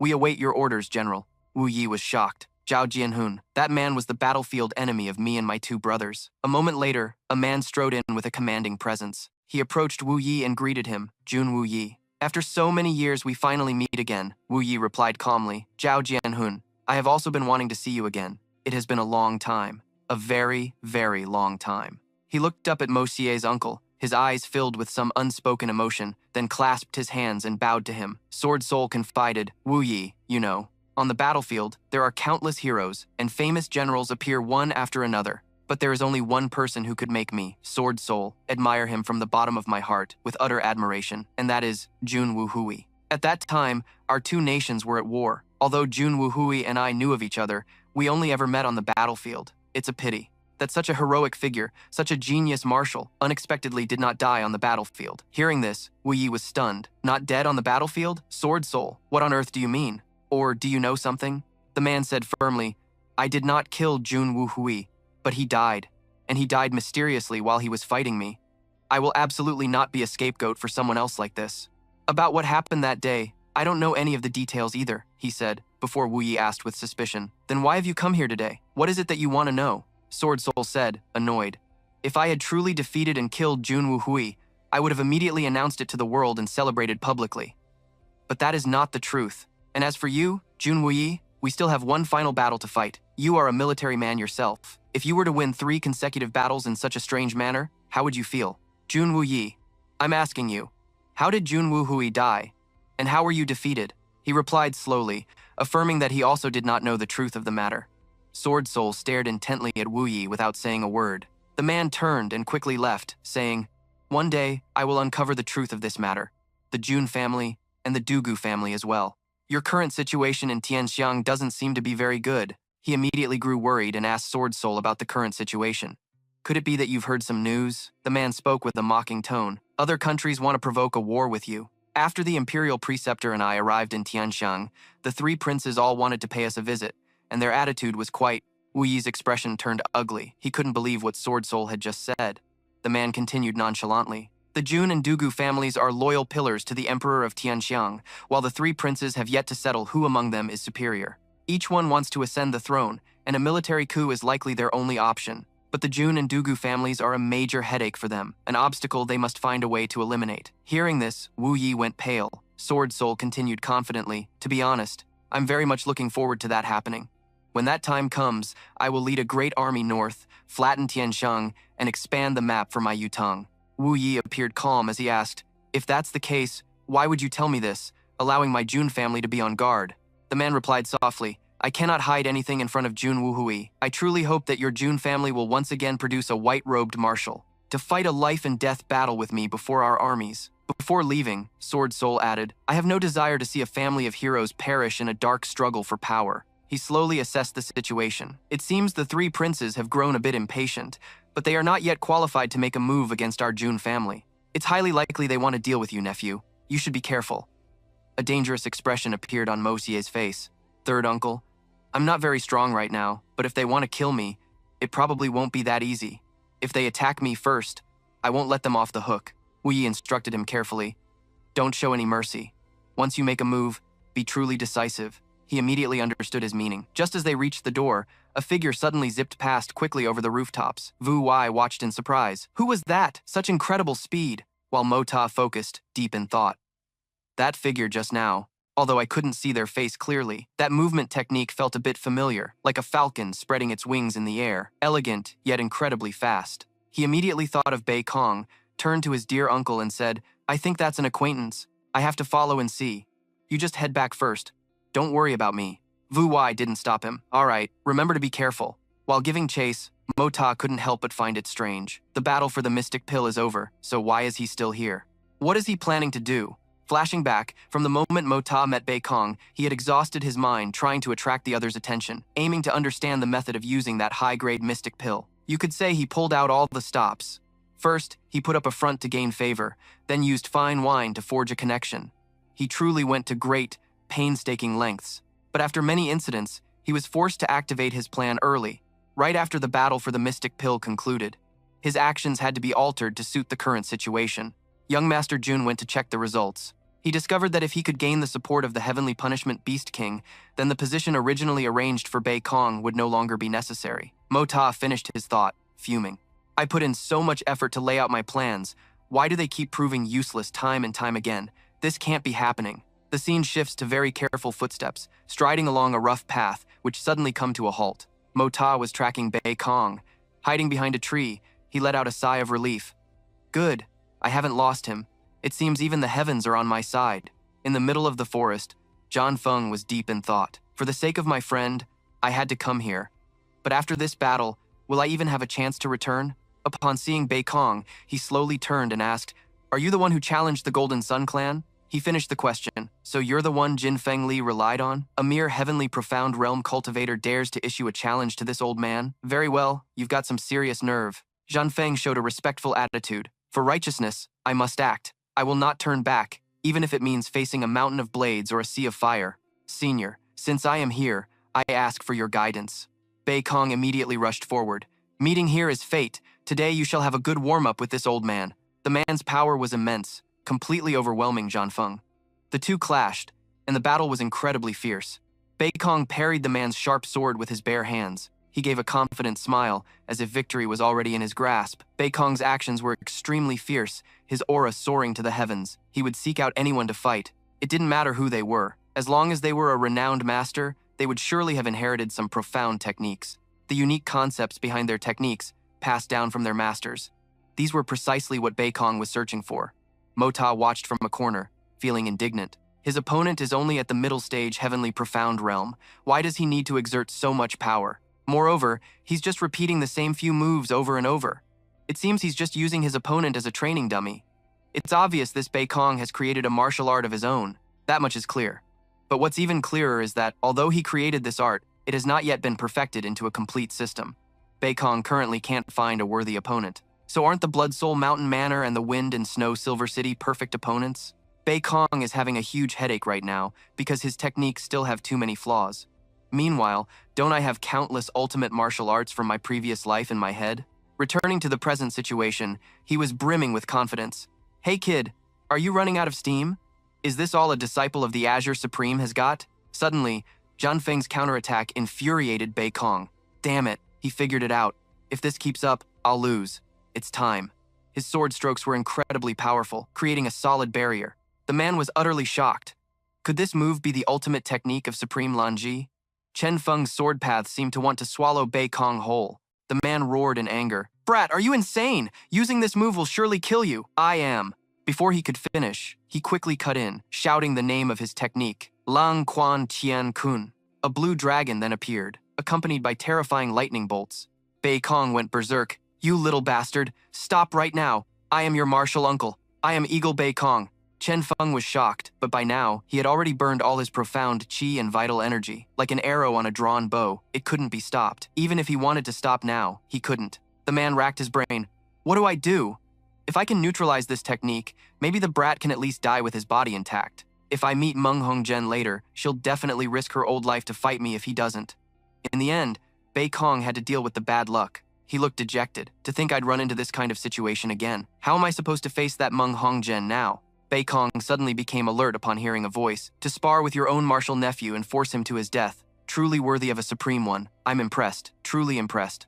The man was a bit bewildered, thinking to himself, where did this person come from? Even I didn't notice his presence. Since when did such a powerful expert appear in this world? Mota commented indifferently. This technique is truly ruthless, to dare to detonate one's own Dantian. If this old man hadn't arrived a step earlier, wouldn't your martial nephew have been tortured to death by you? Bei Kong spoke up. This esteemed brother, do you mean he can still be saved? He affirmed with certainty. With this old man here, he can't die even if he wants to. Step aside. Mota began to channel his power, while the other man threatened, if you can't save him, I'll make you pay with your life. He sneered. You dare threaten this old man? You've got some nerve. In that case, I won't save him anymore. Bei Kong, as if cornered, reluctantly opened his mouth to ask Mota, then, what do you want?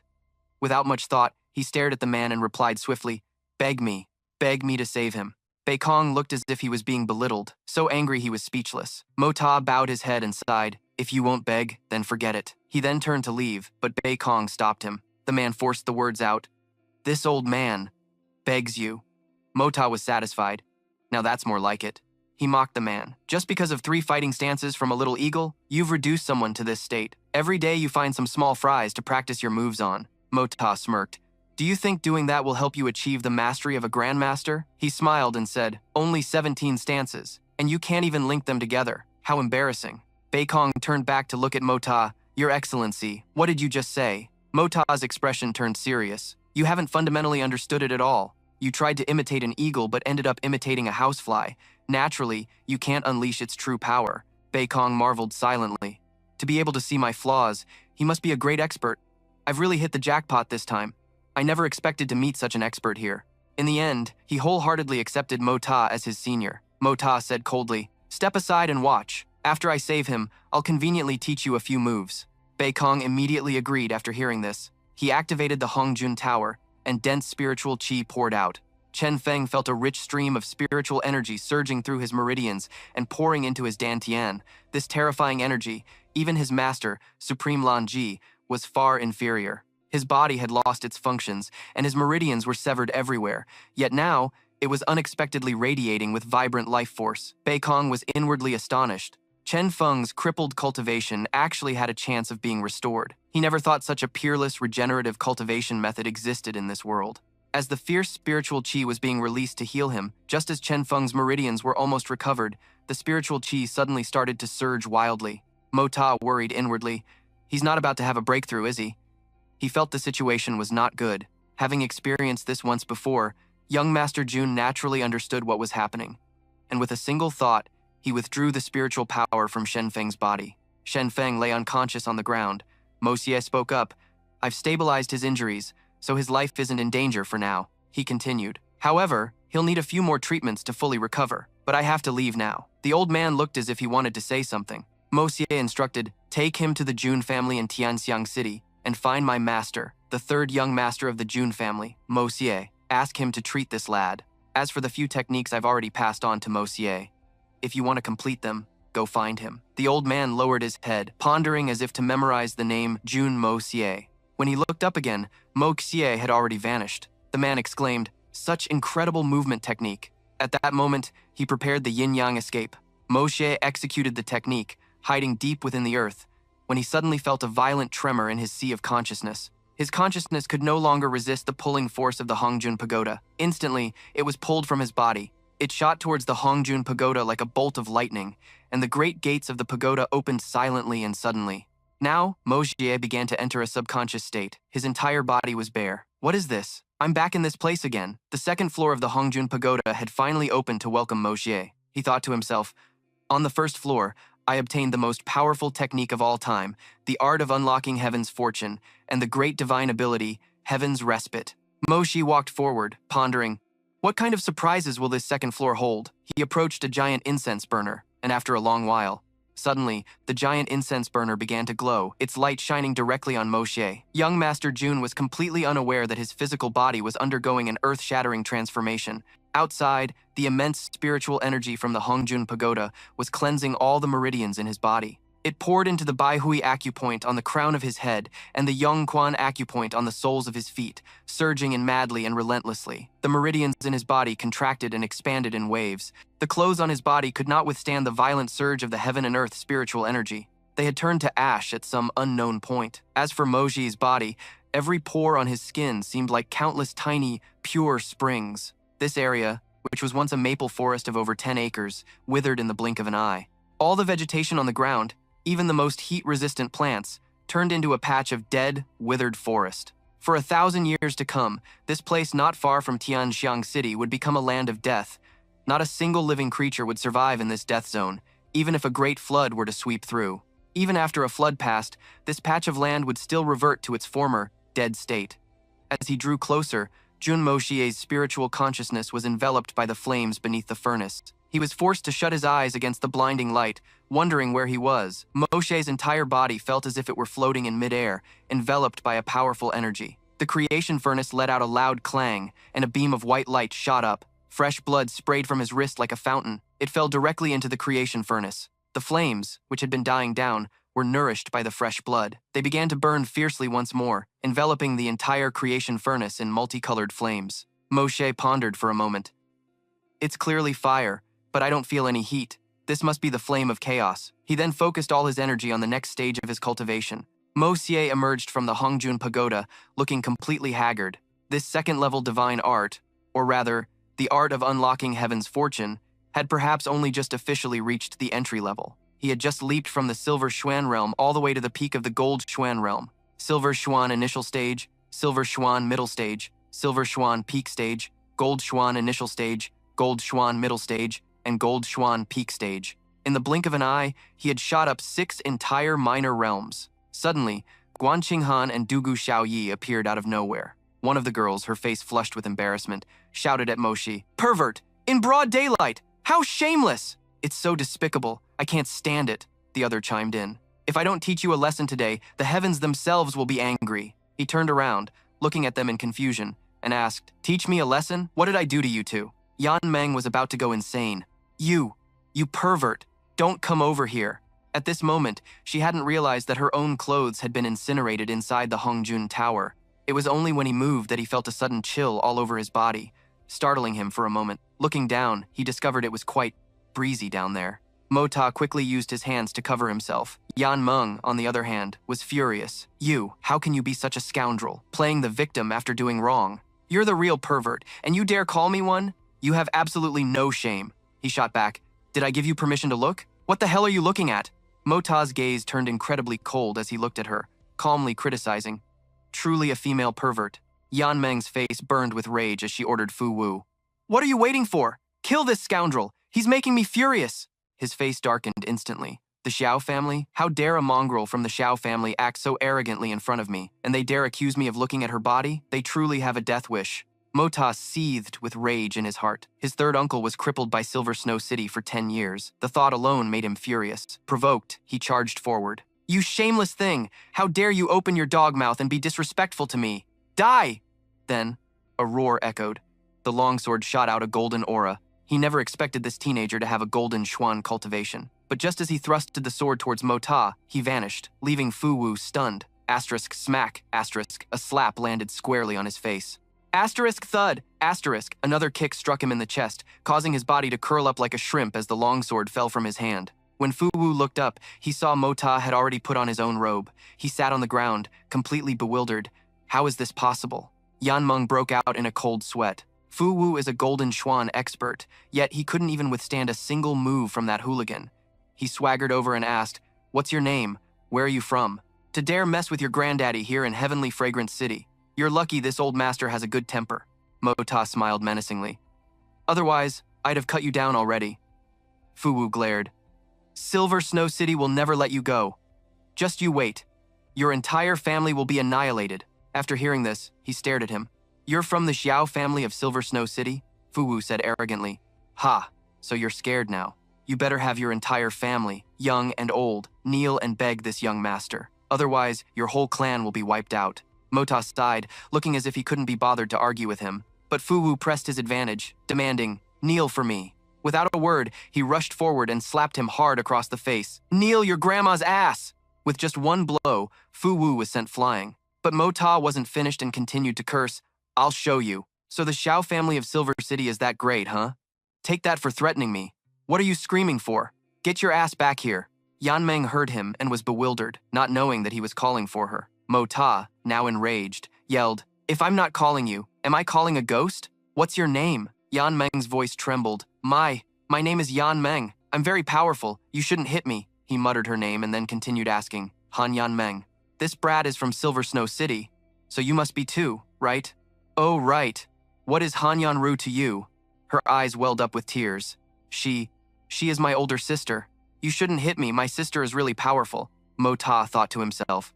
So she's the little princess of Silver Snow City that Shui Tong mentioned before. She's also my third uncle's little sister-in-law. Strictly speaking, doesn't that make her my junior by generation? He glanced over at Fu Wu. Is this the dog your family keeps? Yan Meng stammered. No, he's not a dog that my family keeps. Mota listened with disgust, saying something about having no manners. He sneered, so it's just a stray dog. She continuously denied it. He's not a stray dog. He's my senior brother. His surname is Xiao. Mota raised his voice. If I say he's a dog, then he is a dog. An untamable one at that. His terrifying expression made others shudder in fear. Yan Meng tried her best to argue back. No, he really isn't a dog. Look, he doesn't have a tail. Dogs have tails. He's a person. Mota burst out laughing. That's because you don't know. His tail was chopped off by someone. Otherwise, how could he look so pathetic? Feng Wu, coughing up blood on the ground, couldn't get up but still tried to retort. You're the dog. Mota glanced at him coldly, still able to talk. Huh? Just as Mota prepared to strike Feng Wu again, he fainted. He stopped, observed for a moment, and with a swipe of his hand, tore open the front of Feng Wu's shirt. What is this? The snow, silkworm armor. Mota turned to interrogate Yan Meng. The snow silkworm armor, huh? A fine item indeed. Do all of you from the Wind Snow Silver City have treasures like this? She trembled as she replied, The snow silkworm armor is the most precious. I have nothing valuable on me. He moved closer, threatening, Really? Don't worry. I know you also have a snow silkworm armor. But I am a civilized man. I would never seize a young lady's belongings. Miss Han, this boy here. From now on, just call him junior sister. No need to call him senior brother anymore. We'll meet again. After saying his piece, Mo Ta turned and left, leaving Yan Meng to collapse on the ground in despair. Afterward, she tried to calm herself. The autumn wind began to blow everywhere. Feng Wu was severely injured with no signs of waking up. Yan Meng was completely at a loss, standing there stunned for half a day, her heart filled with fear. Just then, an extremely bizarre phenomenon occurred. Her face turned pale, having no idea what was happening. As the wind swept through, the entire forest slowly turned to ash, quietly and silently dissolving into the heavens with each passing gust. Scene change. Mo Ta breathed a sigh of relief, thinking, good thing I stole this set of clothes before entering the city. Otherwise, I don't know how I would have explained myself. Seeing him, Elder Wei was overjoyed. Mo Ta, you're finally back. The grassland divine eagle came to ask for your help to save someone. Mo Ta calmly replied, it's fine. Just let him wait. I'll see him after I've changed. He was currently very eager to change, as he was still completely bare underneath. The old man pulled Mo Ta along. What's there to change? Isn't this outfit perfectly clean? Hurry up! Finally, he met Uncle Kong, who quickly recognized Mo Ta. Uncle Kong said with a laugh, kid, hurry up and bring me 2 jars of your wine. After drinking yours, I can't stomach any other kind. He replied to the man nonchalantly, 100,000 taels per jar. If you want a drink, bring the silver first. After hearing this, Uncle Kong's mouth twitched, and he started to speak. You. All right, let's talk business first. Your undying old master sent me to find you. He told you to properly treat this guy's injuries. After that, there's another small matter, which we can discuss when you have time. Mo Ta scoffed. I'm someone who doesn't act without personal gain. I've never done anything without considering the benefits. Why should I treat his wounds? The man snapped, asking what conditions he wanted to set. Mo Ta answered decisively, I want him. If I heal his injuries, I want him to work for me for 3 years. Uncle Kong hastily shook his head and refused immediately. I can't agree to that on his behalf, he said sternly. No matter what, this kid is a Heaven Xuan expert, considered a master. This is something you'll have to ask him. Mo Ta wasn't in a hurry. Uncle Kong worried silently. You're not in a hurry, but I am. You may have plenty of time, but this kid is about to kick the bucket. He approached Chen Feng, but as he began to speak, he glanced at Mo Ta and was startled. Did this kid just crawl out of a brothel? Back to the point, Chen Feng adamantly refused Mo Ta's request. Uncle Kong tried to persuade him. Now is not the time to worry about trivial matters. You need to save your own life first. Chen Feng remained firm in his decision. Mo Ta, on the side, looked bored. You don't even know how to persuade someone. What 8 great supremes? This is all you amount to. Watch me. Mo Ta leaned down and began to whisper in his ear. I'm telling you, look. Then, after saying something unknown, Chen Feng's attitude suddenly changed. If it's really like that, forget 3 years. I'm willing to be your servant for a lifetime. Uncle Kong was furious, damn it. Kid, what on earth did you say to him to convince this stubborn bull? To suddenly agree like that, what kind of dark magic did you use? Mo Ta explained with a dangerous look in his eyes. I just told him one thing. As long as you follow me, I guarantee you'll have enough power to toy with and get your revenge on Eagle Uncle Kong. The man seemed unconvinced. Just with him? Mo Ta replied confidently. Just you wait. Take him to my courtyard. As they walked out the door, Uncle Kong was startled. Why is there a meatball over there? The man tried to get a closer look. It seemed that ball of meat was actually a person. Could it really be human? Tang Yuan noticed the old man's scrutinizing gaze and got angry. Old man, what are you looking at? Haven't you seen a handsome guy before? The man jeered back. Hey, fatty, how much do you weigh? He replied defiantly. Roll aside. This young master is on a diet. Don't ask questions that kill this young master's motivation. From inside the room, Mo Ta's voice echoed out. Hey, you're holding a dying man and you still have time to chat, Uncle Kong? The man didn't want to wait any longer and quickly left. Hearing this, Tang Yuan's face immediately turned pale. Uncle Kong, Martial uncle. I just pointed my finger at him and cursed him. The scene changes to Zhan Feng asking doubtfully, if you can really do what you said, I will definitely stay here. Mo Ta said seriously, staying by my side isn't simple. You understand that, right? He lowered his voice. I understand. Since I've decided to follow you, I know full well what I should and should not do. He looked at Zhan Feng with trust. That's good. I want to control all the underworld forces in the capital. After I help you with your treatment, you will start handling this matter. I need someone to control everything on my behalf. No matter what happens, you must handle it yourself. Furthermore, according to my intelligence, the Murong family and the Li family are both currently keeping an eye on these gangs. Zhan Feng's tone was firm. Not a problem. He already had a plan in mind. Once he subdued the Golden Sun gang, he would then use that gang's name to subdue the rest. Mo Ta instructed, I will not interfere with any of your actions or decisions, but you should also know your limits. Currently, my master is refining a type of elixir that can increase one's Xuan Qi cultivation. As soon as there's a chance for you to break through, I will inform you immediately. You won't regret following me." An hour later, he walked out looking exhausted. Uncle Kong anxiously approached and asked Mota, "Where's that little brat?" The man was so shocked he was speechless. From the room, a completely different person emerged, walking towards Uncle Kong with powerful strides. The man looked bewildered.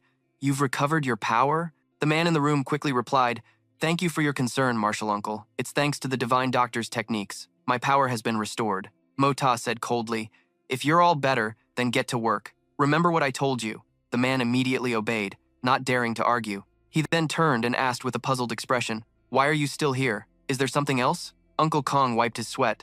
"Today, I was fortunate enough to meet Master Li. This old man and him talked for a very long time. We exchanged martial arts knowledge and considered each other bosom friends." Mota was shocked upon hearing this.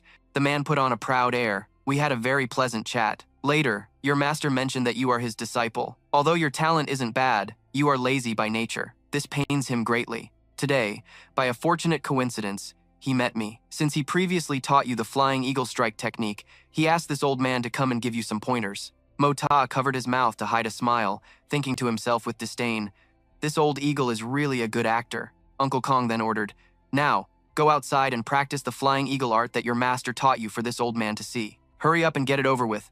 This old man has to set off for the grasslands." He feigned surprise. "Old eagle, are you mistaken about something? Just last month, Master said my flying eagle technique had improved a lot. Why would he send you here now? Besides, I practice very diligently, so why would Master say such things about me?" It was as if Mota had hit a nerve. The man stammered in response, "Well, actually." Seeing this, he cheerfully helped him out. "Oh, so that's how it is. You should have said so earlier. Let's talk about it some other time when we're free. You're very busy, right?" Uncle Kong still wouldn't let it go. "I'm free right now. What I said before was just a small matter. Shall we begin?" Mota sighed. "But I'm dead tired. Besides, you're bosom friends with that old geezer, so why didn't he teach you himself? He's clearly just trying to be lazy. If you teach well, the credit goes to him. But if you teach poorly, the blame falls on my head. I'm not doing this kind of losing deal." The man couldn't take it anymore and snapped, asking for his conditions. Mota's arm suddenly made a movement. It seemed very simple, but a closer look revealed it was not simple at all. His 5 fingers stretched out, winding and constantly transforming. From the elbow to the wrist, it twisted continuously. With each twist and transformation, its power increased. After finishing the demonstration, he stared at Uncle Kong and asked, "This is one of the moves from the Ghost Eagle 9 forms. What do you think? What do you want from me for your help? Just speak freely. But let me be frank, I don't need anything from you. On the contrary, I will give you benefits. I can help you perfect your techniques. You'll have to stay in Tianxiang City for a long time, and we can slowly study them together." Elder Kong suddenly interjected, "What kind of game are you playing? Spit it out and stop beating around the bush." The young man put on a charming look. "Be my guardian for 1 year, okay? My request isn't demanding. Furthermore, for this 1 year, I'll cover all your food, lodging, and wine. It's much better than that other wine, and you can drink it for free for a whole year. How about it?" Hearing this, the old man clenched his fists in anger. "You mean to say, you want this old man to be your lackey for a year?" Moshi quickly waved his hands in denial. No, that's absolutely not what I mean. My intention is for you to just guard this place. You don't have to do anything else. I only have one single request." Seeing Elder Kong's patience wearing thin, the young man said seriously, "It's for a time when the Jun family faces a dangerous situation, like the kind of danger that could lead to clan annihilation. I hope you can provide your protection during this 1 year. The Jun family must survive peacefully." Mosier tried his best to persuade him. "When you cultivate the eagle form art, you also need time, a place to train, and an opponent. I can provide all of these for you. I just want to use your reputation to bring safety to the Jun family for 1 year, no more, no less." The old man was silent for a long time, concentrating on the words the young man had just said. Mosier promised, "As long as you agree, for this 1 year, you will be the most honored guest of the Jun family. Your status in the Jun family will even surpass that of my own grandfather. Additionally, within this year, my master will also frequently come to visit me." Elder Kong's eyes lit up. "Good! Your master and I felt like old friends at first sight. I accept your offer." The young man was satisfied. "That's wonderful! Since our agreement is a success, I've decided to go to Lingwu Lake tonight to have some fun. Are you coming?" The old man immediately refused. The scene changes to the precious treasure hall in the afternoon, where all 3 elders had worried expressions on their faces. The 3rd elder and 6th elder looked at Fu Nu lying unconscious on the bed and asked in unison, What happened? Yan Meng cried. It was all because of that. That scoundrel. The third elder comforted her. He dared to disrespect our little princess. Fu Nu's injuries. They were all caused by physical impact. His methods were very fast. This is an external martial arts master. It's been a long time since I've witnessed an external master of this caliber. A confused Yan Meng asked, what does physical impact mean? The elder frowned and explained, it means he didn't use Xuan Qi. All of his attacks were launched using his own physical strength. The third elder assessed, looking at these injuries, if this person had used Xuan Qi, Fu Nu wouldn't have survived a single blow, even with 9 lives. Although this person was ruthless, he still showed some restraint. The sixth elder hurriedly asked for more information. Little princess, did that person know who you two were? A pitiful Yan Meng replied, he did. He didn't know at first, and was about to leave, but when Zhao Shixuan said one more thing, the man immediately got angry, turned back, and beat him up. All 3 elders were very focused, asking in unison what Fu Nu had said. She didn't hide anything and recounted it all. Brat, the Silver City of Wind and Snow will not let you go. You just wait for your doom. After hearing this, the 6th elder could only sigh. Truly, the young and inexperienced. Although the Silver City of Wind and Snow is famous throughout the world, for juniors like you, there are times when that reputation is enough to get you killed, if not for that person showing mercy. Sparing Fu Nu's life also means they are not at all afraid of our Silver City of Wind and Snow coming to their door. A person with such power, Xiao Han, who was also present, immediately guessed, it's probably not the Blood Soul Manor. During the competition for the Xuan Core, the Blood Soul Manor never showed up. Besides, their arrogance is known to the world, but this person was utterly ruthless. The 6th elder seriously probed for his opinion. Then who do you think is responsible for this? Xiao Han stated firmly, it was the Jun family. He seemed to have thought this over carefully and added, in Tianxiang City, the Jun family's hatred for us is probably deeper than any other clans. Only the Jun family is this sensitive about the Xiao surname. Shui Tong retorted, that's ridiculous, Xiao Han. You can't just blame the Jun family for 2 completely unrelated matters because of old grudges. Yan Meng agreed, I don't think it was the Jun family either, because there's something I haven't told you yet. The 6th elder asked wearily, what else is there? Still terrified, she recounted, after that person left, the entire red maple forest where we were standing, suddenly vanished. All that was left was a barren patch of land, with nothing else.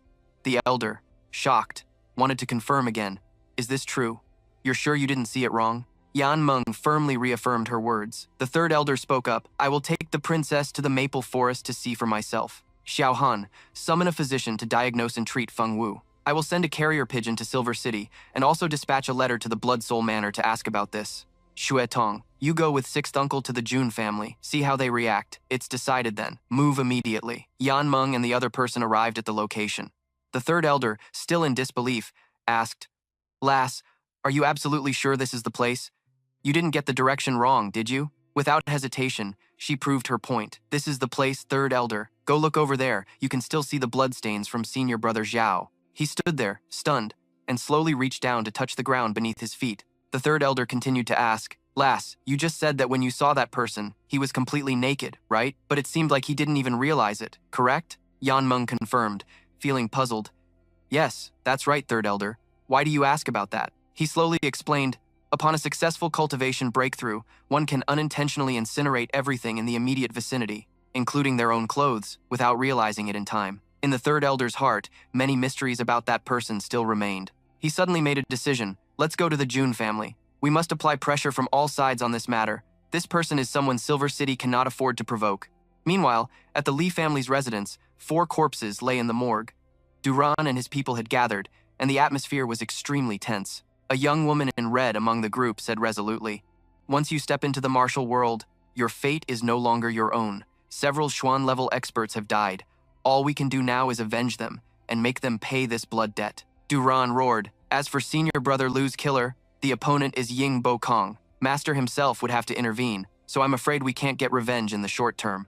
As for the revenge for the 4 senior brothers, the key lies in that guy's throwing dagger. This throwing dagger has likely never appeared openly on the continent before. However, the last time Princess Ling Meng was targeted for assassination, I heard that a Tian Xuan level master intervened in time to help her, allowing Princess Ling Meng to escape that calamity. A man with brown hair was stunned after hearing this. Junior brother, are you saying that the throwing dagger related to Princess Ling Meng might be the same as this one?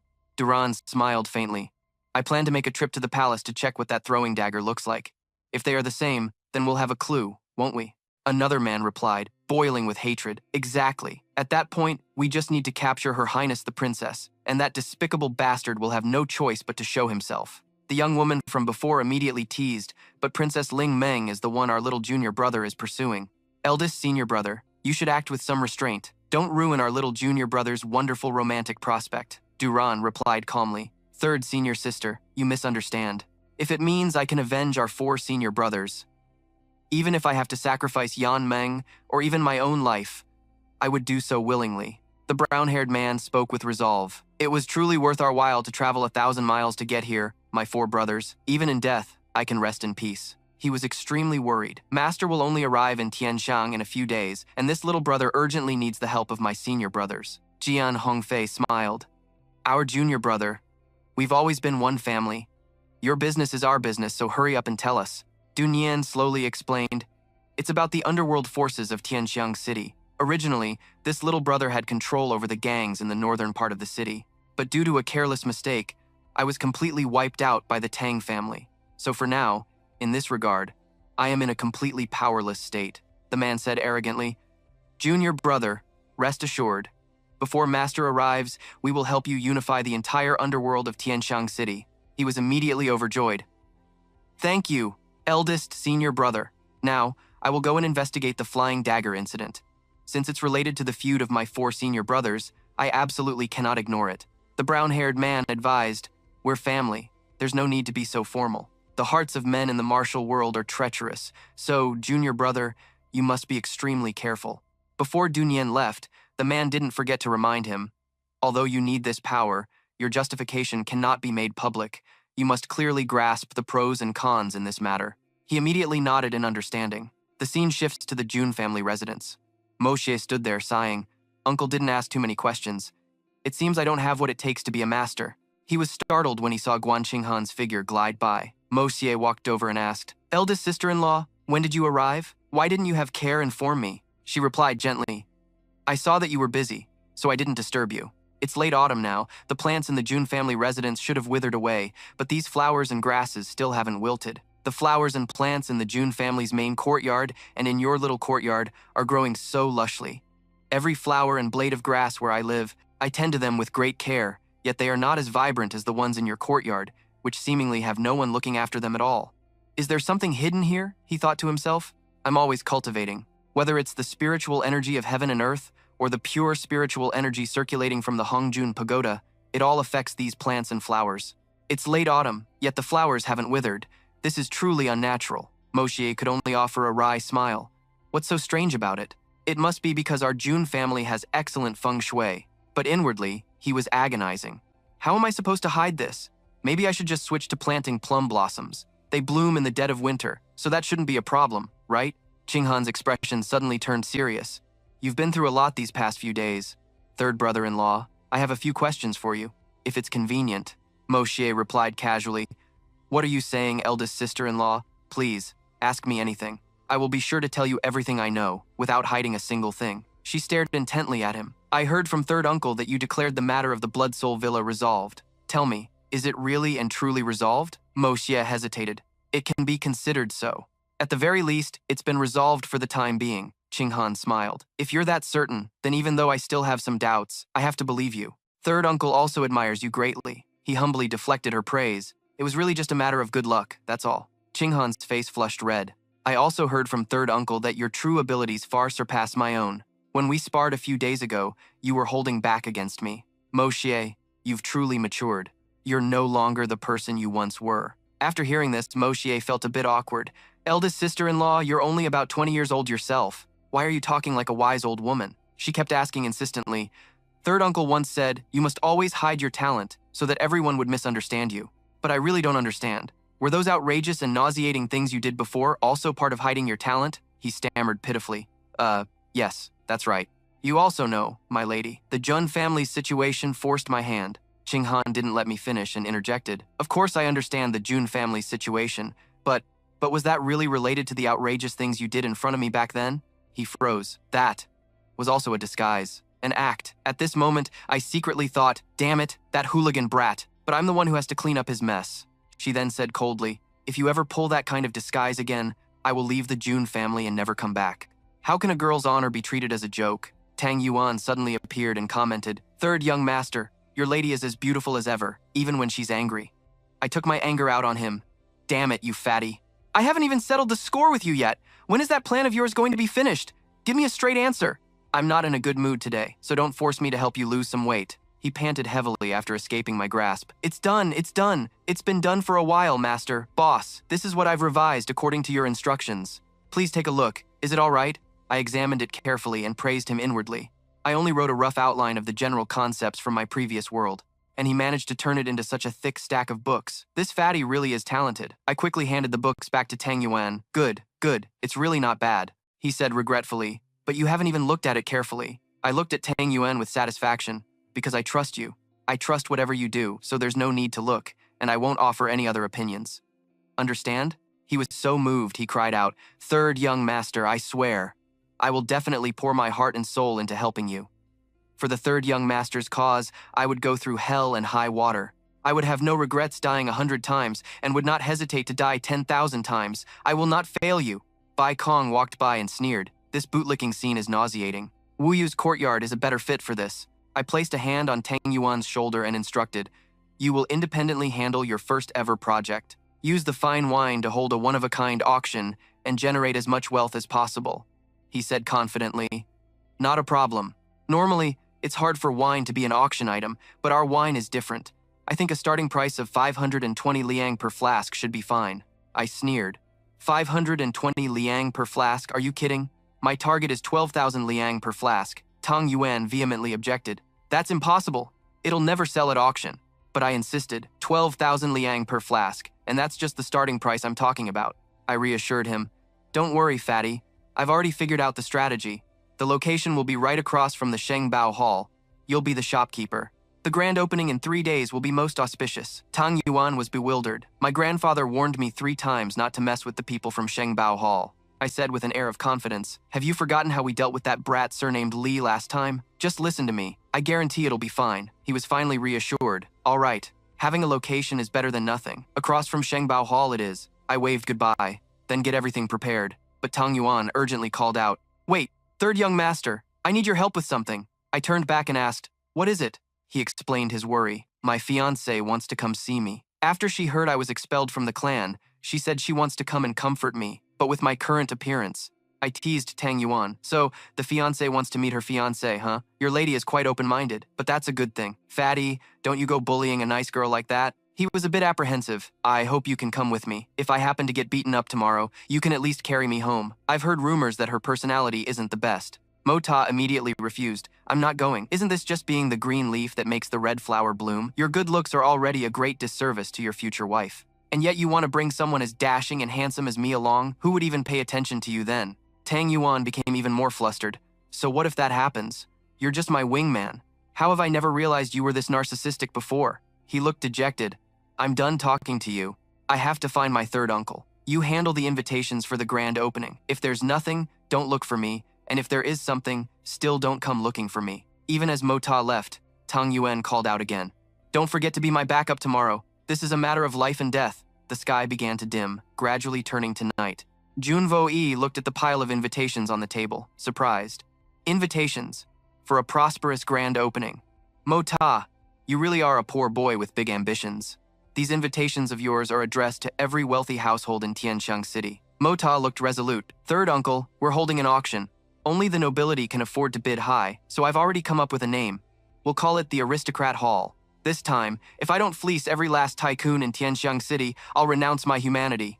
The uncle scolded him. "That's completely insane."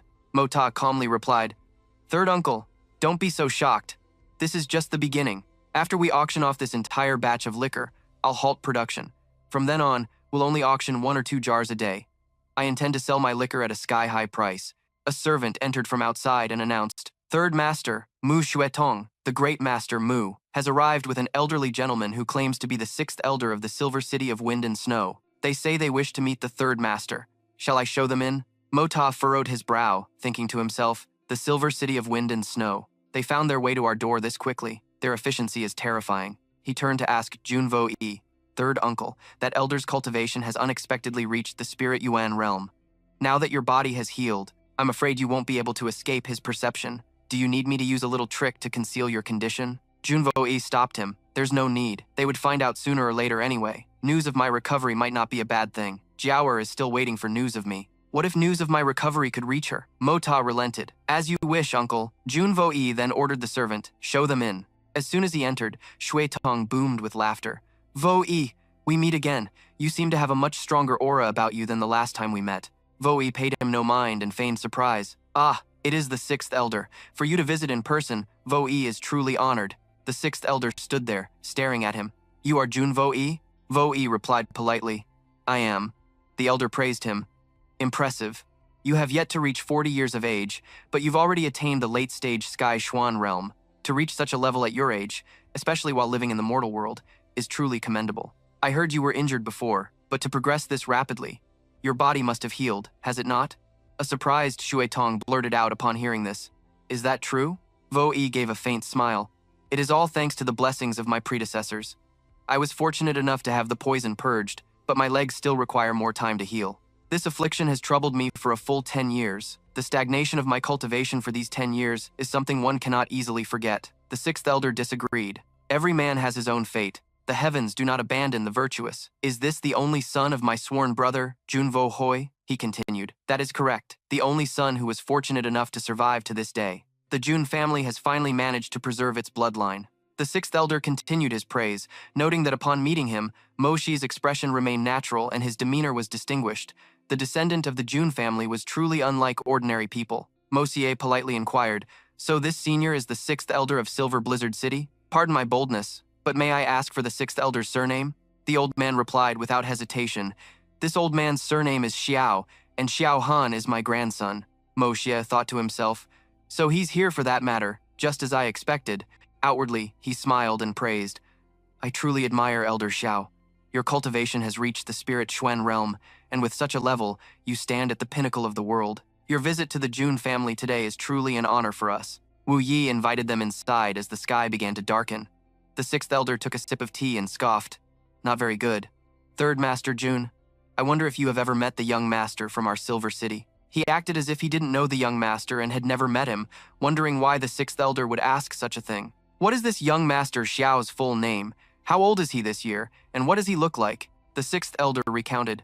My grandson was accompanying the city's little princess on a tour of Tianxiang City today, when he was audaciously attacked and severely injured by a masked scoundrel. This old man has racked his brain, and besides the Jun family, I can't think of any other family in Tianxiang City with such audacity. Mo Shi questioned back. So, according to the sixth elder, the one who injured young Master Xiao must be from our Jun family? As the saying goes, you must catch a thief red-handed. The sixth elder is a preeminent master of this era, so you must have some very concrete evidence, right? He was annoyed. When elders are speaking, it is not a junior's place to speak up. Such a lack of manners is truly a laughingstock for the whole world, and this is supposed to be the only third-generation descendant of the Jun family. He unleashed his aura with a great roar. Step aside!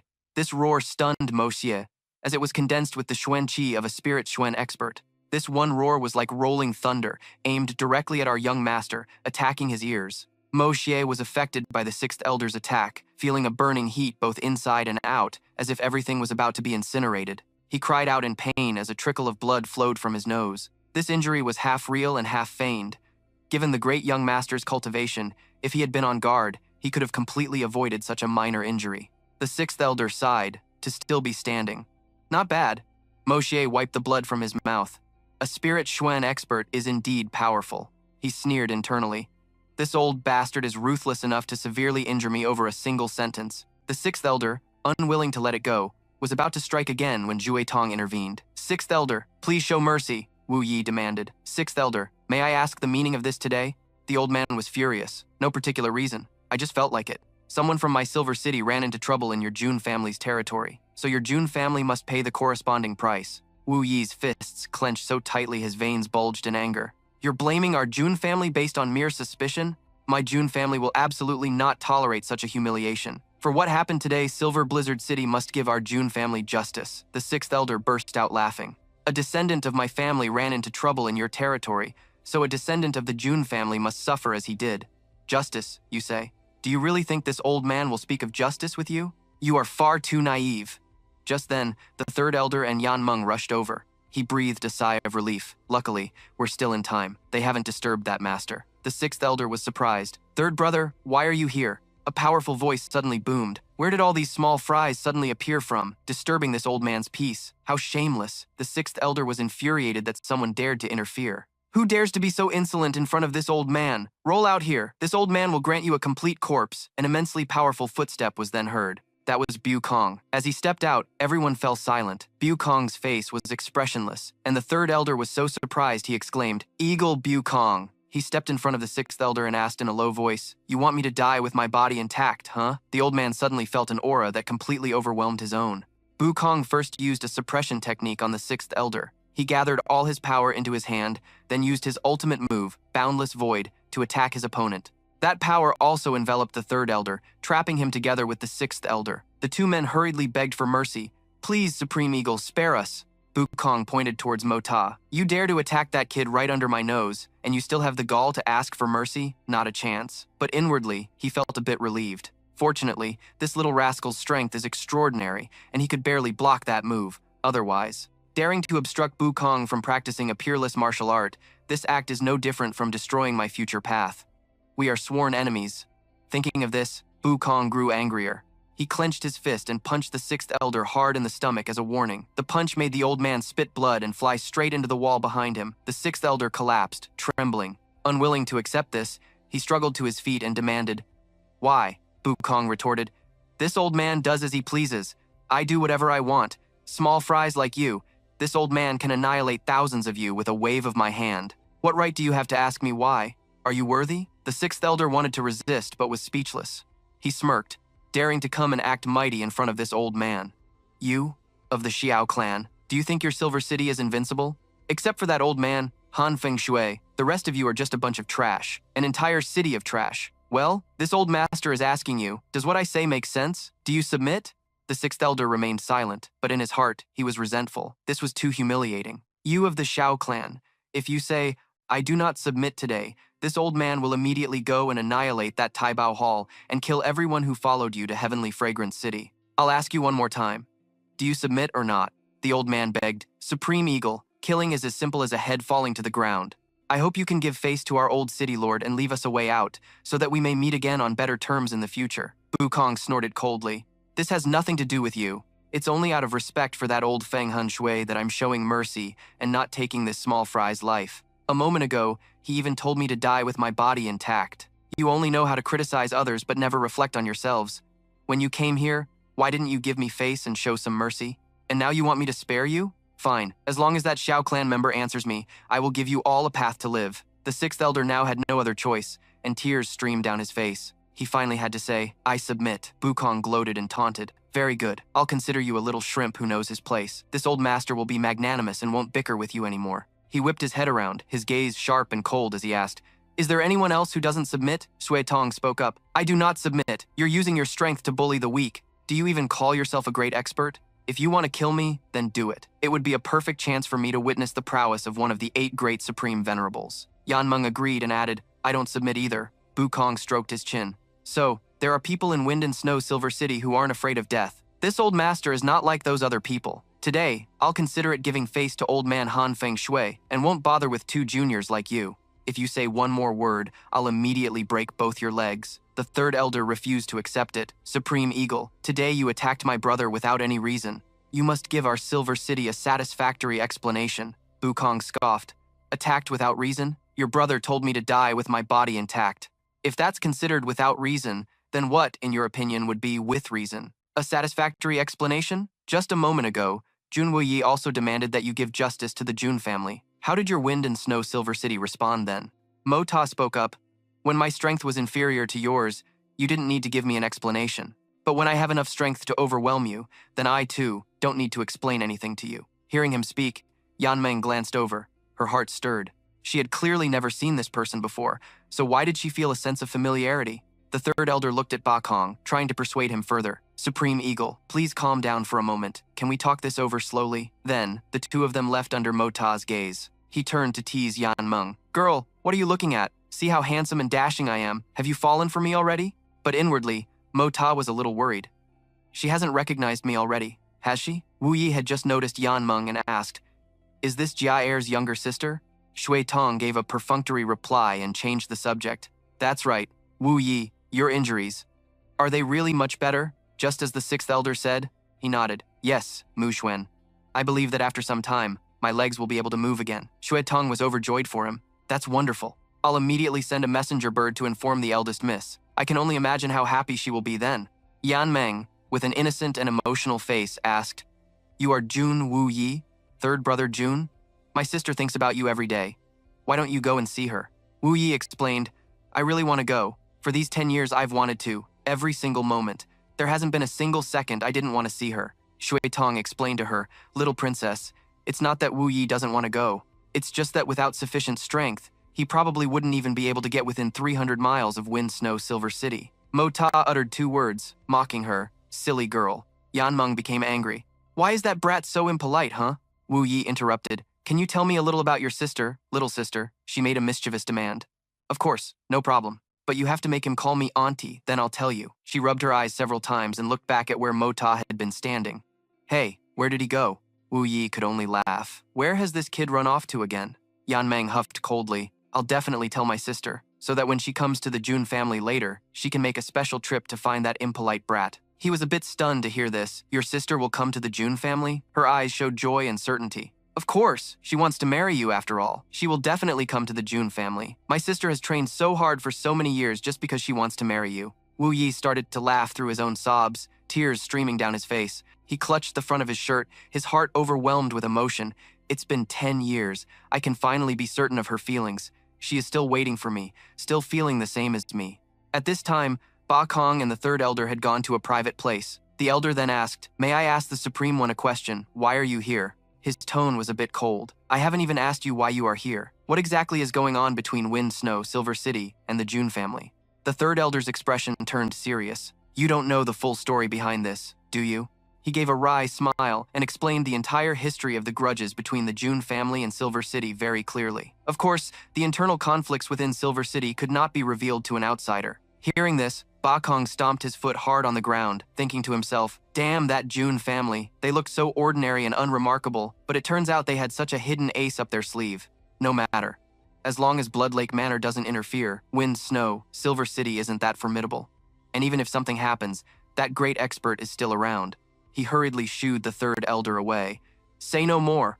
All of you, get lost. This old man is here at the Jun family now. If you dare to cause trouble again in the future, don't blame me for not being polite.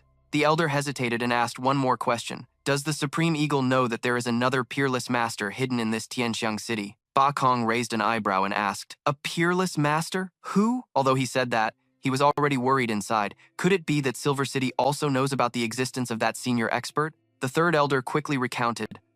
A few days ago, this senior released a radiant light. At that moment, we knew the clouds changed color because of it. And today we discovered another strange thing about this senior. Ba Kong said in a low voice.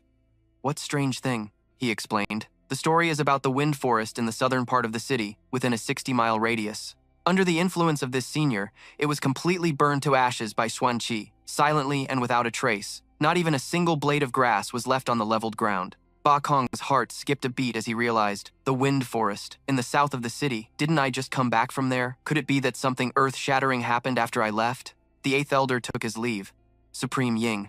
Today's matter was simply because our skills were inferior. But since Supreme Ying has humiliated Wind Snow Silver City, we will come to reclaim our honor another day. The mountains are high and the rivers are long. We shall meet again. Busheng did not yield to his words. I, Ying Busheng, dared to cause this trouble, so I am not afraid of the consequences. He turned his back and urged, Shui Tong, carry the sixth elder. We're going back. As he was leaving, he stopped. Oh, right. I heard the young master of Blood Soul Manor has taken a liking to the Jun family's daughter-in-law and intends to take her as a concubine. Since Supreme Ying is staying here, you had better prepare yourself. I'm afraid Blood Soul Manor isn't as easy to deal with as our Wind Snow Silver City. Hearing this was like a clap of thunder to Buzheng, so it turns out this wasn't just boarding a pirate ship. This old man has basically fallen straight into a swamp. Now I can't even pull my leg out. He clenched his fists, his anger boiling over. Jun Xiaotuo, you little brat, get out here for this old man. Mota rushed over, his mind filled with thoughts. Although Buzheng gave the sixth elder a harsh lecture, he didn't actually strike him, which isn't Ta Jun's style. Outside Buzheng's manor, Shui Tong was carrying the sixth elder on his back. The third elder followed behind and said, "Sixth brother, you can't blame him. That was Ying Buzheng." The sixth elder cut him off. "I know that, Brother Tam, but if he was going to kill me, he should have just done it, not humiliated me." Shui Tong spoke up to comfort him. "Sixth elder, you had to endure this humiliation to protect everyone's lives. I have great respect for that." Speaking of humiliation, the sixth elder's insults towards the Jun family weren't light at first. If you hadn't been so aggressive from the start, Ying Buzheng wouldn't have. Before he could finish, the old man yelled, "Shui Tong, put me down! This old man isn't dead yet. Let this old man walk on my own. It is not the place of a junior like you to lecture me on how I do things." He felt wronged in his heart. If you really had any backbone, you shouldn't have lost to Ying Buzheng earlier. Now you're taking your anger out on me. Does he think Shui Tong actually wants to carry him? Mo Ta's mocking voice rang out. "So you do have some backbone, as expected of an elder from Wind Snow Silver City. I would even admire you a little if you had been this tough when facing little Ying just now." Everyone turned their heads in shock. "Who is it?" Yan Meng recognized him and immediately accused, "It's him! He's the one who injured Xiao Xishuan, and he hit me too." He asked directly, "Are you all from Wind Snow Silver City?" The third elder stepped forward to answer him. "Yes. May I ask who you are, senior?" Mo Ta didn't beat around the bush and got straight to the point. In those days, this old man had dealings with several generations of Silver City's lords. "I never thought it would decline to this state today. How pathetic," the third elder agreed in his heart. He's absolutely right. The old city lord was the second generation, or was it the first? Just how old is this person before us? He continued to reprimand them. "A junior from your Silver City knelt to me for cultivation guidance, yet you people only know how to aid a tyrant and act recklessly. Is this the code of Wind Snow Silver City?" Yan Meng sensed it. This person was filled with the aura of a reincarnated master. Is this really that violent man from before? Why is there such a huge contrast? Mo Ta cracked his knuckles, exuding a powerful aura. "I heard you are looking for me? You want to find me to get revenge? This venerable one has delivered himself to your doorstep today, precisely to give you a chance to prove yourselves." The third elder quickly begged for forgiveness. "Senior, please forgive us. This incident was caused by a couple of our unruly juniors. If we have offended you in any way, I hope Senior can overlook it." He rebuked more harshly. "But you used the excuse of searching for this venerable one to come to the Jun family, brandishing your power and even making a move on a child. You want me to just let that go?" The sixth elder finally spoke up. "This senior, the Jun family and Wind Snow Silver City have a long and entangled feud. The roots run deep. For a senior to question us without knowing the full story is unbecoming of your status." Mo Ta raised an eyebrow. "Are you saying this venerable one is sticking my nose where it doesn't belong?" "My original intention was to let bygones be bygones." As he spoke, he used a bit of force to slap the sixth elder's face, causing the old man to spit out a mouthful of blood. "Let me finish. I didn't want you to speak so recklessly. But considering you were injured, I only taught you a small lesson." Elder Shin was bewildered, completely unable to see his movements. "How could a mortal possibly do this?" Mo Ta calmly said, "This is enough for today. In the future, you can come find me to cause trouble whenever you like." He continued, "Senior, please grace us with your name, so we can report back to Silver City." Suddenly, he teleported behind Elder Lu.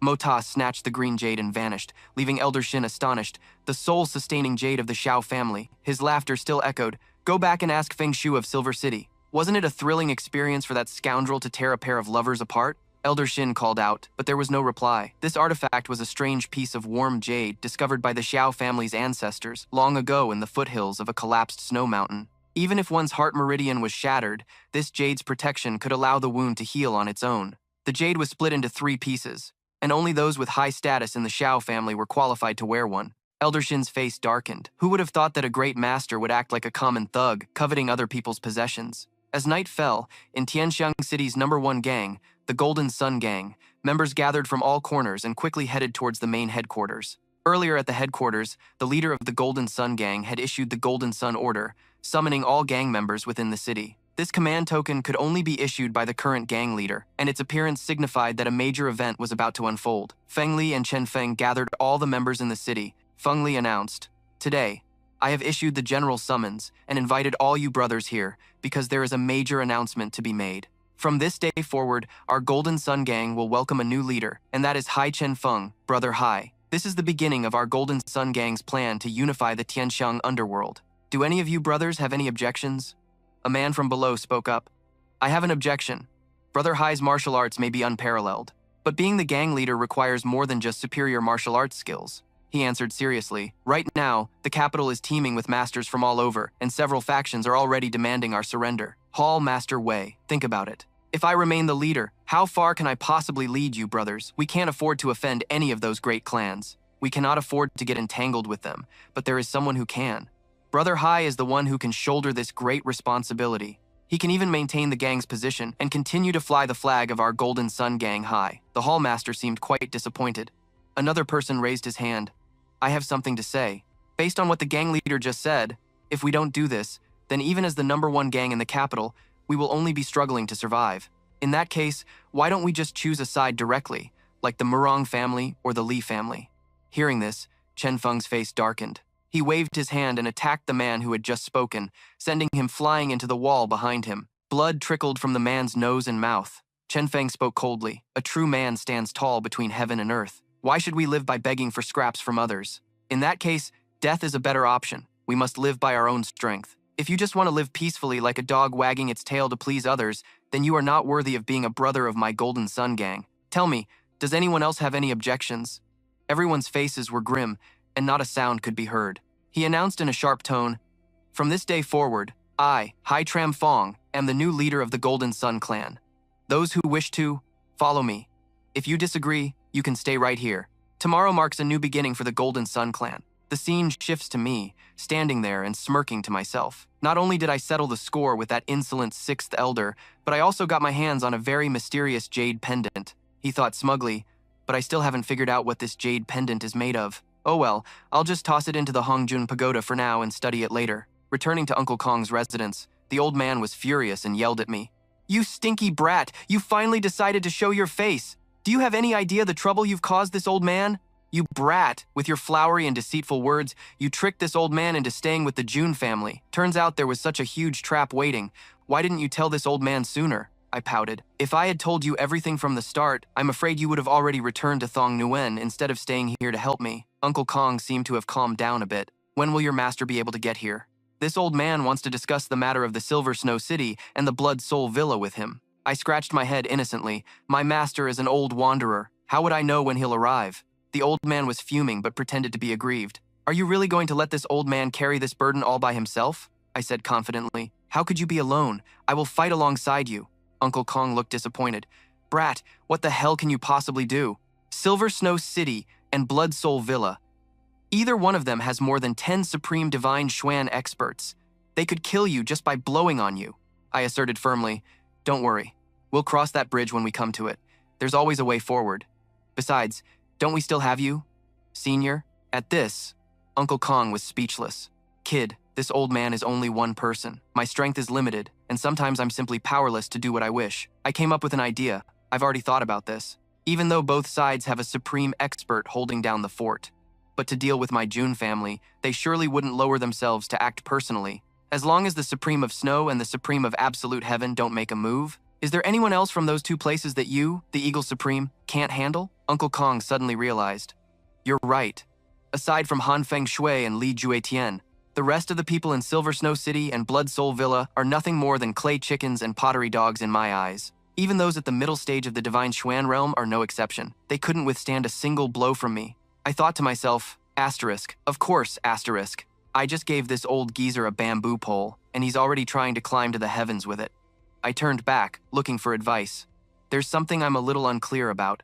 Above the earth, Xuan realm is the Sky Xuan realm. Above the Sky Xuan realm is the Supreme Divine Xuan realm, which is rumored to be the highest realm of Xuan Qi. But the 8 great supremes are stronger than ordinary Divine Xuan experts. Wasn't that 6th elder also a Divine Xuan expert? Yet you defeated him with just a casual move. Is there some other distinction within the realm? Within the Divine Xuan realm, there are the 12 grades of Divine Xuan. Each step is like ascending to the heavens. So, what grade are you? Uncle Kong answered honestly. This old man and that old fellow Feng Huan Yun are both currently at the 5th grade realm. That makes us the lowest grade among the 8 great supremes. I wonder if I'll even be able to break through to the 6th grade before I die. The 5th grade is the Divine Profound Realm. Above the 5th grade is the Frost Sovereign. The worldly legend of the Divine Profound Sovereign means that to become a Frost Sovereign, one must first reach the Divine Profound Realm. I asked further, so Yun Bei Chen and Lei Juetian must be at the 12th grade of the Divine Profound Realm then? He immediately refuted it. Definitely not. The highest Yun Bei Chen can be is the 8th grade of the Divine Profound Realm. Anything higher is impossible. I finally understood. So, that's how it is. In that case, If someone breaks through from the 8th grade to the 9th grade, would they be number 1 under the heavens? The old man didn't explain further. Above the 8th grade of the divine profound realm is a whole new horizon, a realm that even I am not qualified to know about. In the current world, only Yun Bei Chen, Lei Juetian, and that person in the vast heavenly punishment forest are qualified to discuss it. I now had a clearer understanding that there was such an ancient way of classifying strength. I recalled the past. I only knew what Grandpa and Uncle June had told me before. It's only thanks to Uncle Ying that I now know about these things, which go beyond the common worldly rumors. So, in the future, if I come into contact with Yun Bei Chen or others, might I learn about even newer realms? I inquired about the details of Silver Snow City and the Blood Soul Mountain Villa. Do you know something special about this matter?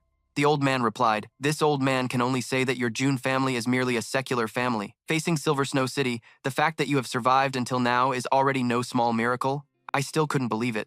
Is Silver Snow City really that powerful? Do we truly not have even a sliver of a chance to win? He explained, if it were just those few great elders, of course, they wouldn't be worth mentioning. But the problem right now is that you have provoked the Sea family of Silver Snow City. This is no different from wanting to confront Silver Snow City head-on. I was still puzzled. Isn't the city lord of Silver Snow City surnamed Han? Why do you say that provoking the Sai family is the same as directly opposing the entire city? He began to recount a story he knew. This matter is related to a secret. 300 years ago, in the Jianghu, there was a great sect called the Supreme Advancement Alliance. It commanded more than half of the unorthodox sects in the Jianghu. Its prestige was overwhelming and its power was immense. You could say it was an unrivaled hegemon under the heavens. That was until the young master of the Supreme Advancement Alliance, Yu Lin Feng, had a chance encounter with a certain lady. That lady was as beautiful as a painting, with unparalleled grace. She was known as the Nine Heavens Jade Phoenix. Kong Yan Luo was recognized at the time as the #1 beauty under the heavens. At that moment, the tragedy began. The moment Yu Lin Feng saw her, he was smitten, using every trick and dispatching countless experts to have her. But all his efforts were in vain. Seeing that he could not win the beauty's heart, Yu Lin Feng finally decided to resort to lethal means, even if it meant wiping out the entire Kong family. At this point, I was still full of questions. Why was this so similar to what the Blood Soul Mountain Villa was doing to Guanqing Han? The old man continued, but just as Kong Yan Luo was about to meet her tragic end, she was suddenly rescued by 3 men and escaped far away. Afterward, she and the leader of the 3 fell in love and became husband and wife. And on another night, Yu Lin Feng was killed by the 3 men working together, his head separated from his body. The 3 sworn brothers became enemies with the Supreme Advancement Alliance and established their own force on Supreme Mountain. 20 years later, their cultivation had greatly improved, and they descended the mountain for revenge, causing the complete collapse of the Supreme Advancement Alliance. However, in the final battle against Yu Zhan Yun, Xiao Jing Chen sacrificed himself to block a fatal blow for Han Xiaojiao, perishing together with Yu Zhan Yun. Heartbroken by the death of his sworn brother, Han Xiaojiao cut off 2 of his own fingers and swore an oath, as long as Silver City stands, the Xiao family will endure forever. This vow shall never betray our ancestors. Having heard this much, I finally understand the root of the story. I never expected such a tale was hidden behind it all. The old man reiterated, you understand now, don't you? For your Jun family to face the Xiao family is no different from facing the entire snowy Silver City. There's truly not much difference. I really don't know how Third Uncle's woman managed to pull off such a difficult task.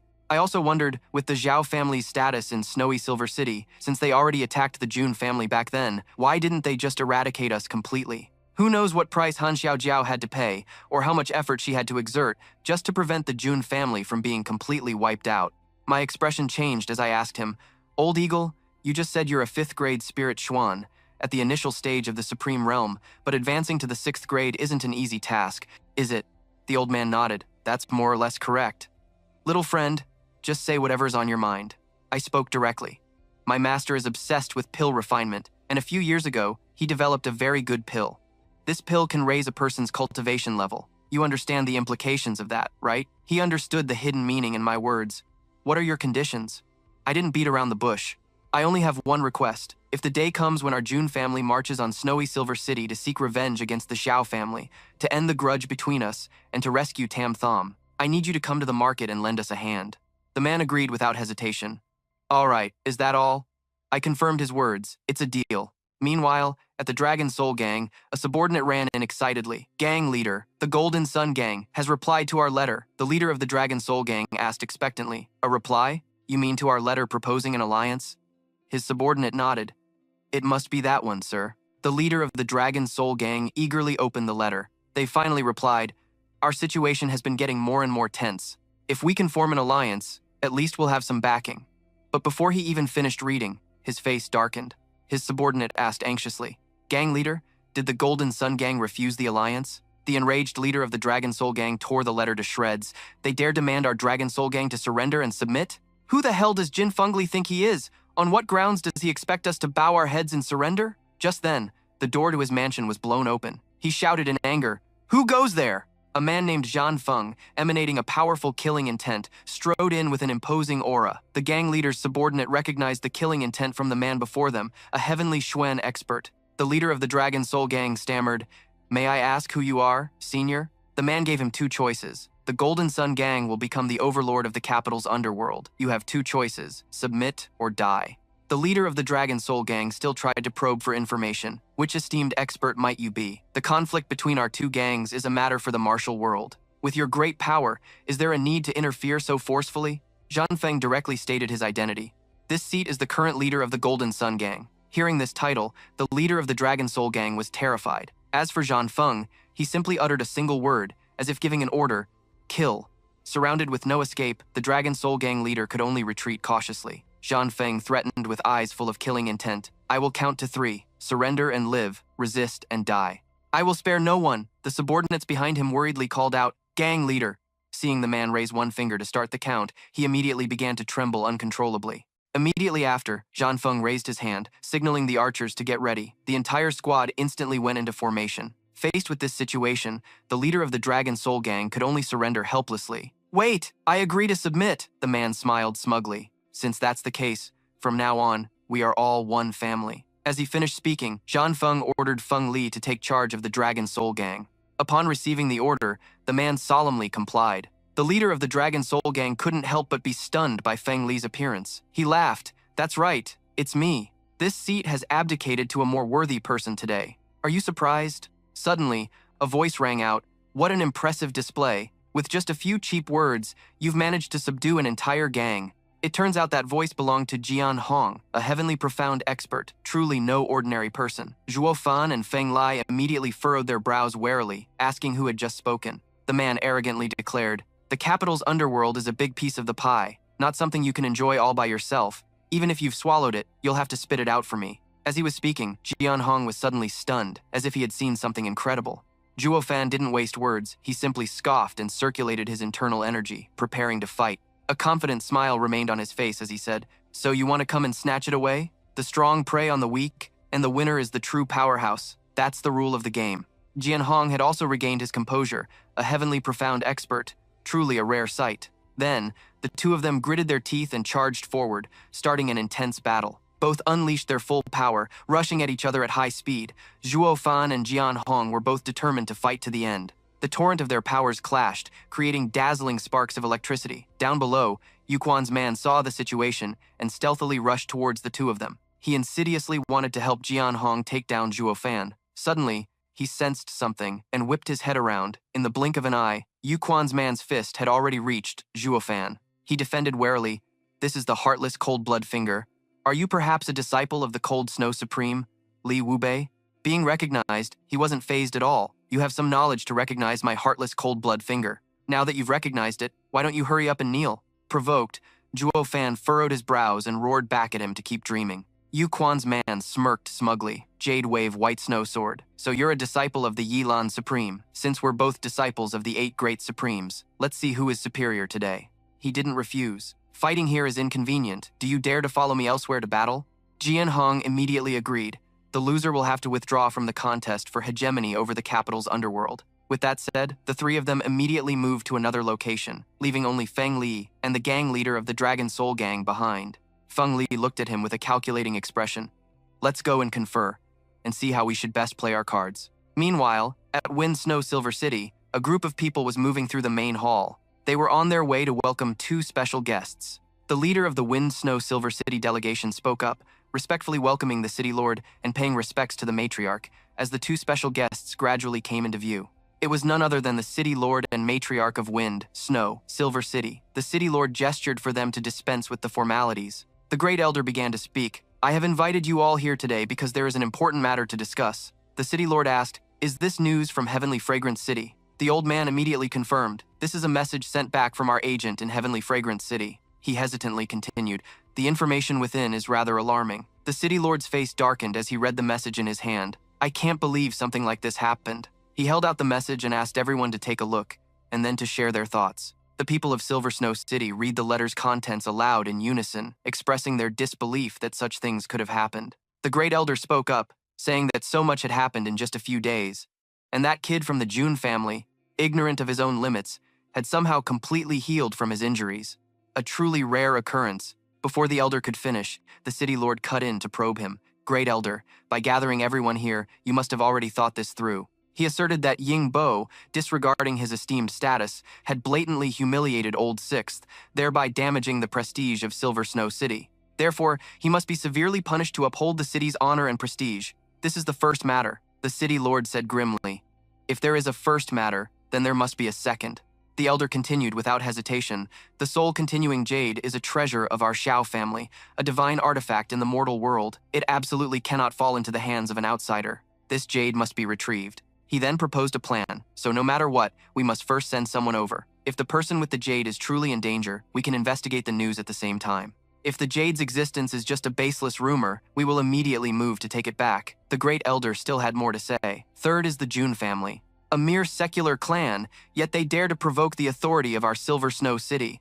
I propose we exterminate the entire clan. The city lord immediately voiced his strong opposition. "Do you want what happened 10 years ago to repeat itself?" The great elder tried to persuade him with all sorts of reasons, but the city lord simply replied softly, "The root of this matter also stems from the Xiao family." His eyes sank. The Xiao family has already crippled 4 key members of the Jun family, including Jun Wu Yi. Do you all want to make a mistake even worse? The elder was still determined to persuade the city lord, but he was cut off. "This matter needs to be discussed more carefully. Have you forgotten what happened 10 years ago? Do you want to push our dear Jiaoer to her death?" Faced with the city lord's words, the great elder could only sigh helplessly. 10 years ago, when Yan Jiao returned to Silver City and heard that the Xiao family was dealing with the Jun family, she went into a frenzy. In front of Han Yan and the great elder, she severed her own meridians, vowing to live and die together with the Jun family. Her life was barely snatched back from the hands of death by the old city lord. The Xiao family, thinking the matter was over, then made another move against the Jun family. She then begged the great elder to retract his order. He was forced to cancel his secret plan against the Jun family, but precisely because Yan Jiao had risked her life twice to save them, the great elder's dream of making her his daughter-in-law was shattered, leaving him utterly furious. Meanwhile, at that very moment, Yan Jiao was residing on a snowy, icy cliff. She held a letter in her hand, tears streaming down her face. "It's really him. His injuries have healed so much. The heavens are truly watching over us." With those words, Yan Jiao suddenly knelt down, thanking the heavens for healing him. "Please, oh heavens, grant him happiness. This humble girl is willing to trade 10 years, even 20 years of her life, for Wu Yi's safety." Her voice echoed in the snowy wind. "Though you and I cannot live in the same place, I will forever be your Jiaoer." Meanwhile, at the Jun family's manor, the peaceful atmosphere was shattered by Tang Yuan. "Third young master, wake up! The sun is already high in the sky." Mo Ta woke up with a groan. "So noisy. What are you doing?" With those words, his jaw dropped and his eyes went wide with utter shock at the sight before him. Tang Yuan was dressed up as a woman with hideous makeup, striking a cringy pose and asking, "Am I beautiful?" Mo Ta immediately gagged. "Don't you know that face of yours, caked in makeup, could scare someone to death? With that much powder on, are you trying to impersonate a ghost?" After calming down for a moment, he asked seriously, "Why did you wake me up so early in the morning?" Tang Yuan stammered, "Didn't you say you'd go with me to see Miss Sun?" Mo Ta pretended not to remember. "Miss Sun? Who's that? Isn't she the fiancé you lost in a bet?" He got so flustered he lashed out, calling him a cow for constantly harping on about the same thing, claiming it was the only mistake he'd ever made. "Let's not talk about this anymore. We don't look too bad right now, do we?" Mo Ta gave a stiff smile. Indeed, he looked much more slender. Hearing this, Tang Yuan became excited. Since it was his first time meeting Miss Sun, making a good impression was paramount. After a while, the two finally arrived at Julu. Mo Ta spoke up, "Fatty Tang, don't tell me you arranged to meet your fiancé here. I'm surprised. Weren't you the one who picked this location?" Tang Yuan was confused. "It wasn't me, but what's wrong with meeting at Julu? I think it's perfectly fine." Mo Ta gave a knowing smile. "A woman who suggests meeting her fiancé at a place like Julu. It seems your future wife is no ordinary person." Tang Yuan didn't get it at all. "I don't see the problem. If we don't meet at Ju Lu, are we supposed to meet at a doctor's office? Now, that would be weird. Suddenly, something darted towards them. Xiao Bai appeared from nowhere and leaped into Mo Ta's arms. He picked the little creature up in surprise. Little guy, why are you here too? Could it be? The two of them, along with Xiao Bai, headed inside, with Tang Yuan eagerly looking for Miss Sunday. Suddenly, he spotted Xiao Yi up ahead with a man. Mo Ta guessed it must be her big brother, escorting her here. Tang Yuan mentioned, I heard that for this meeting, Minister's son spent a fortune and pulled a lot of strings to book the entire Ju Lu. He frowned slightly. Besides Miss Dugu, there wasn't another woman in here. With this in mind, Mo Ta asked Tang Yuan if he had ever met his fiancée, Miss Sunday. He answered honestly, never. My fiancée is a sheltered lady from a noble family who never leaves her home. How could an ordinary person possibly meet her? Just then, Xiao Yi called out, Big brother Mo Ta, come over here. She moved closer to him. I knew you'd definitely come with the fatty, so I pestered Sister Sun and insisted on coming along with her. Feeling uncomfortable, Mo Ta changed the subject. Miss Dugu, it seems we are fated to meet. But where is this Sister Sun you mentioned? Xiao Yi, holding Xiao Bai, pouted. Are you still going to call me Miss Dugu? She said huffily. Sister Sun is right here. Tang Yuan and Mo Ta stared blankly at the other person, who, upon hearing this, slowly turned around. Xiao Mei greeted them cheerfully. You must be the third young master of the Jun family. And you, my future husband, Tang Yuan? Hearing her introduce herself as son Xiao Mei, he immediately went wide-eyed and his jaw dropped, unable to speak. Mo Ta fought to suppress a smirk. What a well-matched pair, truly a match made in heaven. He silently assessed her. This girl had her hair in a man's topknot and held a fist salute, carrying the distinct air of a martial general. At that moment, Tang Yuan collapsed in utter despair, much to the confusion of the other three. Xiao Mei spoke softly. It seems I have given my fiancé quite a scare. Please, have a seat. Third young master Jun, Xiao Yi explained. Sister Sun's appearance may not be outstanding, but she is incredibly kind-hearted. She's plain on the outside but brilliant on the inside, intelligent, decisive, and has a magnanimous personality, which is why we all adore her. Mo Ta replied politely, Not bad at all. He smiled to himself, thinking that this Miss Sun, whether in her actions or words, was indeed far superior to many of the vulgar common men out there. While pouring tea, Xiao Mei started a conversation. Third young master Jun, you seem very knowledgeable, quite unlike the rumors out there. Mo Ta asked in return, How am I different? She replied, To be honest, I didn't come here today for Tang Yuan. My marriage to Tang Yuan was arranged by our parents. As a woman, and a lonely one at that, I had long since accepted my fate. For the past 5 years, I have recorded everything Tang Yuan has done, including where he went each day, every word he spoke, and all of his motives. I know every single detail like the back of my hand. Mo Ta felt a slight worry in his heart. Oh no, this fat guy is in for a world of hurt. Xiao Mei honestly shared that Tang Yuan is not a good person, much less a gentleman. However, he is a genuine person, who speaks his mind. He smirked with interest. This assessment could be said to have hit the nail right on the head. She continued to confess. He doesn't hide his likes or dislikes, and I like people like that. So even though his reputation is bad, and he's as fat as a pig, I have no issue with that at all. This Sun Xiao Mei, this great young lady, could speak so boldly about her own appearance. And moreover, she wasn't secretive about her own marriage. There was nothing to hide, truly worthy of being called a heroine. Looking at Mo Ta, she thought to herself, I had heard of the third young master's great name before, and I also saw you, young master, help Tang Yuan and the Han family avoid embarrassment. This little lady is very grateful. With your intelligence, young master, you can probably guess the reason why this little lady came to meet you two today. Mo Ta seriously got straight to the point. Why did you have to meet me? She confidently replied, First, I wanted to see just how fat my future fiancé is, and second, which is the most important reason I came today, is to meet you, third young master Jun. I have 2 best sisters, one who hates you to the bone. Then Xiao Mei glanced at Xiao Yi, making her freeze, and the other one has deep feelings of affection for you. Xiao Yi shyly glared at Xiao Mei in embarrassment. Mo Ta smirked.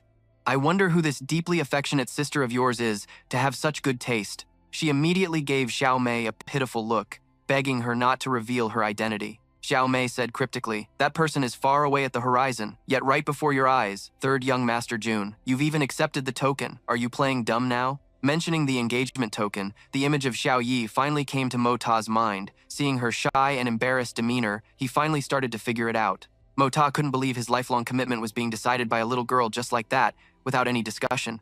Xiao Mei noticed the situation was getting awkward, so she spoke up to ease the tension. Now I can finally understand why that other sister of mine hates you to the bone, a truly deep-seated hatred. As for the other sister who is so devoted to you, it's not entirely without reason. Mo Ta frowned. Miss Sun, your words are very confusing. I still don't understand what your purpose is in coming here today. Xiao Mei replied arrogantly. You don't understand? Good. If you actually understood, it would instead bring misfortune to the women of our family. I have one more thing I'm very curious about. Just how many people in this world can actually catch your eye? Mota was now genuinely provoked. What did you say? Xiao Mei didn't flinch. You should learn to restrain yourself. After all, now is not the time for you to be arrogant. Seeing this, he couldn't help but admire her. This girl is truly formidable, with a careful and meticulous mind and a super strong sixth sense. If it weren't for that, she wouldn't have been able to sense the arrogance I was hiding. Suddenly, Xiao Mei turned to encourage Xiao Yi. Your taste in men isn't bad, but it didn't stop there. Her expression changed, becoming cold and stern as she said, It's just a pity that. She got a little worried. A pity for what, sister son? Xiao Mei changed her tune again, smiling as she patted Xiao Yi's head. It's just a pity that you are still too young. That's what she said on the surface, but in her heart, she believed that a man like Mo Ta couldn't be held onto by any woman. I'm afraid she will have to suffer in the future. At the same time, Mo Ta was secretly admiring Xiao Mei. What a talent. If she and Tang Yuan were to become a couple, then he would gain a powerful ally. Xiao Mei then turned and gave Tang Yuan a kick. Stop playing dead. Get up and come home with me. My father wants to see you. He shot up and yelled, You dark-faced girl, stay away from me. Who wants to go to your house? I don't care who you love. Just don't come after me. Duang Nguyen's uncontrolled words successfully infuriated Xiao Mei, and she reached out to grab his hand forcefully. Then Xiao Mei just dragged Duang Nguyen away, no matter how much he struggled and cried for help. Soon, only Xiao Yi and Mo Ta were left sitting opposite each other, the atmosphere indescribably awkward. She complained silently, How could my dear older sister sell me out like that? Xiao Yi was still embarrassed because Xiao Mei had said things she shouldn't have in front of Mo Ta. On the other side, seeing her constantly fidgeting, he asked in confusion, Do you have a worm under your butt? Xiao Yi immediately snapped, You're the one with a worm under your butt. You hate me. Seeing this, Mo Ta just calmly and coldly replied with 2 words, So what? When she didn't speak, he prepared to leave. At this moment, Xiao Yi finally calmed down, her eyes filled with determination. She questioned him, You caused such a big problem for me, and now you plan to just leave? Mo Ta frowned in annoyance and asked what she meant by the problem. She explained, Look at Xiao Bai Bai. An 8th grade iron scale leopard cub has never existed before. Now it's living in my house. Isn't that a huge mess? For the past few days, the capital city has been in an uproar, and everyone is pressuring my father and me to find out what's going on. Mo Ta asked sternly. So what did your father say? Xiao Yi defiantly recounted her father's words. How the hell would I know what happened? If not, I'll give you a punch, and you can all go to hell and ask the 2 iron scale leopards yourselves. He couldn't help but burst out laughing. Your father is truly a genius. That idea was brilliant, she chimed in. I thought so too. As soon as my father said that, the whole crowd ran for the hills. Then suddenly, Xiao Yi became serious. Xiao Bai Bai is mine. No one can have any designs on it. It's also the witness to our relationship. Our family received an invitation from the Jun family yesterday. Mo Ta was a little surprised to hear her say this. Xiao Yi said sulkily, If we hadn't received this invitation, I wouldn't have known that you made such a huge bet with my father. What's this about 10,000 taels a jar? That's right. Did my father force you to make that bet? He didn't hide his arrogance at all. It was my idea. How could I, this young master with my unparalleled intelligence, be forced by someone else? Mo Ta stroked his chin, calculating. Once I win the auction, the Dugu clan will immediately owe me a debt unprecedented on this continent. However, when that time comes, what will General Dugu use to repay this debt? Xiao Yi worried. Are you confident? I don't understand why you'd agree to such an unfair bet with my father. He awkwardly scratched his face. Well, whether it's fair or not is really hard to say, Xiao Yi said resolutely. If not, I'll go see my father tomorrow. If he tries to give you a hard time, I'll just cry my eyes out. In any case, I can't let my father bully you. Mo Ta gently patted her head. Silly girl, don't worry. I won't be at a disadvantage. Xiao Yi blushed beet red and stammered. Are you leaving? I'm fine. Although she said that, in her heart, she was regretful. We finally got to meet after so long. Why didn't he ask me to stay? He was also a bit flustered at this moment. Turns out this little girl grew up to be so beautiful, not losing out to any beauty. Mo Ta just stared at her blankly. Xiao Yi spoke up in embarrassment. You fool! Didn't you say you had to go? Why aren't you leaving yet? Are you dazed? He scratched his nose and said frankly. Seeing this little girl's gorgeous face, I almost didn't want to leave. If you hadn't spoken up to snap me out of it, I nearly would have turned into a pervert. Xiao Yi put on an arrogant air, as if I'd be afraid of a pervert like you. If you have something to do, then hurry up and go. Suddenly, Mo Xie reached out and touched Xiao Yi's cheek, startling her. He quickly pulled his hand back and smiled charmingly. So beautiful. With that, Mo Xie leaned close to Xiao Yi's ear and whispered, "Well, I'm off then." She touched her face and watched his retreating figure. "I'll come see you tomorrow."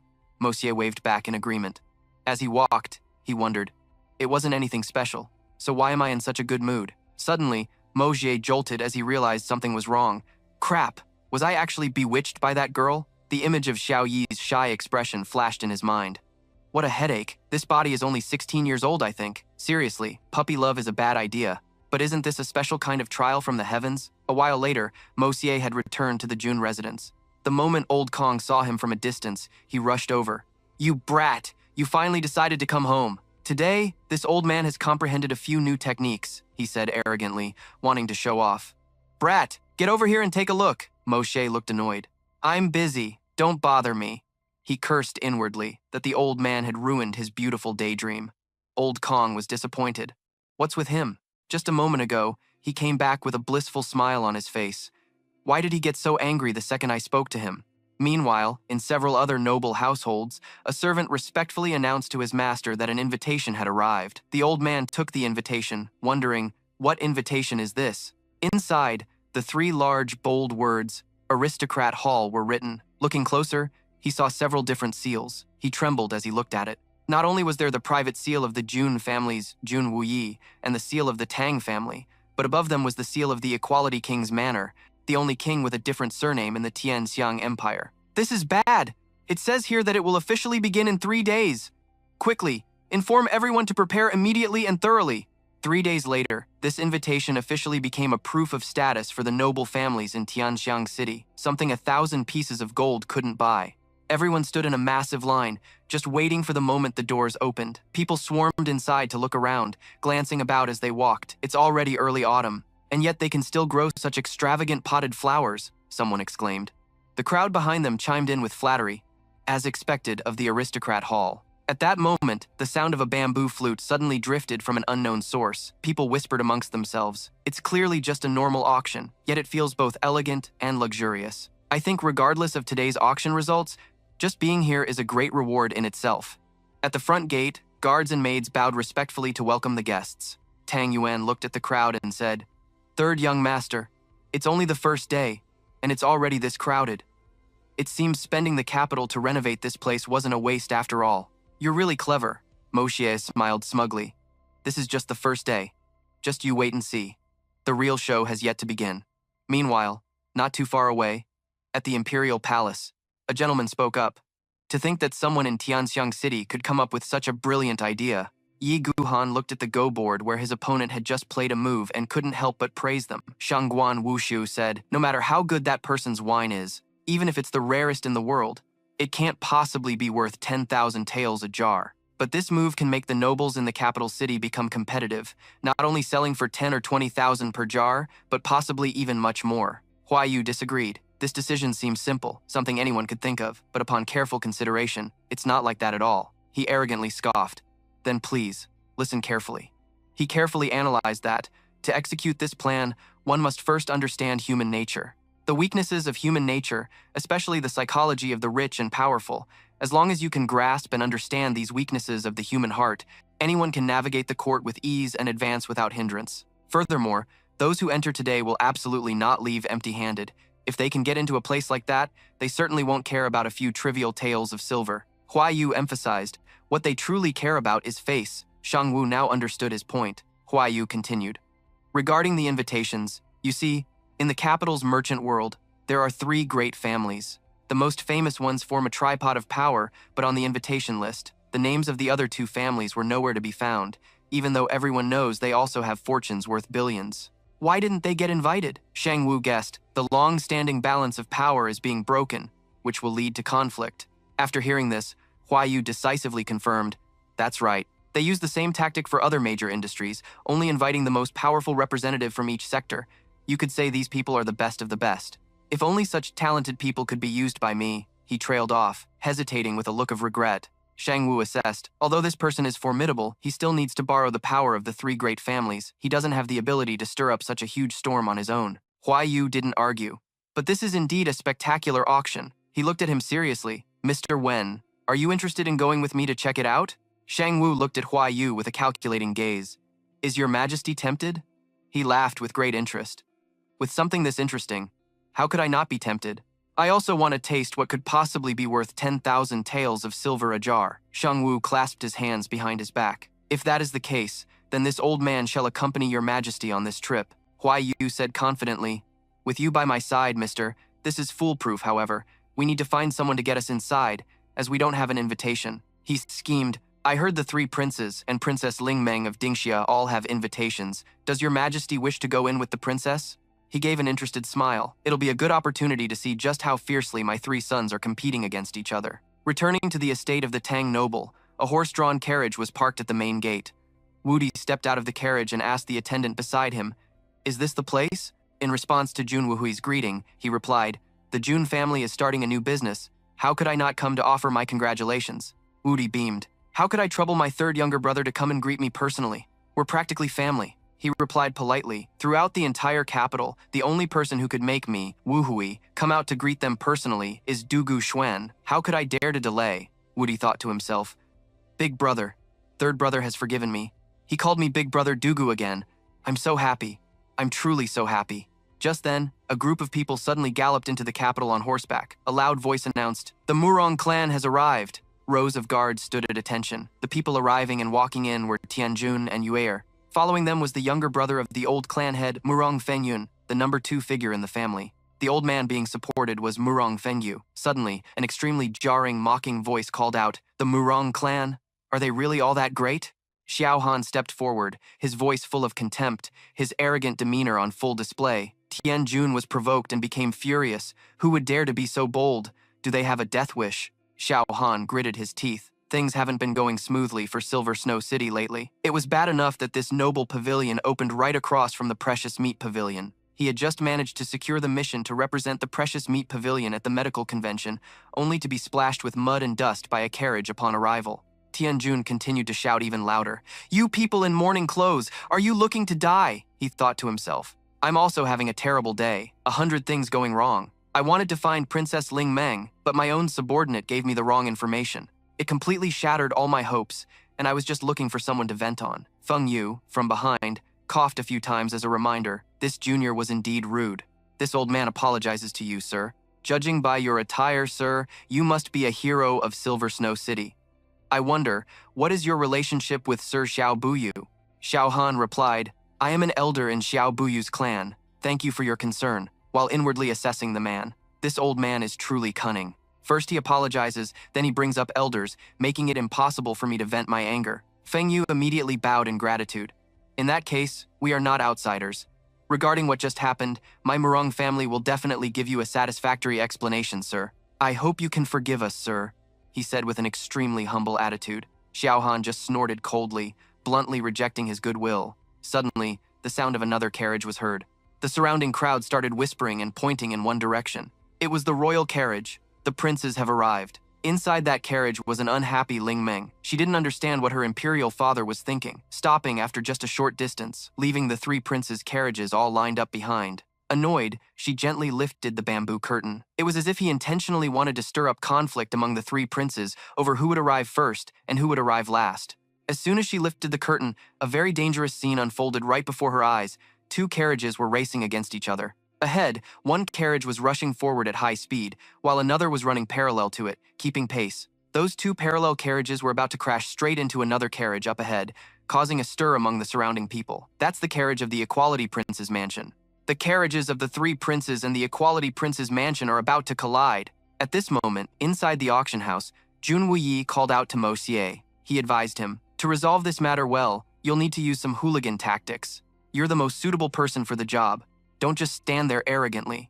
This is what they call it takes a villain to deal with a villain, and this is also your best quality." He pondered thoughtfully. What kind of talk is this? What does he mean I'm suitable for despicable hooligan tactics? And what's this about? It takes a villain to deal with a villain. How can I be called a villain? Suddenly, Xiao Han, Yan Meng, and Xue Tong walked over, interrupting his train of thought. Seeing Mo Xie, she puffed up her cheeks and showed a look of disgust. He wasn't too happy either. "This is troublesome. Why did I have to run into this person?" Yan Meng stepped forward to provoke him. "Hey, little June boy, hurry up and call me little auntie. Little auntie will give you something good." Mo Xie was annoyed. "I say, you little brat, you don't know anything, do you? You still reek of milk, yet you want to promote yourself to be someone else's elder."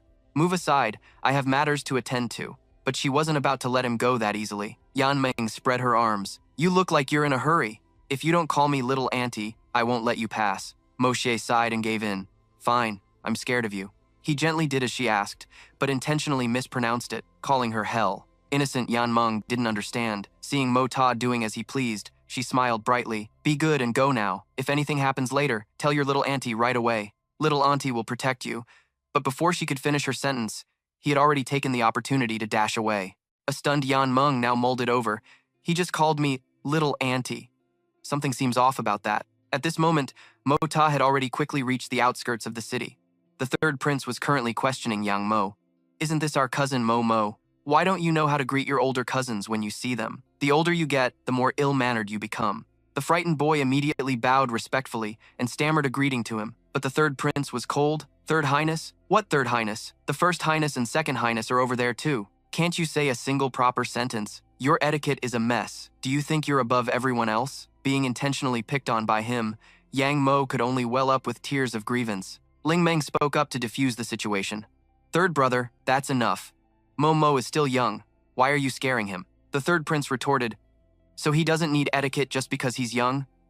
We are descendants of the imperial clan, of the heavenly emperor's nobility. How can we be compared to ordinary children? I just want to teach him what politeness is. Mo Ta stepped forward, breaking the tense atmosphere. Aren't these the three princely highnesses? Why are you loitering at the door instead of coming in? Does this not mean you're disrespecting my Jun family, the Tang family, and the Equality Prince's family? The third prince scowled in annoyance. Third young master Jun, this prince is teaching his own younger cousins. This matter has nothing to do with you. Mo Ta shot back at him. You're blocking the third manager of my aristocrat hall, and you dare say this has nothing to do with me? To put it simply, the business of my aristocrat hall is silver and gold, but on a grander scale, the aristocrat hall makes money. It will pay taxes to the national treasury. Your obstruction is causing the national treasury to lose revenue, preventing the state from collecting taxes. This affects the great matters of the nation's economy and the people's livelihood. Could it be that you intend to commit treason? The third prince yelled. Jun Mo Ta, what nonsense are you spouting? Who are you accusing of treason? Mo Ta remained unfazed. What has our Tianxiang Empire ever done to wrong you? The people of the entire nation provide you with fine clothes and exquisite food, a life of riches and honor, and yet you want to rebel? Do you have any humanity left? He was rendered speechless by Mo Ta's words, seething with rage but having no argument to refute him. Mo Ta continued to provoke him. Is it not enough that you were born into the imperial clan as the third prince? Must you ascend to the supreme throne to be satisfied? Is it true that there is truly no family affection in the imperial clan? These words struck the third prince's sore spot, leaving him stunned. He immediately rushed to cover Mo Ta's mouth. Say no more. Do you want me dead? I know I was wrong. I will make it up to you later. Seeing his repentant attitude, Mo Ta felt a bit satisfied. He pushed the prince's hand away and put on a sad, disappointed expression. Then, Mo Ta suddenly changed his tune. It's a rare occasion for the three highnesses and Princess Ling Meng to personally grace our humble hall. The aristocrat hall is truly honored. Please, come inside. At this moment, the inside of the auction house was extremely crowded and bustling. The first prince stood observing and asked his attendant beside him, "What do you think of the situation?" Old Yan replied respectfully, "This third young Master Jun is truly as mischievous as they come, perfectly matching the long-standing rumors. However, the way he handled today's matter can only be described as brilliant, truly hard to predict. If your highness thinks it's necessary, then you might want to observe him more carefully." The prince smirked.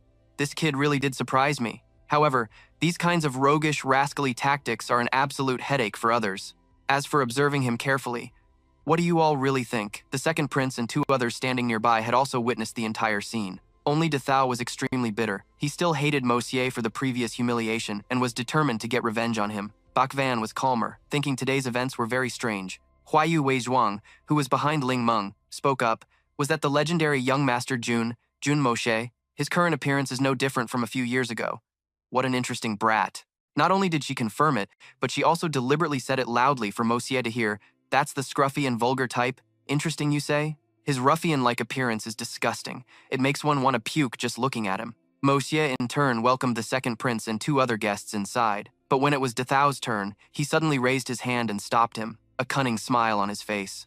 Apologies, young Master Cheng. Each invitation card only allows for 3 people to enter. His Highness the second prince's party is already full. You can't enter. Perhaps you should go outside for some fresh air. We'll bring you some tea and pastries when we have time. De Thou angrily yelled right in Mosier's face. Why do I have to stand here? He replied, "You are currently violating the rules of this hall. This young master is simply following the regulations. Naturally, I can't let you in.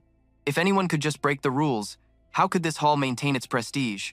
The man retorted, "Jun Mo-shi, don't you think you're going too far?" Mo-jie asked back with a disdainful look. "So what if I'm bullying you?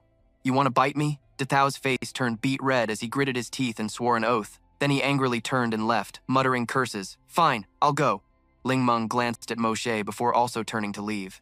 Watching her leave, Mo-shi thought to himself, Princess Ling Meng didn't bring any servant girls? Who are those two people in black robes? A moment later, Tang Yuan stood on the stage and began to speak. "Greetings, everyone. I am the proprietor of the Noble Hall. My name is Tang Yuan. On behalf of Prince Dugu's manor, the Jun family, and the Tang family, I send my regards and warmly welcome all of you here today." The crowd below laughed upon hearing him speak. Tang Yuan fiddled with his hands and continued, "The Noble Hall. What is nobility? So-called nobility are people of high class, people belonging to the upper echelons of society. Everyone knows potatoes at the market are only 3 coins per caddy, but in a restaurant or brothel, even if you just slice it into 2,000 shreds, the price can go up to 20 taels of silver." Everyone in the audience burst out laughing. Ling Meng, embarrassed, blushed, and gritted her teeth, speechless. Tang Yuan's voice lowered as he asked again, "Is this just about eating potatoes?" He slammed his hand on the table and shouted, "No, this is about eating with style, eating with elegance, eating for status, eating for class, and even eating for the price tag. That is the true enjoyment of a genuine noble." Yang Mo turned to Mo-she and teased, "So being a noble means eating shredded potatoes?" Mo-she tilted his head and teased back, "What's wrong? You seem to be in a good mood, little Miss Yang." The boy immediately frowned and scolded him. "Don't call me little Miss Yang," Mo-she continued. "You coward. When others bully you, all you know is how to be a coward. You can't do anything else. How pathetic." Yang Mo said dejectedly, "Big brother Jun, what should I do now? Those 3 have been bullying me since we were kids.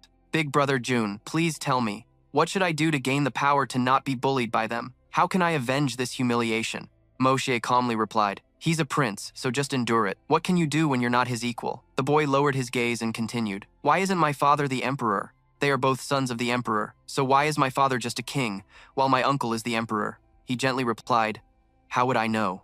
Maybe your father is just like you, bullied by others from childhood to adulthood. So when he grew up, he was even easier to bully, and of course, he couldn't become the emperor." Yang Mo clenched his fists with determination and said, "I don't want to be bullied anymore, and I certainly don't want to be bullied when I grow up. If I become the emperor, will I not be bullied anymore?" Wu Yi, sitting behind Mo-she, coughed lightly. He thought to himself, weren't we just trying to comfort a child? How did the conversation turn to usurping the throne after just 2 or 3 sentences? On the stage, Tang Yuan was still rambling on. After hearing all that, the time has finally come. The auction for the fine wine will now officially begin. Everyone below immediately turned their gazes to the stage. The crowd began to murmur, "A single cup to bury a lord, a single spear to wound an army."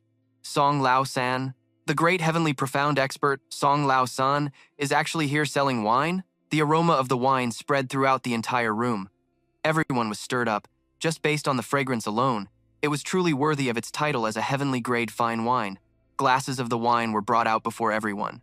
Lao San took a glass and announced, "The wine being auctioned today is precious because it has never before appeared on this continent.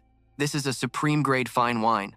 Now, I invite all of you to have a glass to sample it, so you can see for yourselves what item you are bidding on."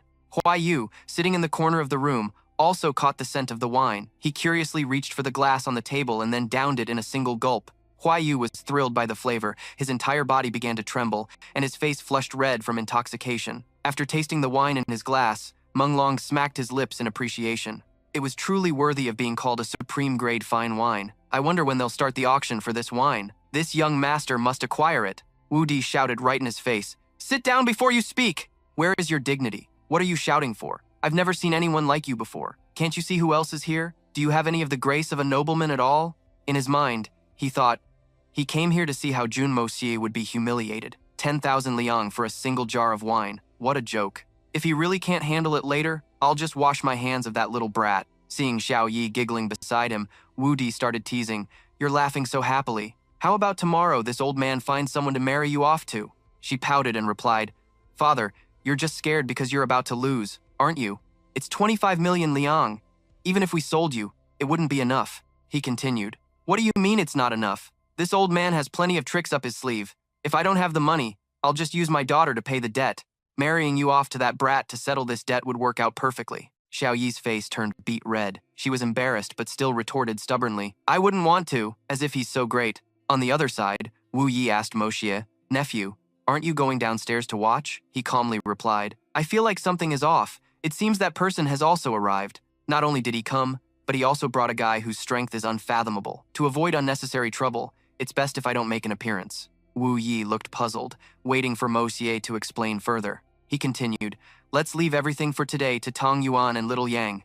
The two of them will be enough. I will only show myself at a critical moment. With my current level of strength, I can't afford to be exposed right now. Up on the stage, Tang Yuan announced, the fine wine auction will now officially begin.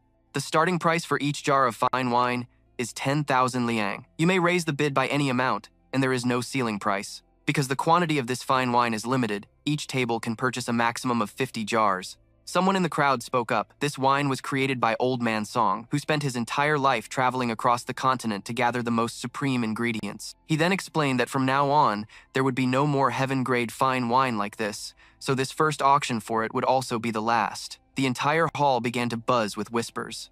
It was really a one-time only event? Tang Yuan announced. The auction will now officially begin. The first lot of this fine wine, 50 jars. Shen Feng was the first to raise his hand. Starting the bid, I bid 1 million silver.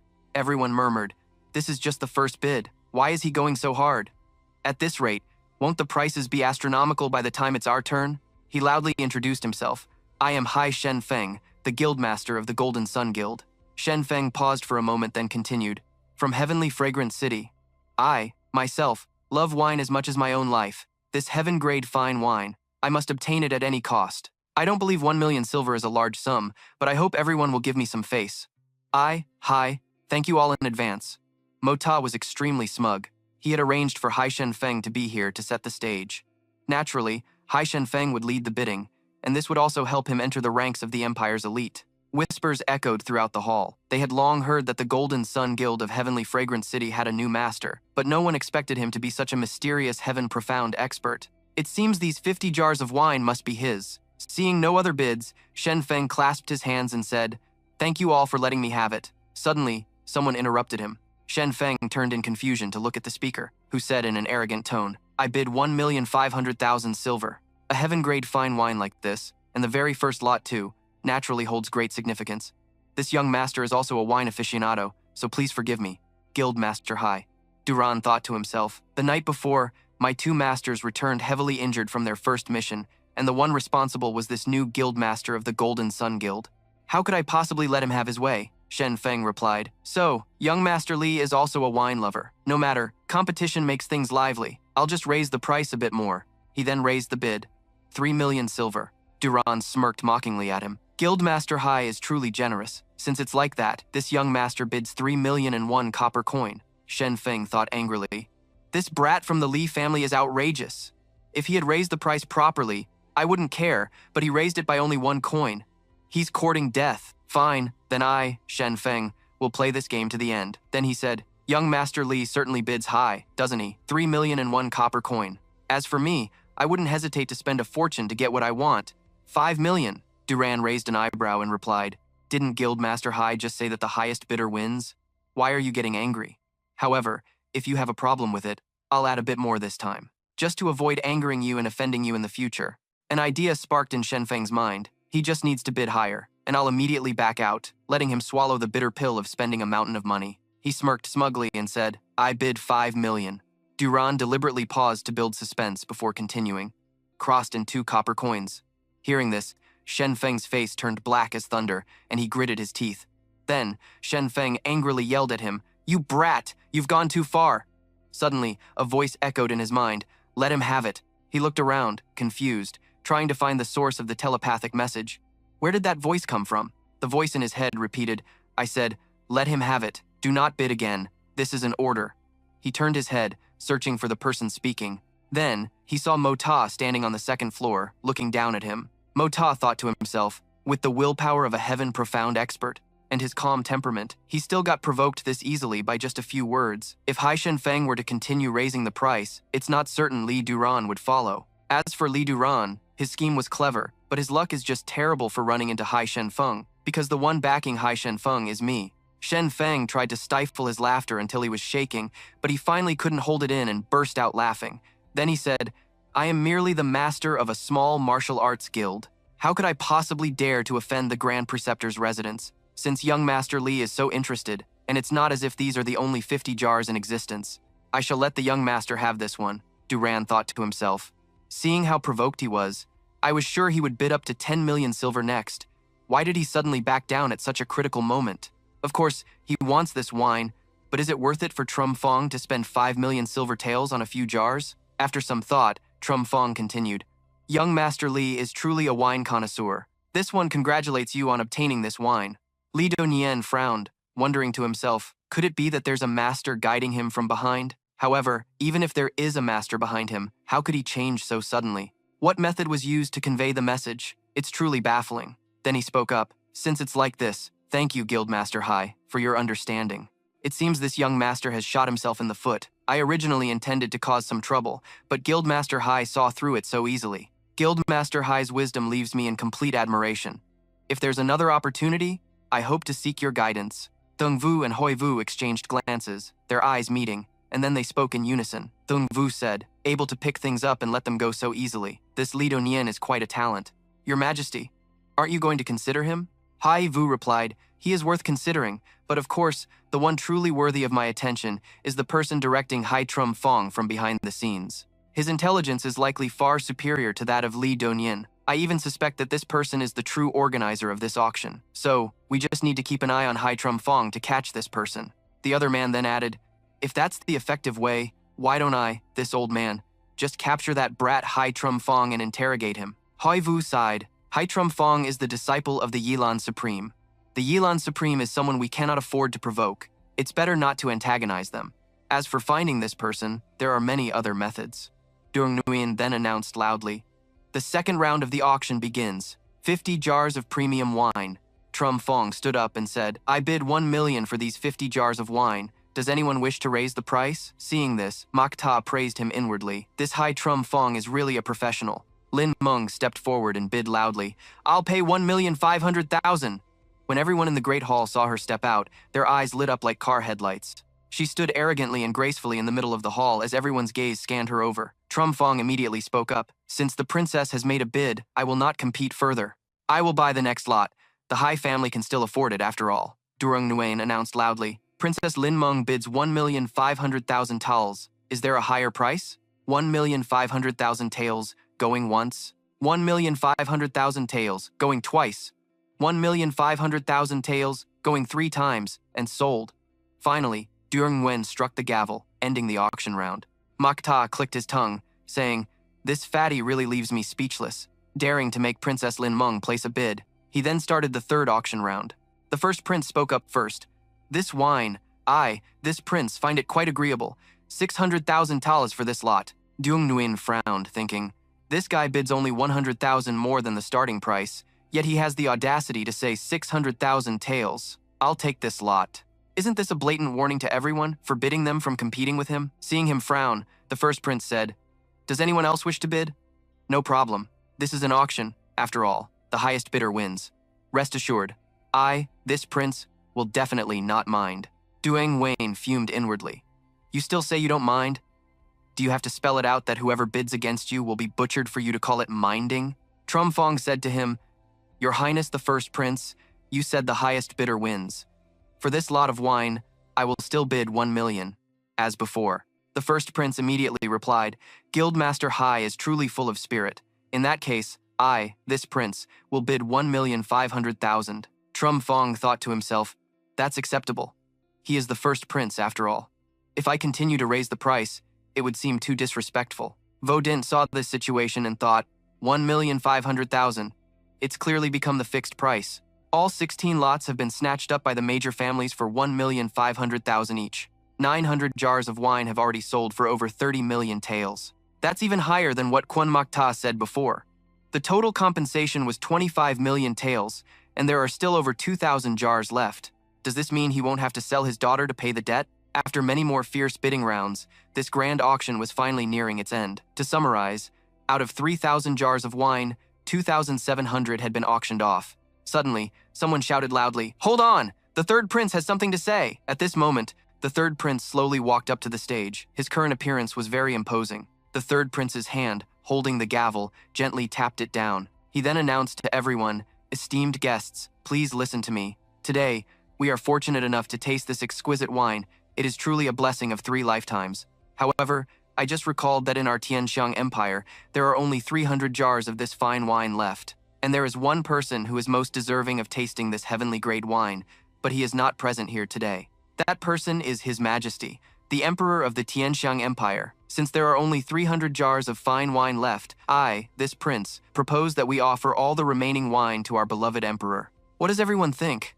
Hearing this, everyone analyzed the situation in their minds. The prince's intention was to end this auction, not pay a single cent to the aristocrat hall, and simply seize the remaining wine to present to the emperor. Mojie was not pleased with the third prince's proposal. If you want to be filial to your father, you should buy the wine and gift it yourself. After all, hadn't you just obtained 50 jars? Now you're demanding others to make an offering. And yet he dared to say it as if it were perfectly reasonable. Meanwhile, the third prince calmly asked, "I wonder what Great Manager Tang's opinion is on this matter." Tang Yuan quickly replied, "If the third prince wishes to offer wine to His Majesty, this humble one wouldn't dare to have an opinion. However, this humble one cannot conduct a losing business. Of these remaining 300 jars, 100 belong to me. If the third prince has the heart to buy them, you can pay for my 100 jars at the lowest price from today's auction. As for the other 200 jars, the third prince may handle them as he wishes. I have no objections whatsoever." Hearing this, the prince silently calculated, buy them at the lowest price? 100 jars would cost 3 million taels. This prince doesn't have that much money to squander. Behind this fatty is the entire Tang family. Forget it, he thought. 200 jars is not a small amount. After a moment of thought, the third prince spoke up. "That will do. Men, bring the remaining 200 jars to my royal carriage. This prince will present this grand gift to my imperial father, and of course, I will make it clear that this is a contribution from the aristocrat hall." Just then, Moshier couldn't help but speak up. "Third Highness, are you putting on a one-man show here? Tang Yuan is merely the great manager of the aristocrat hall. I, this young master, am the true owner of this place. Of these 300 jars of wine, 100 belong to me. You want them? Sure. However, you will buy them at the highest price from today's auction. Don't even think about touching them if you're short a single coin." Dugu Wudi, who had witnessed everything, remarked, "How come I never realized this little brat had so much courage?" Damn, those words were incredibly satisfying to hear. His daughter, hearing this, was displeased and reminded him, "Father, can't you speak more elegantly? I've always liked it when Brother Mosier acts like a rogue and a scoundrel. Just look, see how handsome he is like this." Her face darkened as she thought, "My father says one vulgar thing and it's unacceptable, but when that punk acts like a rogue and a scoundrel, he's considered handsome and dashing." Meanwhile, the third prince spoke up in annoyance. "What is the meaning of this, young Master Jun? Are you suggesting you're unwilling to gift even a single jar of wine to my imperial father?" Moshe stated bluntly, "I don't mean anything by it.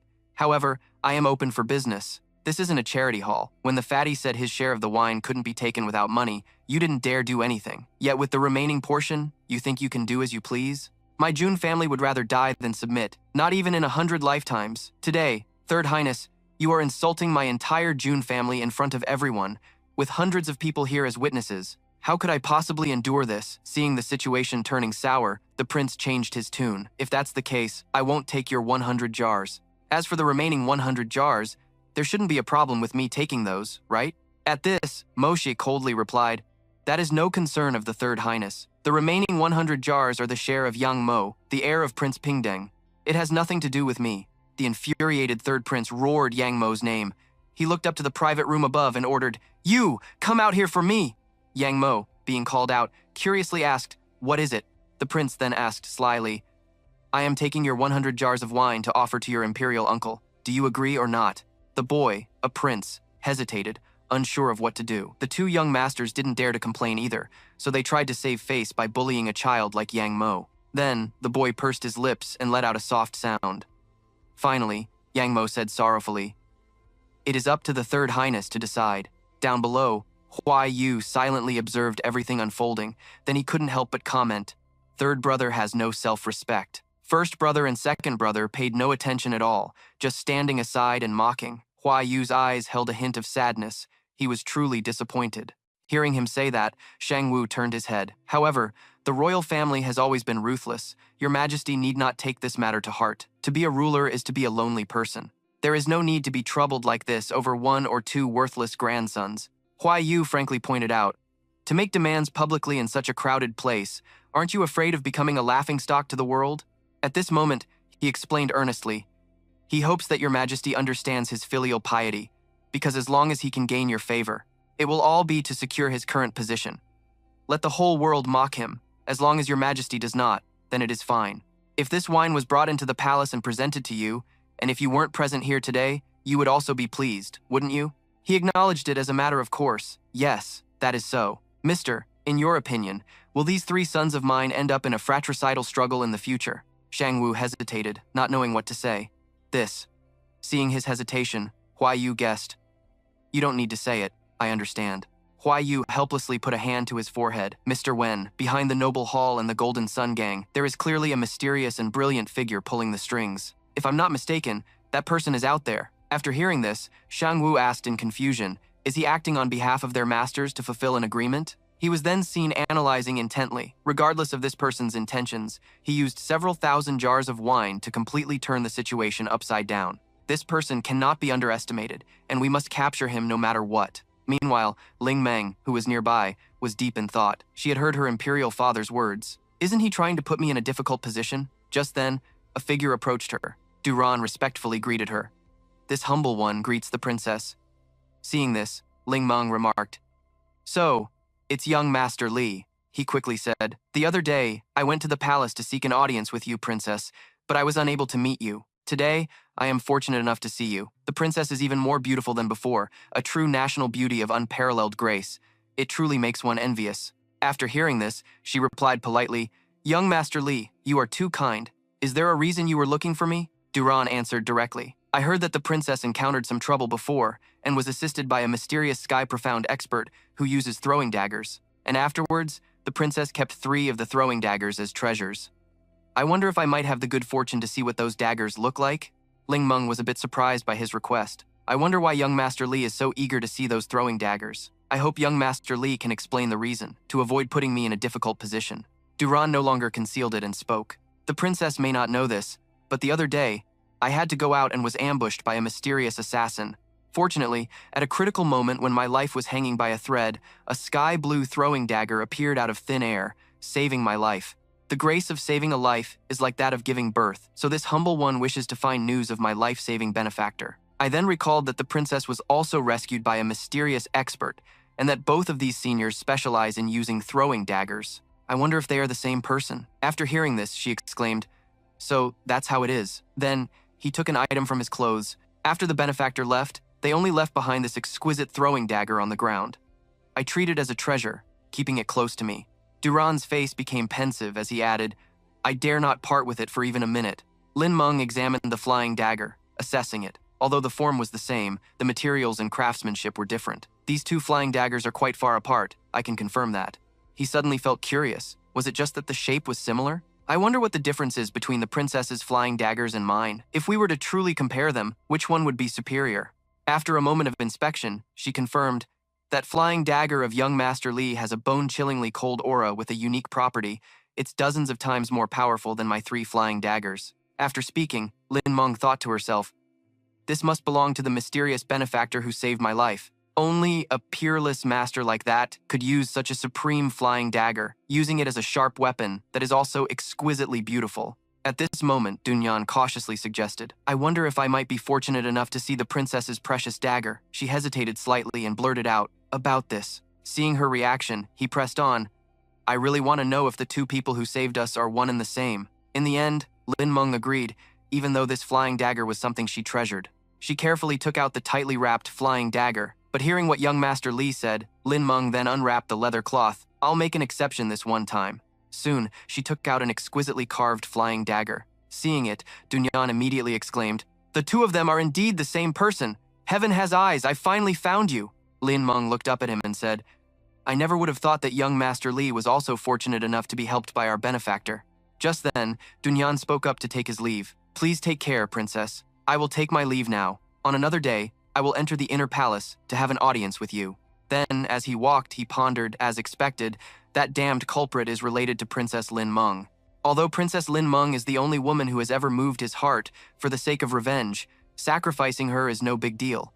Back at the court, everyone was leaving one by one. Now, Makta gave an order. After this is done, have Dung Nguyen and Old Third Tongue come see me immediately. Makta stood there as Mr. Dung said, I have other matters to arrange. Uncle Tom, the personnel arranged outside, should secretly contact and investigate all the great families. Whether there are results or not, they must withdraw immediately. Everyone should quickly bring the information they've gathered and consolidate it. After this, I believe our hall will have a good grasp on the great families of Tin Huang. With their powerful strength, basically everyone understands, especially the subordinate forces, who are perfectly clear. He knew your calculations well. I understand. I will be careful. Then, Makta thought to himself, right now, only a few of us know about this matter. Those three are not a problem, but as for old Wang, after a moment of thought, he instructed, Dung Mak, I have a few words. When you return, give them to your father. Absolutely do not let anyone else see them. Dung Mak understood Makta's meaning and quickly replied, all right. He suddenly remembered an important issue. Oh right, there's also Hai Chum Fong, even though he is a heavenly realm expert. Meanwhile, Lin Meng sat in her private room thinking sorrowfully, Father, elder brother, we are all of the same flesh and blood. These people were once the closest to me, but what happened? Sadness enveloped Lin Meng's mind. I really want to talk to Tiong Yi. I want to find a shoulder to lean on. Unfortunately, where can I find such a person? Meanwhile, Dung Nguyen cheerfully exclaimed, what a huge profit. I, Dung Nguyen, made 90 million taels today. Old Third assessed the situation from earlier. Selling heavenly-grade fine wine to those nobles is basically a waste. Tu Mge, who was beside them, chimed in with praise. Master's wine is truly a worldly masterpiece that is hard to find. How can it be measured with money? Just then, Makta opened his mouth. Fatty, your commission this time is also over 10 million taels of silver. He suddenly felt curious. Do you have any plans? He quickly answered. Of course I do. Ever since I was a child, I've had a dream. When I have money, I'm going to go to Spirit Mist Lake, gather every girl known for selling her art and not her body in one room, have each of them strip naked, and then sing and dance for this old master. Everyone was completely stunned after hearing Dung Nguyen's words. She immediately criticized him. Dung Nguyen, you are truly shameless. Makta, looking a bit helpless, raised his hand. Enough. Fatty, don't be hasty. Let me tell you something about this auction. After hearing him speak, he was extremely confused. He then saw Makta remind him, this auction was your idea. Dung Nguyen, do you understand? Dung Nguyen, still not understanding, asked again, this auction was my idea?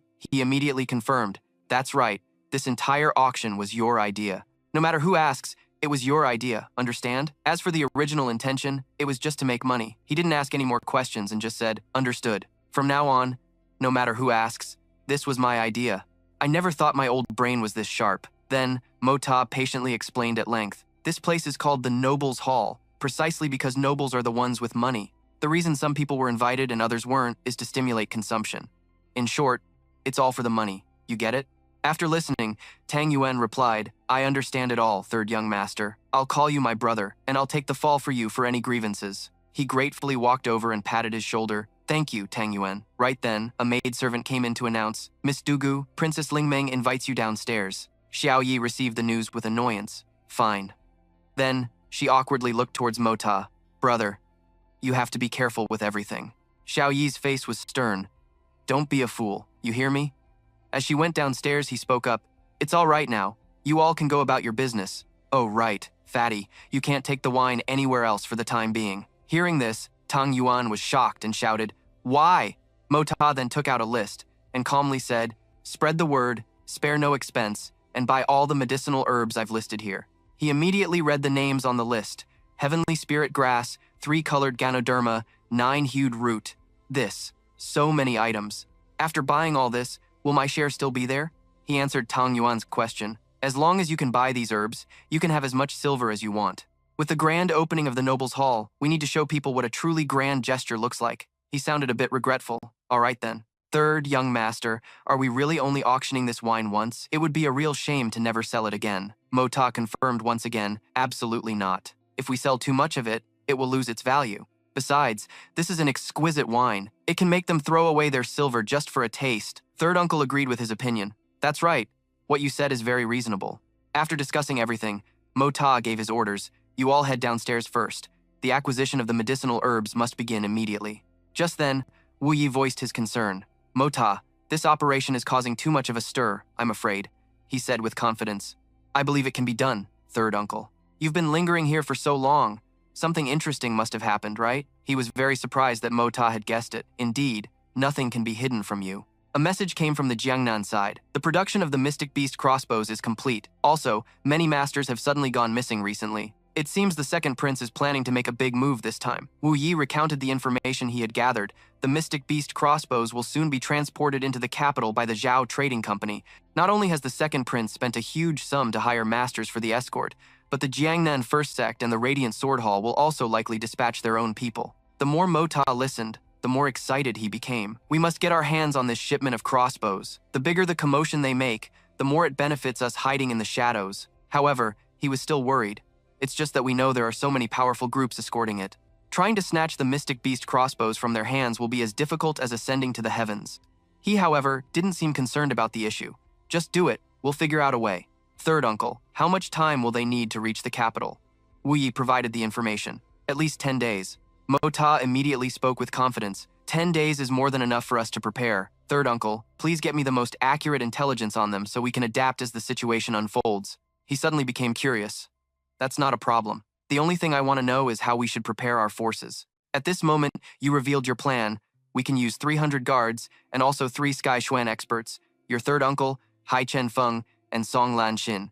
You 3 will be our pillars. After hearing this, Wu Yi's brows furrowed tightly. Just the 3 of us, I'm afraid, won't be enough. Maybe we can ask Ying. Before he could finish, Mo Xie cut him off. Absolutely not. Yingbo cannot easily reveal his identity, and his temperament wouldn't accept this kind of sneaky business. This will be an unprecedentedly fierce battle. Whether it's now or in the future, our Jun family can only rely on ourselves. Outside, Xiao Yi and Ling Meng were strolling together when the 2 of them suddenly noticed someone up high. At this moment, Xiao Mei was on an upper floor looking at the 2 of them. She immediately called out, urging them, hurry up and come here. Then, they entered the building together, and Xiao Mei came down from upstairs to greet the 2. She quickly noticed, your expression isn't very good. Did something happen? Then, a troubled Ling Meng recounted, yes, something did happen. It's a shame older sister wasn't there just now. Otherwise, you could have helped me check someone out. After they sat down, Xiao Mei asked curiously, who is that person? She immediately replied, Li Yuran, the #1 disciple of the Li family's 3rd generation. His words and actions are very strange. Based on the information she knew, she said, I've also heard of Li Yuran. He's just like Jun Mo Xie. Incomprehensible. Ling Meng disagreed with what Xiao Mei said. How can those 2 be compared? She then asserted, both of them are not simple, but I feel that Jun Mo Xie is even more dangerous than Li Yuran. Xiao Yi, who was beside them, couldn't help but speak up. Big sis Xiao Mei, I don't understand. You said Big Brother Mo Xie is arrogant, but I really don't see it. Big Brother Mo Xie was so cool today, so handsome. Seeing Xiao Yi's reaction, she reminded her, still calling him Big Brother Mo Xie, Xiao Yi, you shouldn't let a moment of impulse lead to a lifetime of regret. She immediately retorted, what's so bad about Big Brother Mo Xie? Are those other big brothers of Xiao Mei's also that good? Xiao Mei quickly tried to mediate. All right, Xiao Yi. Ling Meng, you're not in good spirits. You should probably return to the palace early and rest. Ling Meng refused. I don't want to go back. Her eyes suddenly changed. Big sis Ling Meng, if you don't want to return to the palace, then why don't we go find Jun Mo Xie? That guy has a lot of interesting things at his house. She thought this was not a bad idea. All right, I'll also go see what's so outstanding about this person. Then, Xiao Yi said shyly, that's because you've always been biased. How could you see how good he is? Anyway, my judgment is very good. Cut to a bustling street. After their chat, the 3 of them went for a stroll down the street. Suddenly, a strong gust of wind blew from out of nowhere. Ling Meng's hair immediately fluttered in the wind. She felt something was strange. Something's not right. Seeing that they were being attacked, Xiao Mei shouted for everyone to be careful. Gu Han immediately appeared to block the people from the white-robed group. He stood there imposingly, blocking the enemies. They rushed towards Gu Han from the front. Dai, a member of the white-robed group, launched a vicious attack at him. Seeing the other assailants attacking Ling Meng, Gu Han shouted out, and one of them seized the opportunity and immediately threw a punch. The man took advantage of his lowered guard and threw a punch. Gu Han, caught by surprise, staggered backward. The pain made him unable to hold back a curse.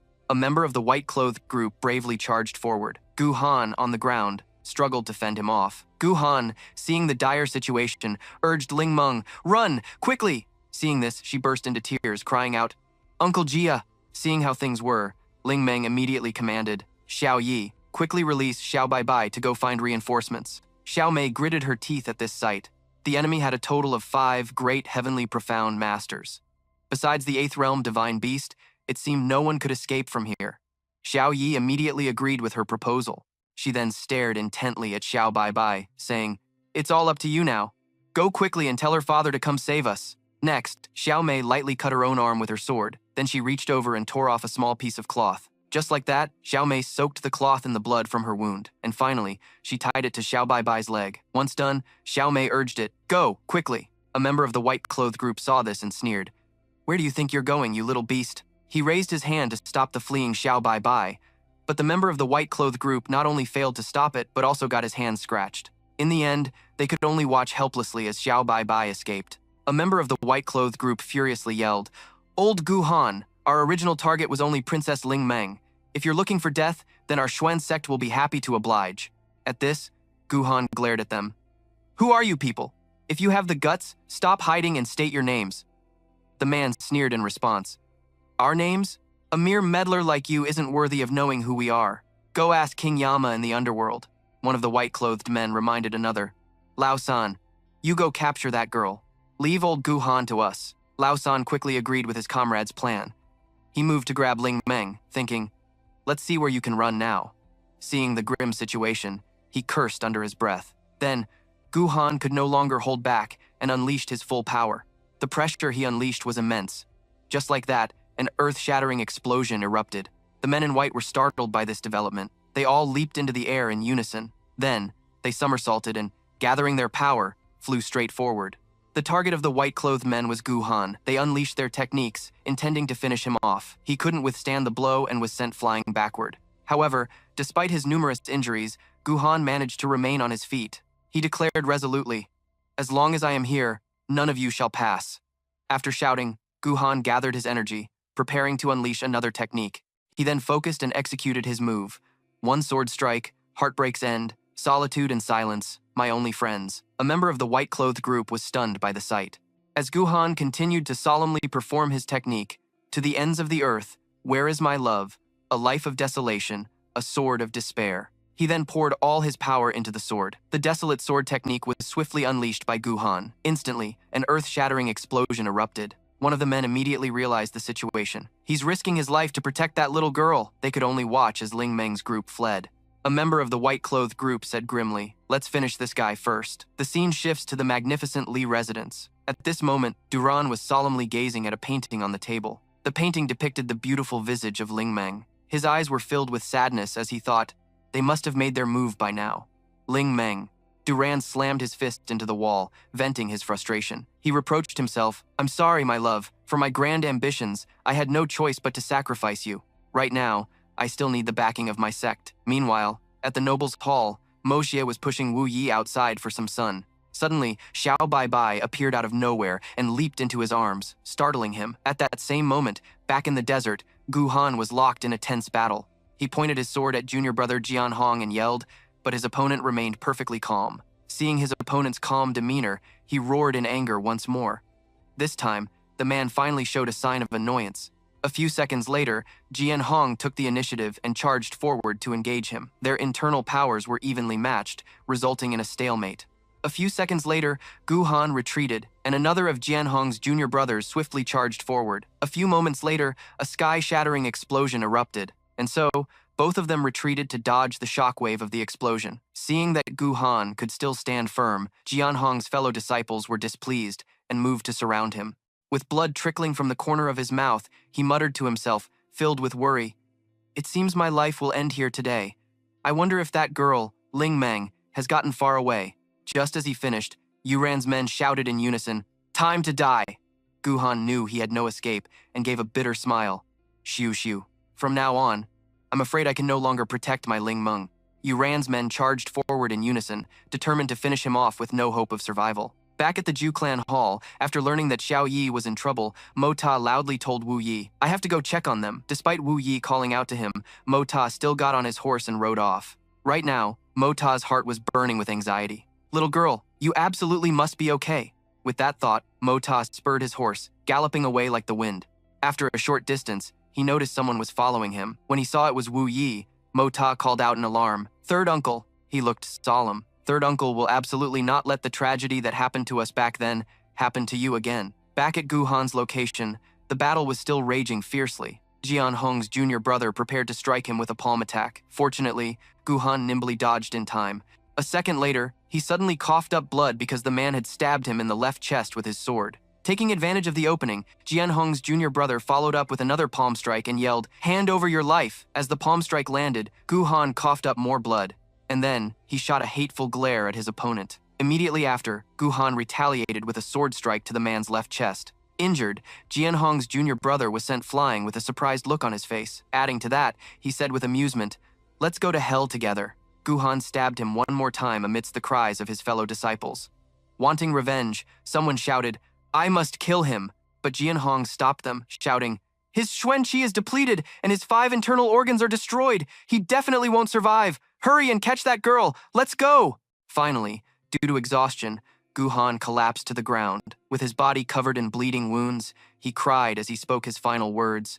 "A love meant to be is only found in dreams. I would rather betray the world than betray you. Xiu Xiu, I'm leaving now." Ling Meng was fleeing with Xiao Yi's group. She turned to look back and whispered, "I wonder about Uncle Jia." At this point, Ling Meng suddenly stopped and looked back with a worried expression. "How is he?" She stood still and saw that Gu Han was lying motionless. And so, Ling Meng cried while calling out, "Uncle Jia!" At the same time, Jian Hong's men caught up to them. "Found you!" She wasn't worried about herself, but just stood there, stunned, calling out Uncle Jia 3 times. With no other choice, Xiao Yi and the others decided to charge forward and fight. However, one of Yuran's men sent the 2 of them flying with a single kick. Jian Hong glanced at them coldly. "I don't want to kill you. Don't force my hand." Xiao Yi was knocked to the ground, but was still concerned for Ling Meng's safety. The young lady cried as she asked, "Who are you people? Why do you want to harm me? Why did you want to kill my Uncle Jia?" The man replied coldly, "You don't need to know, because you no longer have the chance to live." Ling Meng threatened loudly, "I will kill all of you. I won't let you go even as a ghost." Hearing this, Jian Hong frowned in anger and slapped her right across the face. The man looked at her sitting on the ground and yelled, "You wretched woman, still spouting nonsense when you're about to die. Do you believe I'll kill you right now or not?" However, Jian Hong's junior brother stopped him. "This woman is related to times that person **. Before times he times arrives, we can't kill her for now." Hearing that, the man stared intently at Ling Meng, then picked her up and ordered his men to take her away. Xiao Yi clutched her injured arm and shouted, "You villains, let the princess go!" Enraged, Yuran's men began to channel their power. Then he sent out a palm strike, sending him flying. A few seconds later, they took their man and left in a flash. Meanwhile, Mo Ta and Wu Yi were still flying over, and upon seeing Gu Han from a distance, he called out uncertainly. When they got closer, they both cried out in shock upon seeing Gu Han lying motionless. Immediately, Wu Yi jumped off his mount. He muttered in confusion as he checked Gu Han's body, then hurriedly began to heal him. It wasn't long before Gu Han regained consciousness, so he quickly asked what on earth had happened. Because his injuries were too severe, he closed his eyes again. Finally, Wu Yi turned and hesitantly told Mo Ta to come take a look and see if he could still be saved. He quickly came over to check the situation. Mo Ta used his healing technique on Gu Han. He tried his best, but there was still no reaction. Mo Ta looked worried. His injuries are too severe. Next, Xiao Yi and Xiao Mei ran over screaming, "Brother Mo Ta, the princess has been kidnapped. Quick, go save the princess." Upon hearing Ling Meng's name, Gu Han's finger suddenly twitched. He struggled to open his eyes, despite the immense pain. Gu Han tried to speak but couldn't get a single word out. So, Wu Yi asked him, "Do you want us to go save the princess?" Mo Ta quickly refused. "Are you kidding? With our strength, how could we possibly save her? You ended up in this state, let alone us." He even sighed dejectedly and said hesitantly, "This is all fate." However, Gu Han still managed to force out 2 words, "Save her," before fainting again. Even though he didn't finish his sentence, they both knew what Gu Han wanted to say. "I beg you, save Ling Meng." He was using the last ounce of his life to make this desperate plea. Seeing Gu Han faint again, Wu Yi hesitantly asked Mo Ta, "Is he dead?" He answered frankly, "Not yet, but he's close." As soon as he finished speaking, Mo Ta began transferring spiritual power to him again, while Xiao Yi kept urging him to go save Ling Meng. Seeing him not respond, she grabbed his arm and yelled, "In her current state, if this goes on any longer, there will be no way to save her." At this, Mo Ta got furious. "What does this have to do with me? Even a heavenly Xuan expert was beaten to a pulp, and I'm just a mere commoner. And you actually want me to go? Aren't you just sending me to my death? Besides, Mota was thinking to himself, the princess isn't you, little girl. This old master rushed over here for you. I didn't expect to get dragged into such a huge mess, she cried out in despair. Then what should we do? Those royal guards, why haven't they shown up yet? Hearing this, Wu Yi and Mota suddenly became serious. They exchanged a look, a silent understanding passing between them.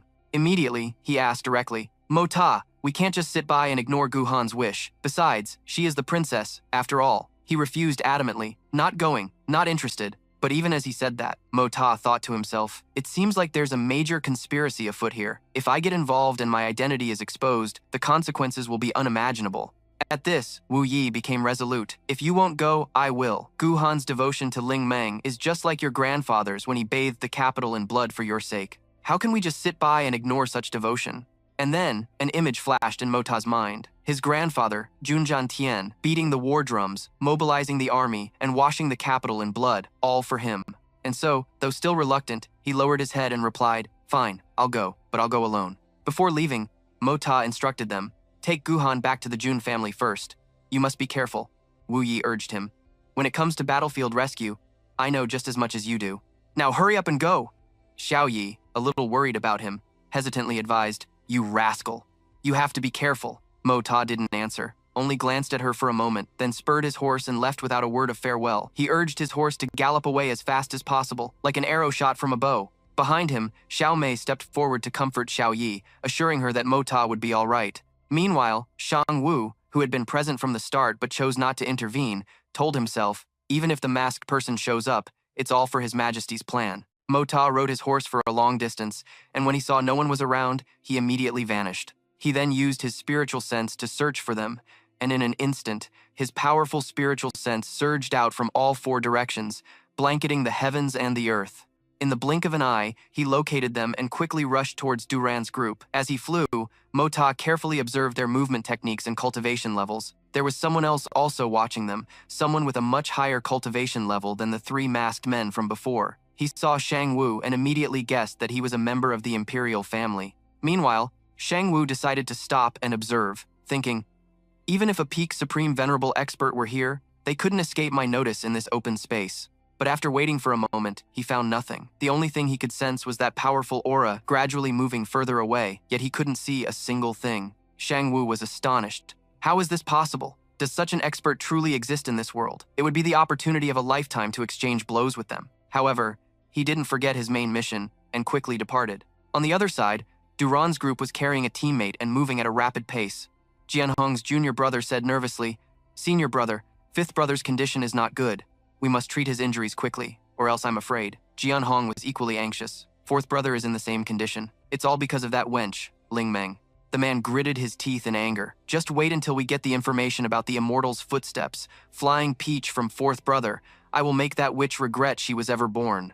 Hearing this, Jianhong's junior brother added loudly, but even if we get the results now, we still have to wait for Master to arrive before we can take action. This time, we brothers have been severely injured. If Master finds out, he will be absolutely furious. Speaking of Master, Jianhong felt a pang of guilt. I led 9 of our brothers out, and now only the 3 of us remain unharmed. This time, even if Father doesn't beat me to death, I'm afraid he'll beat me so badly I won't be able to leave my bed for half a year. The junior brother also grew worried. Master will arrive in 2 days at the latest. I can't even imagine the look on his face then. After speaking, they continued on their journey. Duran's group began moving noticeably faster. Mota, following closely, recognized one of them as Lei Wu Ye, who had participated in the Mystic Pill competition. They are disciples of Li Wu Bi. That means Li Wu Bi himself will arrive in Tianxiang City within 2 days. After landing, he silently tailed the group without them noticing. Duran's party stopped in front of a very ordinary-looking tree. Jianhong pressed a spot on the tree trunk. It immediately rumbled and slowly sank into the ground, revealing a passage leading down to a secret chamber. Mota was initially surprised by the existence of the underground passage, then brazenly slipped in and went down before Duran's group even entered. Inside the passage, lit only by 2 flickering oil lamps, Jianhong ordered the other 2 to treat their injured brothers while he went to interrogate Ling Meng. One of them reminded him worriedly, Senior brother, I know you're angry, but please be careful with your methods. Seeing the glare, he quickly continued to explain, I can tell that. In his heart, junior brother Duran is actually suffering a lot. At this point, Jian Hong had thought it through and accepted it, as long as his junior brother Duren's reputation wasn't tarnished, and the girl's life was spared. Hearing Duren's name, I was startled. Could it be that Duren is also involved in this major event? Finally, Ling Meng awoke from her stupor, and immediately, she jerked her head up to look at them. Seeing this, Jian Hong remarked, "You woke up at just the right time." As soon as she was conscious, Ling Meng started cursing. "You villain! Let me go! I have to see my Uncle Jia." He quickly stated his condition. "If you obediently tell me the identity of the master who gave you those flying daggers, I will let you go." The young lady replied loudly, "I've never even met that great senior, so how would I know their identity?" Jian Hong approached and said seriously, "As far as we know, this great master has only acted once, and that was to save Her Highness, the princess. Yet the princess still insists she doesn't know." He kept pressing, "Ling Meng, do you take us for 3-year-olds? She gritted her teeth in anger. "Just for this suspicion, you killed my Uncle Jia?" Jian Hong brazenly admitted it. If the princess continues to refuse to reveal that person's identity, he lifted Ling Meng's chin threateningly. "Don't even think about leaving this place alive tonight." Just then, I spoke mockingly. "So this is the kind of trash Lei Wu Bei teaches? The so-called cold-blooded supreme. What a joke."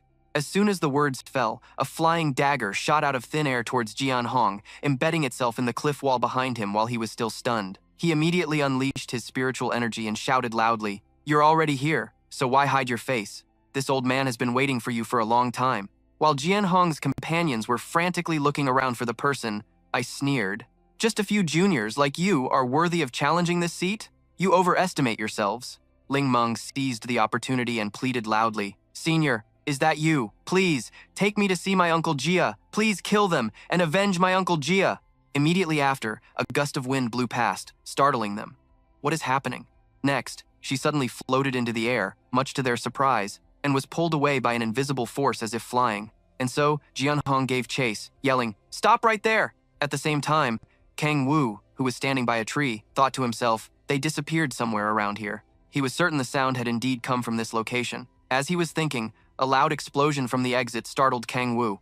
While Kang Wu was still confused about what was happening, he saw Ling Meng emerge from the dust and fly into his arms. Jian Hong immediately misunderstood, thinking Kang Wu was the hidden person. "You bastard who hides his face, try to run again. This time, let's see where you can run." Kang Wu held the unconscious Ling Meng, thinking, "I've been framed. That damn person, my whereabouts have been exposed this time." However, they couldn't even see the shadow of the master behind this. Duren's group surrounded them.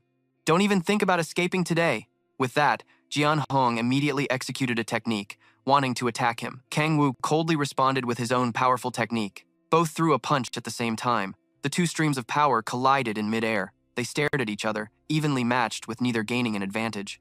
A moment later, they both stopped their attacks and jumped back simultaneously. Kang Wu spoke in confusion. "So you are a disciple of the cold-blooded Supreme. I wonder how our Tianshang Empire has offended the Supreme's faction. Your disciples have worked together to kidnap a royal princess. Has Supreme Lei forgotten the original Supreme Pact?" Jian Hong's heart sank. How could he know about the Supreme Pact from back then? Under Kang Wu's intense gaze, he thought to himself, "Moreover, this person's strength is not to be trifled with." The more Jian Hong thought about it, the more resentful he became. But, no matter how high this old man's profound skill is, the enmity for my junior brother must be avenged. After thinking it through, he shouted a challenge. "Old man, if you have the guts, leave your name. This blood feud between us must be settled sooner or later." These words immediately provoked Thung Vu, causing him to unleash an attack. Kiem Hung didn't even have time to defend before he was sent flying backward with a single punch. Thung Vu glared and growled, "My name? A mere brat like you is not qualified to know it." A moment later, he turned his back and picked up Lin Meng. "Today, I'll spare you for Lei Vo Bi's sake. If you dare to offend me again, not even Lei Vo Bi's own family will be able to save you. Now, get lost." Without waiting for Kiem Hung's reply, Thung Vu used his spiritual energy to soar into the sky, leaving a message behind. "Relay this to that old Lei Vo Bi. Regarding what happened today, tell him that I, surnamed Vun, will definitely seek him out for an explanation." Only after he was long gone did Kiem Hung's two companions dare to approach and call out, "Senior brother, that damn old immortal," he cursed. "He killed 4 of my junior brothers and still dares to be so arrogant." Then, they helped each other up and left, vowing, "Let's wait for Master to arrive. We'll see where that old bastard can run then." Meanwhile, I was leisurely riding my horse, thinking, "Let's get going. We can let those 2 dogs fight it out later." He smirked contemptuously. This young master doesn't have much time to waste playing games with you all. Then, I continued riding straight home, but for now, I should put on a little act. After riding for a while, he finally returned to the June residence, where Vo-E immediately grew anxious. He got straight to the point. Did you find the princess? I put on a reluctant expression and said, you all think too highly of me. I held my forehead and sighed. She was taken a long time ago. How could I possibly find her? I couldn't. Hearing this, Vo-E also let out a weary sigh. The uncle standing nearby finally spoke up. He's already in this condition. Pouring more profound energy into him is just a waste. Since the June family brat is back, this old man is no longer needed. I'm going back to my cultivation. Vo-E urgently told me to go check on Ko-han. His condition is really not good. Without hesitation, I rushed to where he was lying. I used my spiritual energy to examine his condition, and Ko-han coughed up a mouthful of blood. I put on a helpless expression. Besides, the price to save him. I'm afraid it will be immense. A moment later, he turned to the two women behind him and said, you two should go over there and get some rest. Vo-E agreed, persuading them, you two should go find Sister Than-han. We'll handle things here, so don't worry. Then he added, although Teo-da is your elder, he is still a man. With you two here, Makta won't be able to treat him. Hearing this, Teo-mi quickly led Teo-ni away, saying, all right, we'll be going then. Once they were gone, Vo-E returned to the main subject. Did you really not find the princess? If you couldn't find her, why did you even come back, you brat? I no longer hid the truth. It's enough that you already know. Why say it out loud? Our June family is in an unstable position right now. Regarding today's events, third uncle, you've really thought too much into it. After hearing this, Vo-E fell into deep thought. I have considered everything you've said. However, the descendants of the June family possess the pride and resolve of our clan. That year, before your grandfather passed away, he relayed the ancestral teachings of the June family. I asked in surprise, what teachings? He then solemnly recited, with a bird below the waist, one must be a man, head held high to the heavens, feet planted firmly on the earth. I emotionlessly repeated, with a bird below the waist, one must be a man, head held high to the heavens, feet planted firmly on the earth. I clenched my fist, a fine ancestral teaching, a true man, a man of character and strength, standing tall between heaven and earth. Afterwards, I crossed my arms and smirked. Seems this ancestor of ours was quite the man, even on his deathbed.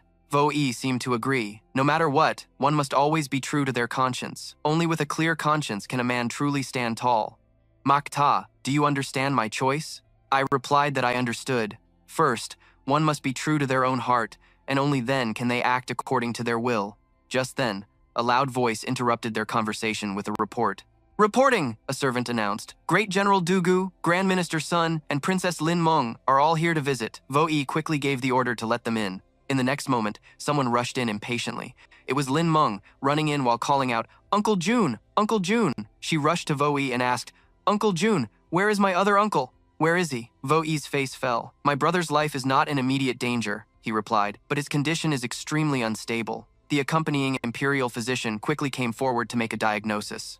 Mr. Jia's internal and external injuries were all fatal, and the amount of blood lost had exceeded more than half of his total blood volume. Then, Physician Lao concluded with, I hope the princess can restrain her grief. It is best to start preparing for his funeral. Lin Meng froze instantly. What? He was saying Uncle Jia couldn't be saved. She quickly asked again. I don't believe it. Imperial Physician Lao, you are the head of the three great divine physicians. Please think of a way. But the answer was no more optimistic. Your Highness, besides the excessive blood loss, Mr. Jia's internal and external injuries are extremely severe. With wounds like these, even if a deity descended, there would be no hope. Lin Meng was finally jolted back to reality by these words. She tearfully called out Uncle Jia 3 times. Seeing this, Imperial Physician Lao didn't know what to say. The physician, also heartbroken, suggested to Physician Lao that they let them have a final moment together. Then both of them moved outside, sighing in sorrow. She was still on her knees, clutching her head and sobbing bitterly. Uncle Jia. Just then, Tumai returned and knelt on one knee before her. She looked at her seriously. Makta can save Mr. Jia. Upon hearing those words, both of them snapped their heads to look at him. Makta was closing his eyes, composing himself. Excessive blood loss? A blood transfusion will do. Internal and external injuries? Medicine supplemented with spiritual energy can fix that. The main problem is the ribs. 15 of them are broken. Just the pain of setting the bones would be enough to take his life. That means there's no anesthetic in this world. If there was. Wait a minute. He suddenly raised his hand for a clap upon thinking of anesthesia, but something felt strange. The sensation wasn't quite right. It turned out he had accidentally slapped Lin Meng. She held her cheek, tears welling up. Makta was horrified. "Oh heavens, what are you doing here?" In an instant, he calmed down, coming up on me like a ghost. "Can't you make a little noise?" Lin Mong, filled with hope, stammered, "Please, Makta, save him."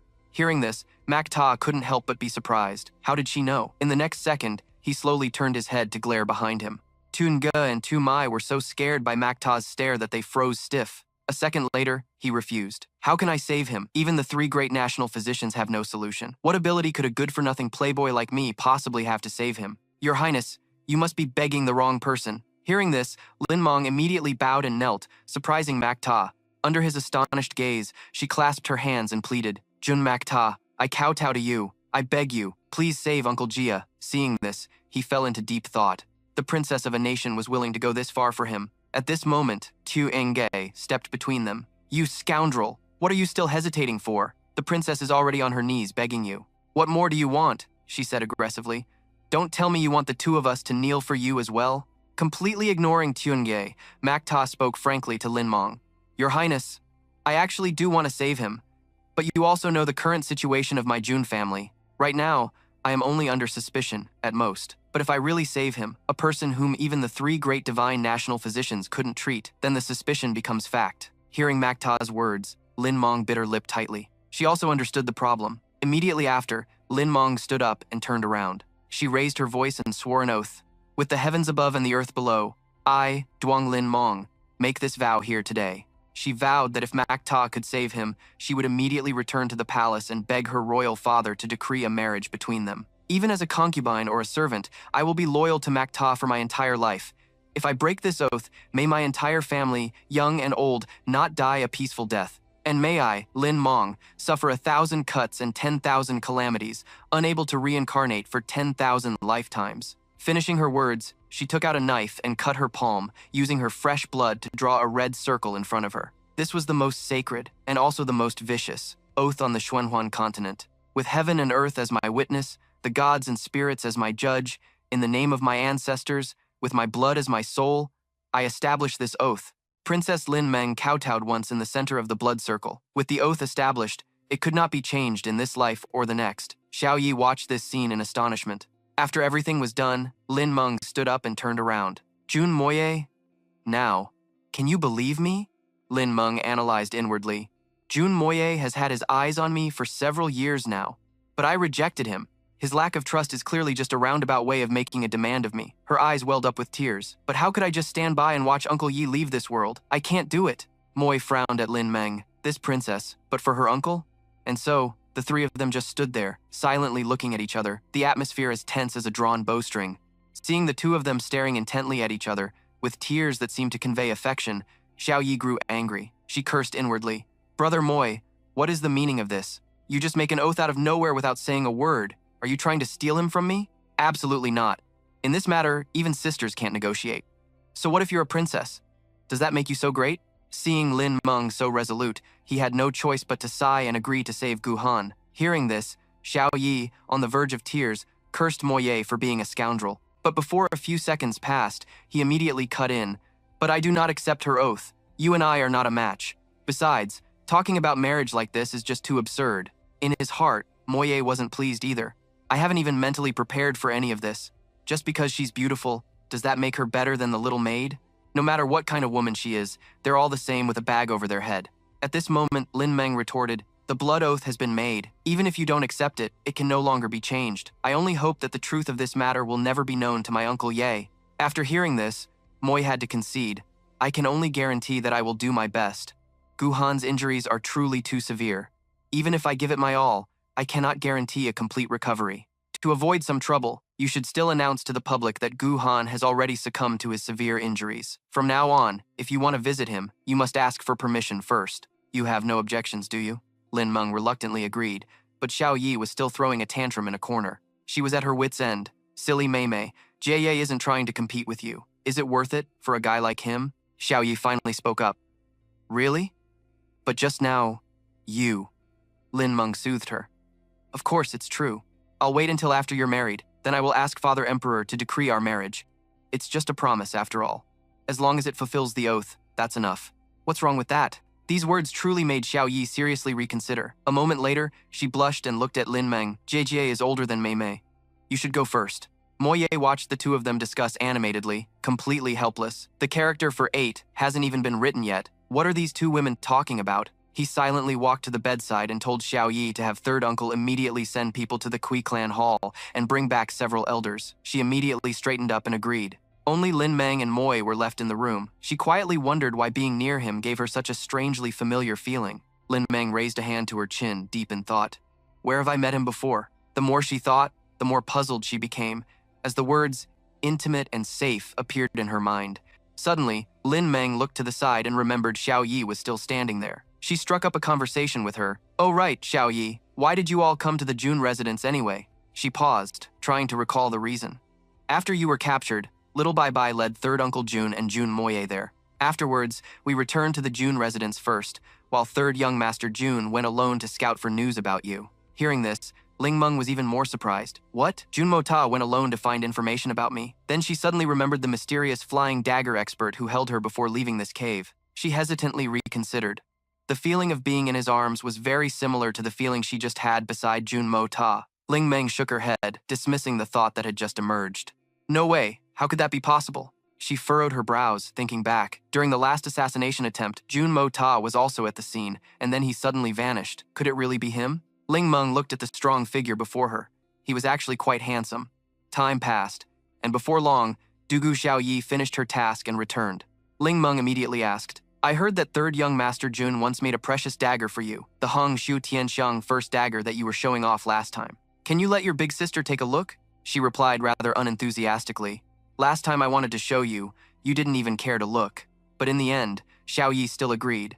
Now you want to see it? Fine, I'll let you have a look. Hearing the two of them chatting cheerfully, Mo Ta's heart pounded in his chest. He flared up in anger. Dugu Xiao Yi! I gave you that dagger to cut people with. You've tied it to your arm. It takes a while just to draw it. You're using it as an arm guard.